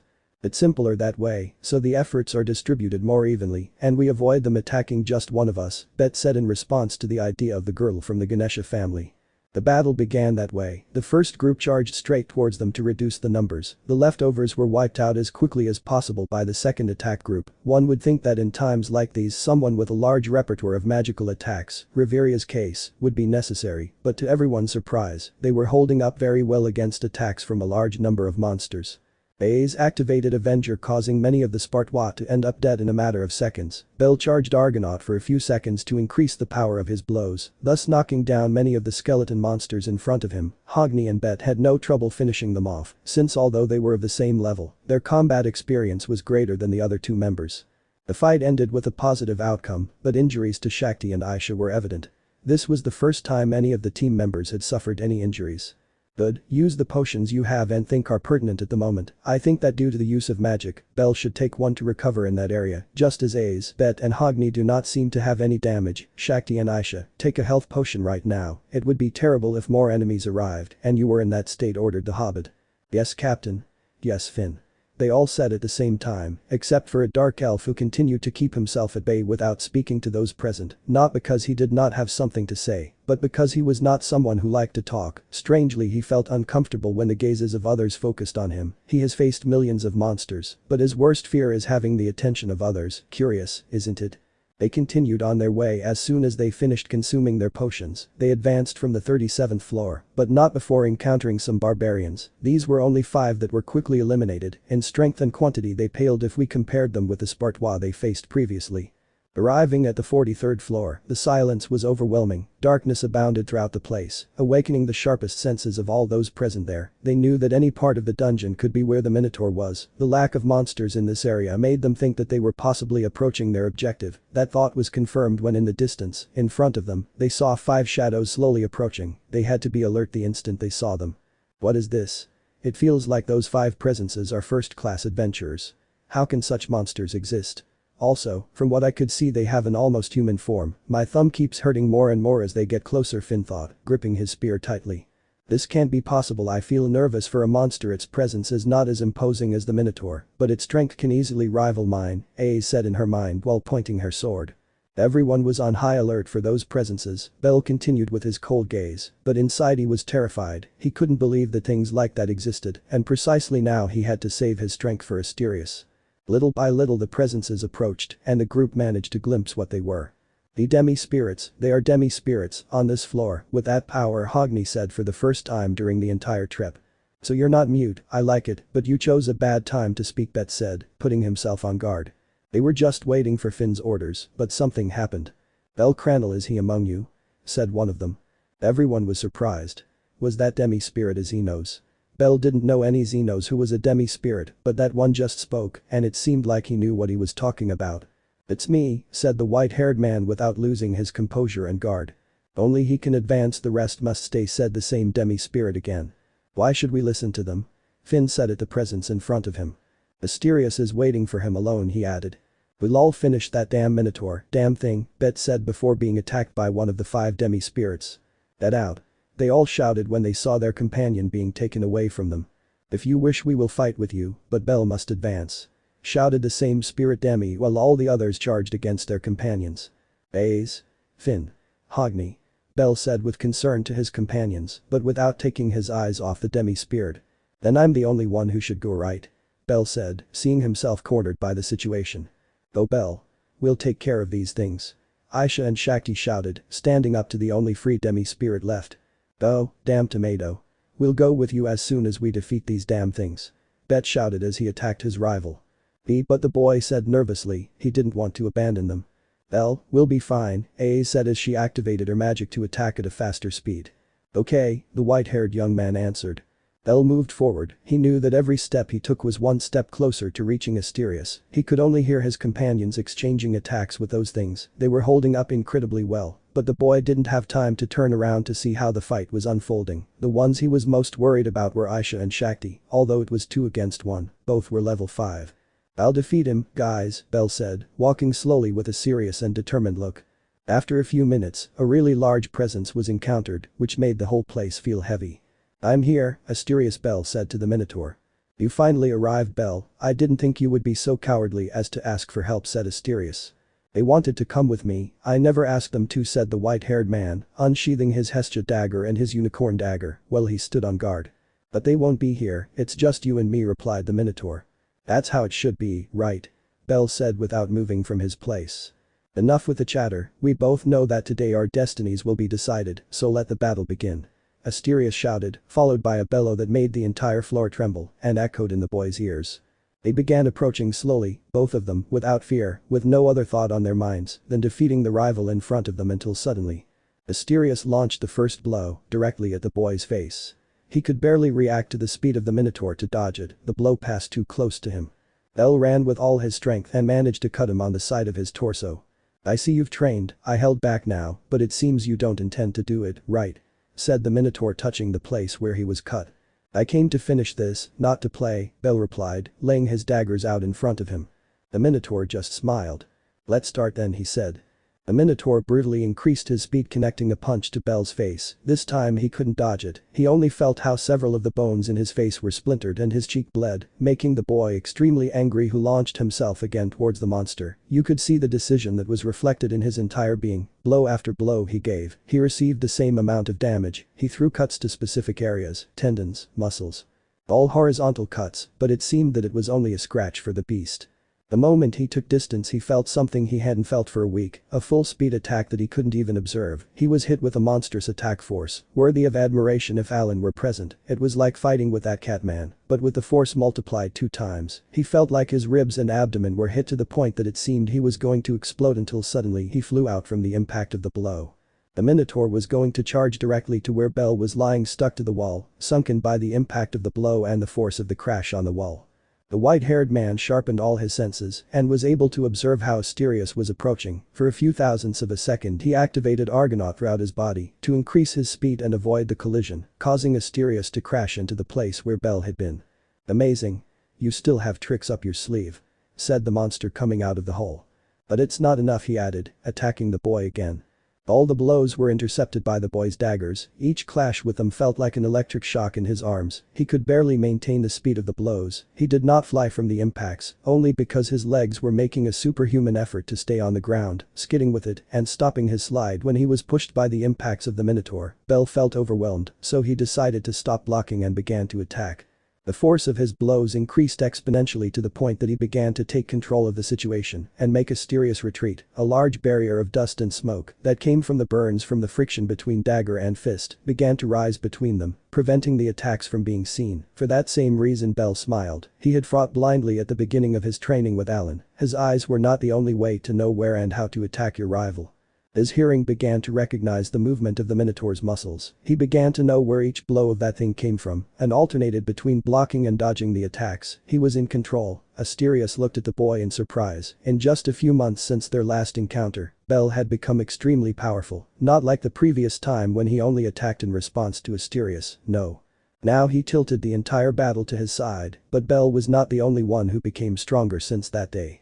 Suddenly and without warning, the Minotaur increased its speed and Belle's body, already accustomed to this pace of fighting, received a reminder: never underestimate the brute force of your enemy. For that reason, he received a shock wave that, although he could hear, he could not react. His body did not have time to react to it.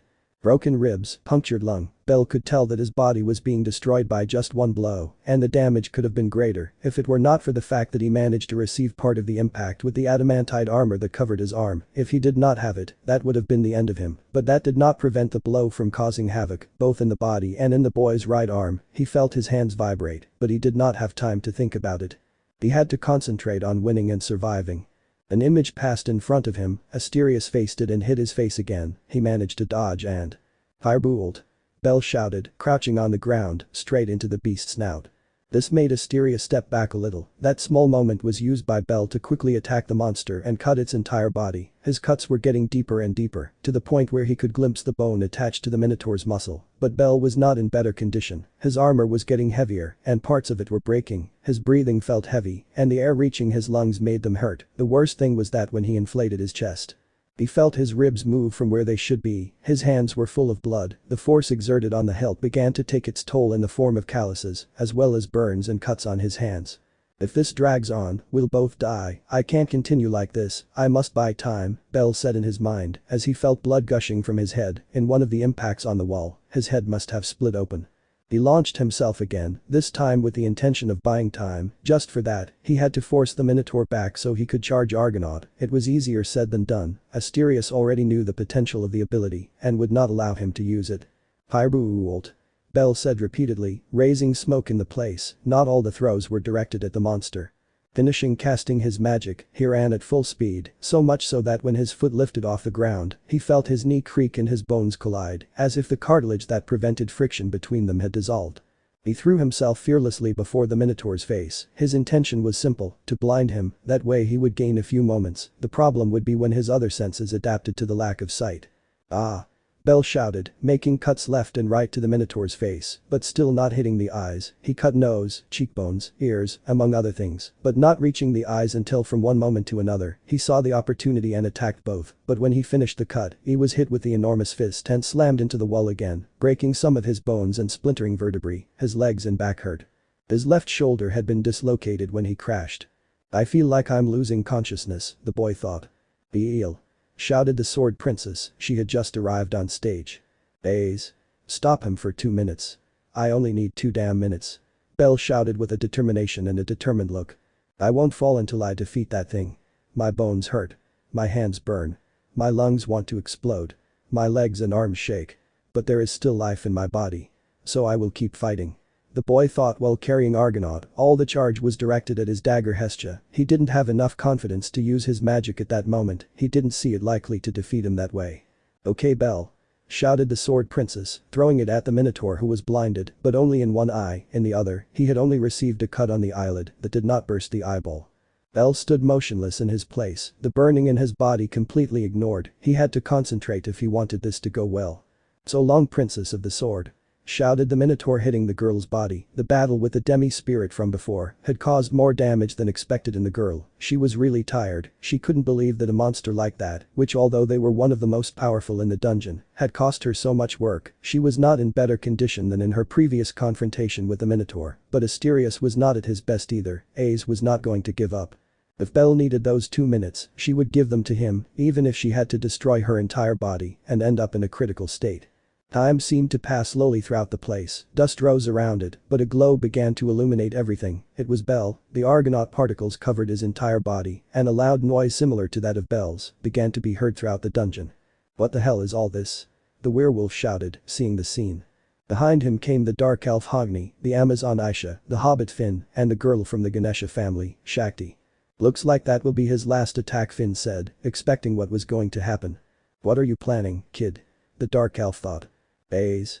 Get out of the way. Now." Belle shouted at the top of his lungs as the glow from his body faded and went to the dagger, creating a longer blade than it already was. Baze stepped aside and ran to the side. "This is my adventure, this is my dream, this is my destiny. Being a hero doesn't sound like a child's dream anymore, right grandpa? Today I will show the worth of a hero," thought Belle as with a little strength he had left in his body, he ran towards where the minotaur was located. Asterius could only launch himself in the same way with his horns forward. This would be the end of the battle, one of them would die at the end of the attack. Both of them ran straight towards their rival to decide their fates. They approached little by little until they could see each other's faces head on. One of the minotaur's horns collided with the boy's left arm, but in a quick movement, Belle managed to move it away. The problem was that the horn was now heading for his torso, so with that same arm, he blocked the horn's path, applying a key to it to prevent it from advancing, barely succeeding, but the tip of the horn stuck in that place and began to pierce the skin.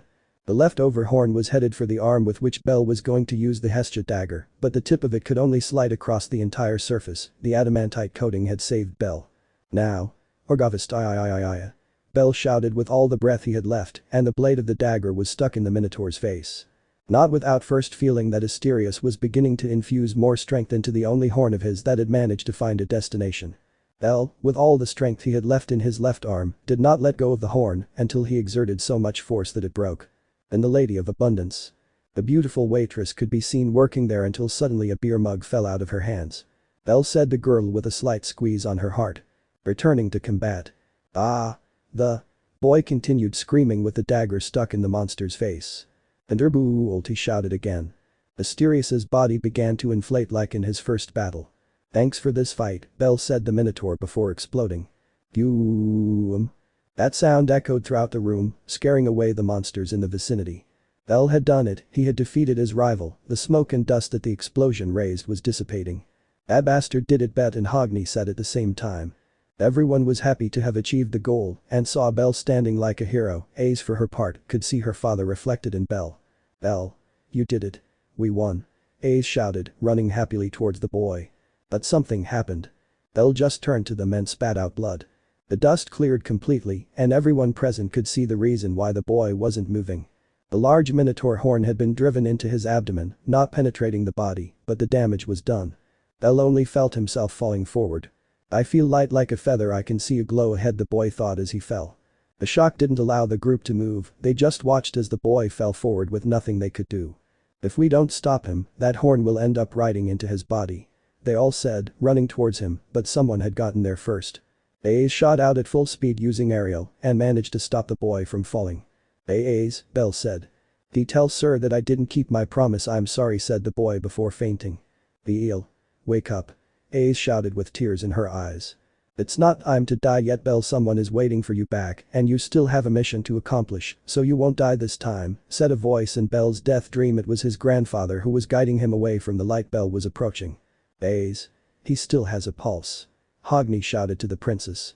"We have to get back quickly before it's too late." Finn shouted, throwing the last health potions left at Belle. "This should give us enough time. Don't take that damn horn out of there," the hobbit added. Everyone started running at full speed to get back to the surface, every second was important. "Please Belle, don't die," A said with Belle in her arms, while crying. It took them only an hour to get up and out of the dungeon. Everyone in the city watched as a group rushed out at monster speed, breaking the ground and destroying everything in front of them. Night was already falling in the place. At the Die Insect family headquarters. 6 people entered with devilish speed, carrying a young man with white hair. "Whatever it cost. Save him," A said to Ermid, still surprised to see such adventurers in front of her. "Quick. Take him to the emergency room now," Ermid said, leading them toward the operating room. They left Belle there, praying to the gods that he lived. "I'll go tell Loki that we're back, Ace, stay here in case anything happens," Finn said as he left the place. "I have to tell Hermes and the Hestia family about everything that happened so they can come," Aisha said, leaving the place at full speed. "I will notify the guild, I hope everything goes well," Shakti said, leaving the place anyway. Agni, without saying a word, quickly left the place to go to the Tower of Babel.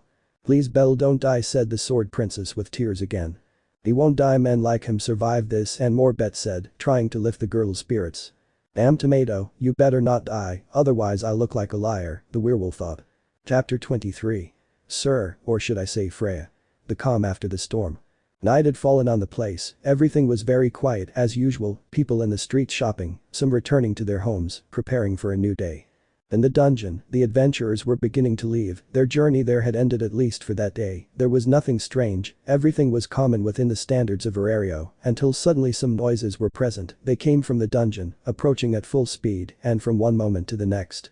Several silhouettes came out of it, it was impossible to see who they were, but it was not impossible to know, everyone knew that the only way for a person to obtain such speed was to be a first-class adventurer. They were the group that was designated for the Black Minotaur mission, right? Asked an adventurer who was passing by. "Yes, it seems they are in a hurry." "Why is that? Did they fail and have to flee?" Asked another adventurer who was with the first one. "I doubt it, if they were able to get out of the dungeon so quickly after starting the mission today, it's because they accomplished their objective, but something gives me a bad feeling," the first adventurer added in response to his companion's question. "What is it?" he asked again. "There were only 6 silhouettes," he answered. "Oh, there were 7 of them," said the companion, understanding the situation. As they discussed this, the commotion left in their wake by Ace, Bet, Finn, Shakti, Aisha, and Hogni only raised more questions. At the Hestia family headquarters. "Do you think they're close to finding Asterius? I know it's been a day, but seeing the situation and the combined strength of all of them, it wouldn't be unreasonable to think they'll return soon," Mikoto expressed in the mansion's living room. In the mansion were all the adventurers of the Hestia family and the god Hermes, along with the captain of his family, Asphi Andromeda. The concern for the situation was not minor, it was not as if his companions and friends had gone on just any expedition, they were exploring every corner of the dungeon, looking for an enemy who had easily defeated the strongest members of the Loki family, they had reasons to be uneasy. It's very possible so, knowing Belle he must be giving that Minotaur what he deserves at this very moment, it's not for nothing that he's recognized as a hero, said the god Hermes with joy. Hermes has a lot of trust in that little boy and he has plenty of reasons to do so. It's not for nothing that he has been present at many of the boy's feats. But even if Belle is very strong, I don't think he'll defeat Asterius easily, at least it gives me some peace of mind, knowing that he's accompanied Hestia mentioned, staring at the door of the fireplace mansion, waiting for her son's arrival, she wouldn't move from there until she saw Belle crossing that door. Yes, according to rumors, the member of the Freya family who decided to accompany them is none other than our master and favorite dark elf, Hogni hahaha Welf said with a big smile, he trusted in the elf's strength. With the teacher with them it's obvious that everything will turn out well, Haraham said, touching her fingers and with a big smile that reassured everyone present. Belle will be fine, when he arrives we will have to throw him a party, because he will most likely go up to level 6 after that adventure and that confrontation Lily said, excited by the growth of her family member. The White Flash hero reaching level 6 in less than 3 weeks. I'm proud of him Hermes said, excited about what could happen, while shedding small tears that showed how happy he was for the boy. I'm the one who should be proud. Don't steal my credit. Hestia said to the god near her while at the same time hitting him with a closed fist on the head. Everyone started laughing at what happened between Hestia and Hermes, but they managed to glimpse a person approaching the door of the headquarters which slowly opened. Hestia couldn't wait any longer, so she threw herself at the person who entered. You're back Belle. Hestia said, hugging who she thought was Belle. Hestia sama, she's not Belle, Asfi said, seeing how Hestia had tackled her family member, Aisha the Amazon. You're not my Belle. Hestia said, quickly separating herself from the Amazon. I'm sorry to disappoint you, Goddess Hestia, but I'm not Belle, Aisha replied to the goddess's disappointed words. But Aisha, shouldn't she be in the dungeon? Mikoto asked, remembering that she was part of the search party. We just got back, Aisha replied. I understand. How did it go? Was the objective achieved? Welf asked calmly. Yes, Belle managed to defeat the Minotaur. The details will be communicated by Shakti to the guild, and they will know in detail what happened, said the Amazon. By the way, Aisha, where's Belle? Don't tell me he's celebrating with Syr? Lily asked with a suggestive look. The silence fell over the Amazon. Aisha? Hermes asked with concern in his eyes. That boy managed to defeat him, but he's in bad shape. One of the beast's horns was embedded in his abdomen. He's being operated on at the Die Insect family headquarters, said the Amazon with clear nervousness. The whole place fell silent upon hearing this. We have to go see him, now, Hestia said, clearly afraid that her child could die. We have to go to that damn place now. Hestia shouted with tears in her son, waking those present at the place from the shock of the news.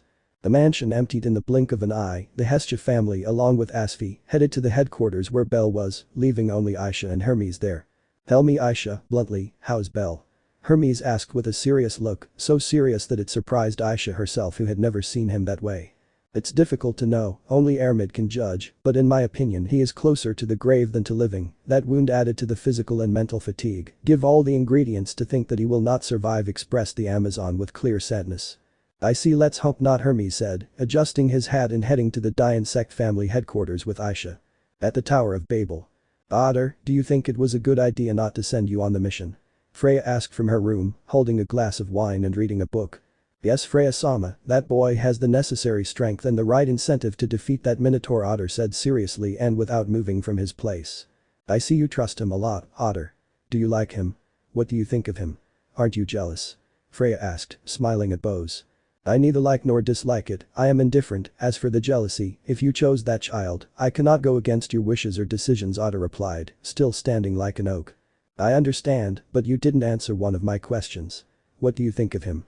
The beautiful goddess asked the question again. A hero, I see him as a hero, without selfish motives, just like the hero of the book you are reading, Freya-sama, Bose said, pointing at the book. Ara? So you know the book, my cute Belle lent it to me a while ago. I hadn't had the time to read it until now. He always talks to me with so much enthusiasm about these stories. Personally, I don't like reading this type of books, but I must say that it's interesting how much the protagonist and Belle look alike. Freya responded to the observation of the captain of her family. So you see him as a hero, Otter, interesting. I am increasingly convinced that he is one. He has all the characteristics that a hero should have according to this book. He also inspires those around him to be better, like in the case of Ryu. He helped her forget her past and understand that she has a future, something that not even I could do, Freya said with a look of melancholy while she waved her glass. I love him more and more. I've never felt this way. The only thing I know is that I don't want to stop feeling it, added the deity, looking up. Thank you for reciprocating my feelings, Belle, Freya said before being interrupted by the hasty entrance of an elf. Freya-sama. Hogni. Shouted at his entrance. Hogni? Have they arrived yet? But I couldn't feel or see Belle's soul, the goddess said in surprise at her son, who was standing a few meters away from her. Freya-sama, Belle is very ill, said the dark elf to his goddess. Freya felt that like a bucket of cold water. That news had made her lose the calm she had at that moment. A very great fear invaded her face, which suddenly went to the viewpoint where she could see all of her Aereo, that is where she could glimpse the white soul of the boy. She was in the headquarters of the Die Insect family, but she noticed something strange in her. She was weakening and shrinking.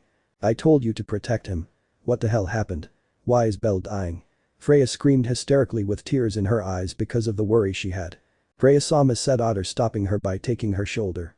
This is not the time for that, he has something more important to do. Hogni will give us explanations later. For now, I think it would be prudent for you to transform and go see him. Bose did not finish speaking because Freya had run out of the headquarters in the direction of where her loved one was.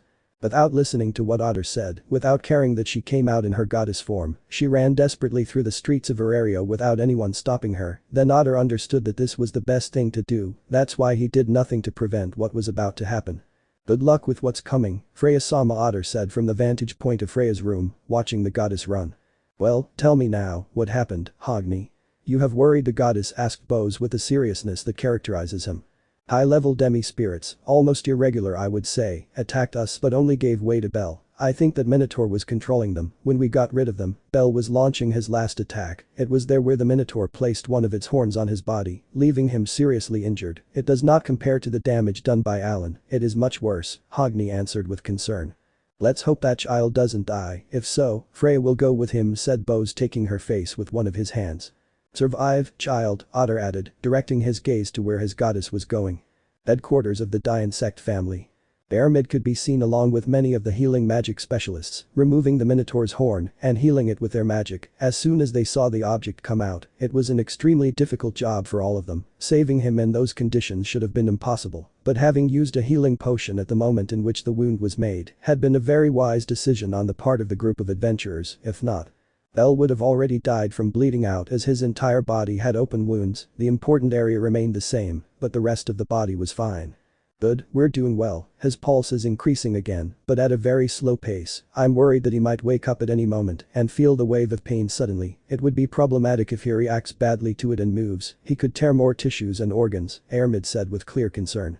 Little by little they managed to remove the Minotaur's horn until it came out completely. This should make things easier, one of the healers said. In the waiting room, we could see two people sitting, one with tears on her face, with a great fear of losing someone important to her again. The other, on the other hand, was quiet and calm, or so it seemed. Inside he was worried about the boy. Maybe both are not even friends, but the concern was there. He understood that Bell had a great importance for his partner. Bet may be a very serious and cold person, but everything is born from how much she has lost, the important people related to him who have died. But the same does not happen with Ace, therefore, he tried to empathize with her. Ace, he'll be fine, the werewolf said calmly, placing his hand on the girl's shoulder. It's the least I can do now, Bet thought, resigned to the situation. Suddenly they heard many footsteps heading towards where they were lying. Suddenly all the members of the Hestia family and 2 members of the Hermes family entered along with their respective gods, although with them was an elf in a waitress's outfit who did not belong to either of the 2 families. How's Bell? They all shouted with fear and tears on their faces. We don't know yet, we're waiting for Aramid to tell us how he's feeling, Ace said to everyone present who were worried about the boy. Let's hope everything goes well. Bell can't die, Haraham said with tears. Haraham, that child will not die, he is strong, he can survive this, Bet said with a strange gesture. It looked like a smile, but since no one had ever seen him smiling, they did not know if it was really one. Thanks, Bet said Haraham at the werewolf's words. This is strange. Why do they both seem to glow when they're together? Lillian well thought. Let's wait, Ace said, offering everyone a seat. The wait felt very long, the minutes seemed like hours. They were very afraid to know the answer from that healer. Someone should tell Syr, Ace said. Syr is in her home, none of us know where she lives, Ryu said, her head down because of this. She has been friends with that human for several years and still didn't know where she lived. She'll come, I don't think it will take long, Hestia replied without turning to look at the others. You must be just as terrified as I am, Freya, the little goddess thought. The place was silent until a door was opened. It was Freya, the goddess of beauty, who had entered. They saw a face of hers that very few expected. She was sweaty, agitated and without her typical calm smile. What is that goddess doing here? The sword princess asked in surprise, opening her eyes wide. That's what I'd like to know, Welf added to his previous comment. Hestia just remained silent, she had nothing to say, it was not yet the time. Wow, little sir, I didn't think you would come so soon and like this, Hermes said to break the ice and arouse the astonished looks of everyone present. You're an idiot, Hermes, and you're a fool, Freya. Now there's no way to justify what's coming, Hestia thought, hitting her forehead with the palm of her hand. Sraa, what do you mean, Hermes-sama? Ryu said with clear nervousness. I think there is no point in hiding it anymore, Freya, Hestia said before the goddess in front of her. You're right, Hestia, I can't hide it anymore, Freya replied, realizing the mistake she had made. In that instant, before everyone's eyes, they could see how Freya transformed into the pretty waitress with silver hair and eyes that everyone knew. It can't be possible, Welf said. Why all this time, Uriah said. Why did you lie to Bell like that? You surely put a spell on him like you do with everyone. Ace shouted very angrily, grabbing the goddess Freya by the shirt. Enough, Wallen, whatever. Hestia shouted from the back. Everyone was surprised by the calm and seriousness on her face, but what surprised them most was that Hestia defended Freya. Hestia-sama, Mikoto and Haraham said at their goddess's reaction. There's no reason to blame Freya for that, she's been trying to make Bell fall in love with her cleanly the whole time, and even though it hurts me to admit it, she did it without tricks, Hestia said.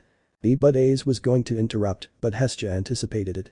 No, her charm had nothing to do with it, Bell is immune to the goddess Freya's charm, the little goddess said. So you won Bell fair and square, Hestia repeated. Hestia, Freya said in her Syr form with tears in her eyes for receiving Hestia's support. That doesn't mean he didn't lie to us all. Lily shouted. Freya, I think you should explain this part, Hermes said.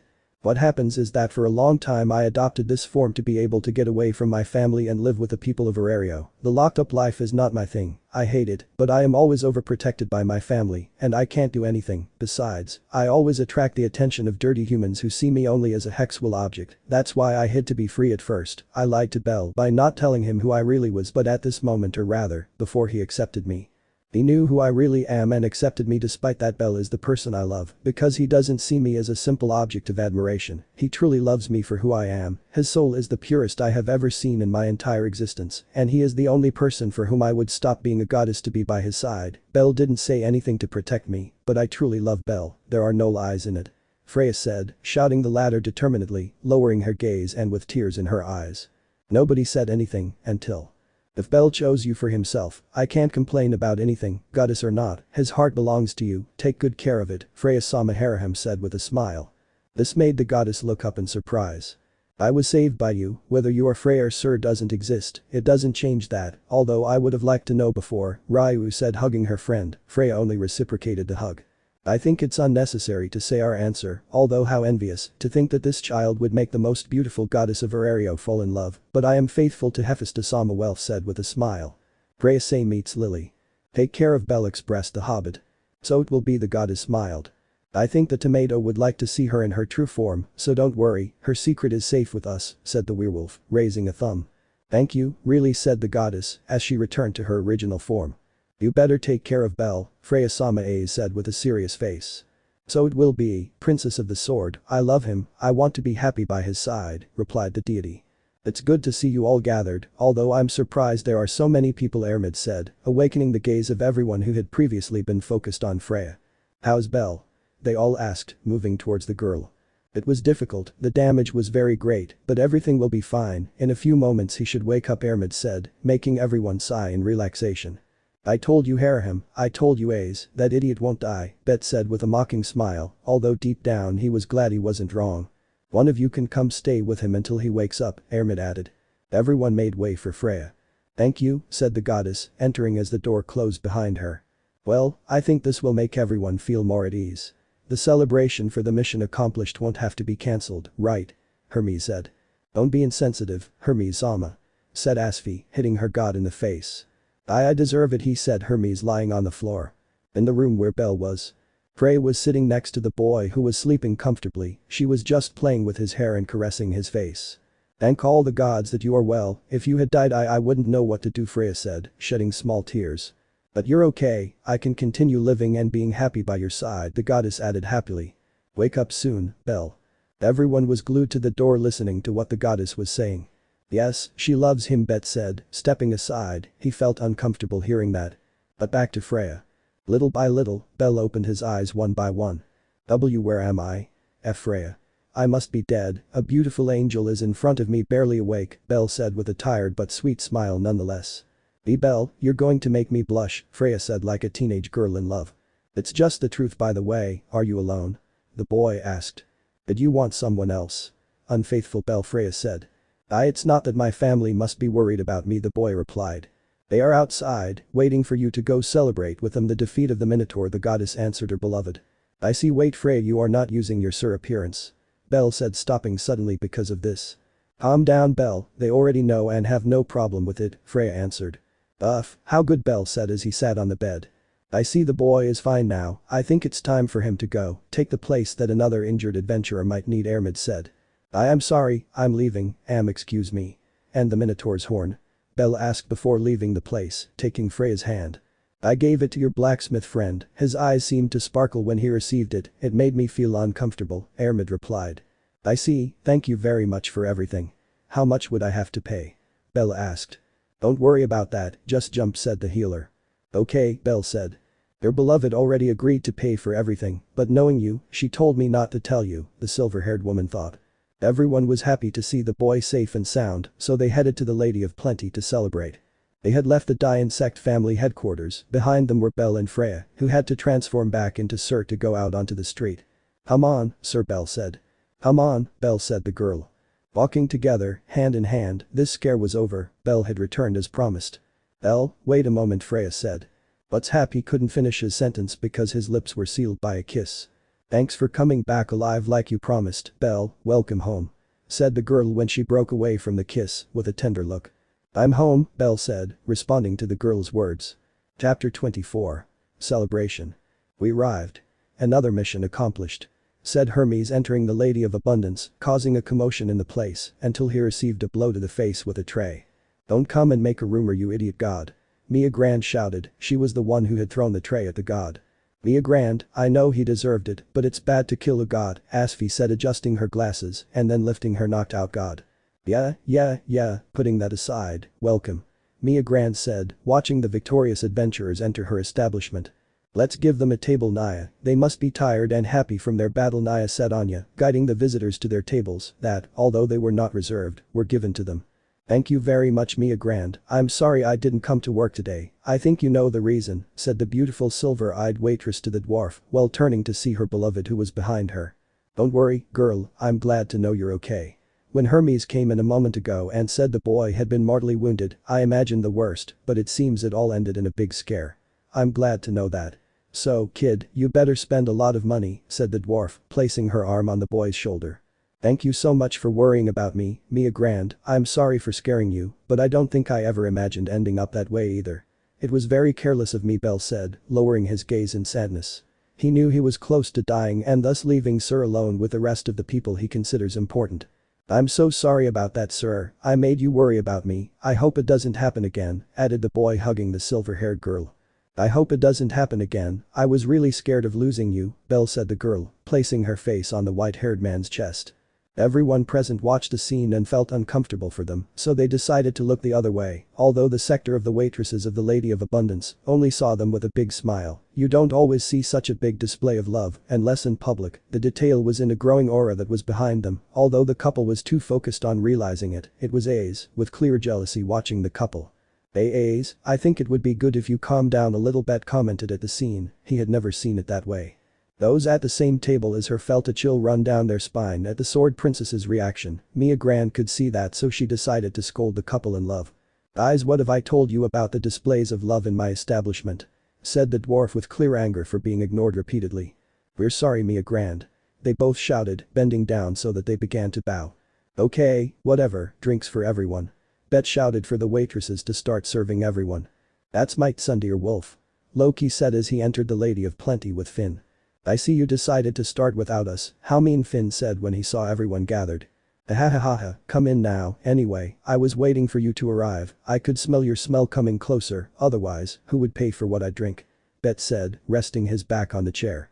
"You heard him. Serve us all," Loki shouted effusively to the waitresses. Everyone was already sitting at their tables. Finn, Hestia, Bet and Loki were having a competition to see who could drink the most alcohol, which Bet was dominating without problems. Mr. Bet, I don't think it's good for you to drink so much," Haraham expressed with clear concern on her face when she noticed that the werewolf was starting to look a little unwell. "I'll be fine," Bet said, clearly drunk. They hadn't even been in the tavern for 10 minutes and he had already drunk 7 cans of beer. "Stop drinking, Mr. Bet. You feel very ill," Haraham said, raising her voice slightly, surprising everyone present. Bet could only stare at Renard in disbelief. I'm sorry, I shouldn't have raised my voice, but you look a little unwell, and I'm worried that something bad might happen to you," the beautiful fox girl corrected herself.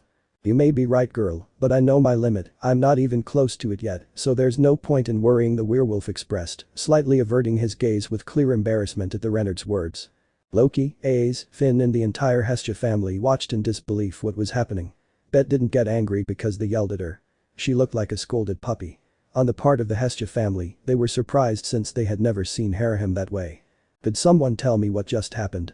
Aisha asked Welf, Lily and Belle, who was sitting next to Syr. "I have no idea.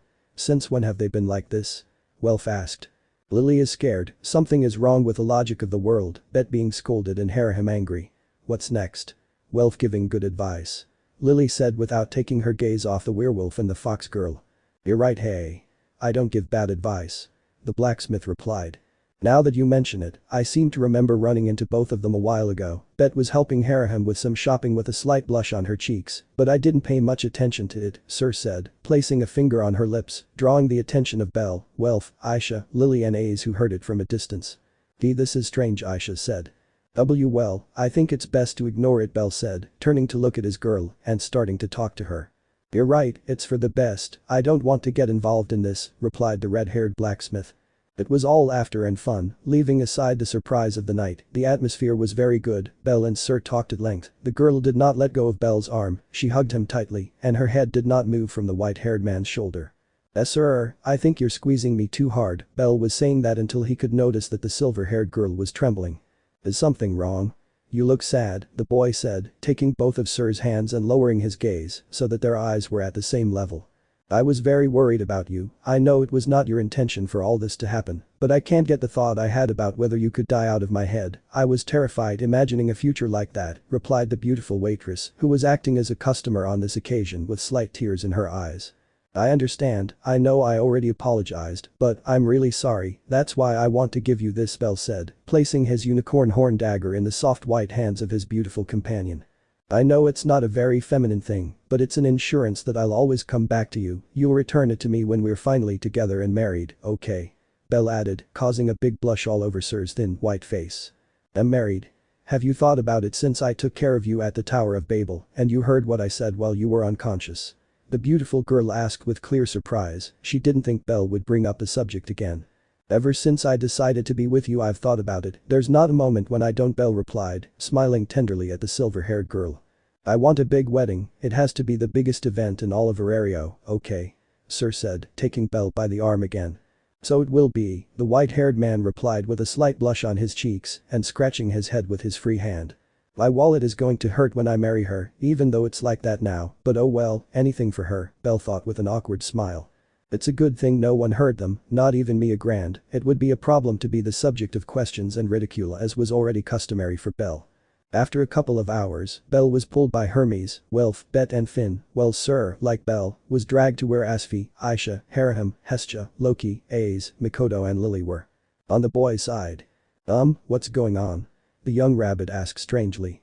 Don't play dumb with us, Belle, you know we have a lot of things to ask you, Hermes said with a big smile, which didn't give Belle a good feeling. That's true, Belle, it's obvious why we want to talk to you, Welf added. I don't know what you're talking about, but you're making me very nervous, Belle replied, pushing back his back. It's obviously men's things, stupid tomato. Bet shouted when she saw how incredulous the rabbit was. Bet, we don't want to attract the attention of the rest of the girls and waitresses, Finn interrupted the werewolf. Men's stuff? Belle asked somewhat nervously. Don't play innocent with us and answer, how far have you gone with Syr? Hermes asked bluntly. That's personal. The white-haired man shouted, his face extremely red. We are among friends, Belle, well, among friends and Bet, Finn expressed, placing his arm on the boy's shoulder. I don't consider him a friend, but I have to admit that in combat he's someone you can trust and it's not like I'm going to divulge it, so spit it out, rabbit replied the werewolf and insisted that Belle answer the question. But what do you want me to tell you? Belle said very nervously and trying to look away. No beating around the bush, Belle, have you slept with Syr? Welf asked. Sleeping with Syr, Belle said, taking his chin and thinking. Well, if I have slept with her, when we were chased by the Freya family, we had to go to an inn to protect ourselves from them and not catch a cold, the boy thought very innocently. You even think he did that? I've had a hard time seeing them hug, Bet said, laughing, although Belle was still deep in thought. You're right, Belle is too innocent, Hermes expressed until he was interrupted by the white-haired man's response. Yes, I've already slept with her, Belle replied. A silence fell over the small group. Belle, please repeat what you just said, Welf commented. Yes, Belle, I think we didn't hear what you said, Welf, Finn added. I said that if I have slept with her, when we went out on our first date we had to sleep together. Why do you act like this? Belle repeated, tilting his head to one side in confusion. Everyone present was surprised. They had already slept together on their first date. Who is that in front of them and what did he do with Belle? The four men thought without taking their eyes off the white-haired man, which made Belle feel uncomfortable. Hermes and Welf looked at each other without saying a word, both already knowing what they should ask. Now Belle, the important question is who took whom to bed? Hermes said with a serious look and taking his hands. Welf just nodded with his eyes closed and his hands crossed. Bet and Finn were already surprised but didn't understand why they asked Belle the second question. Hey, blacksmith, why the hell are you asking him that question? The important thing is that the rabbit is already a man, Bet asked Welf in a whisper. It's that the entire Hestia family, Hermes and Aisha, made a bet to see who would take the initiative when they finally did that, but none of us expected it to happen so soon, the Redeed replied in the werewolf Syr. So Bell? Hermes said to reaffirm that his question had been correct. Who brought who? Bell said in the same way he had when he was about to answer the first question. Well, Syr was the one who took me to the inn and who suggested we sleep together. I want to believe that counts as her taking me to bed, Bell thought, although he blushed slightly when he remembered how the scene went exactly, but his thoughts couldn't be further from the true context of the question, just like the previous one. The group of men were waiting for the rabbit's response. Come on, I want to win this damn bet, so don't let me down, Syr, thought both the blacksmith and the god. For those who don't remember this part or find this dialogue strange, in chapter 15, a bet is made between Aisha, Welf, Hermes and Lily to see who would take the initiative in bed between Syr and Bell. Ah. I remember, it was Syr, Bell replied as the scene where they were both in the same bed, with Syr hugging his back, returned to his mind. Ease. We win ee. Welf and Hermes shouted euphorically as they stood up from their seats. But suddenly they were greeted with 2 flying frying pans. I told you no shouting. Mia Grand raised her voice. We're sorry, said the blacksmith and the god getting up from the floor. Wait, Bell, first of all, do you know what we mean when we say, take to bed? Finn asked doubtfully, since Bell seemed very relaxed giving his answers. This question made Welf and Hermes quickly stand up and sit down again. To sleep. Isn't that it? Syr and I slept together when we got wet, she hugged me all night because of the cold, so we slept together. Why? Bell said, tilting his head to one side. You're very innocent, Bell, Finn answered with a relaxed smile, knowing that the white-haired man had only misinterpreted everything. That was laughing out loud instead. Nuo. I told you. The dwarf shouted. The dwarf left the bar and went over to them, grabbed them by their shirts and led them out of the place. Those idiots don't learn, the dwarf added, cleaning her hands and returning to her place. What did they mean? Bella asked. It's nothing, Bell, better ignore what we talked about, Finn said, trying to change the subject. Ahaha, you made my night, Bunny, Bet said without stopping laughing. You're welcome. The white-haired man answered.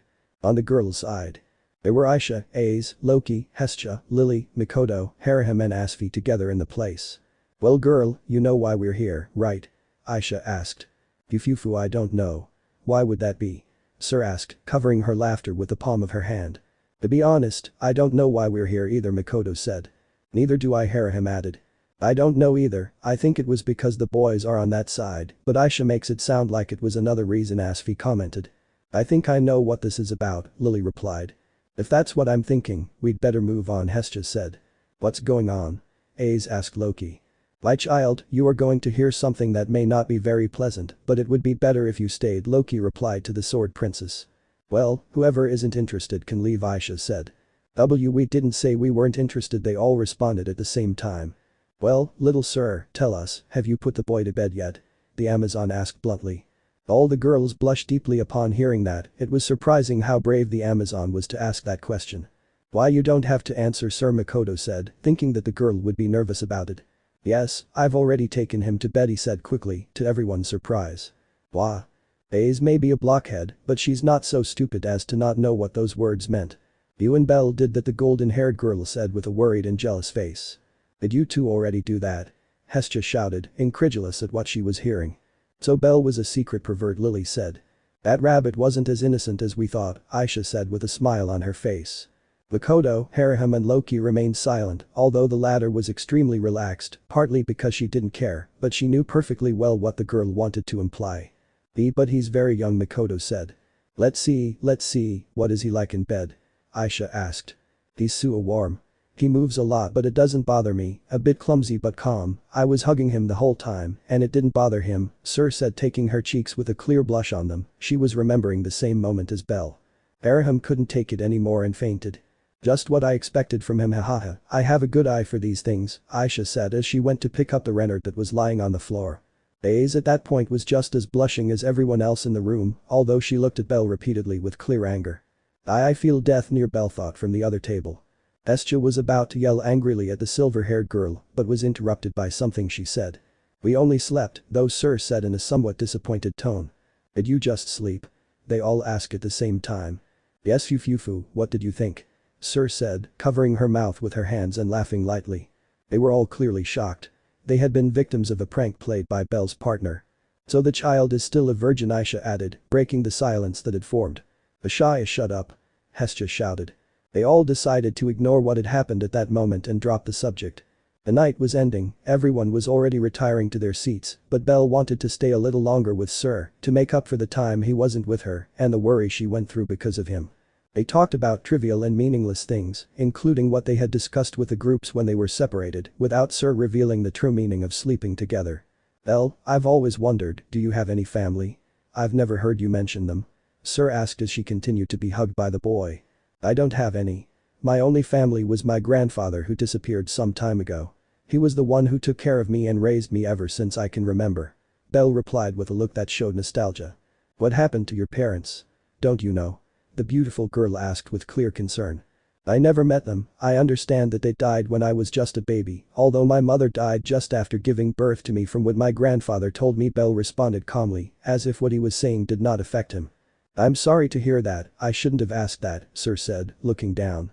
I miss him, but don't worry, I have a new family, a goddess who adopted me, friends who are like brothers and a beautiful girl by my side who loves me and who I love. My life may not have such a good start, but right now I couldn't ask for more happiness, Belle expressed with a big smile on his face. Belle, I love you, I will never abandon you, I want to spend my whole life with you and be your support, your family, your everything, I don't want you to lose your family again, said the beautiful waitress with a big smile on her face and a few small tears in her eyes. That's why please don't die, added the girl, removing her smile and putting on a sad look as she imagined that moment could come. This made a lump form in Belle's throat, but he was able to say what he thought.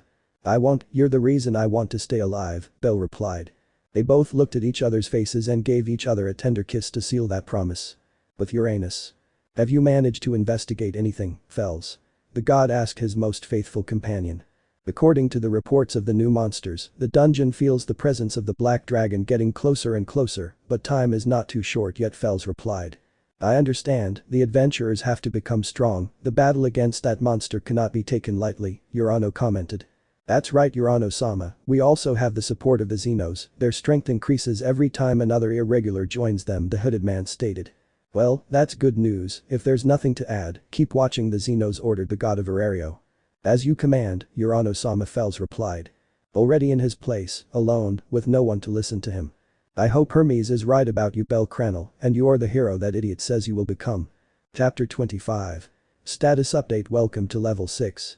Everyone in the place had separated, already heading to their respective locations. Belle and Syr did too, although at last, we could see how the couple in love walked away, each one on their own. Otter, you don't need to keep watching me, I'm fine, Freya said in her Syr disguise, towards the bows hidden in the shadows, who was watching her. At that moment, Otter came out of hiding and stood beside his goddess to accompany her to the Tower of Babel, where Freya resides. Okay, Freya-sama, allow me to accompany you, Otter responded to his goddess's request. It's not necessary, really, I think it's more urgent that you train everyone in the family. If Belle goes up to level 6 after everything that happened today, only you could teach him properly in the future. Of course, Hedin, Hogni and Alan have more experience than him, but knowing his rapid growth, it won't take long for him to catch up with them, Freya said to her dependent with a tone that denoted pride as she imagined her cute rabbit becoming the strongest adventurer in all of Aerario.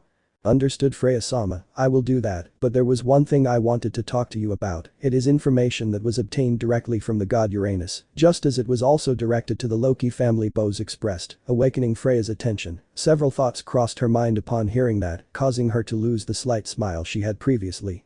Uranus? What does that old man want now? It must be something very important to summon Loki and me, Freya thought as she continued walking towards Babel with her companion. Well, Otter, let's talk in Babel then, but not without first calling Hogni. I want him to tell me exactly what happened today. I gave him the order to keep Belle safe, and he almost died. This can't stay like this, unless he gives me a good explanation about what happened, the beautiful goddess commented to her most faithful son. Your wishes are my orders, Freya-sama, I will go for Hogni immediately, Otter answered as they arrived at where Freya resided. The goddess could only watch as in the blink of an eye, Otter withdrew from the place without leaving any trace other than the dust that rose from the place. Hogni better have a very good explanation, if not. Freya was still furious about what happened, she almost lost Belle, but her words were interrupted by an image that passed through her mind. She could see in her mind Belle with a big smile that made her think about him and what he would think if he saw her saying those things and planning a punishment for one of his dependents. I don't think I should be harsh or punish Hogni, she whispered softly, blushing slightly. Belle, you're making me change little by little. Is your influence on me that strong? I'm afraid of doing something that will make you move away from me. I don't want to be separated from you. I want to stay by your side, and if that's what I get by changing my bad actions, I'll do it, thought the goddess as she threw herself onto her bed like a girl in love, burying her red face in the pillow. In the fireplace mansion. Bell arrived at his headquarters, although it hadn't been long since his family left, he thought that at that moment everyone should be resting in their rooms, but that idea vanished when Haraham was the one who opened the door and welcomed him to the mansion. Welf, Mikoto, Lily and Hestia were sitting in the living room, looking towards where he was, then Haraham took her place on the couch, just like the rest of the family members. What's wrong? Why are you looking at me like that? Bell asked with an awkward smile on his face. He could feel the pressure in his place. It was clear he had done something wrong, but the white-haired man had no idea what he had done. Bell, I suppose Freya told you that we already know that she was actually Syr. Are we correct? Lily asked. Why yes, he told me as soon as I woke up. Is something wrong? The boy asked again, with a slight stutter. Well, it's good that you take that into consideration, it will be easier for you to put us in context of what happened, Mikoto answered calmly, she and Haraham were the ones who emanated the least threatening looks. What do you want me to explain to you? Said the white-haired man, still stuttering. How come you knew Syr was Freya since you accepted her as a partner? Welf asked his friend, without losing his serious tone. This takes a breath well, the day Syr Bell said before being interrupted by Hestia. For all the gods, say Freya, we all know who she is, Hestia demanded with some anger in her words, as well as a tired look, due to the boy's insistence on trying to hide the name of the goddess. Okay, the day Freya declared her love to me a few weeks ago, almost a month ago, I was going with the full intention of accepting her the day the Freya family was chasing us, on the second day of the harvest festival, after what happened with the chase, there was a moment when Syr and I were alone in a church, but I had seen that this was not the person I knew as Syr, she was an imposter. I revealed that I knew the truth about her, and that caused her to tell me the true location of Freya. It should be noted that for some reason unknown to me, the person who had adopted the form and appearance of Syr had the intention of killing me from the first moment she saw me that day. I must also say that the Syr from the day before was not the same as that day, or not until that moment. Well, I continue, when I searched the entire city for the real Syr, I found her. She was wearing the same clothes as yesterday. When I walked towards her I could notice a detail in her gaze that caught my attention enormously, but without being able to think in more detail about it, I had to ignore it since Freya had declared herself to me for the second time. I think you already know that part very well. The detail is that, when I gave her my affirmative answer, a shine in her eyes became even more intense, which made me clear the doubts I had. That was when I understood that she was the goddess Freya, but it was not the time to confront her, not yet, the rest I think you already know. We started dating without being an official couple, but behaving as such, answered the rabbit to the question of his friend the red-haired blacksmith. But, she didn't know yet that you had discovered her true identity, or am I wrong? Haraham commented on her doubt question, a little confused by the issue of the two Syr. No, at that moment she didn't know. I had accepted her. I had my suspicions about who she was, but after having accepted her, they cleared up and I knew it was Freya. But for me, that wasn't decisive. I had fallen in love, and whatever it is, whoever it is, that feeling wasn't going to disappear, the boy replied with a slight blush on his face because of how cloying her words were. Well, I'm really embarrassed to keep listening to this, but I think I should continue, Mikoto said, looking away. After that, as is well known, I began to see her more and become stronger. The Freya family would not accept that I am in a love relationship with their goddess, so I had to, or rather I must become someone strong, so that no one takes her away from me, which is why I had been training so much. The next day, as I had already told you, I went to train in the dungeon. You stayed to celebrate the last day of the harvest festival. It was the day I met the group of minotaurs on the upper floors. They were attacking a group of adventurers and I had to save them. That same day, after that, Freya and I had a date. We went to a small cafe near the center of Aurario. It was there where I told her that I knew she was Freya. At first she tried to deny it, but her nervousness at what I said made everything clear to me, even more, so I asked her again if she was the goddess Freya, who followed me with her eyes every day. She only told me yes. Freya had afraid that it would change my response to her statement. That's why I just hugged her and thanked her for being honest with me, said the white-haired boy, scratching his cheek at the nervousness he felt when remembering in detail what had happened. But, I think I speak for everyone when I ask this question. Why was he watching you? Lily asked with a strange face. She knew that Bell has always been very sensitive to stares and had heard him talk on occasions about the discomfort he felt when being watched daily. Kami-sama, could you explain this part? It would help me a lot, Bell said, directing his gaze to his goddess who was lying on the couch. Okay, Hestia replied, getting up from her place to stand next to Belle.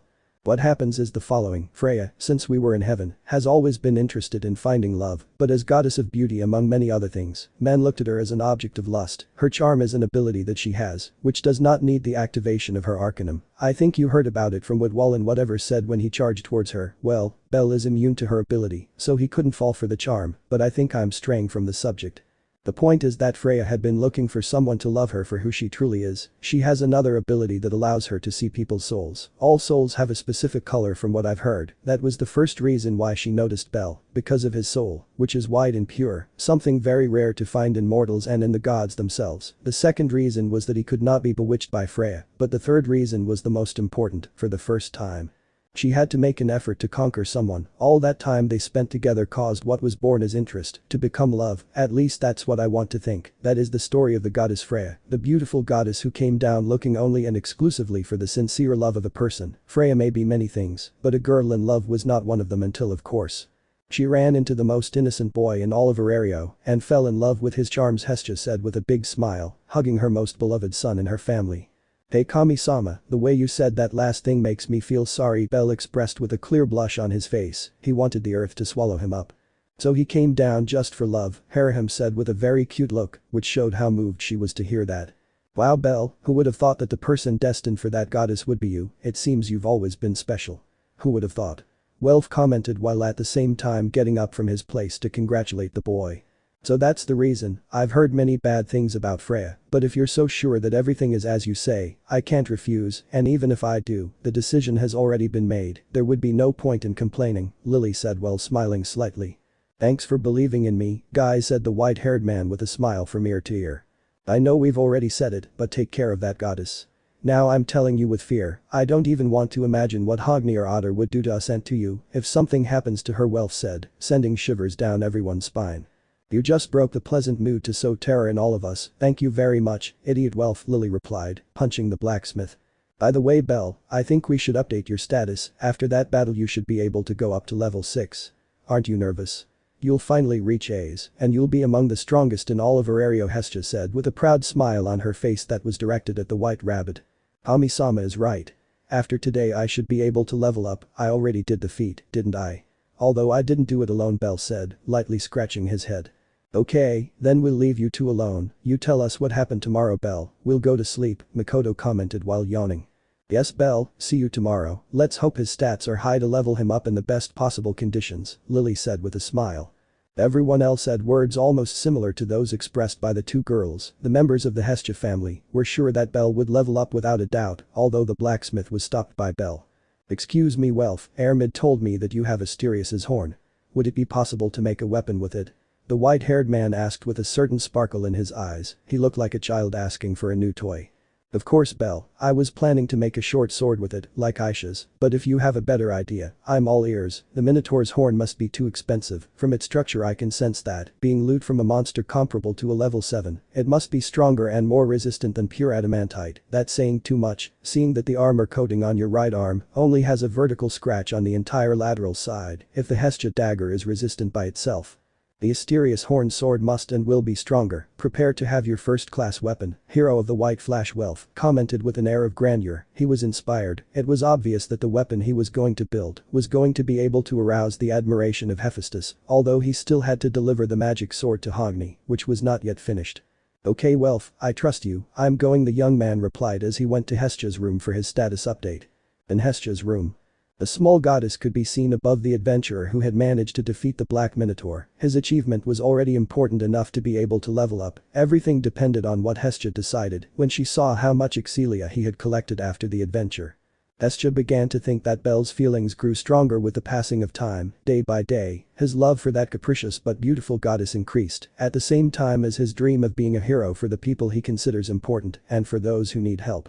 Well Belle, let's begin. It's time to see how much you've grown, Hestia said, letting a small drop of blood fall from her index finger that went to the boy's bare white back. Bellcranel. Human. Level 5.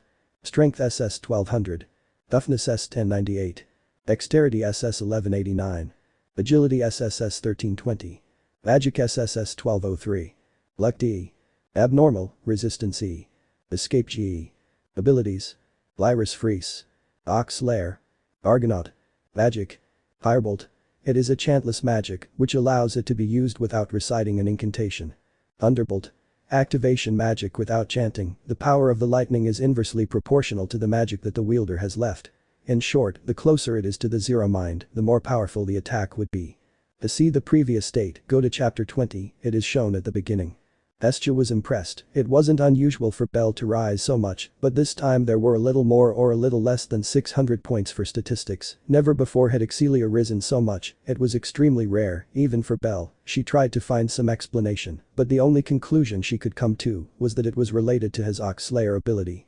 Having faced an opponent of the caliber of the Black Minotaur Asterius, his ability must have caused the Excelia and the boy's abilities to explode to the maximum potential that could be reached, not only increased the strength of the attacks, not only caused an increase in the boy's power, it also caused that, in case of being victorious against a bull-type rival, the Excelia obtained would be more, a bit of a cheat the ability, don't you think? It's not as if Lyris Freeze was a very fair ability either, but it was born from the boy's feelings, anyway. Hestia could only transcribe the boy's stats and skills so that he could see how much he had grown before Hestia leveled him up right then and there. Here you go, Belle, this is your status, I want you to see it before I level you up, Hestia said, handing the leaf to the boy. Belle was amazed, everything had gone up suddenly and at a dizzying speed, he should be used to it, and Hestia had already scolded him for acting like a little boy when he leveled up, since according to her, at this point, it was normal for Belle, that's why he saved his joy for the next day, when he goes to see Freya, the Lady of Abundance, so they could both celebrate together. Thank you very much, Kami-sama, the white-haired man managed to say to his goddess, with contained joy and sparkles in his eyes. It's nothing, Belle, you have achieved this with your effort, I am proud of you, Hestia replied, stroking the boy's hair. Well, it's to me for you to level up to level 6. Hestia added with great joy and euphoria in her words. Bellcranel. Human. Level 6. Strength I0. Stamina I0. Dexterity I0. Agility I0. Magic I0. Luck D. Abnormal, Resistance E. Escape G. Abilities. Lyris Freeze. Ox Lair. Argonaut. Failed attack. The opponent's first attack will never hit the target. Magic. Firebolt. It is a chantless magic, which allows it to be used without reciting an incantation. Thunderbolt. Activation magic without chanting, the power of the lightning is inversely proportional to the magic that the wielder has left. In short, the closer it is to the zero mind, the more powerful the attack would be. The goddess tilted her head slightly. Belle had obtained another ability, a somewhat peculiar one, although at first glance it might seem somewhat silly. Having a lock that makes every opponent you face fail their first attack, gives you time to react and analyze them, also to confuse them. If Belle learns to use this ability correctly, he could end battles just seconds after the encounters begin. Dear Belle, welcome to the world of level 6. Hestia said, hugging the boy who was lying on the bed. At the Tower of Babel. I just felt like hitting Hestia. Why would that be? Said a beautiful goddess with a cold expression, still lying in her bed with her face in the pillow. Back with Belle and Hestia. A new skill. Sounds great. With this I'll be able to analyze my opponents before they hit me, it's a good resource to have this skill. I'll be able to know how fast my opponents move without having to take damage directly at the start of the fight, Belle said, staring at the blade without missing any detail. That's what Belle thought, that way you won't have to get hit every time you get into trouble with someone you don't know, Hestia said with a face that judged the boy. She perfectly remembers all the times that her Belle had gotten into trouble against rivals who were stronger than him, all because of a girl, it was always because of a girl. I hope that side of saving only girls doesn't continue, Freya will kill him if something like what happened with Harahim happens, even I wanted to hit him when I found out he went to the pleasure district, but Freya is more severe, Hestia thought, placing her hand on her forehead. Kami-sama, why do I feel like he was thinking about me? And from what I can tell, nothing good, the boy asked, with a confused look. You're imagining it, Belle, Hestia replied, turning her back on him. I think it's time for you to go to sleep, Belle, tomorrow you have to make it up to Freya for all the trouble you caused her, and knowing them, they'll want to celebrate your level up, Hestia added as she opened the door for Belle. Kami-sama is right. I must ask Freya out on a date. Belle said with clear happiness as he scratched his cheek. Yes, whatever, but you better go to sleep, Hestia answered. See you tomorrow, Kami-sama. Said the boy as he left Hestia's room and headed to his own.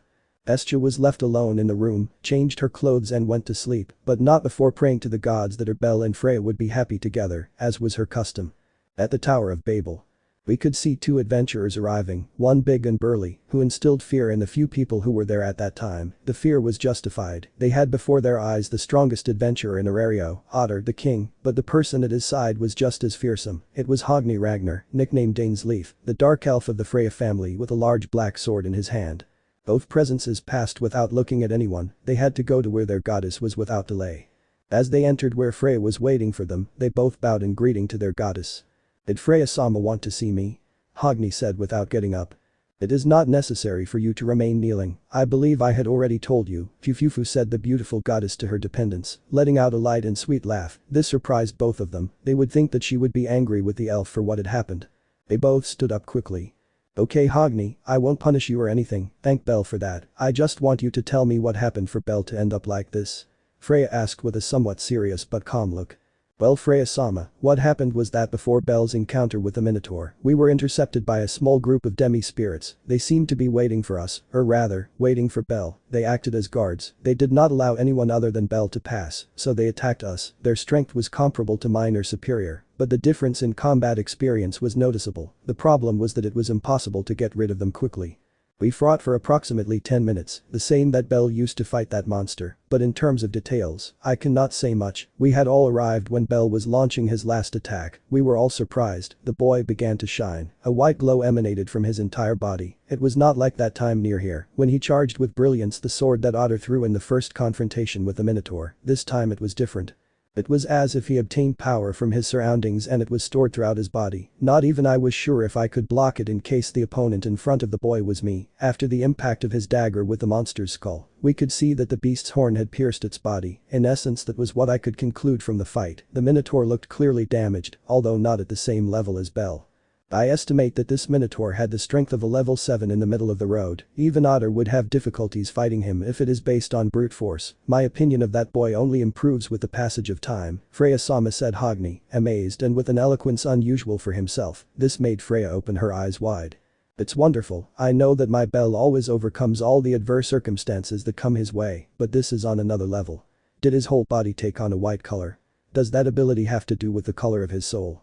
Maybe that ability reflects the power of his soul. If so, he could be stronger if his soul is more powerful. I must make it so. Wait, I can't do that. I promised Belle. I can't put anyone at risk. I won't do it for him. I don't want him to hate me. I'll just trust him and watch and wonder as he grows, thought the goddess with a big blush on her cheeks. She wasn't interested in heroes, but her partner acted like one, which awakened an even stronger feeling towards him. She had not only found love, but also her hero. How lucky could a goddess be to find so many good things in a single mortal? I understand Hogni, it seems you couldn't do anything. You were overwhelmed by the circumstances of the moment. The good thing is that Belle survived. I hope I can continue counting on your support, Freya said, still blushing, and with the image of Belle shining like a sun, that caused surprise in Hogni. The elf expected her to be more severe. That boy is changing her, maybe he's not so bad after all. I want to see how it all turns out, thought the dark elf. So it will be Freya-sama, you have my support, Hogni expressed, bowing to her. Well, having talked about this, I would like you to tell me what Uranus told you, Otter, Freya commented towards the bows who was standing next to her. The god Uranus told us that there are rumors about the arrival of the black dragon, although there is nothing that can be said for sure, they are only theories. In short, he asked us for our family to begin doing more exploration in the dungeon. He needs the adventurers to be stronger, and that will be achieved if we go floors below what is already known, answered Bose. Freya's face returned to a serious expression, typical of her. The black dragon, where did those theories come from, if I may ask? Freya asked. There are no details about them, it only mentions that certain people had encounters with intelligent monsters who mention things related to the black dragon, but other than that, there is no conclusive proof, although it is still mandatory to make at least one expedition a month to the deep floors, Otter mentioned to his goddess. I think we should start focusing on the growth of the family as well as Belle's. Okay, prepare everything for the expedition. Belle will not go with you, he is not yet ready for the demands of your group, and I cannot watch you all the time, the goddess replied without a hint of doubt on her face. As Freya-sama orders, both employees said before leaving. Being alone in the Tower of Babel, the goddess was seen in a thoughtful manner. The last hero of Arario, what did Hermes mean when he said that? Freya wondered, remembering that little dialogue that came out of Hermes's lips in the form of a whisper to himself at the last Enitus they attended. I feel like Hermes knows something, the beautiful goddess concluded before looking away from the viewpoint in her room. In the Twilight Mansion. The news arrived at the Twilight Mansion in the same way, the reactions were varied, but the most affected seemed to be A's, thinking that this monster could appear, awakened a great desire for revenge in her, the one that remained since that dragon snatched what was most dear to her. She was about to run away in the direction of the dungeon, but she remembered one thing. "I'll help you save your mother from the black dragon." That phrase echoed in her mind, a phrase that Belle had mentioned in their fight a while ago, that managed to calm her down. "Well, I think our hands are tied, but it's good to know that the whole family is already in condition for an expedition, so I don't think there will be a problem," Finn said in response to the news received by Uranus. "But we're still the same, nothing has changed. It would be good to bring an ally with us. No one comes to mind other than the Freya family, but it's not possible. They were also entrusted with a mission," Gareth said, taking his beard and thinking. "La," said, drawing the attention of those in the room. "It's okay that she's very strong, but she's still a level 5, Riveria said, trying to calm the blonde girl. "No, Riveria, it's not a bad idea, you didn't see it, but Belle is not normal. His strength, his power, everything, is not corresponding to his level. He is an irregular adventurer," Finn said with a serious tone. He better than anyone understood the worth and strength of that boy. If he had to trust his life to someone who is not his family, he would trust it to Belle. Finn is right, even though it pains me to admit it, even I would have trouble facing that tomato. Bet mentioned to agree with the Hobbit and remembering the boy's face when he fought. "Well, then decided, we will have to invite the son of that busty dwarf," Loki said with some disgust, although he knew that this child was special, he did not want to give recognition to a child from Hestia's family. "Okay, you'll go invite him tomorrow so he has time to prepare, the expedition will be in a week," expressed the dwarf. With Hermes. "Hey old friend, I'm writing this letter to give you the report on Belle. That kid keeps growing by leaps and bounds. He defeated an opponent that's equivalent to a level 7. I must admit that kid surprises everyone and draws more and more attention. I hope you're well, and I await your reply. Hermes. I hope you can be present to see the last hero when his final battle occurs," Zeus said, Hermes sending the letter to his old friend. Let me know in the comments below if you guys want the next part. Also check out my other video that has been shown and left. Thank you for watching. If you enjoyed this video please like and share this video. And have a fantastic day. Bye.